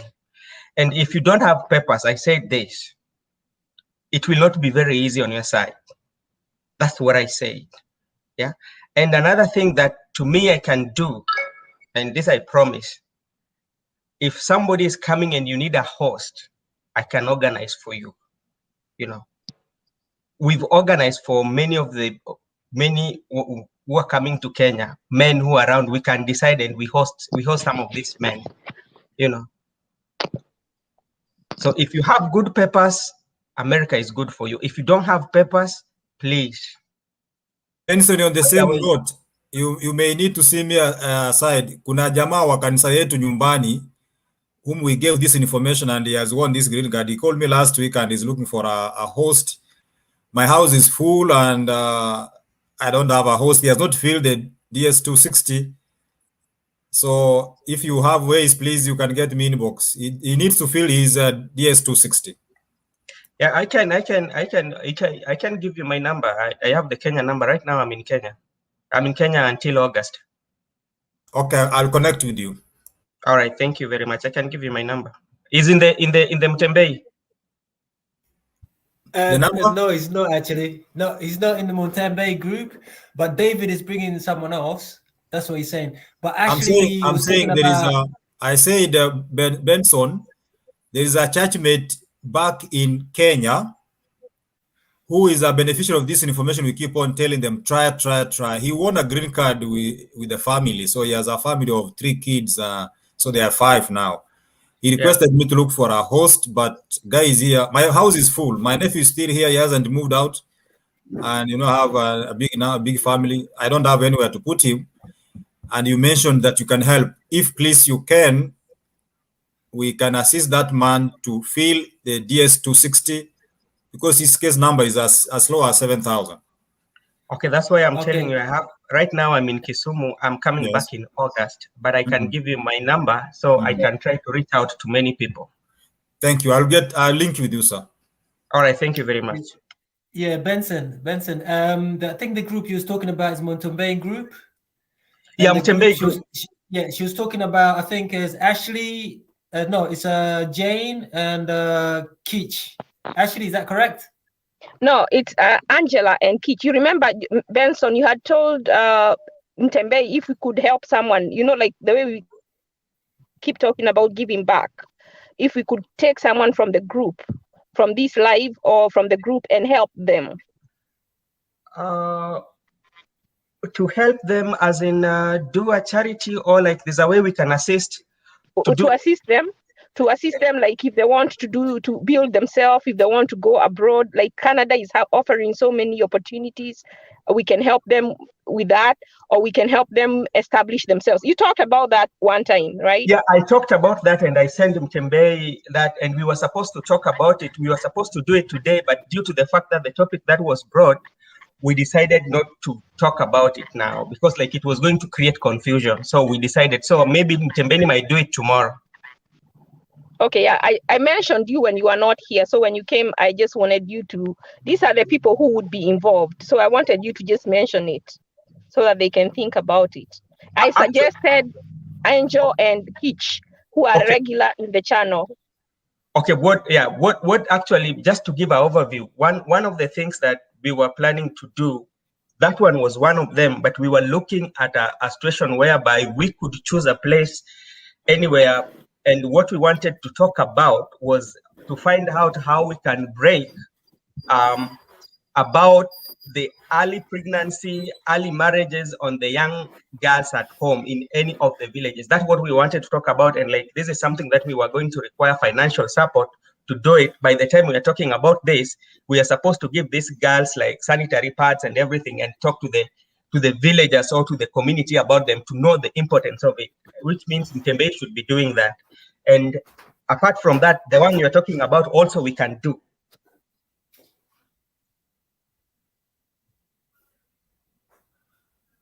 I will propose like empowering people from home, which will be much cheaper. Like if we decide we maybe want to sponsor somebody to come, that will take a lot of money. That can at least help like a group of people that maybe want to support back at home. Yeah. Maybe like, hey, Mutembei can identify somebody who maybe is trying to bring up a family or somebody who doesn't have a school fees, things like that, or giving sanitary towels, like Bro Benson has said. Then we can bring our heads together and we see how we can do that. Like Ashley, your point also. I mean, your idea is not bad as well. It's just like where to start. I think when The one of your Canada, they actually just need a statement and maybe airfare. We have 2 people here. Personally, I think that can be helped. Not many, just 2, because they are regulars. But that's a proposition for everybody to think about. It doesn't have to be done, but I wish we could help even just Angela. Because she keeps talking about she needs help. And I believe if each of us removed $100, we can be able to get her an airfare and try to help her go to Canada. I don't know whether they need people, like there's so many opportunities in Canada and they're not needing you to have so much money. And if you need a bank statement, maybe there's someone here who would be able to stand with her on a bank, if it's possible, if it's something that is not so hard. We can. I think. Sorry, Ben. Yeah, I think the point we just pointed out is that this was debate you had in Mutembe earlier, but it's not happening today. So the debate today is how to basically to move to another country. But at that point, I think it should be had on the inbox, on a WhatsApp inbox. I think that debate you had with all the groups that's already involved in there, such as Jane, Ashley, Angela, Oyaga, Benson himself, Moses, all those people that are inside the inbox. I think we should have that debate, because now we're having a debate that's outside of a debate where viewers are watching something they don't understand and they have nothing to do with them. But I think you clarified it, Ashley and Benson. I think Benson's made it clear that we have that debate with Mutembe again. Sorry, Moses, your mic is off. Randall, do you hear? Randall, sorry. Hello. This was to speak.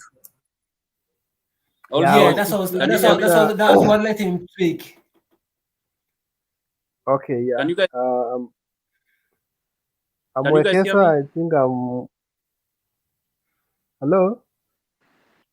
Yeah, okay, so we're listening. Yeah. Yes, go ahead. Say that. Yeah, Moses, I think is this this is my. Okay. Sorry, Moses. Yeah, okay. Someone Moses, is. Someone is speaking. yeah, it's Randall. Someone is. Okay. Yeah, okay, so go ahead. Take the platform. You know what the debate's about. Okay. Okay, thank you. Yeah, actually, I have been listening for the last, let me say, 3 to 4 hours. Was just at the background watching and listening what you guys are saying, and it has been an interesting topic. First of all, because I am in Kenya, so I thought I should just listen, and maybe towards the end I also make my own contribution. But I want to say that it was an insightful discussion. I've heard from 2 sets of group.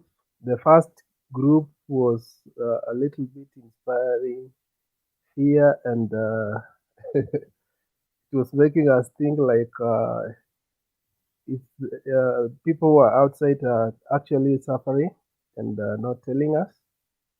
But the last group has really opened our eyes and gave us insights of yes, there are challenges, but there are more opportunities if you're willing to venture into it. And us who are in Kenya, some of us, we have like, yes, we are in opportunities, but you look like time is moving out and you're not making progress. You are just out to survive. you try, you have your best dreams yet, but your means of income cannot sustain the dreams you have.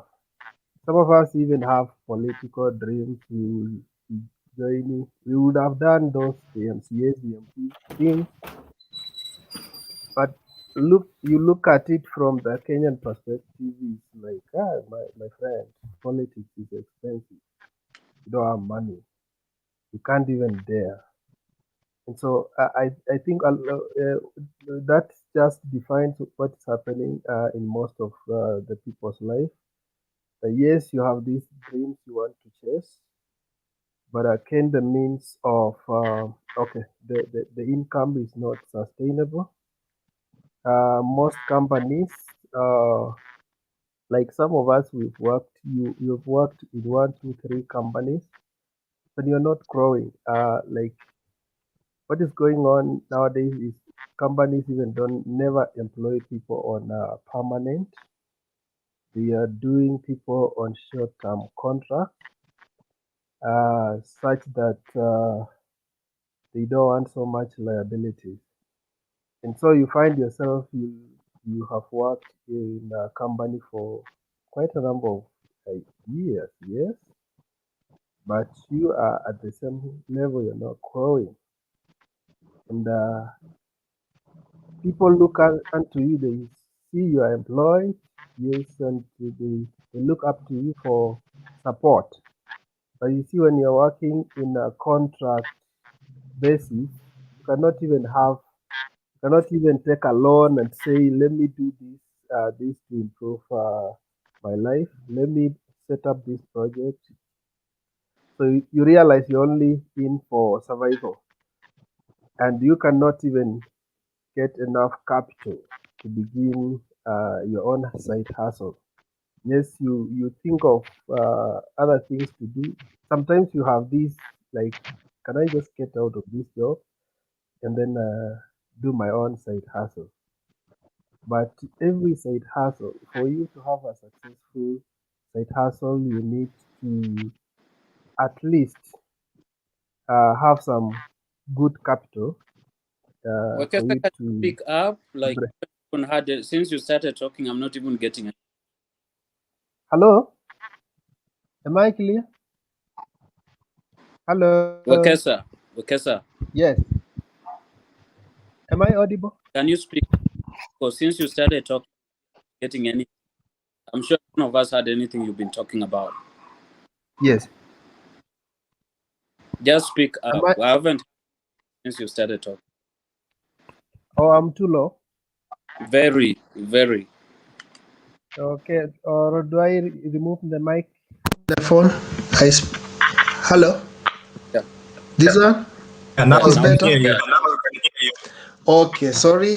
Maybe my earphones were very low. I'm saying I'm in Kenya. In the eastern part of Kenya. Although I come from Western, so this is my diaspora. And largely I do the sales and marketing job. One of the things I've found out is that I'm not growing in career in terms of like you're doing jobs on a contract basis. And most companies, they're not employing people on permanent basis because of the economic environment that we are in. And so you find yourself, you worked in a company like 4, 5 years, but you're at the same level, you're not growing. Yet you have dreams you are chasing, but you are not able to garner enough capital even to venture into, let's say if you wanted to do your own side hustle or do your own business to sustain yourself, but you don't have enough of that capital.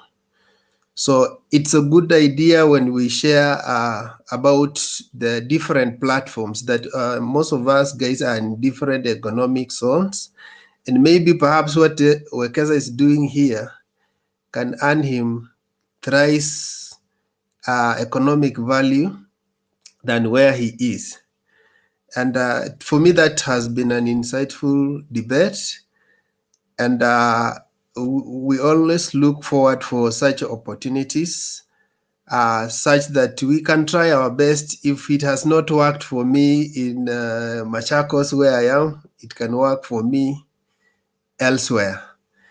I also overheard most of the time, what Duke was talking about, the fears of the challenges people are passing through. And challenges are common to men. Challenges are there in US and challenges are there in Kenya. But the issue is, there are places you can have challenges but more opportunity.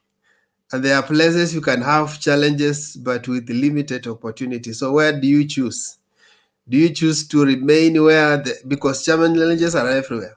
So do you choose to remain in Kenya where you have both challenges and limited opportunity, limited growth? Because that is what's happening for most youths actually in Kenya. I also had an opportunity to interact with a few Kenyans who are aspiring for different leadership positions.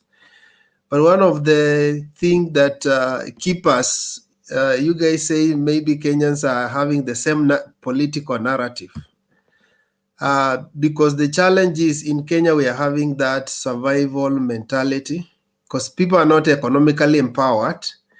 And so even when youths come together and they want to chart their own political course away from what our fathers and the political elites have been doing, the first thing the political elites know is that they will not go anywhere because these guys, shida yao ni pesa.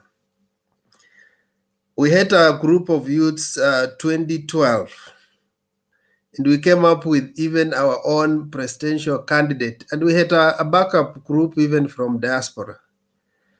But when we started now aligning our dream, and the other political elites knew, the first thing they did is they bought all the youths because they knew these guys don't have the money. And so all the youths were given handouts and they started disintegrating. And that is the challenge we have. If we can empower ourselves as Kenyans in diaspora and also link up with the Kenyans who are in Kenya trying to come up, those who will be lucky to come to the other side is okay. For a few who will not be able to make it to the other side, but link up and say we have a common dream of making a difference as Kenyans, then for me it will be a great idea, such that this platform will have not only opened our eyes to think as Kenyans and see opportunities from outside, but also see how can we also utilize the small opportunities that are in Kenya. And if we want maybe to invest in Kenya, we also have, we can invest in lives of youths who are looking forward to transform our economic environment. Because the problem in Kenya is we're having a bad leadership, yes, but for us youth, we have to align with the people who own our own nation so that we can also get the small opportunities that are there. But if we try to chart our own path, we cannot go anywhere because everything is controlled from one center. Yeah, so I think that's my contribution, and I look forward for more engagements on this. Yesterday we were having a debate on issues to do with BBI and everything, and it was interesting. Thank you, Wekesa. Yes. I personally work with Bitco Kenya. I work with Bitco Africa, and that is it. Okay. Thank you, Wekesa. And also, sorry, Moses, I just wanted to ask him a question. Wakesa, I wanted to ask you, with the debate that you have heard today and all the information that's been gathered from everyone that put together, from the experiences, from how they got there, and how they travel to other countries and what they're doing in other countries and what effect they had in other countries. What's your opinion as yourself? You're saying in Kenya you're struggling and you don't see yourself prospering in Kenya, even though you're working hard, even if you get a side job, a hustle job on the side. It doesn't. So what's your opinion on your side, what you have heard the debate talking about in terms of like vacating to another country or still living in Kenya?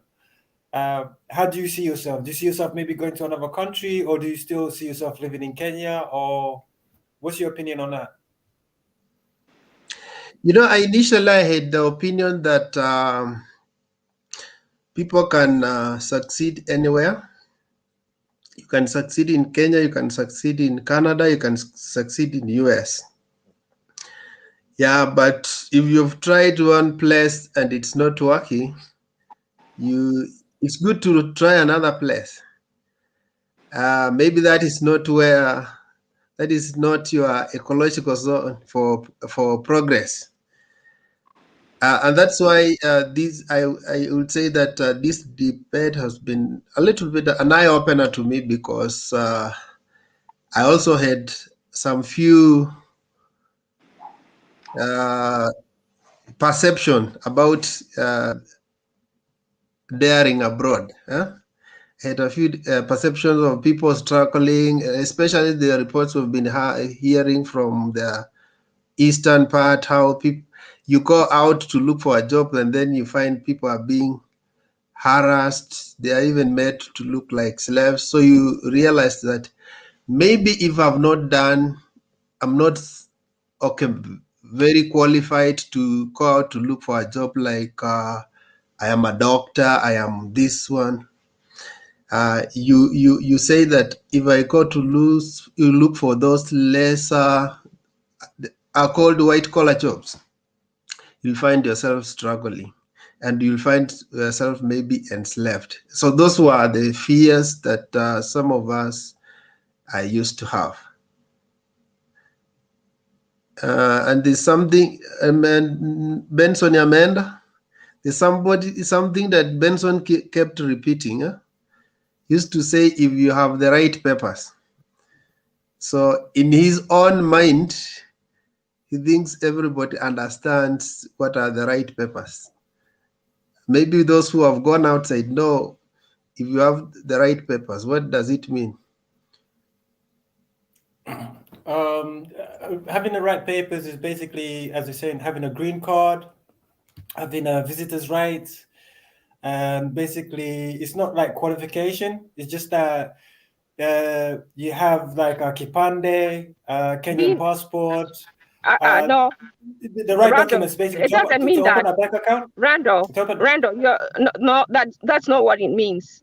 You can have a passport but not be able to work. The right papers means you can have the passport, you can have the ID, but you're not able to work. So if you're able to work, if you have the permission to work, life is going to be easy. That is what the right papers mean in America. No, you say passport. Passport doesn't. It's not the right paper. I was giving an example. Actually, if you would have let me finish. Sorry, go ahead. Yeah. But I just wanted to say that passport is not one of them. In short, you should be able to work. Yeah, you can have a passport and fly from a country to a country, but that passport it questions that what are you allowed to what are you allowed to access? What are you allowed have the right to access in the system?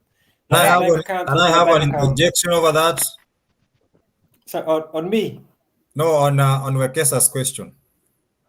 Oh, Wekesa's asking what kind of documents or papers do you need? Okay. David come for that. Yeah, let me explain that. Wekesa, what it means to have right papers is the authority to live and work in the US. I'm talking about US because that's what I know. When you are in the US, and you can either be having a green card, you came here on a green card, there's a green card you are given. That card is actually called a permanent resident card, which allows you to work and live in the US for a specified period. Those who win a lottery, which we normally call a green card, are given 10 years of living and working here. It is renewable after 10 years. So if you can't be a citizen, you can use that green card for 20 years, and that is it. But for the first 10 years, within the 50th year, you can transform from a permanent resident to a citizen. And once you are a citizen, you have all the rights, unlike the few, you know, when you are a permanent resident, there are few rights you don't have, one or two. Like you can't come to Kenya and stay there for a whole year. You lose that status. But when you are a citizen, you can go there, stay 10 years, 20, wherever you want to. So those are the nitty-gritties of here. Secondly, when you talk about the right papers, again, we mean there are people who come here on a visit visa. They came and said, I will be here for like 2 months. Then they overstay their visa, right? When you overstay your visa, it means you are here illegally. You can't drive, you can't work, you can't do anything. So basically you are nothing unless you stay in someone's house and he feeds you. And I suspect there are people who come like that. They come for maybe church function, they hide, they come for graduation ceremonies, birthdays, and all sorts of ceremonies. They overstay their visas.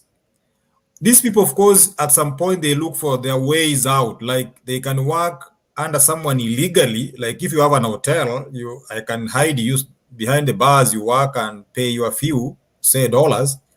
But you have no equal status like somebody who just came here with a green card and asked permission to stay here. Lastly, there are people who come here as students. On completion, they are given some number of years to work, like 2, 3. I'm not very sure, but I think they are between 2, 3 years. Then you can work your ways out. You know, you're a Kenyan wherever. You can work your way out. You can either renew that or transition in something else. So sometimes people who give those stories to Kenyans za mateso ni wale ambao hawana hayo makaratasi. Because if you can't work, you can't live in America. I can assure you. It is very, very expensive to live and you have no income. But if you are working, you can drive, you can work, you can earn, you live in America. Another aspect I didn't mention, the right papers can also mean if you don't have those right papers, unaweza zitafuta kupitia njia ya kuoa mtu. Sitaki kuongea kizungu. Unaweza oa citizen akupee hayo makaratasi sasa. Some Kenyans have gone through that, some other people have gone through that, but it's a risk someone takes because he wants or she wants to save himself. So that's what we mean by right papers, not qualifications. Yeah, right papers is ability to. Yeah, right papers is ability to work without any that. Those are the people who we are talking about that can get those jobs, those opportunities. These other people struggle a lot. If you don't have those papers, he's talked about the classification. And one person here is keeping on asking, I think what we'll do, we can give, there's a Kenyan here who does immigration law. And I think we will, talk to Mutembei so he can come here and tell people how they can come. Because if you have a degree, if you have a certain specialty, there is also a green card where you can come through that way, where you can come through an employer, or if you're very qualified, you can also be able to get a green card and come that way. So we will correspond with Mutembei and give him the number of this lawyer and then get him on this show one of these times. And then he'll answer a lot of questions, tell people the different green cards, that there are options out there where they can come in. Instead of us, because I'm not legally able to explain in detail, but we can get somebody, I know a Kenyan who works here, and they're immigration lawyer, and they can be able to give more detail than I can. Now, a question related to that. Sometimes we keep receiving these emails on the winning a lottery and this green card thing. So how do you know this one is a genuine and this one is not genuine? Green card, I can answer that one ASAP because I've played green card for, this is my 6th year. The first 3 years I was playing, of course, for myself, and the last 3 I've been playing for my communities. You cannot get an email for having won a green card unless you participated to apply. Green card is applied in October, and the results are checked in the next year, May, between 1st and 7th. They will give a date. So such information coming to your phone and you didn't apply, it's a wrong information. Secondly, for you to know you have won, you go to their website, you put that number you are given there called confirmation number. Is a very long number. You open that website, then you go penye imeandikwa check status. That's where you put that number and the date of birth. Then the message which comes next will tell you whether you have won or you have not won. The first information I can say is, if you have won, it will tell you, dear Wekesa, congratulations, you have been randomly selected, blah, blah, blah, blah.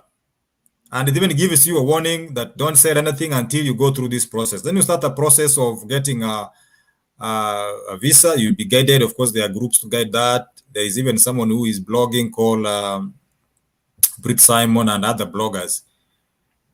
But if you have not won, it will tell you, as per the information entered, this entry was not selected. No any other information is authentic. Even an email, that is a scam.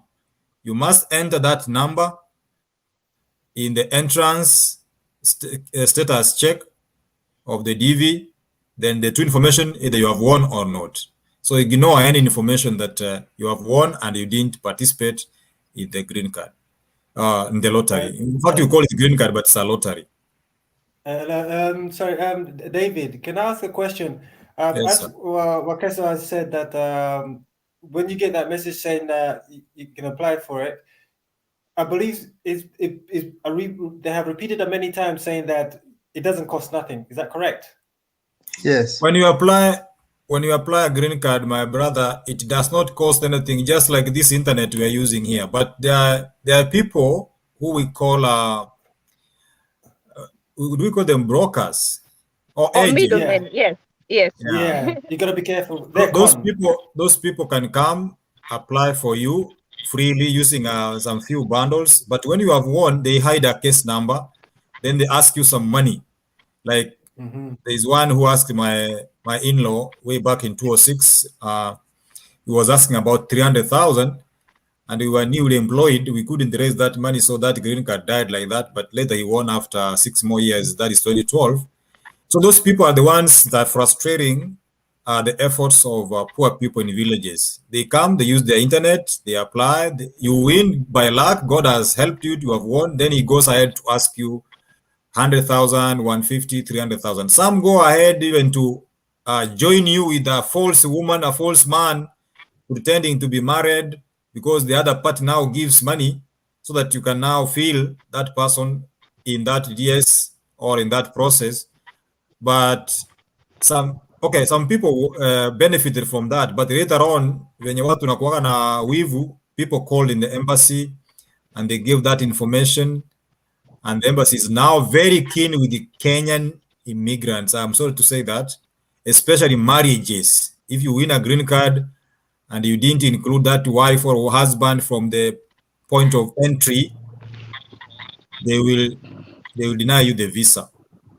Even the advent of applying using passports is a Kenyan problem.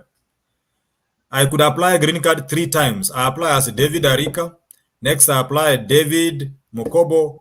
Next, I apply David M. Arika. You know, it's the same person, joking with the numbers. So they said, okay, you are denying others a chance. Now from, I think 2020,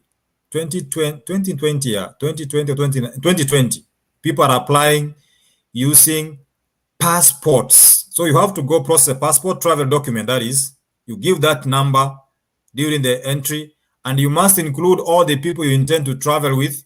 If by any chance you forget about them and then you win, you include them, that's an automatic disqualification. You are advised never to continue because you will be denied a visa at the interview. And that is how it has happened. And another thing has come in. Kenyans were very creative.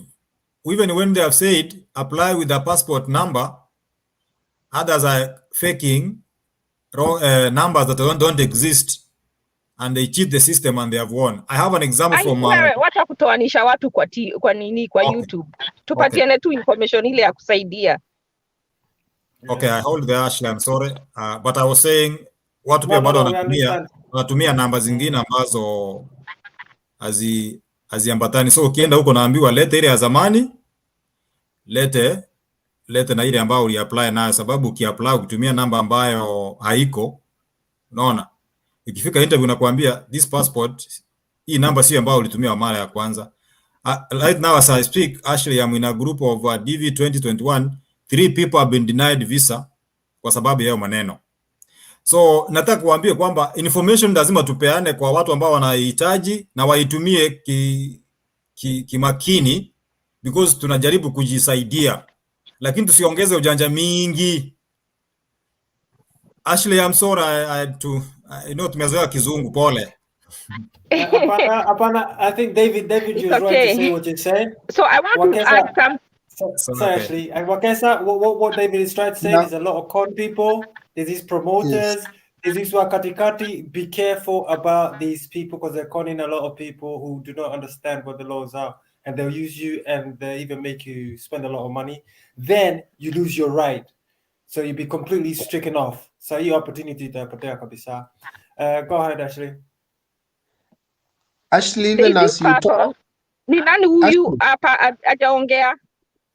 Mercy. Ashley, what I'm saying, Ashley, I had a question for you. Hello, Sam. Wakesa can talk. Mercy, did you have a point you want to put across? Wacha niseme hivi, najua nimekuwa nikisikiza vile watu wana discuss mambo ya makaratasi. I'm in the US, niko Boston, so nimekuwa nikisikiza hii chat na nikasema, I've had some very good information.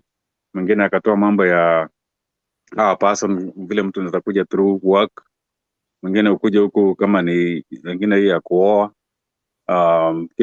Kitu nilisikia mtu mmoja alisema lakini akamiss kidogo is ukikaa miaka miwili alafu upate hiyo ukikaa miaka miwili unapata ya miaka 10, lakini ukivumilia ukae miaka 3 unapata citizenship kama bado umeoana, lakini ukitoka kwa hiyo ndoa itabidi ungoje miaka 5. That's how it works, ndio upate citizenship. No. Aya, another thing, there's a lady there alikuwa anaongea, I've heard her talking. I think she mentioned my name now. That lady said a very genius idea, but I don't think she realized alisema. Like tunaongea hapa mambo ya matatizo ya people are suffering at home, watu wanataka kuhama na kila kitu. But I remember she was mentioning about helping some 2 people. Alisema majina mawili. But the genius idea she did, akasema anaweza saidia mtu ama kama mtu anataka kusimama kama MCA na kila kitu. In orders for us, watu wa nyumbani wasaidike. Na vile tunaongea na hiyo siasa mbaya na nini. The genius idea I had from her, ni vile alisema, naona mambo ya kusema kusaidia, we need to have that influence one of these days, tuanze ku influence wale watu wanakuwa elected huko nyumbani. And that's how the changes will come. No, I don't think she figured what she had said, but that's for us in terms of lobbying for us, as long as tuko na mtu ambaye itabidi tunaanza kwa vile we are the richest the richest county in diaspora, the richest income ile inakuja Kenya. Wa Kenya saizi wakisimamisha ile pesa inakuja Kenya hivi once, sijui dola itakuwa 200 shillings ama itakuwa 300, because coffee na kila kitu. Me I used to think ndio ilikuwa na pesa, lakini kumbe ni hii 20-30 dollars unatuma huko nyumbani na vitu vingine. So we have to start appreciating and to form our own groups. Naona ingawa hapa America kidogo, I came here a while back, like miaka 20 imepita back. Tulikuwa na groups ya Wakenya, but after a while iko wakati somewhere mid 2000s hapo hivi tukaanza kuwa na ya ukabila. Because me I lived in Minnesota before that. Hakukuwa na hizi magroup ati ya kabila fulani, na hii vitu ilikuja mwisho sasa ikakuja ikakuja mambo ya kanisa, ikakuja sasa tukakuwa fragmented. Before that ilikuwa kitu kifanyika and we were not so many. Hata ikifanyika Ohio mtu najua watu wanakimbia. It's still happening, but hiyo tribal nini zilikuja zikakuwa formed. I don't know how that happened. Anyways, coming to helping people to come here. There are so many people who don't have information. Mimi when I was coming here, I came and helped a few people. Mwisho nakuja kusikia there was a neighbor of ours. Yeye pia ameleta watoto yake na watu wengine, but people walikuwa surprised. Hizi application, let me give an example. Kama application tu ya shule yenye mtu anakuja na F1 visa, alikuwa analipisha watu na ni kitu yeye anatumia watoto wake pesa. Anapiga simu anasema yeye mnitumia applications za my university, anatuma, unajua you can order from a school wanatuma 30 copies 40 from different colleges, either junior college ama what you call state universities. Yeye akifika huko nyumbani alikuwa anauza kama shilingi 2,000 3,000 for application. You haven't done nothing. Alafu kikuja hivi. So there are people who take advantage of people, and people don't have information. Hii mambo mnasema ya lottery ya green card. There are people who have succeeded, but someone should also be ready to know that the process here ni kupata hii ni peke yake. Kwanza kama umeandika a family, because I have relatives ambao wametumia hiyo, in the end there's DNA has to be done, especially with kids. It's such a, the process here, kama umepata ni, inabidi uende interview tena or find. I mean, it's a longer process, and some people have been disappointed. Let me give you an example. This is not a funny thing, but when it comes to that, naambia mzee ukuwa naleta bibi yako na ni, just expect anything, because this happened to someone from Ghana, and I was living in Minnesota then, and it was even in the newspaper. The guy alikuwa ule mtu ameenda amesaidiwa na church nini mpaka akapata nini yake, akapata citizenship, mwisho akataa kuleta. The wife had died, na akajaribu kuleta watoto. No, alikuwa na 4 kids, and the story was, and this was very sad, there was a newspaper, jamaa wakati wanaenda kufanya DNA, only the last born ndiye alikuwa yake. Naona, and this guy ile mtu ile umechukua kanisa umenini umelobi watu mpaka kila mtu was ready, my kids are coming. So there's that aspect too. Sometimes it happens disappoint, but nobody should ever give up. Kama unaona nyumbani doesn't work for you and you want to seek information, mtu asishaye. Hata kama uko nyumbani, don't shy, always seek information. Hata hapa vile tuko hapa America, wengine wako UK, mtu unaenda state fulani doesn't work for you, mtu unasikia kuna watu wanaama, mtu you move to another state, nasikia huyu jamaa siku hizi aliama Tennessee lakini ameendelea sana, because same thing, kuna watu Kenya has worked for them. Me, I know, I have relatives, mtu anaquit kazi hapa, the next time unasikia ampata kazi Nairobi. But there are some people wanatamak, mtu anajaribu kuwa loyal to the country that sometimes it's not loyal to you. Nyasia tukitoka uende nje tumewacha Kenya. It doesn't work like that. In fact, the most patriotic citizens nimemeet ni wale kwanza sisi wenye tumetoka nje. Tunafuata everything about Kenya every day. We want Kenya to be better, because if Kenya becomes better, pia sisi tutarudi. No. So that's the thing. But I thank the forum. The forum itself, this one, nimeona ya politics, sometimes ya nini, it is still good. Hata people open up their mind. I've noticed one thing, mindset ya Wakenya wala wamekaa nje have a different mindset than Wakenya wala wamekaa nyumbani. And I think it's a good thing, because mtu ukitoka nje, you are looking at Kenya from outside the box. So hata mambo ya tribalism na kila kitu, you find a Kenyan mwenye amekaa nje might say a point yenye Mkenya nyumbani anasema, how could you say that? But it's good sometimes it's good to seek that knowledge and move out of your comfort zone. But the forum itself, for me, asante mwenye alianzisha hii forum, I'll keep on following it. Now, if there's anything someone needs help na kila kitu, let's make it something alafu ikuje kuwa tangible enye tunasaidiana. Sio lazima nikujue. No. So that's the thing, that's how I am. Sio lazima nikujue. Hapa tumefanya maharambe mingi, mtu amefariki, mtu amepata accident, mtu wako na matatizo. Wengine hata hiyo mambo tunaongea mambo ya shida ya makaratasi, tuna raise pesa, mtu mjui, but Wakenya wanakimbia lawyer anatafuta nini, mtu mpaka anasaidiwa mpaka anakuwa sawa. So hiyo umoja ndo I think this forum, na that diverse opinions, hata kama mtu anasema na mwingine anasema, it's good, it's not a bad thing. So thanks. Good. I'll say Mutembe, you have been given a lot of praises from Mercy here. Asante sana Mercy. What advice would you give to Kenyans who are thinking of maybe kwenda US or Germany and other countries? What information do you think that they're lacking, that anybody that's watching as a viewer or who is going to watch this show, that could help them? I mean, I think kwa watu ambao, once ukithink about something na unataka kufanya, now there's more information you can get online. Sio kama wakati mimi nilikuja huko, ilikuwa inabidi pengine upate mtu anakuambia, unajua kazi yangu alienda America at a certain time. So that's how you get the information. Na watu walikuwa na con, wengine walipata the right information. But now also there's, I mean, if someone can be able to browse, not just sometimes good just checking, how to migrate to Canada, how to migrate to the United States. You can get information now. Sio kama zamani unaangalia hata through the phone, kama mtu anaweza kuafford bundles, but I mean, wewe mwenyewe ndio utaangalia situation yako na and don't come here with a fixed mindset. Nilisikia mtu alisema mtu uachie udosi yako wapi, And that is the thing. Kwa vile kila mtu hapa tulikuja na expectation, unafika hapa, there is so many things that were shocked.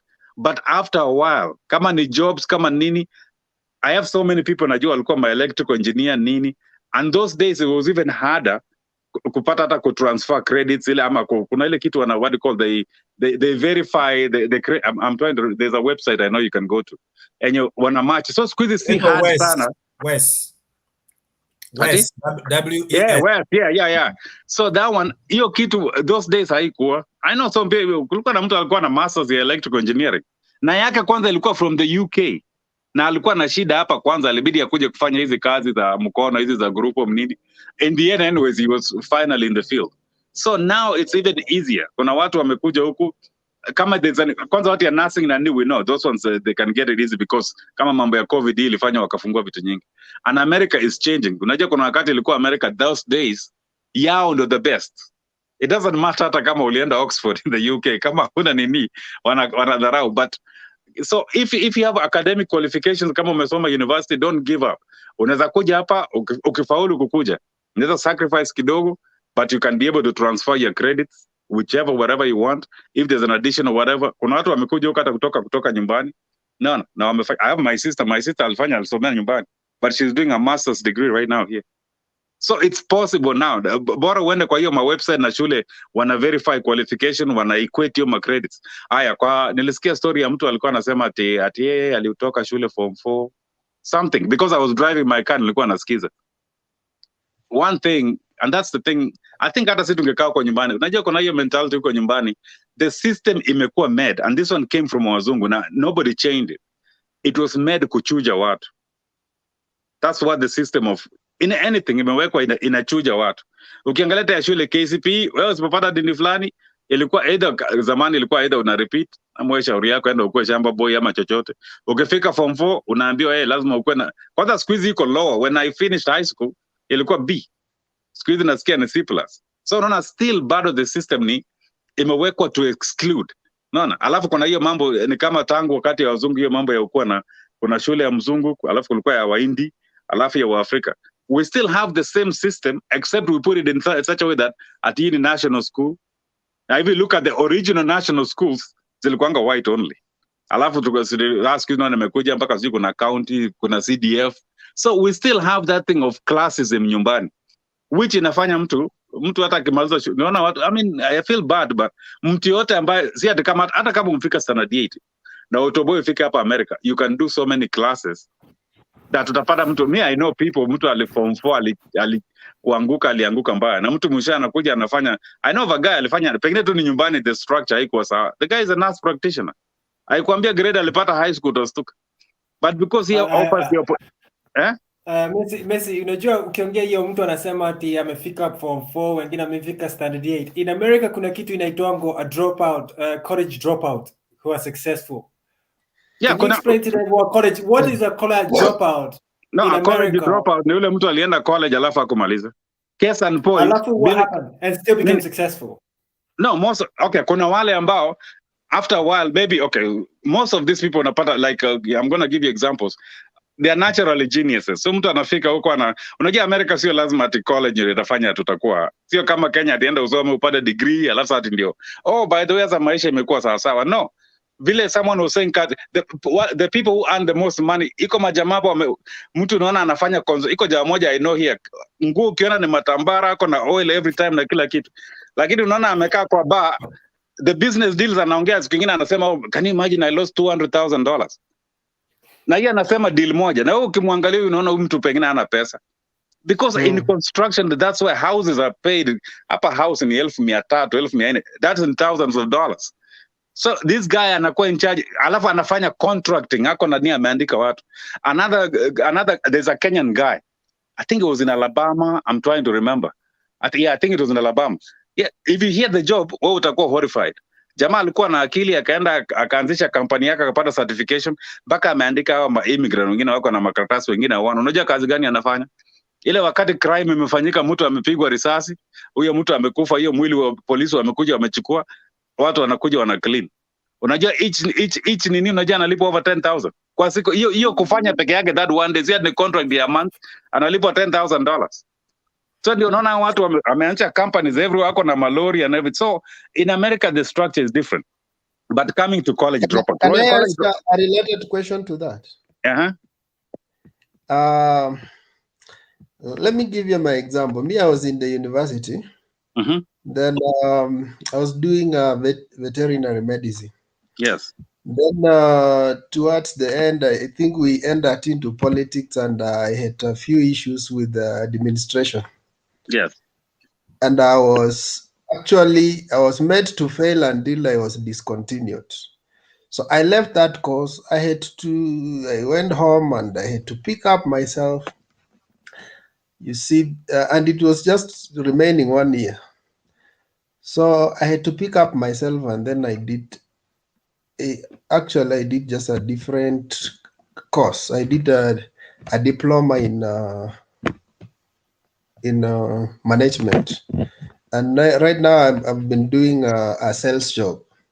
But I normally look like if it was a different environment, because in Kenya the only place that had a veterinary medicine course was Kabete campus, Upper Kabete campus. Anywhere else is Makerere University. So that course had to go like that, and they had to pick up myself and do something else completely different. Now I look like if it was somewhere else, people accredit whatever you have done. You don't just lose it like that. Yeah. But in Kenya, it's lost, and that's one thing. That's one thing I think is very unfair, because in as much as unajua kama hapa hata kuna mtu unapata aliwacha shule 1975 college na alikuwa amefanya 80 credits, amebaki na 40 kwa vile ni 120. Even from that time it is still there. Akienda college saizi anaweza kutransfer, and a college can look and say, okay, sasa hizi ndio tuna recognize, wacha to accept about maybe 71 or 72 of them. Sema we'll accept 72, wacha hiyo 8 hiyo pengine it didn't make sense. Otherwise 72, under 72, fanya the next 48 with them. You never lose it, those grades. And actually with you doing whatever, if it was someone that you could petition, one thing you haven't realized, that course you were doing, if you're here in America, you know the gold mine. Unajua kwa nini? You're veterinary science. If right now, mtu akuambia saizi utransfer your credits yako na ulikuwa mbaki na mwaka moja, hata kama wata drop 5 ama 5 courses, but increase the others, alafu maliza hiyo kama ni veterinary science ama it's like veterinary medicine, ndio. Here in America, the only thing you need to do, you go work somewhere ama you start something that usifanye special, usienda hata ng'ombe na nini, mtu yote ambaye kwa America anajua, fanya ya umbwa. You'll become a millionaire. I guarantee you.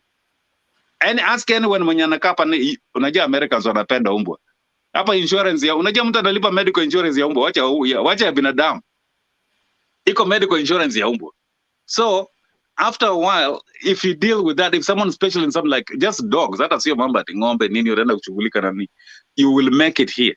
So if someone was able even to, if there was a way to salvage or whatever, and you have an interest one day, I'm telling you. So, but that is the goodness about this place. No, sasa kama mambo unasema mambo ya college dropouts. Randall alikuwa anauliza mambo ya college dropouts. There are people here, mtu anaangalia anaona, what is the point of finish college dropout, and I can be able to pursue this. One person, I can use an example, ilikuwa Bill Gates. Another person, I can use an example, Mark Zuckerberg. Mark Zuckerberg alikuwa Harvard. Unajua kuingia Harvard, you have to be very bright. No, except kuna wale wanatumia pengine their fathers were somewhere, whatever.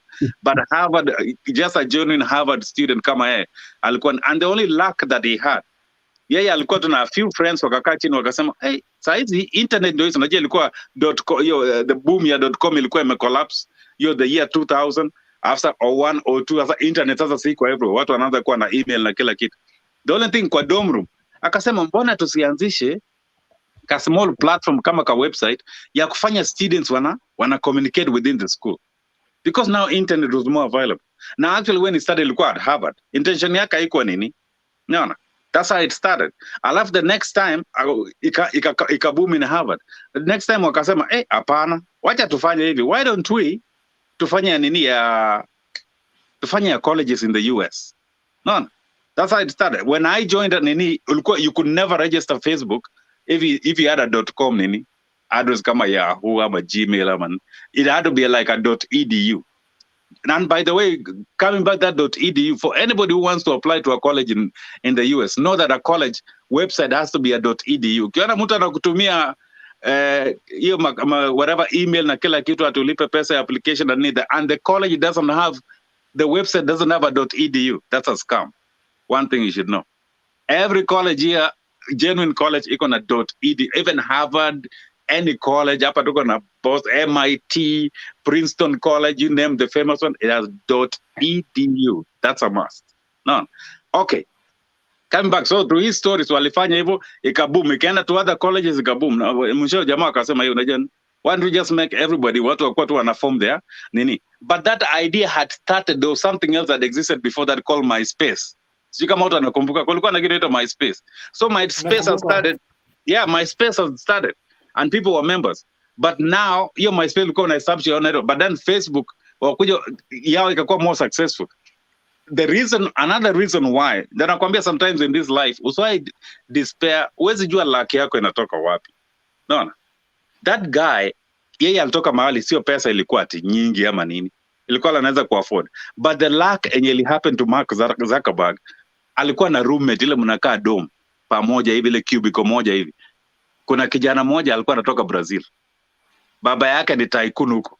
Na hiyo kijana hakuwa na interest, ni ile watu unajua wale wamekuwa privileged, amepelekwa Harvard na baba yake, he didn't care. No, he didn't care. So what the guy did, wakati Mark Zuckerberg wanatafuta, what do you call it, ile kama sasa mnataka increase the CPU, ile central processing unit, kununua the most expensive the most expensive equipment. What he did was, huyu jamaa kazi yake alikuwa ndio ATM. He never cared about watu wakina nani walikuwa wanafanya. So akitaniwa the form, now let's move to Silicon Valley. Yeye pia akatoka nao, kwanza akadrop kwa, ingawa mchana kuja kamanza, akatoka nao akaenda wapi? Kaenda Silicon Valley. Huyo jamaa is the one end alikuwa bank. Alifinance hiyo kila kitu. Nani Zuckerberg ndio alikuwa na head na alikuwa na vijana wengine. That guy, as we are talking right now, that guy, because by virtue ya kazi yake alikuwa ATM, is more than 20 billion. Ile shares alipewa ya Harvard. Musa, so is it, ile kukua roommate. Ile kukua roommate, he didn't care, lakini yeye alikuwa na pesa, baba yake ni tycoon kutoka Brazil. So he was the one, bwana tunulie laptop, ati? Sorry, so I was going to say is what David said earlier. America is a place of opportunities. So at the same time, people are chasing for the American dream. Comparing Africa or Kenya itself, kuna mtu anatengeneza ndege at the back of his garage. But when the government come and find out he's making his plane, wanamufunga. So they arrest him. But in America, they give you the money to make you more successful. Like Mutembei TV, if someone has money, nasema Mutembei, wacha nikupatie 2 billion, ufanye a big studio. But instead of that, wanataka kumfunga. Hebu nyamaza kidogo tusikie Masi kwanza amalizia. Kuna story nzuri sana hapa. Niulize hiyo swali ndio alingine hiyo swali. Nataka kuongeza hiyo na ndio mengine ameleta hii story hapa sababu ya nini. Ni mzuri umeleta hiyo story because mambo ya opportunity hapa hakuna kitu na limit mtu yote. There was a lady who was there talking earlier. Akaongea juu ati someone she knows, kama mtu umekuja older. Me, I have so many people that I know. They are older. Wamekuja huku mtu amemaliza. There's another guy we went to the near, alikuja mpaka akafanya pharmacy. Na mtu alikuja alikuwa married huko nyumbani, inaona marriage akakuja akaharibika, ndugu yake akamsaidia huko depression nini. Na alikuwa mtu mzee, came here when he was like 38. But the thing is, kwa sababu alipata the right people, mtu akamwambia enda anza na hivi kwanza. Alafu ingia hivi, alafu ingia hivi. The guy graduated kwanza hii May, last weekend. Doctor is now like, we call him doctor now, so amaanisha pharmacy. Na alichukua muda si ati he has stayed here forever, kitambo mtu akasettle nini. The guy is in his 50s. Like, so in America si ati ndio naambia Kenya imewekwa in such a way inakuchuja. And then it's like inakuchuja in such a way that it doesn't give you hope. Because kama Kenya, let me give you an example. My personal story, my dad alikuwa anafanya na unajua ngumbaru. Hiyo ngumbaru ya Kenya vile imekuwa set up in the mindset ya kuelimisha mashosho na na wala watu wakanyaga shule. That's the idea. But in Kenya nitakana mtu akuja kusema, sio lazima ati mtu sasa naona mtu wanasema there was a story sijui kuna msichana alipata B+ ama sijui nini kwa hii. I read somewhere kwa hii mtihani ilitoka ya juzi ya KCPE. But sasa wewe uko na mama na watoto naenda kuvaa uniform na nini. Why don't you provide a platform? There is a way these people can be able to be certified. which can be equivalent that's nini, lakini sio lazima mtu mzee huko miaka 30 ama 25 ama hata 40 inabidi tena uende ukae kwa darasa na watoto wako miaka 16. No, but nobody has thought, hakuna mtu si ati nyamini mindset ya wala watu wanataka kuestablish hiyo vitu. Unaona saa hizi wanakosana mambo ya kutoa BEd, Bachelor of Education, because kuna watu ambao they are not thinking about the local mwananchi. Kuambia mtu inaweza kuwa siku mtu labda alidrop out, pengine msichana alipata mimba, pengine nini ilifanyika, but ni kama system imekufanya you can't come back. People should be able to be promoted. Hey, pengine wakati hiyo situation yako haikuwa mzuri, but now uko kwa situation yenye unaweza fanya, unaweza afford. Ama hata situation kama hii, pesa wanapeana kama hii grant ya nini. Saizi hebu sema Kenya saizi mtu yote ambaye anataka kurudi shule na hii ndio madiploma nitakana mufanya ama whatever, and then we're gonna what, ninyi kwa watoto ya shule ndio they can pay, but these other people, because they are trying to come back and work in society and improve themselves, weka ikuwe free. See how many people wanataka kurudi shule. There's so many people pengine wana regret, pengine walifanya makosa in the past, ama tu situation ilikuwa ngumu, pengine wazazi walikufa, ikabidi jamaa akaenda kuwa chokora kwa street akajipick up. No. So the problem is there's so much restructuring that needs to be in Kenya. But like the lady said, huyo mwenye alisema ati oh sijui yako 18, nobody, don't lose hope ati ulitoka sijui form 4, you are form 4. Unajua ni Kenya pekee ndio nimesikia hiyo mambo ya form 4 sijui. And I don't know why watu wanasema ati form 4 dropout. If you finished high school, you're not a dropout. Even if you drop out of college, kama hapa America, the reason why unaona America imeendelea, it has not invested na matajiri, imeinvest na ile watu wanaitwa middle class. Kama unaona Kenya saa hizi tunasikia kuna hii debate ya mahasla. In America as a middle class ndio wala watu, mtu anajenga nyumba, ule mtu anafanya plumbing, na watu wako na pesa si nini, and they are paid. Wala watu wanafanya life to be comfortable for everybody else. Ule mtu unapata anafanya construction ya barabara, ule mtu unapata ako kujua miti, stima ikipotea ndio huyu. Watu kama hawa, those are the people that now under the majority in America. Kwa vile America iko namna hii, kuna poor ni wala watu kabisa hawana kitu, kuanzia mtu wako homeless na hiyo, it happens everywhere. Alafu kuna watu working poor. Working poor ni wala watu wanakuwa considered, wala watu wanafanya paycheck to paycheck. Unapata hii pesa, unamaliza bills yako, unalipa bills nini, unafanya nyumba umelipa, baada ya hapo wiki nyingine, yani haikufanyi usave sana. Naona sasa kuna hiyo, kuna the poor, kuna the working poor, alafu kuna lower middle class. Lower middle class ni wala watu wanaana pengine kama between $30,000 na kama $45,000 a year. Alafu kuna middle, sasa kuna ile hasa ile wakati ama tuseme kama unaitwa higher middle class, kuna watu wana earn from kama hiyo 55,000 mao pengine hapa 100 ama $200,000. Naona sasa kuna the rich.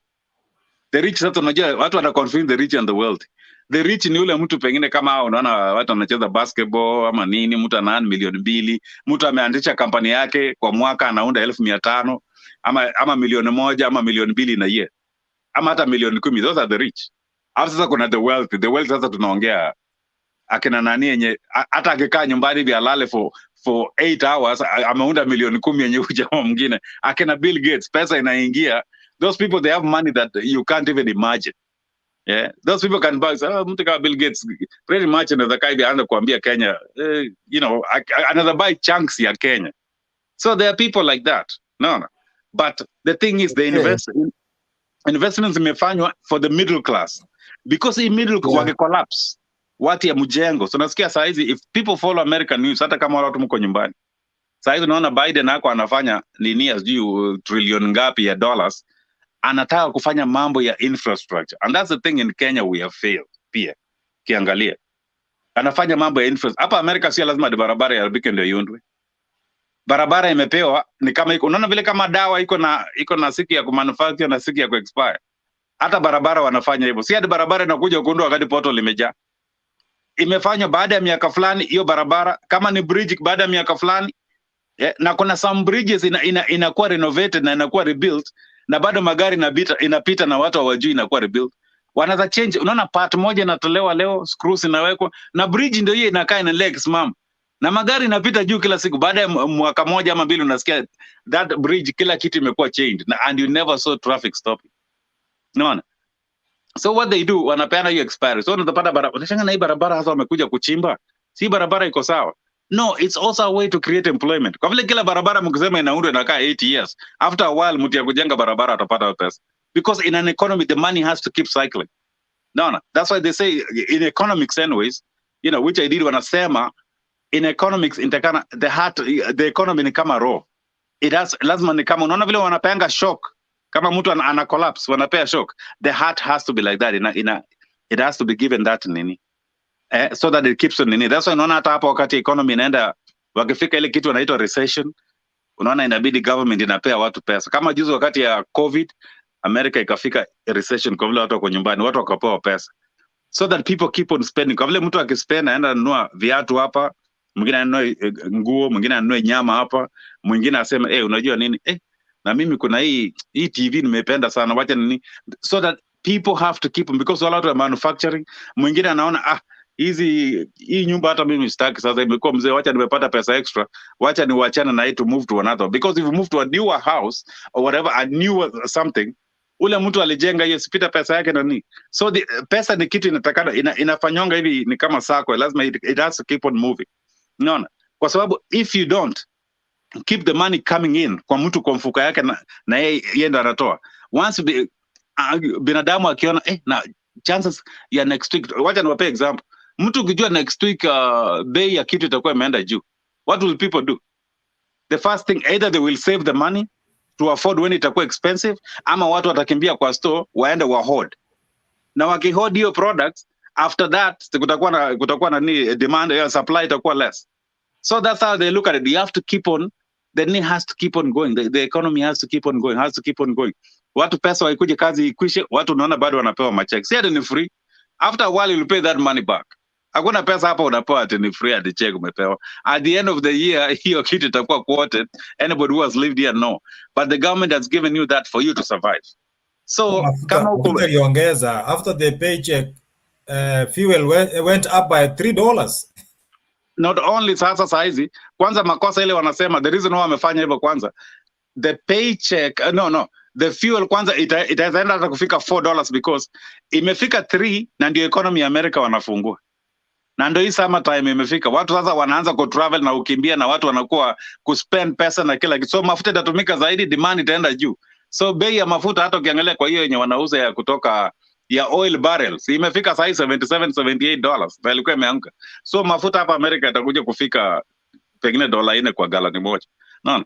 But that's, I mean, the way it is, the system has been made is inajitibu. Ni kama ile engine, mnajua ile kuna hiyo nyingine ilikuwa kwa nyumbani yenye inapima, ni kama ni nia choo. Umeona hiyo ni ya kuflash choo. Sinaona maji ikifika inasima, alafu ikienda ukiflash. So the economy imefanya kwa wakati itafika, alafu kuna inawekwa ina correct.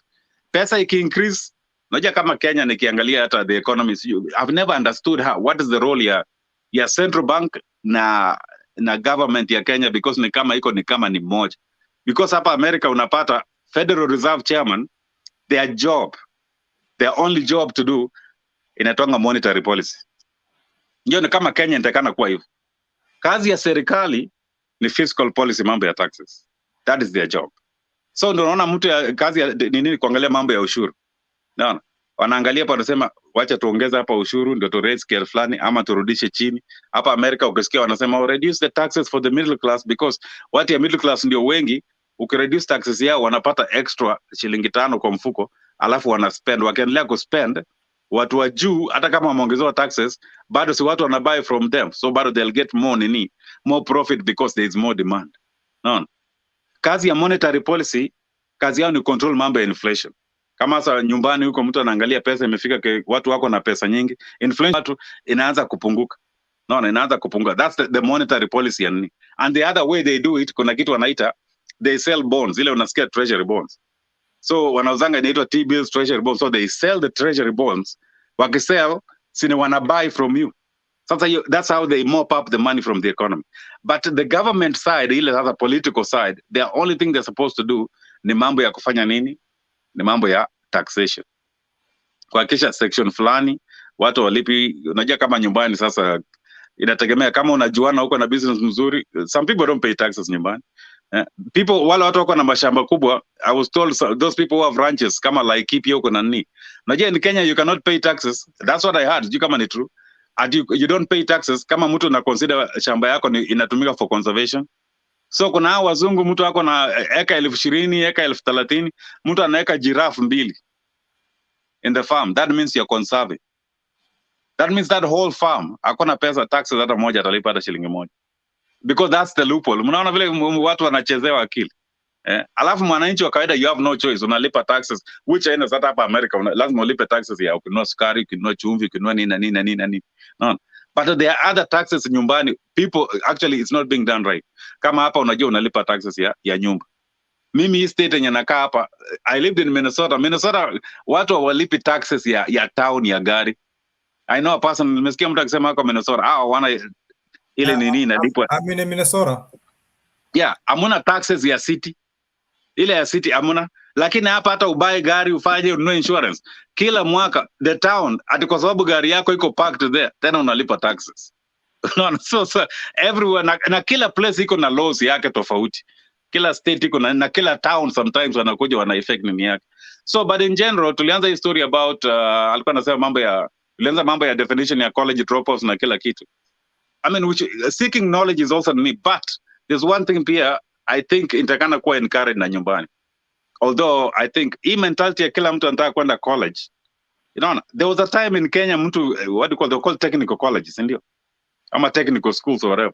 They need to encourage those. Watu wote hapa unasikia wale nakwambia you cannot tell wakifungua bank account mtu hata umefanya nursing umepata degree. Lakini kuna jamaa kwanza unajua hapa magari imejaa. A local mechanic akifungua bank account yake utasuka pesa ngapi iko ndani? Because but pengine jamaa tu alienda to a small college, it's like a technical school. Akasomea mechanics. Mwingine alienda akasomea painting ya magari. Mwingine alienda akasomea mambo ya engines. Mwingine alienda akasomea just bodywork.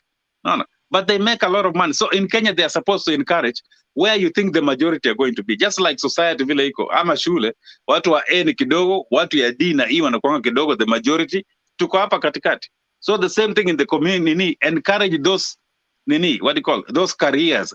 Itafanya watu wenye mtu hata anaweza specialize mambo ya tuseme kama I was thinking of something one day, nikasema kama saa hizi naona saa nyingine wanaonyeshanga watu huko nyanya zinaoza huko sijui Central sijui nini, ama wamama wale wanauza hiyo manini, inabidi mtu amke saa 10 ndio apata lori sijui zinatoka pengine Nakuru, ndio wale wanajua nao waweke nini ndio iende kwa market Nairobi. Sometimes nilikuwa naona farmers huruma, because mbona mtu asianzishe asako kama vile ya maziwa wako nayo ile ma union. Sasa hiyo organization watu ya nyanya na vitu vingine, so wameenjoy sako yao, ikifika wakipata harvest yao wamekuja wamedeliver nini, kama vile watu ya chai wanafanya ama kahawa. Baada ya hapo kilo yao kila kitu imechukuliwa, mtu ametoa na hiyo vitu sasa imeenda Nairobi. Ikienda kufika Nairobi kazi yao tu ni kungojea pesa. Sio lazima sasa wewe tena ndio unaenda kuuza. Wewe kazi yako ni kungoja. So ulifanya kazi yako ya nyanya na kila kitu, si imeenda. Another person anaenda kushughulikia na mambo ya kuuza hiyo vitu Nairobi. That's how we to build an economy, na lazima tupanue namna hiyo. Watu wanasema pengine ni broker. No, but you are creating also employment for someone else in the middle. So our economy if we tutaweza ongea all night about this, tuko na shida nyingi enye. Alafu hapa pia kuna si specialization. Hapa unapata mtu wewe uko mechanic, unapata mtu anatoka job yeye ni mechanic. That's it. Akitoka hapa aenda nyumbani. But najua nyumbani because ya mambo ya matatizo na kila mtu. Unapata hata mtu kama hata na pesa kiasi gani. Nyumbani mtu yeye ni pengine anafanya kazi yake, ana own butchery, ana own bar, ako na hoteli, ako na kiosk, ako na matatu. So where will another person fit? Na vile unemployment inakuja namna gani? How will the other people fit kama mtu mmoja ana own the whole nini, yeye ndiye ana control the whole nini, mtu mwingine atakuja kuingilia wapi? But hapo napata mtu ni daktari, the daktari akifanya job yake anarudi nyumbani, toka job anarudi nyumbani. Mtu ni mwalimu anafanya the same thing. Kama ni investment itakuwa nayo kidogo somewhere ni, but it's not like major. But nyumbani kuna hiyo dominance, unapata mtu akinia na we call it hustling, but here sometimes inafika mahali ni kama you're taking advantage of, you're pushing other people out, so other people cannot find the employment opportunities when supposed to have, when they're supposed to have it. Mita, can you talk about divesting? Like if you're a politician, about divesting, how you're a politician and then you also have businesses, how in America, how they do it in America? Okay, first of all, let me give you an example. The closest politician to ongea about ni kama Trump. Although Trump violated it, when you come from your business and need, they supposed to they call it what? A cold trust or something. That means after that, you're not supposed to manage or do anything with that because it might create conflict of interest. So wewe ukikuja ukiingia a position of nini yenye power which has influence anyways, you have to hand it over. Either you hand it over to people who can manage it, ama kama ni family members, there is a way that a blind is it, trust. what is it called? A blind trust, so they call it. So inakaa huko inakuwa manage. Wewe huwezi kuwa kwa sasa tunatoka alafu wewe unasijui saa hizi umetoka ati siku fulani ati wewe hasa ndio bado ni chairman na CEO ama sijui nini. You're not supposed. Let me give you one good example. I think you have asked a very good question, which I think hata hii tunaongea mambo ya nyumbani sijui ya BBI na vitu vingine. Our politicians don't talk about it. In America, I think if you have seen, huwezi pata politician regardless of their career. Tunaongea mambo ya career. Pata some are lawyers. Huwezi pata huyo lawyer unapata uko team. You will never see. You will never, even when Obama was saying that is an ethics issue. It's an ethics issue. So hii mambo unaona ati akina Orengo watu wako kotini is an unethical thing. You're not supposed, ukichaguliwa nini yako, we kama umetoka nini, you come and do your job. Kama we ni senator ama representative ama kama Kenya kama ni MP, hiyo ni job yako. And that's why I'm saying that's why we don't have jobs for other people, because hasa Orengo yeye ikuja kwa hiyo BBI amepewa that job. Ingekuwa saa hizi mtu mwingine pengine angekuwa na chance, could have been a younger person ama another lawyer, angepata hiyo opportunity ya kulipwa hiyo pesa. And also he has a conflict of interest. Yeah, of course the conflict of interest is there, but kama ile hasa siala, nafikiri iko kesi kotini ya asimamishe mambo ya corruption. Mtu hata anaweza kuwa ameua mtu alafu naona MP anaenda kusimama ati yeye ni lawyer ati ana nini, ama unapata kama ile ilikuwa ya Sonko, unapata akina Murkomen na akina Mutula Kilonzo atu wanamrepresent. I mean, what is that? And then you are the person you are representing happens to be a governor, akiwa na hiyo corruption cases, akikuja kwa tena inabidi ati akuje Senate ati tena ninyi ndio mvet, what do you call it, ile ati ku audit. I mean, it's so mtu ambao unataka ku audit tena wewe ndio unatetea kotini. I mean, it is so wrong. And hata kama mambo ya amendments ya need, those are some of the things that need to be put there. These people are not supposed to be doing those jobs. Alafu ukiangalia in terms of economics, kama to create jobs. I have one question for you. Like the situation in Kenya, I'll just tell you our working environment. Like, for example, in this digital era, you know, you have told me I'm supposed to work between 8 to 5, okay, around 8 hours. Yes. But when I arrive at home, the moment I go online, there are those WhatsApp groups for companies and whatever. Here is my boss asking me for which report, even at night. And me, I'm supposed to work for 8 hours. You see, that is not, and you will not be paid for sending reports to your boss at midnight or what. But you find that is what's happening in the current digital era, where people... You just ignore them. You ignore them until morning. You teach them that they cannot do that. You tell them I sleep at 8. So if you send me anything after 8, I can't get it. Them. So every time you send it back in the morning. So they learn that they cannot do that. So you are the one who is letting them send you at midnight. They send at midnight, you wake up at 8, you send it back. You say, I wake up at 6, I get ready, and that's when I log into my computer. So if you send anything at night, I can't get it. You teach them. You know, one thing. You can ignore, but now if everybody is doing it, you know, sometimes it's hard for you. You tell them you have a medical issue, you always sleep early. If you don't sleep, you will not be productive the other day, and that is how you've always done it. You have a problem. When you get out from sleep, you cannot go back to sleep. You have to teach people how to treat you. Yeah, because they're taking advantage of you. But you know what? He has a point. Even here in America, there's also something, it's going to be addressed soon. That is happening too. You know, in America, it's illegal for you to make someone work without paying them. So if they wake up at midnight and send you, you have to pay them. Yeah, of course you have to be paid. But what is happening now is not even for the people that work 8 to 5. Okay, the 8 to 5, yes. But the people who are really, wale wanakuwa exploited sahizi ni people who are salary. Because unapata salary yako inabaki the same. Unapata bado kuna reports zinakuja during the week kama nini. Now, that is where we talked about teaching them that you can't do. Unamwambia weekend yangu ni ya bibi yangu. I don't once weekend in a hit, I'm always not at home. I cannot be available. Period. Yes, you're right. But the thing is, some company, I've seen it. I have a cousin of mine anafanya state department here US. The problem sasa mpaka namuza umekuja kutu visit na bado ati man niko na 200 naambia why don't you it won't matter. They take advantage of you. The job, and that's what somebody said, hii mambo ya digital imeharibu. Imefanya your work follows you home. No, that's the problem. But you also have to know to show them your boundaries. So you teach them your boundaries. If this thing if they're not respecting the boundaries, maybe it's time for you to look for something else to do. No, you have to tell them. Sometimes you have to tell. Unakuja tu naambia mtu unajua na this time mimi niko na mtoto yangu mdogo mimi nachunga peke yake, I cannot be able to attend to this. When it comes, you just make up a whole story. Or sometimes you just stand your ground. But najua nyumbani sasa watu wanaogopa kufutwa job. Kama ni hapa unajua you know, you have to be smart. You have to be smart. You have to be smart, like you said. Unamwambia mtoto wangu ama bibi yangu ama mimi nachunga mama yangu na ni mgonjwa ama internet kwetu haishiki, anything.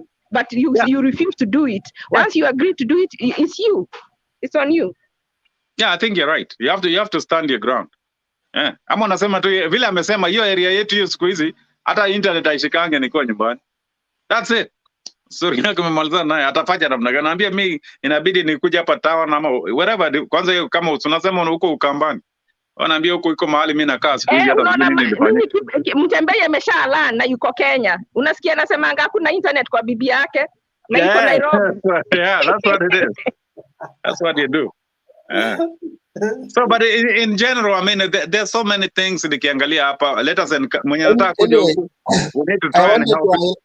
I just wanted to highlight a working environment that is happening here. Yes. In Africa, most of the companies, with the advent of digital environment, they are taking advantage of many Kenyans. Just as we have zebra crossing, Kenyans can run when he's crossing the zebra crossing, not knowing that it is his right, is the vehicle to stop and for him to pass. But he will run across the zebra crossing. But they also know that most of our drivers actually disobey the traffic rules, and so you cannot just assume that you are on zebra crossing, you will be knocked away. Yeah. So even if it was your right, but you have lost your life, you see. So afadhali ujiokoe. Ujiokoe and then uongee baadaye. Yeah, and that's one thing ukiangalia sasa when you come to a broader picture. The system imefanywa in such a way that there is so much a lack of accountability. So kila mtu anaona tu wacha afanye whatever in life, yani kila mtu anajaribu kujiokoa kwa nyumbani just to survive to see the next day. That is the problem. So kila kitu imetupwa to the side when it comes to either societal, tukienda politics, kila mtu ni kujiokoa. No, that's what has happened. So I mean imekuwa shida, but no, I mean you can't lose hope. Because we are still alive, and that's the only time hope in Aisha and come person is dead. But I want to add something. I want to add something about Kenyans who can afford. I know the kids have not been going to school. If you go online, you can look up for online schools. Ziko out of the country, and if you can afford the fee, you can actually have your child do online classes and even finish. And kama hukumaliza shule, unaweza enda online, unaweza ufanye GED. GED is ni equivalent ya diploma, ni kama KCSE, na hiyo unaweza tumia in college ya America kukuja huku. Kwa hivyo utasema hauna degree, na kama ulifanya vibaya pia unaweza enda online utafute hiyo GED online, kunayo ufanye upate hiyo certificate. And actually, let me tell you one thing, not to praise you, but you have very good ideas, because hata sikuwa nimefikiria hivyo. You can go online hata kwa mtu yenye lose hope na nini, unafanya vitu yako, and actually that one is more accredited than mambo ya KCSE ama sijui nini, uanza kuzunguka vitu nyingi. And you never know. So I mean, with the online thing, it's a good, mambo ya digital na kila kitu is a good thing. So si hata kama mtu alidrop atakuwa form 2, form 3, na unaweza pata hiyo lessons na ulan. Yeah, in fact wale wana struggle shule, si lazima uende high school. Ukienda online usign up kufanya hiyo GED, ukipractice you pass. That's it. Umesha skip high school. Sasa unaweza enda college. And that's why unaona hapa America ukiangalia unapata saa nyingine unasikia mtoto ako miaka 15 ako college. Unasikia? Unapata mtu ako, I know of a kid a few years back from my town here. I think alikuwa 14 na amemaliza college. But you know, it's just the right direction na vile akuni. Unajua sasa tena mtu anaangalia mtoto yake yako na this is the gift na kila kitu specialization. Mtoto pap ameenda. But in Kenya ni kama sinakwambia kila kitu imewekwa so rigid. The way mzungu alituajia hata hii zaidi wana changes juu ya what do you call it? Ya competencies juu nini. Still bado everything ilifanywa and nobody came out and said, why don't we think about ourselves and say, how best can we create this design or system so that it will be able to help us? No, and look around and see what's going on. Sasa vile unaona kama the lady has said, the best thing can happen, mtu anawezaenda kuapply it. So not so many people know. Kama vile mlikuwa mnaongea mambo ya green card, it's so easy. Hakuna haja ya kulipa mtu pesa. No, if someone can give information, you go there, you fill out the form, and that's it. Na mtu unapata nini. And the thing is, for those people wale wana register watu, I don't know, I think maybe probably even they register the email in their names somehow, because mtu pengine anaenda to them hana email yake, sio mtu anasema wacha niunde hii nini alafu nitakuwa na kuangalilia alafu hiyo nini lottery ikikuja. I mean, it's a sad situation, but unajua huko nyumbani kila mtu ana survive kwa kila mtu anakula mwenzake. Me, there's no day me I've gone home, me I've seen people coming and picking me up nikiwa nyumbani, mtu anaendesha Mercedes ananipick, lakini anataka nimnunulie lunch na ako na pesa nyingi kuliko mimi. That's what it is. Huko nyumbani we are like that. You know, ile ya mwenzio is sweeter than yours. Nyumbani huko mtu will take advantage of you, hata kama ako na hiyo pesa atakwambia wewe bwana usinunulie lunch. And that's the simplest way, and that's how it is. Imefika mahali vile unasema hiyo example ya zebra crossing, kila mtu ni kujiokoa bwana.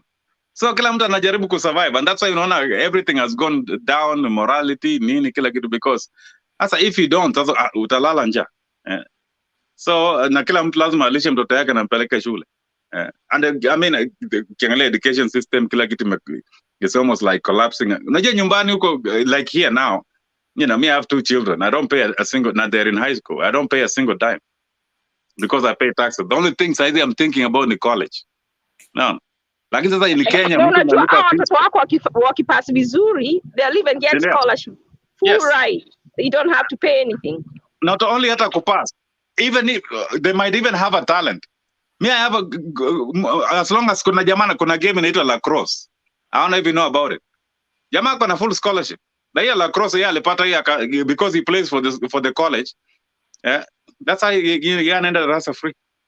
So you don't have to be, you can be skilled. Kuna watu wanapata scholarships ya soccer, kuna watu ya American football, kuna watu ya kukimbia track scholarships. There are so many things. And one thing that Kenya has failed to be able to achieve is how to monetize or like to make nini kama like a business enterprise, like college. No, ama hata high school. Not about Kenya huko nini watu wanasema wanangojea pesa sijui ya kutoka central government ndio shule ikuwe funded. In America, a college, you know, the what do you call the endowment. Niko na a friend of mine ndio anafanyanga fundraising ya Harvard. Harvard value ya Harvard itself, the college, is 37 billion. That's the endowment ya Harvard. The value, yani mali ya Harvard itself. And part of the thing in Kenya, I don't know what kila mtu anasemanga, oh, sijui nilienda Alliance, sijui nilienda shule gani, let me say Mombasa High, ama Kakamega High, ama Kisumu, ama hata shule ya Village.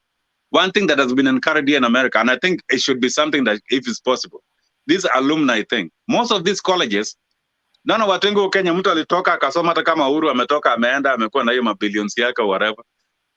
Ask him how much amekuwa give back to the schools he went back in Kenya. Ask him. But hapo unapata mtu, you know, like, you know, that lady was telling me, mtu sangine simu inapigwa Harvard, mtu amekufa, is the wife.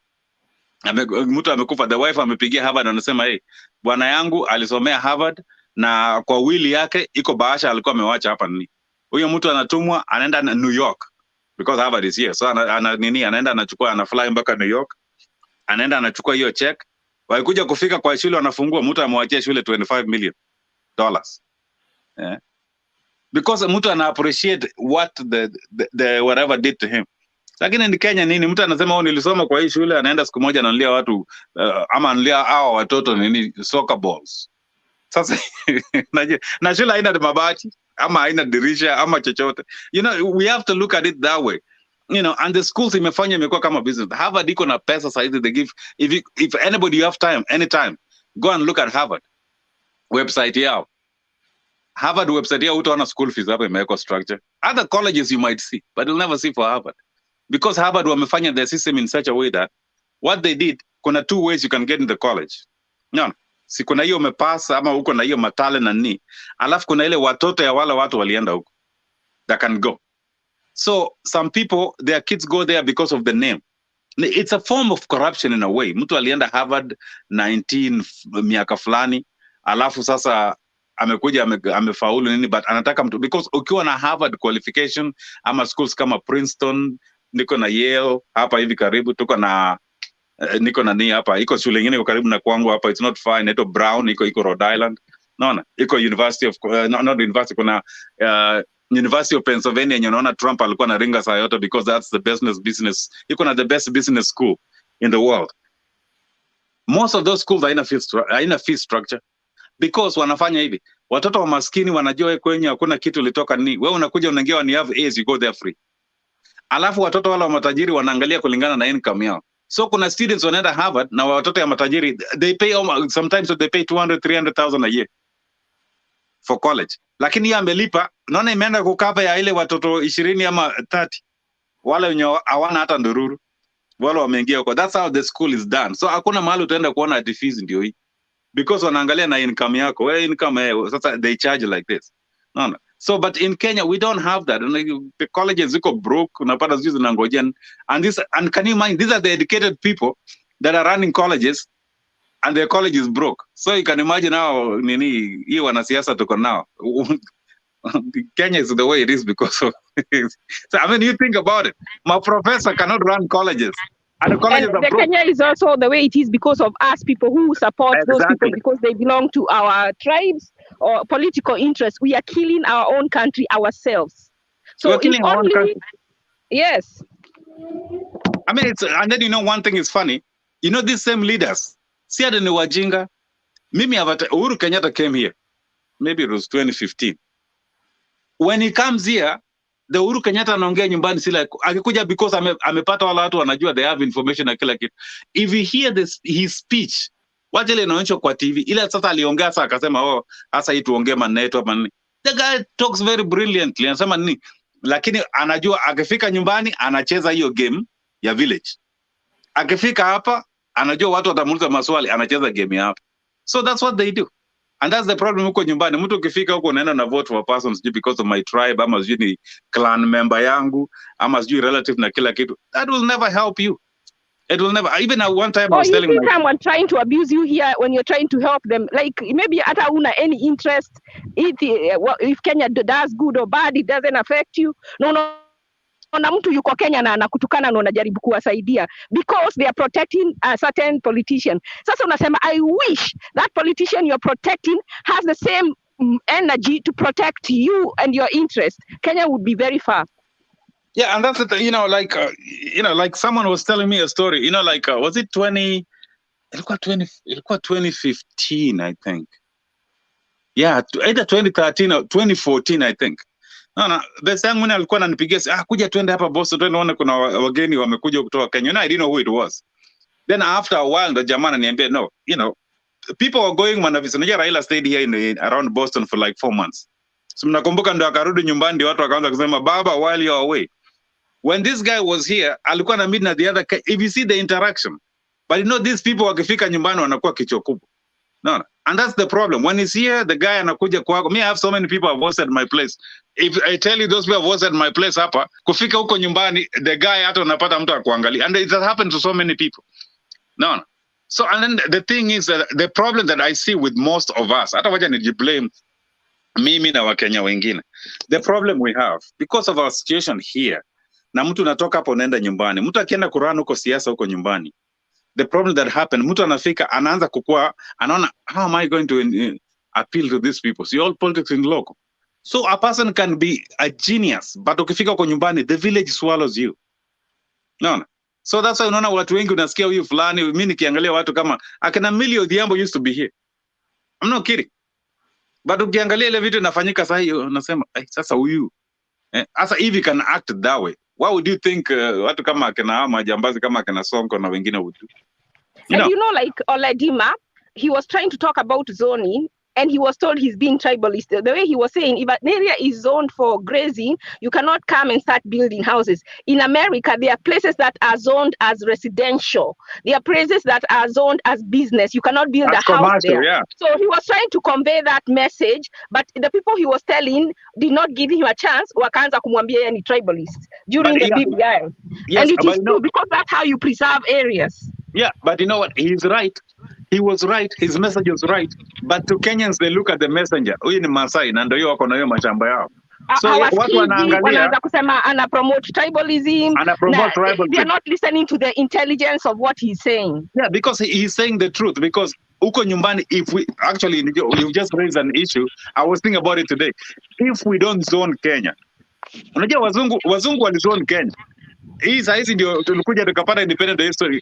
That's why unaona kuna chai mahali fulani, kuna kahawa mahali fulani, kuna miwa mahali fulani. If you think about it, kuna sisal mahali fulani, kuna cotton mahali fulani. They had already zoned. No.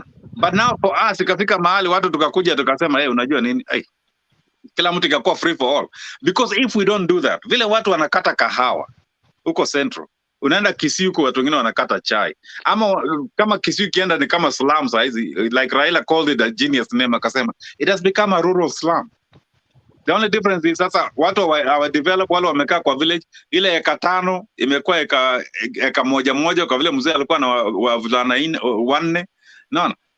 At the end of it all, where will the production ya tea itakuja kwenda? Where will we have it? Ya kahawa, where will we have it? Mahindi ndio hii mnasikia story yake. Maziwa ndio hii. I mean, at the end of it all, we will end up importing foodstuffs. And unajua hii kitu is not very far. Not even 20 years from now it will be happening. Actually, we're actually doing. Kenya nimeona vitu imekuwa imported chakula. So, but the basic foodstuffs, mahindi imeuawa, the industry. Miwa, it's dead. I mean, pretty much, how is it surviving? So the way you're saying, Ledamo Lekina had the right idea and everything. And if someone, and that's why I'm telling you, Nona Atukama Uru, his college that he went to, not even, maybe it's like 74 miles, I think, from where I am right now, here, Amas College. When I get the problem, to me, I say the guys went to school here, but, you know, that aspect of the economic, ile kufungua macho na kusema, you have to say, okay, now this one, inaona kama hii, tunafunga hii, na ile we have to protect here, kama Mau vile inaona vile Mau inafanyika na kila kitu. The last time I was home, mimi naona tinga iko juu ya huko Timboro huko Mau. Sasa nashindwa. Are you serious? The forest that was there is gone. Mercy. Yeah. Let me ask you a question. Yeah.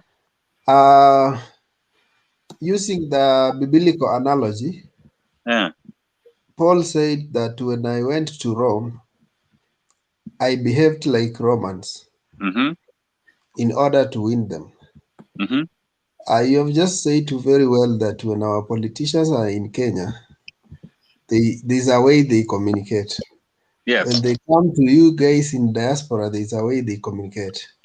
Yes. So, okay, and somebody has said that maybe most probably that's why some of us who are in the middle class, we struggle to penetrate into politics because we don't read the people, understand them, and see how to approach them.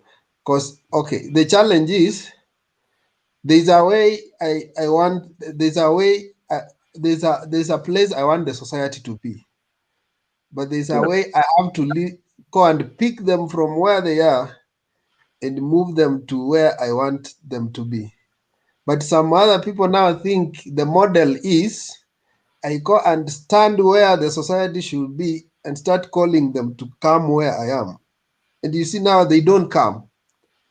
And that's where the problem is. Like sometimes you have to try like you are trying to fit into the shoe of these other people, then pick them, identify with them, then pick them from where they are and move with them to where you want them to be. That is the complication of the whole thing.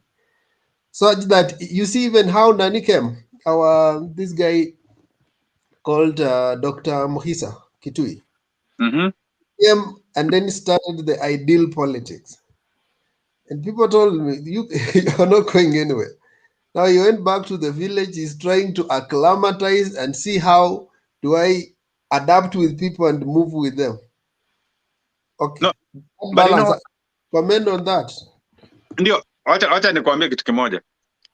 Yes, you can try to do, unaweza enda, you know, your end goal. Let me give you an example. Ni kama msee akienda ukatia manzi. Sometimes unaenda unasema the things that she likes first. Ndio aingie box. Then after that, you have your own goal that you know. Sorry to the lady, but that's just what it is. So in politics like that, so you can go in and, you know, you have your own need. Uleta watu, once they've had it, whatever. And the best thing to do, if you want to create change, and this one even, I've done it with companies, nimefanya masebina kadhaa hapa, and there's some things I've done with some other people. The best thing, if you ever initiate any big change, you don't start like that kubwa. Unaona ile waves zenye BBI inapata? You don't do it that way. The best thing to initiate any change anywhere in any company, even if you go study in management practice and everything else, you take a sample of the people. Alafu una initiate that particular change with that small sample. Once people wakiona kuna positive change imekuja from that change ulifanya, utaona watu wata accept readily. Lakini kwa vile kila mtu ni kama kila mtu, ukitaka kutest the waters, huwezi ingia kwa mto unaingia na miguu mbili, unaingiza kwanza mguu moja to see how deep it is. So that's how it is even changes. Someone has to be tactical in changes that you're about to do in society. In companies hapo wanafanya hivyo. Kuna company pengine wamekuwa operate for a long time, alafu wanataka kumake a shift. Ukitaka kumake a shift, wanaweza tafuta one department, alafu wana introduce that, whatever. Alafu wakati imeprogress mpaka wana, na hii department imekuwa successful, what they do? You know what, these are the changes they did. Oh, we should do it for ours. So usiende huko nyumbani kwanza with our system, alafu kama vile unasema ya Mukiso, ama kuja waambie economy itakana kuwa hivi, mlipe tax na nini. Haki ukipata hata kura kutoka kwa mtoto yako ni bahati. Alafu unajua watu walikuwa wapi kama watu wanakufa na nini na COVID? You know, COVID time was such a good opportunity for anybody who wanted to be a presidential candidate to come and even, you know, bring their ideas, come and feed people. Vile Sonko. Why do you think people like Sonko? Why do you think Ruto is resonating with so many people? It's because they knew, they struck when they saw opportunity. Some people are so selfish that they cannot even think to help people, and then you come and tell them now you want to be kama huyu Peter Kenneth anakuja ati wanataka kumweka president. He has not been there when people's houses were demolished. He has not even given anybody food. And if you're a politician, when you give people food, you better put it on Facebook. Yeah, and you better put it on YouTube. We have to know. Yeah. You're not a saint. You're not. It's not church. You have to let people know. There was such a big opportunity, even for someone like Gideon Moi, who has so many billions. He could have fed the whole of his wherever he's a senator or even more, and even he could have not been having such a hard time right now. But these people are so selfish; they cannot even think very basics. After even COVID, it was such a big opportunity for anybody, so, and that's why Ruto is on ahead. But then, unajua nini? The truth is, most of these people are not really politicians. You look at their history, where they came from. I think Wekesa ulikuwa jana when I talked a little bit, nikasema, look at the history. Najua most people forget, wanasikia tu Gideon Moi. Gideon Moi ni mtu, he's there because, not only because of his father. Gideon Moi, I know, he was a very good friend of a brother of my mom, my uncle. He's a unaona ile tunaita mababi. Typical. That's how they were raised. He's in business, nini. Hii mambo ya kufanya, if you have to give, ukiamusha nani asubuhi mwambie, where would you rather be doing business ama ukuwe nafanya nini? Politics. Hii mambo ya politics is just because unajua mzee alikuwa kwa hiyo kiti na ni kama kuendelesha hiyo nini. But he doesn't have, and that's why I was telling Wekesa and the guys yesterday when I talked on whatever the section, whatever segment they had. Nikawambia, when someone was saying, oh, unajua Raila ndo aliappoint Ruto. No. In 2005, wakati ya hiyo referendums juu ya ndizi juu na chungwa na nini, Gideon Moi had not even taken part in anything ile political, hata kutembelea watu kama kufanya. Ruto had already canvassed and took that the way the lady here is saying. He read the mood and took it, and he ran with it, and up to now the rest is history. He's the king of Rift Valley because he knows how to read the moods. Juzi amekuja amekaa ameangalia akaona atarukwa. Akajusia ati atarukwa, amerukwa. Akaangalia akaona hapa ni, akakuja akaanza mambo ya hustler. Kwanza, if you want to know this thing, he started the hustler thing in 2013. That's how far-sighted that guy is. And he's very smart. Do you know how many hustlers? Do you know how many those middle class we're talking about and low class? They are the majority. If he kanyangas on that, your gas pigilia kabisa hata win hata Nyanza. Raila will not believe. Yeah, because he will win even Nyanza. And that's how politics works. Well, politics, you just have to come with the right message at the right time. Obama came with the right. Na unajua saa ingine ni vitu, to me I believe to be a president ni Mungu saa zingine. And if you're to be, you're to be. Hakuna mtu, hata mtu akifanya nini nini, it will never happen. If it's your time, hata wakijaribu kukuua, it will not work. This is Obama, by the way. I was telling somebody, the very first one, ukumbuke, he would not, Clinton was kind of, during towards the end, when Clinton threw him all these dirty things about the reverend, too many things, and then things started changing. And then the economy just fell, bam. And that time, hata wale walikuwa nataka kufight against, like untribal on racial lines, they knew Obama was the best person to fix that economy. Waka change, ndio. Yani a national event. Either ni Mungu ama vile wanasemanga yani Antichrist, I don't know, but it was supernatural. Ile yake ya kwanza. Alafu ya pili, again, even the second one, a week before the election, kukakuwa na hii New Jersey. You remember with Mungu. Yes, akaenda kumhug. Hiyo hug ya Christy ilimpatia second term. Yeah, so when I look at if you guys don't mind, history of Obama. If you look at the story, most people don't know how it happened. Unajua alikuwa amerun niyo state senate ya nia akashindwa a couple times ya Illinois. Na wakati alikuwa anarun akaamua mwisho alafu akakuja akashinda, akakaa 2 years. Go read back. Akakaa 2 years hiyo state senate. Akaamua wacha fine a run for United States Senate. Kama some people don't know, I understand what I mean. Kama ni mtu wa Kenya, tuseme counties za Kenya ni states. So MCA ama not MCA. Unaona kama Kenya tuko na senator 47 ama ni ngapi? Si ni 47 au ngapi? From 47, yeah, nafikiri ni more. But wale wanakuwa elected ni 47. Lakini pia kila county inakuwa ni kama vile government imepangwa ya governor, ya president na senate na nini. Pia kwa US, pia kwa state iko na governor na iko na senate na iko na representative na kila. Sasa kama nyumbani huko kwa county ingetakana kuwa na governor, alafu kuna senator ya mwenye anakaa kwa hiyo county hata atoki. Mwenye anakaa anapiganga nini siasa ya nyumbani hapa na MC hasa ndio kama parliament. Alasa kuna ule senator mwenye anakuwa appointed pia anaenda ile national ya kwenda Nairobi. So Obama alikuwa ya local ya Illinois. Alafu baada ya hapo akaamua wacha run for United States Senate. Obama alikuwa number 3. Mtu ya kwanza mwenye alikuwa mbele sijui something happened akamwaika. Something ile happen akatoka. Ikakuwa mzungu na Obama. Wakati mzungu na Obama wana run, huyo mzungu akapatikana na scandal. Ikakuja scandal. Hiyo jamaa akatoka. Si Obama ametoka number 3 mpaka 1.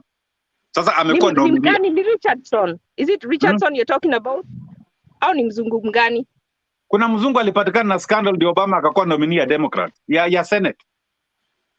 Najua Obama si aliwin hiyo nomination ya Illinois. I remember, alikuwa nini? Alafu sasa huyo jamaa kutoka na hiyo scandal ikafika si John Kerry kufika kwa hiyo nomination ya nini, wakati ya kufanya ile speech ya convention, Dick Durbin mwenye ni senator wa Illinois akuja, alikuwa best friend ya John Kerry, alikuwa amekaa na hiyo senate miaka nyingi.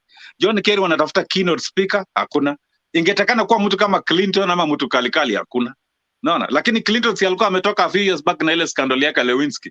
Baada haikuwa imepoa sana. So unajua nini? The way Dick Durbin akaenda kusema kuna kijana mmoja hapa ni mweusi ana run for US Senate seat. Na huyu jamaa is very good at giving speeches. That's how Obama alitoa ile speech yake ya kwanza ya convention ile ya 2004. That's what propelled Obama. Alafu unajua nini? The keynote speech. The keynote speaker, that's how it came to be. Ilikuwa Dick Durbin, senator ya Nia, alienda kaambia Kerry, mmekosa mtu, niko na kijana mmoja najua hapa ana run for, hatujui kama atashinda but ndio huyu. Haya, wacha hivyo sasa. After Obama, after hiyo keynote nini? Sikulikuwa na Republican guy. If you remember Republican guy, scandal tena ikapata huyo jamaa Republican guy alikuwa na run against Obama. Story yake huyo jamaa katoka. Ndio wakascramble wakajua Obama, si Obama alikuwa sasa amekuwa famous kwa sababu ya hiyo speech. Wakascramble wakaenda wakashika kajama mwingine mweusi. I don't even remember. Kuna jamaa mwingine alikuwa anaitwa some guy mweusi alikuwa Republican na yeye pia ilikuja tena scandal ikakuja kutokea, lakini sasa ilikuja kutokea karibu na election. Si Obama aliwin a landslide. So and that was it. And I remember those days. I used to go with some guys who used to go play some pool at a bar. Kulikuwa na mzee mwingine alikuwa analewanga one of this bar. Wakati Obama alitoa hiyo keynote nini, we were there. Akatuambia, you see this young man, He's going to be the next president of the United States. In 2004, we never forgot it. Nakumbuka 2008, when he was winning, we went to that same location to Kampata. Hata tukamwambia hiyo story, hata yeye hakuwa anakumbuka alisema hivyo. But so sometimes, if your day has come, Vile saa hizi mimi naona mambo ya Kenya vile inaenda hivi. If Ruto is to be, it'll be. If it's Raila, it's going to be. But the way things are going, naona vile mambo ya hii BBI inaenda inagonga nini? Inagonga ukuta. And if you see, it's been Ruto scoring. Yeah, if you look at it as a football game, kama soccer game. If you look at it, kuna wakati Uhuru akascore yake akaita hawa tanga kuna statements. But if you look at it, Uhuru, from before alikuwa amesera mambo ya hustler. Haya, wakati amelemewa akaita hawa watu dynasty. Unakumbuka Raila akazunguka, he had such a hard time explaining why Uhuru and them, they are not dynasty. Because hata tujidanganye kwa kichwa, we know why, in as much as he has earned his right kama politician. Raila earned his right, but we know he's the son of Nani, Misa, I think Uhuru has missed a lot of opportunities. He was given so much money to help people during COVID. Hata hii BBI yake ingepita vizuri, angetumia ajifanye, I want to bring people together, angeleta pesa za COVID, yani kuseduce watu na hizo badala ya kubaya MCAs, but he believes in conniving activities kama hiyo ya kusaidia watu wakubwa, and then watu wakubwa walete watu instead of helping the people. If he had just helped the people during COVID, hii nini yake ingepita, hii BBI ingepita, awasaidie alafu awapatie free medical help, na angesema kila mtu anaenda hosi free, aende atestiwe free, hata angepewa pesa kutoka nje free, akisema tumeshindwa, we don't have the necessary funds, wangepewa. But he was mean, he was selfish, na hiyo ndio inamkula. His own actions. That's why he's having problems even relating to the people, because he never had, unaona kama Raila can relate, because Kela Raila also ni kama from ile detention, alafu kwa MP. I mean, he has that experience of building something up from ground up. Uhuru came to the office to be where he is from the ile tunaona mambo tunazamanga bottom up na top down siku hizi. Those are people walianzia top down. Simoi ndiye alimleta from top down. As a basic human being, if you care about people, it's not even if you're rich, if you have a heart for people. Yani watu wanakufa, yani watoto hawana food. In America hata hakuna mtu angekuwa akiongelesha Uhuru leo. Yani watoto wanarudi shule bila mask na unapatia watu pesa za BBI. That is unexcusable. God, that is the biggest crime ever. Na sijaisikia mtu akicomplain. Unajua what I think is going on? Ebu tuacheni siasa, tunakuja kukutana leo politics jioni saa 2. It's 5 hapa. Sawa. Nilikuwa naomba nani, unajua Mtembei, it's a circle, it's a whole circle, and the reason I would want more people to go outside is because the more you go outside, the more you can see our problems, and the more we go out and come back, that is where the change will come from. Yes. Sawa, acha tupumzikeni tulale, it's 5. Hata mimi nitaka kwenda kulala. Alafu we are meeting leo kutoka saa 2 hapo njioni. Sawa, asante Mtembei. Rudisha hii topic, sijui every Sunday tufanyange hii ya watu wa nje, giving ideas, and then next week tunaweza ongea na huyu anaitwa nini, he's a lawyer here in America, and then he can come on the show and talk to people about the different kinds of green cards, because most people seem interested. Okay, sawa, itakuwa sawa sana. So I'll send you the number. Okay. His number, or I'll tell him to call you. I'll call him and ask him whether he can call you, because of course it's business for him, so he will be interested. Sawa, hakuna shida. Sasa asante, mbarikiwe bwana. Haya, poa wakubwa, tulaleni tu. Ni mzuri tumeongea. David. Yes. Tukutane jioni leo.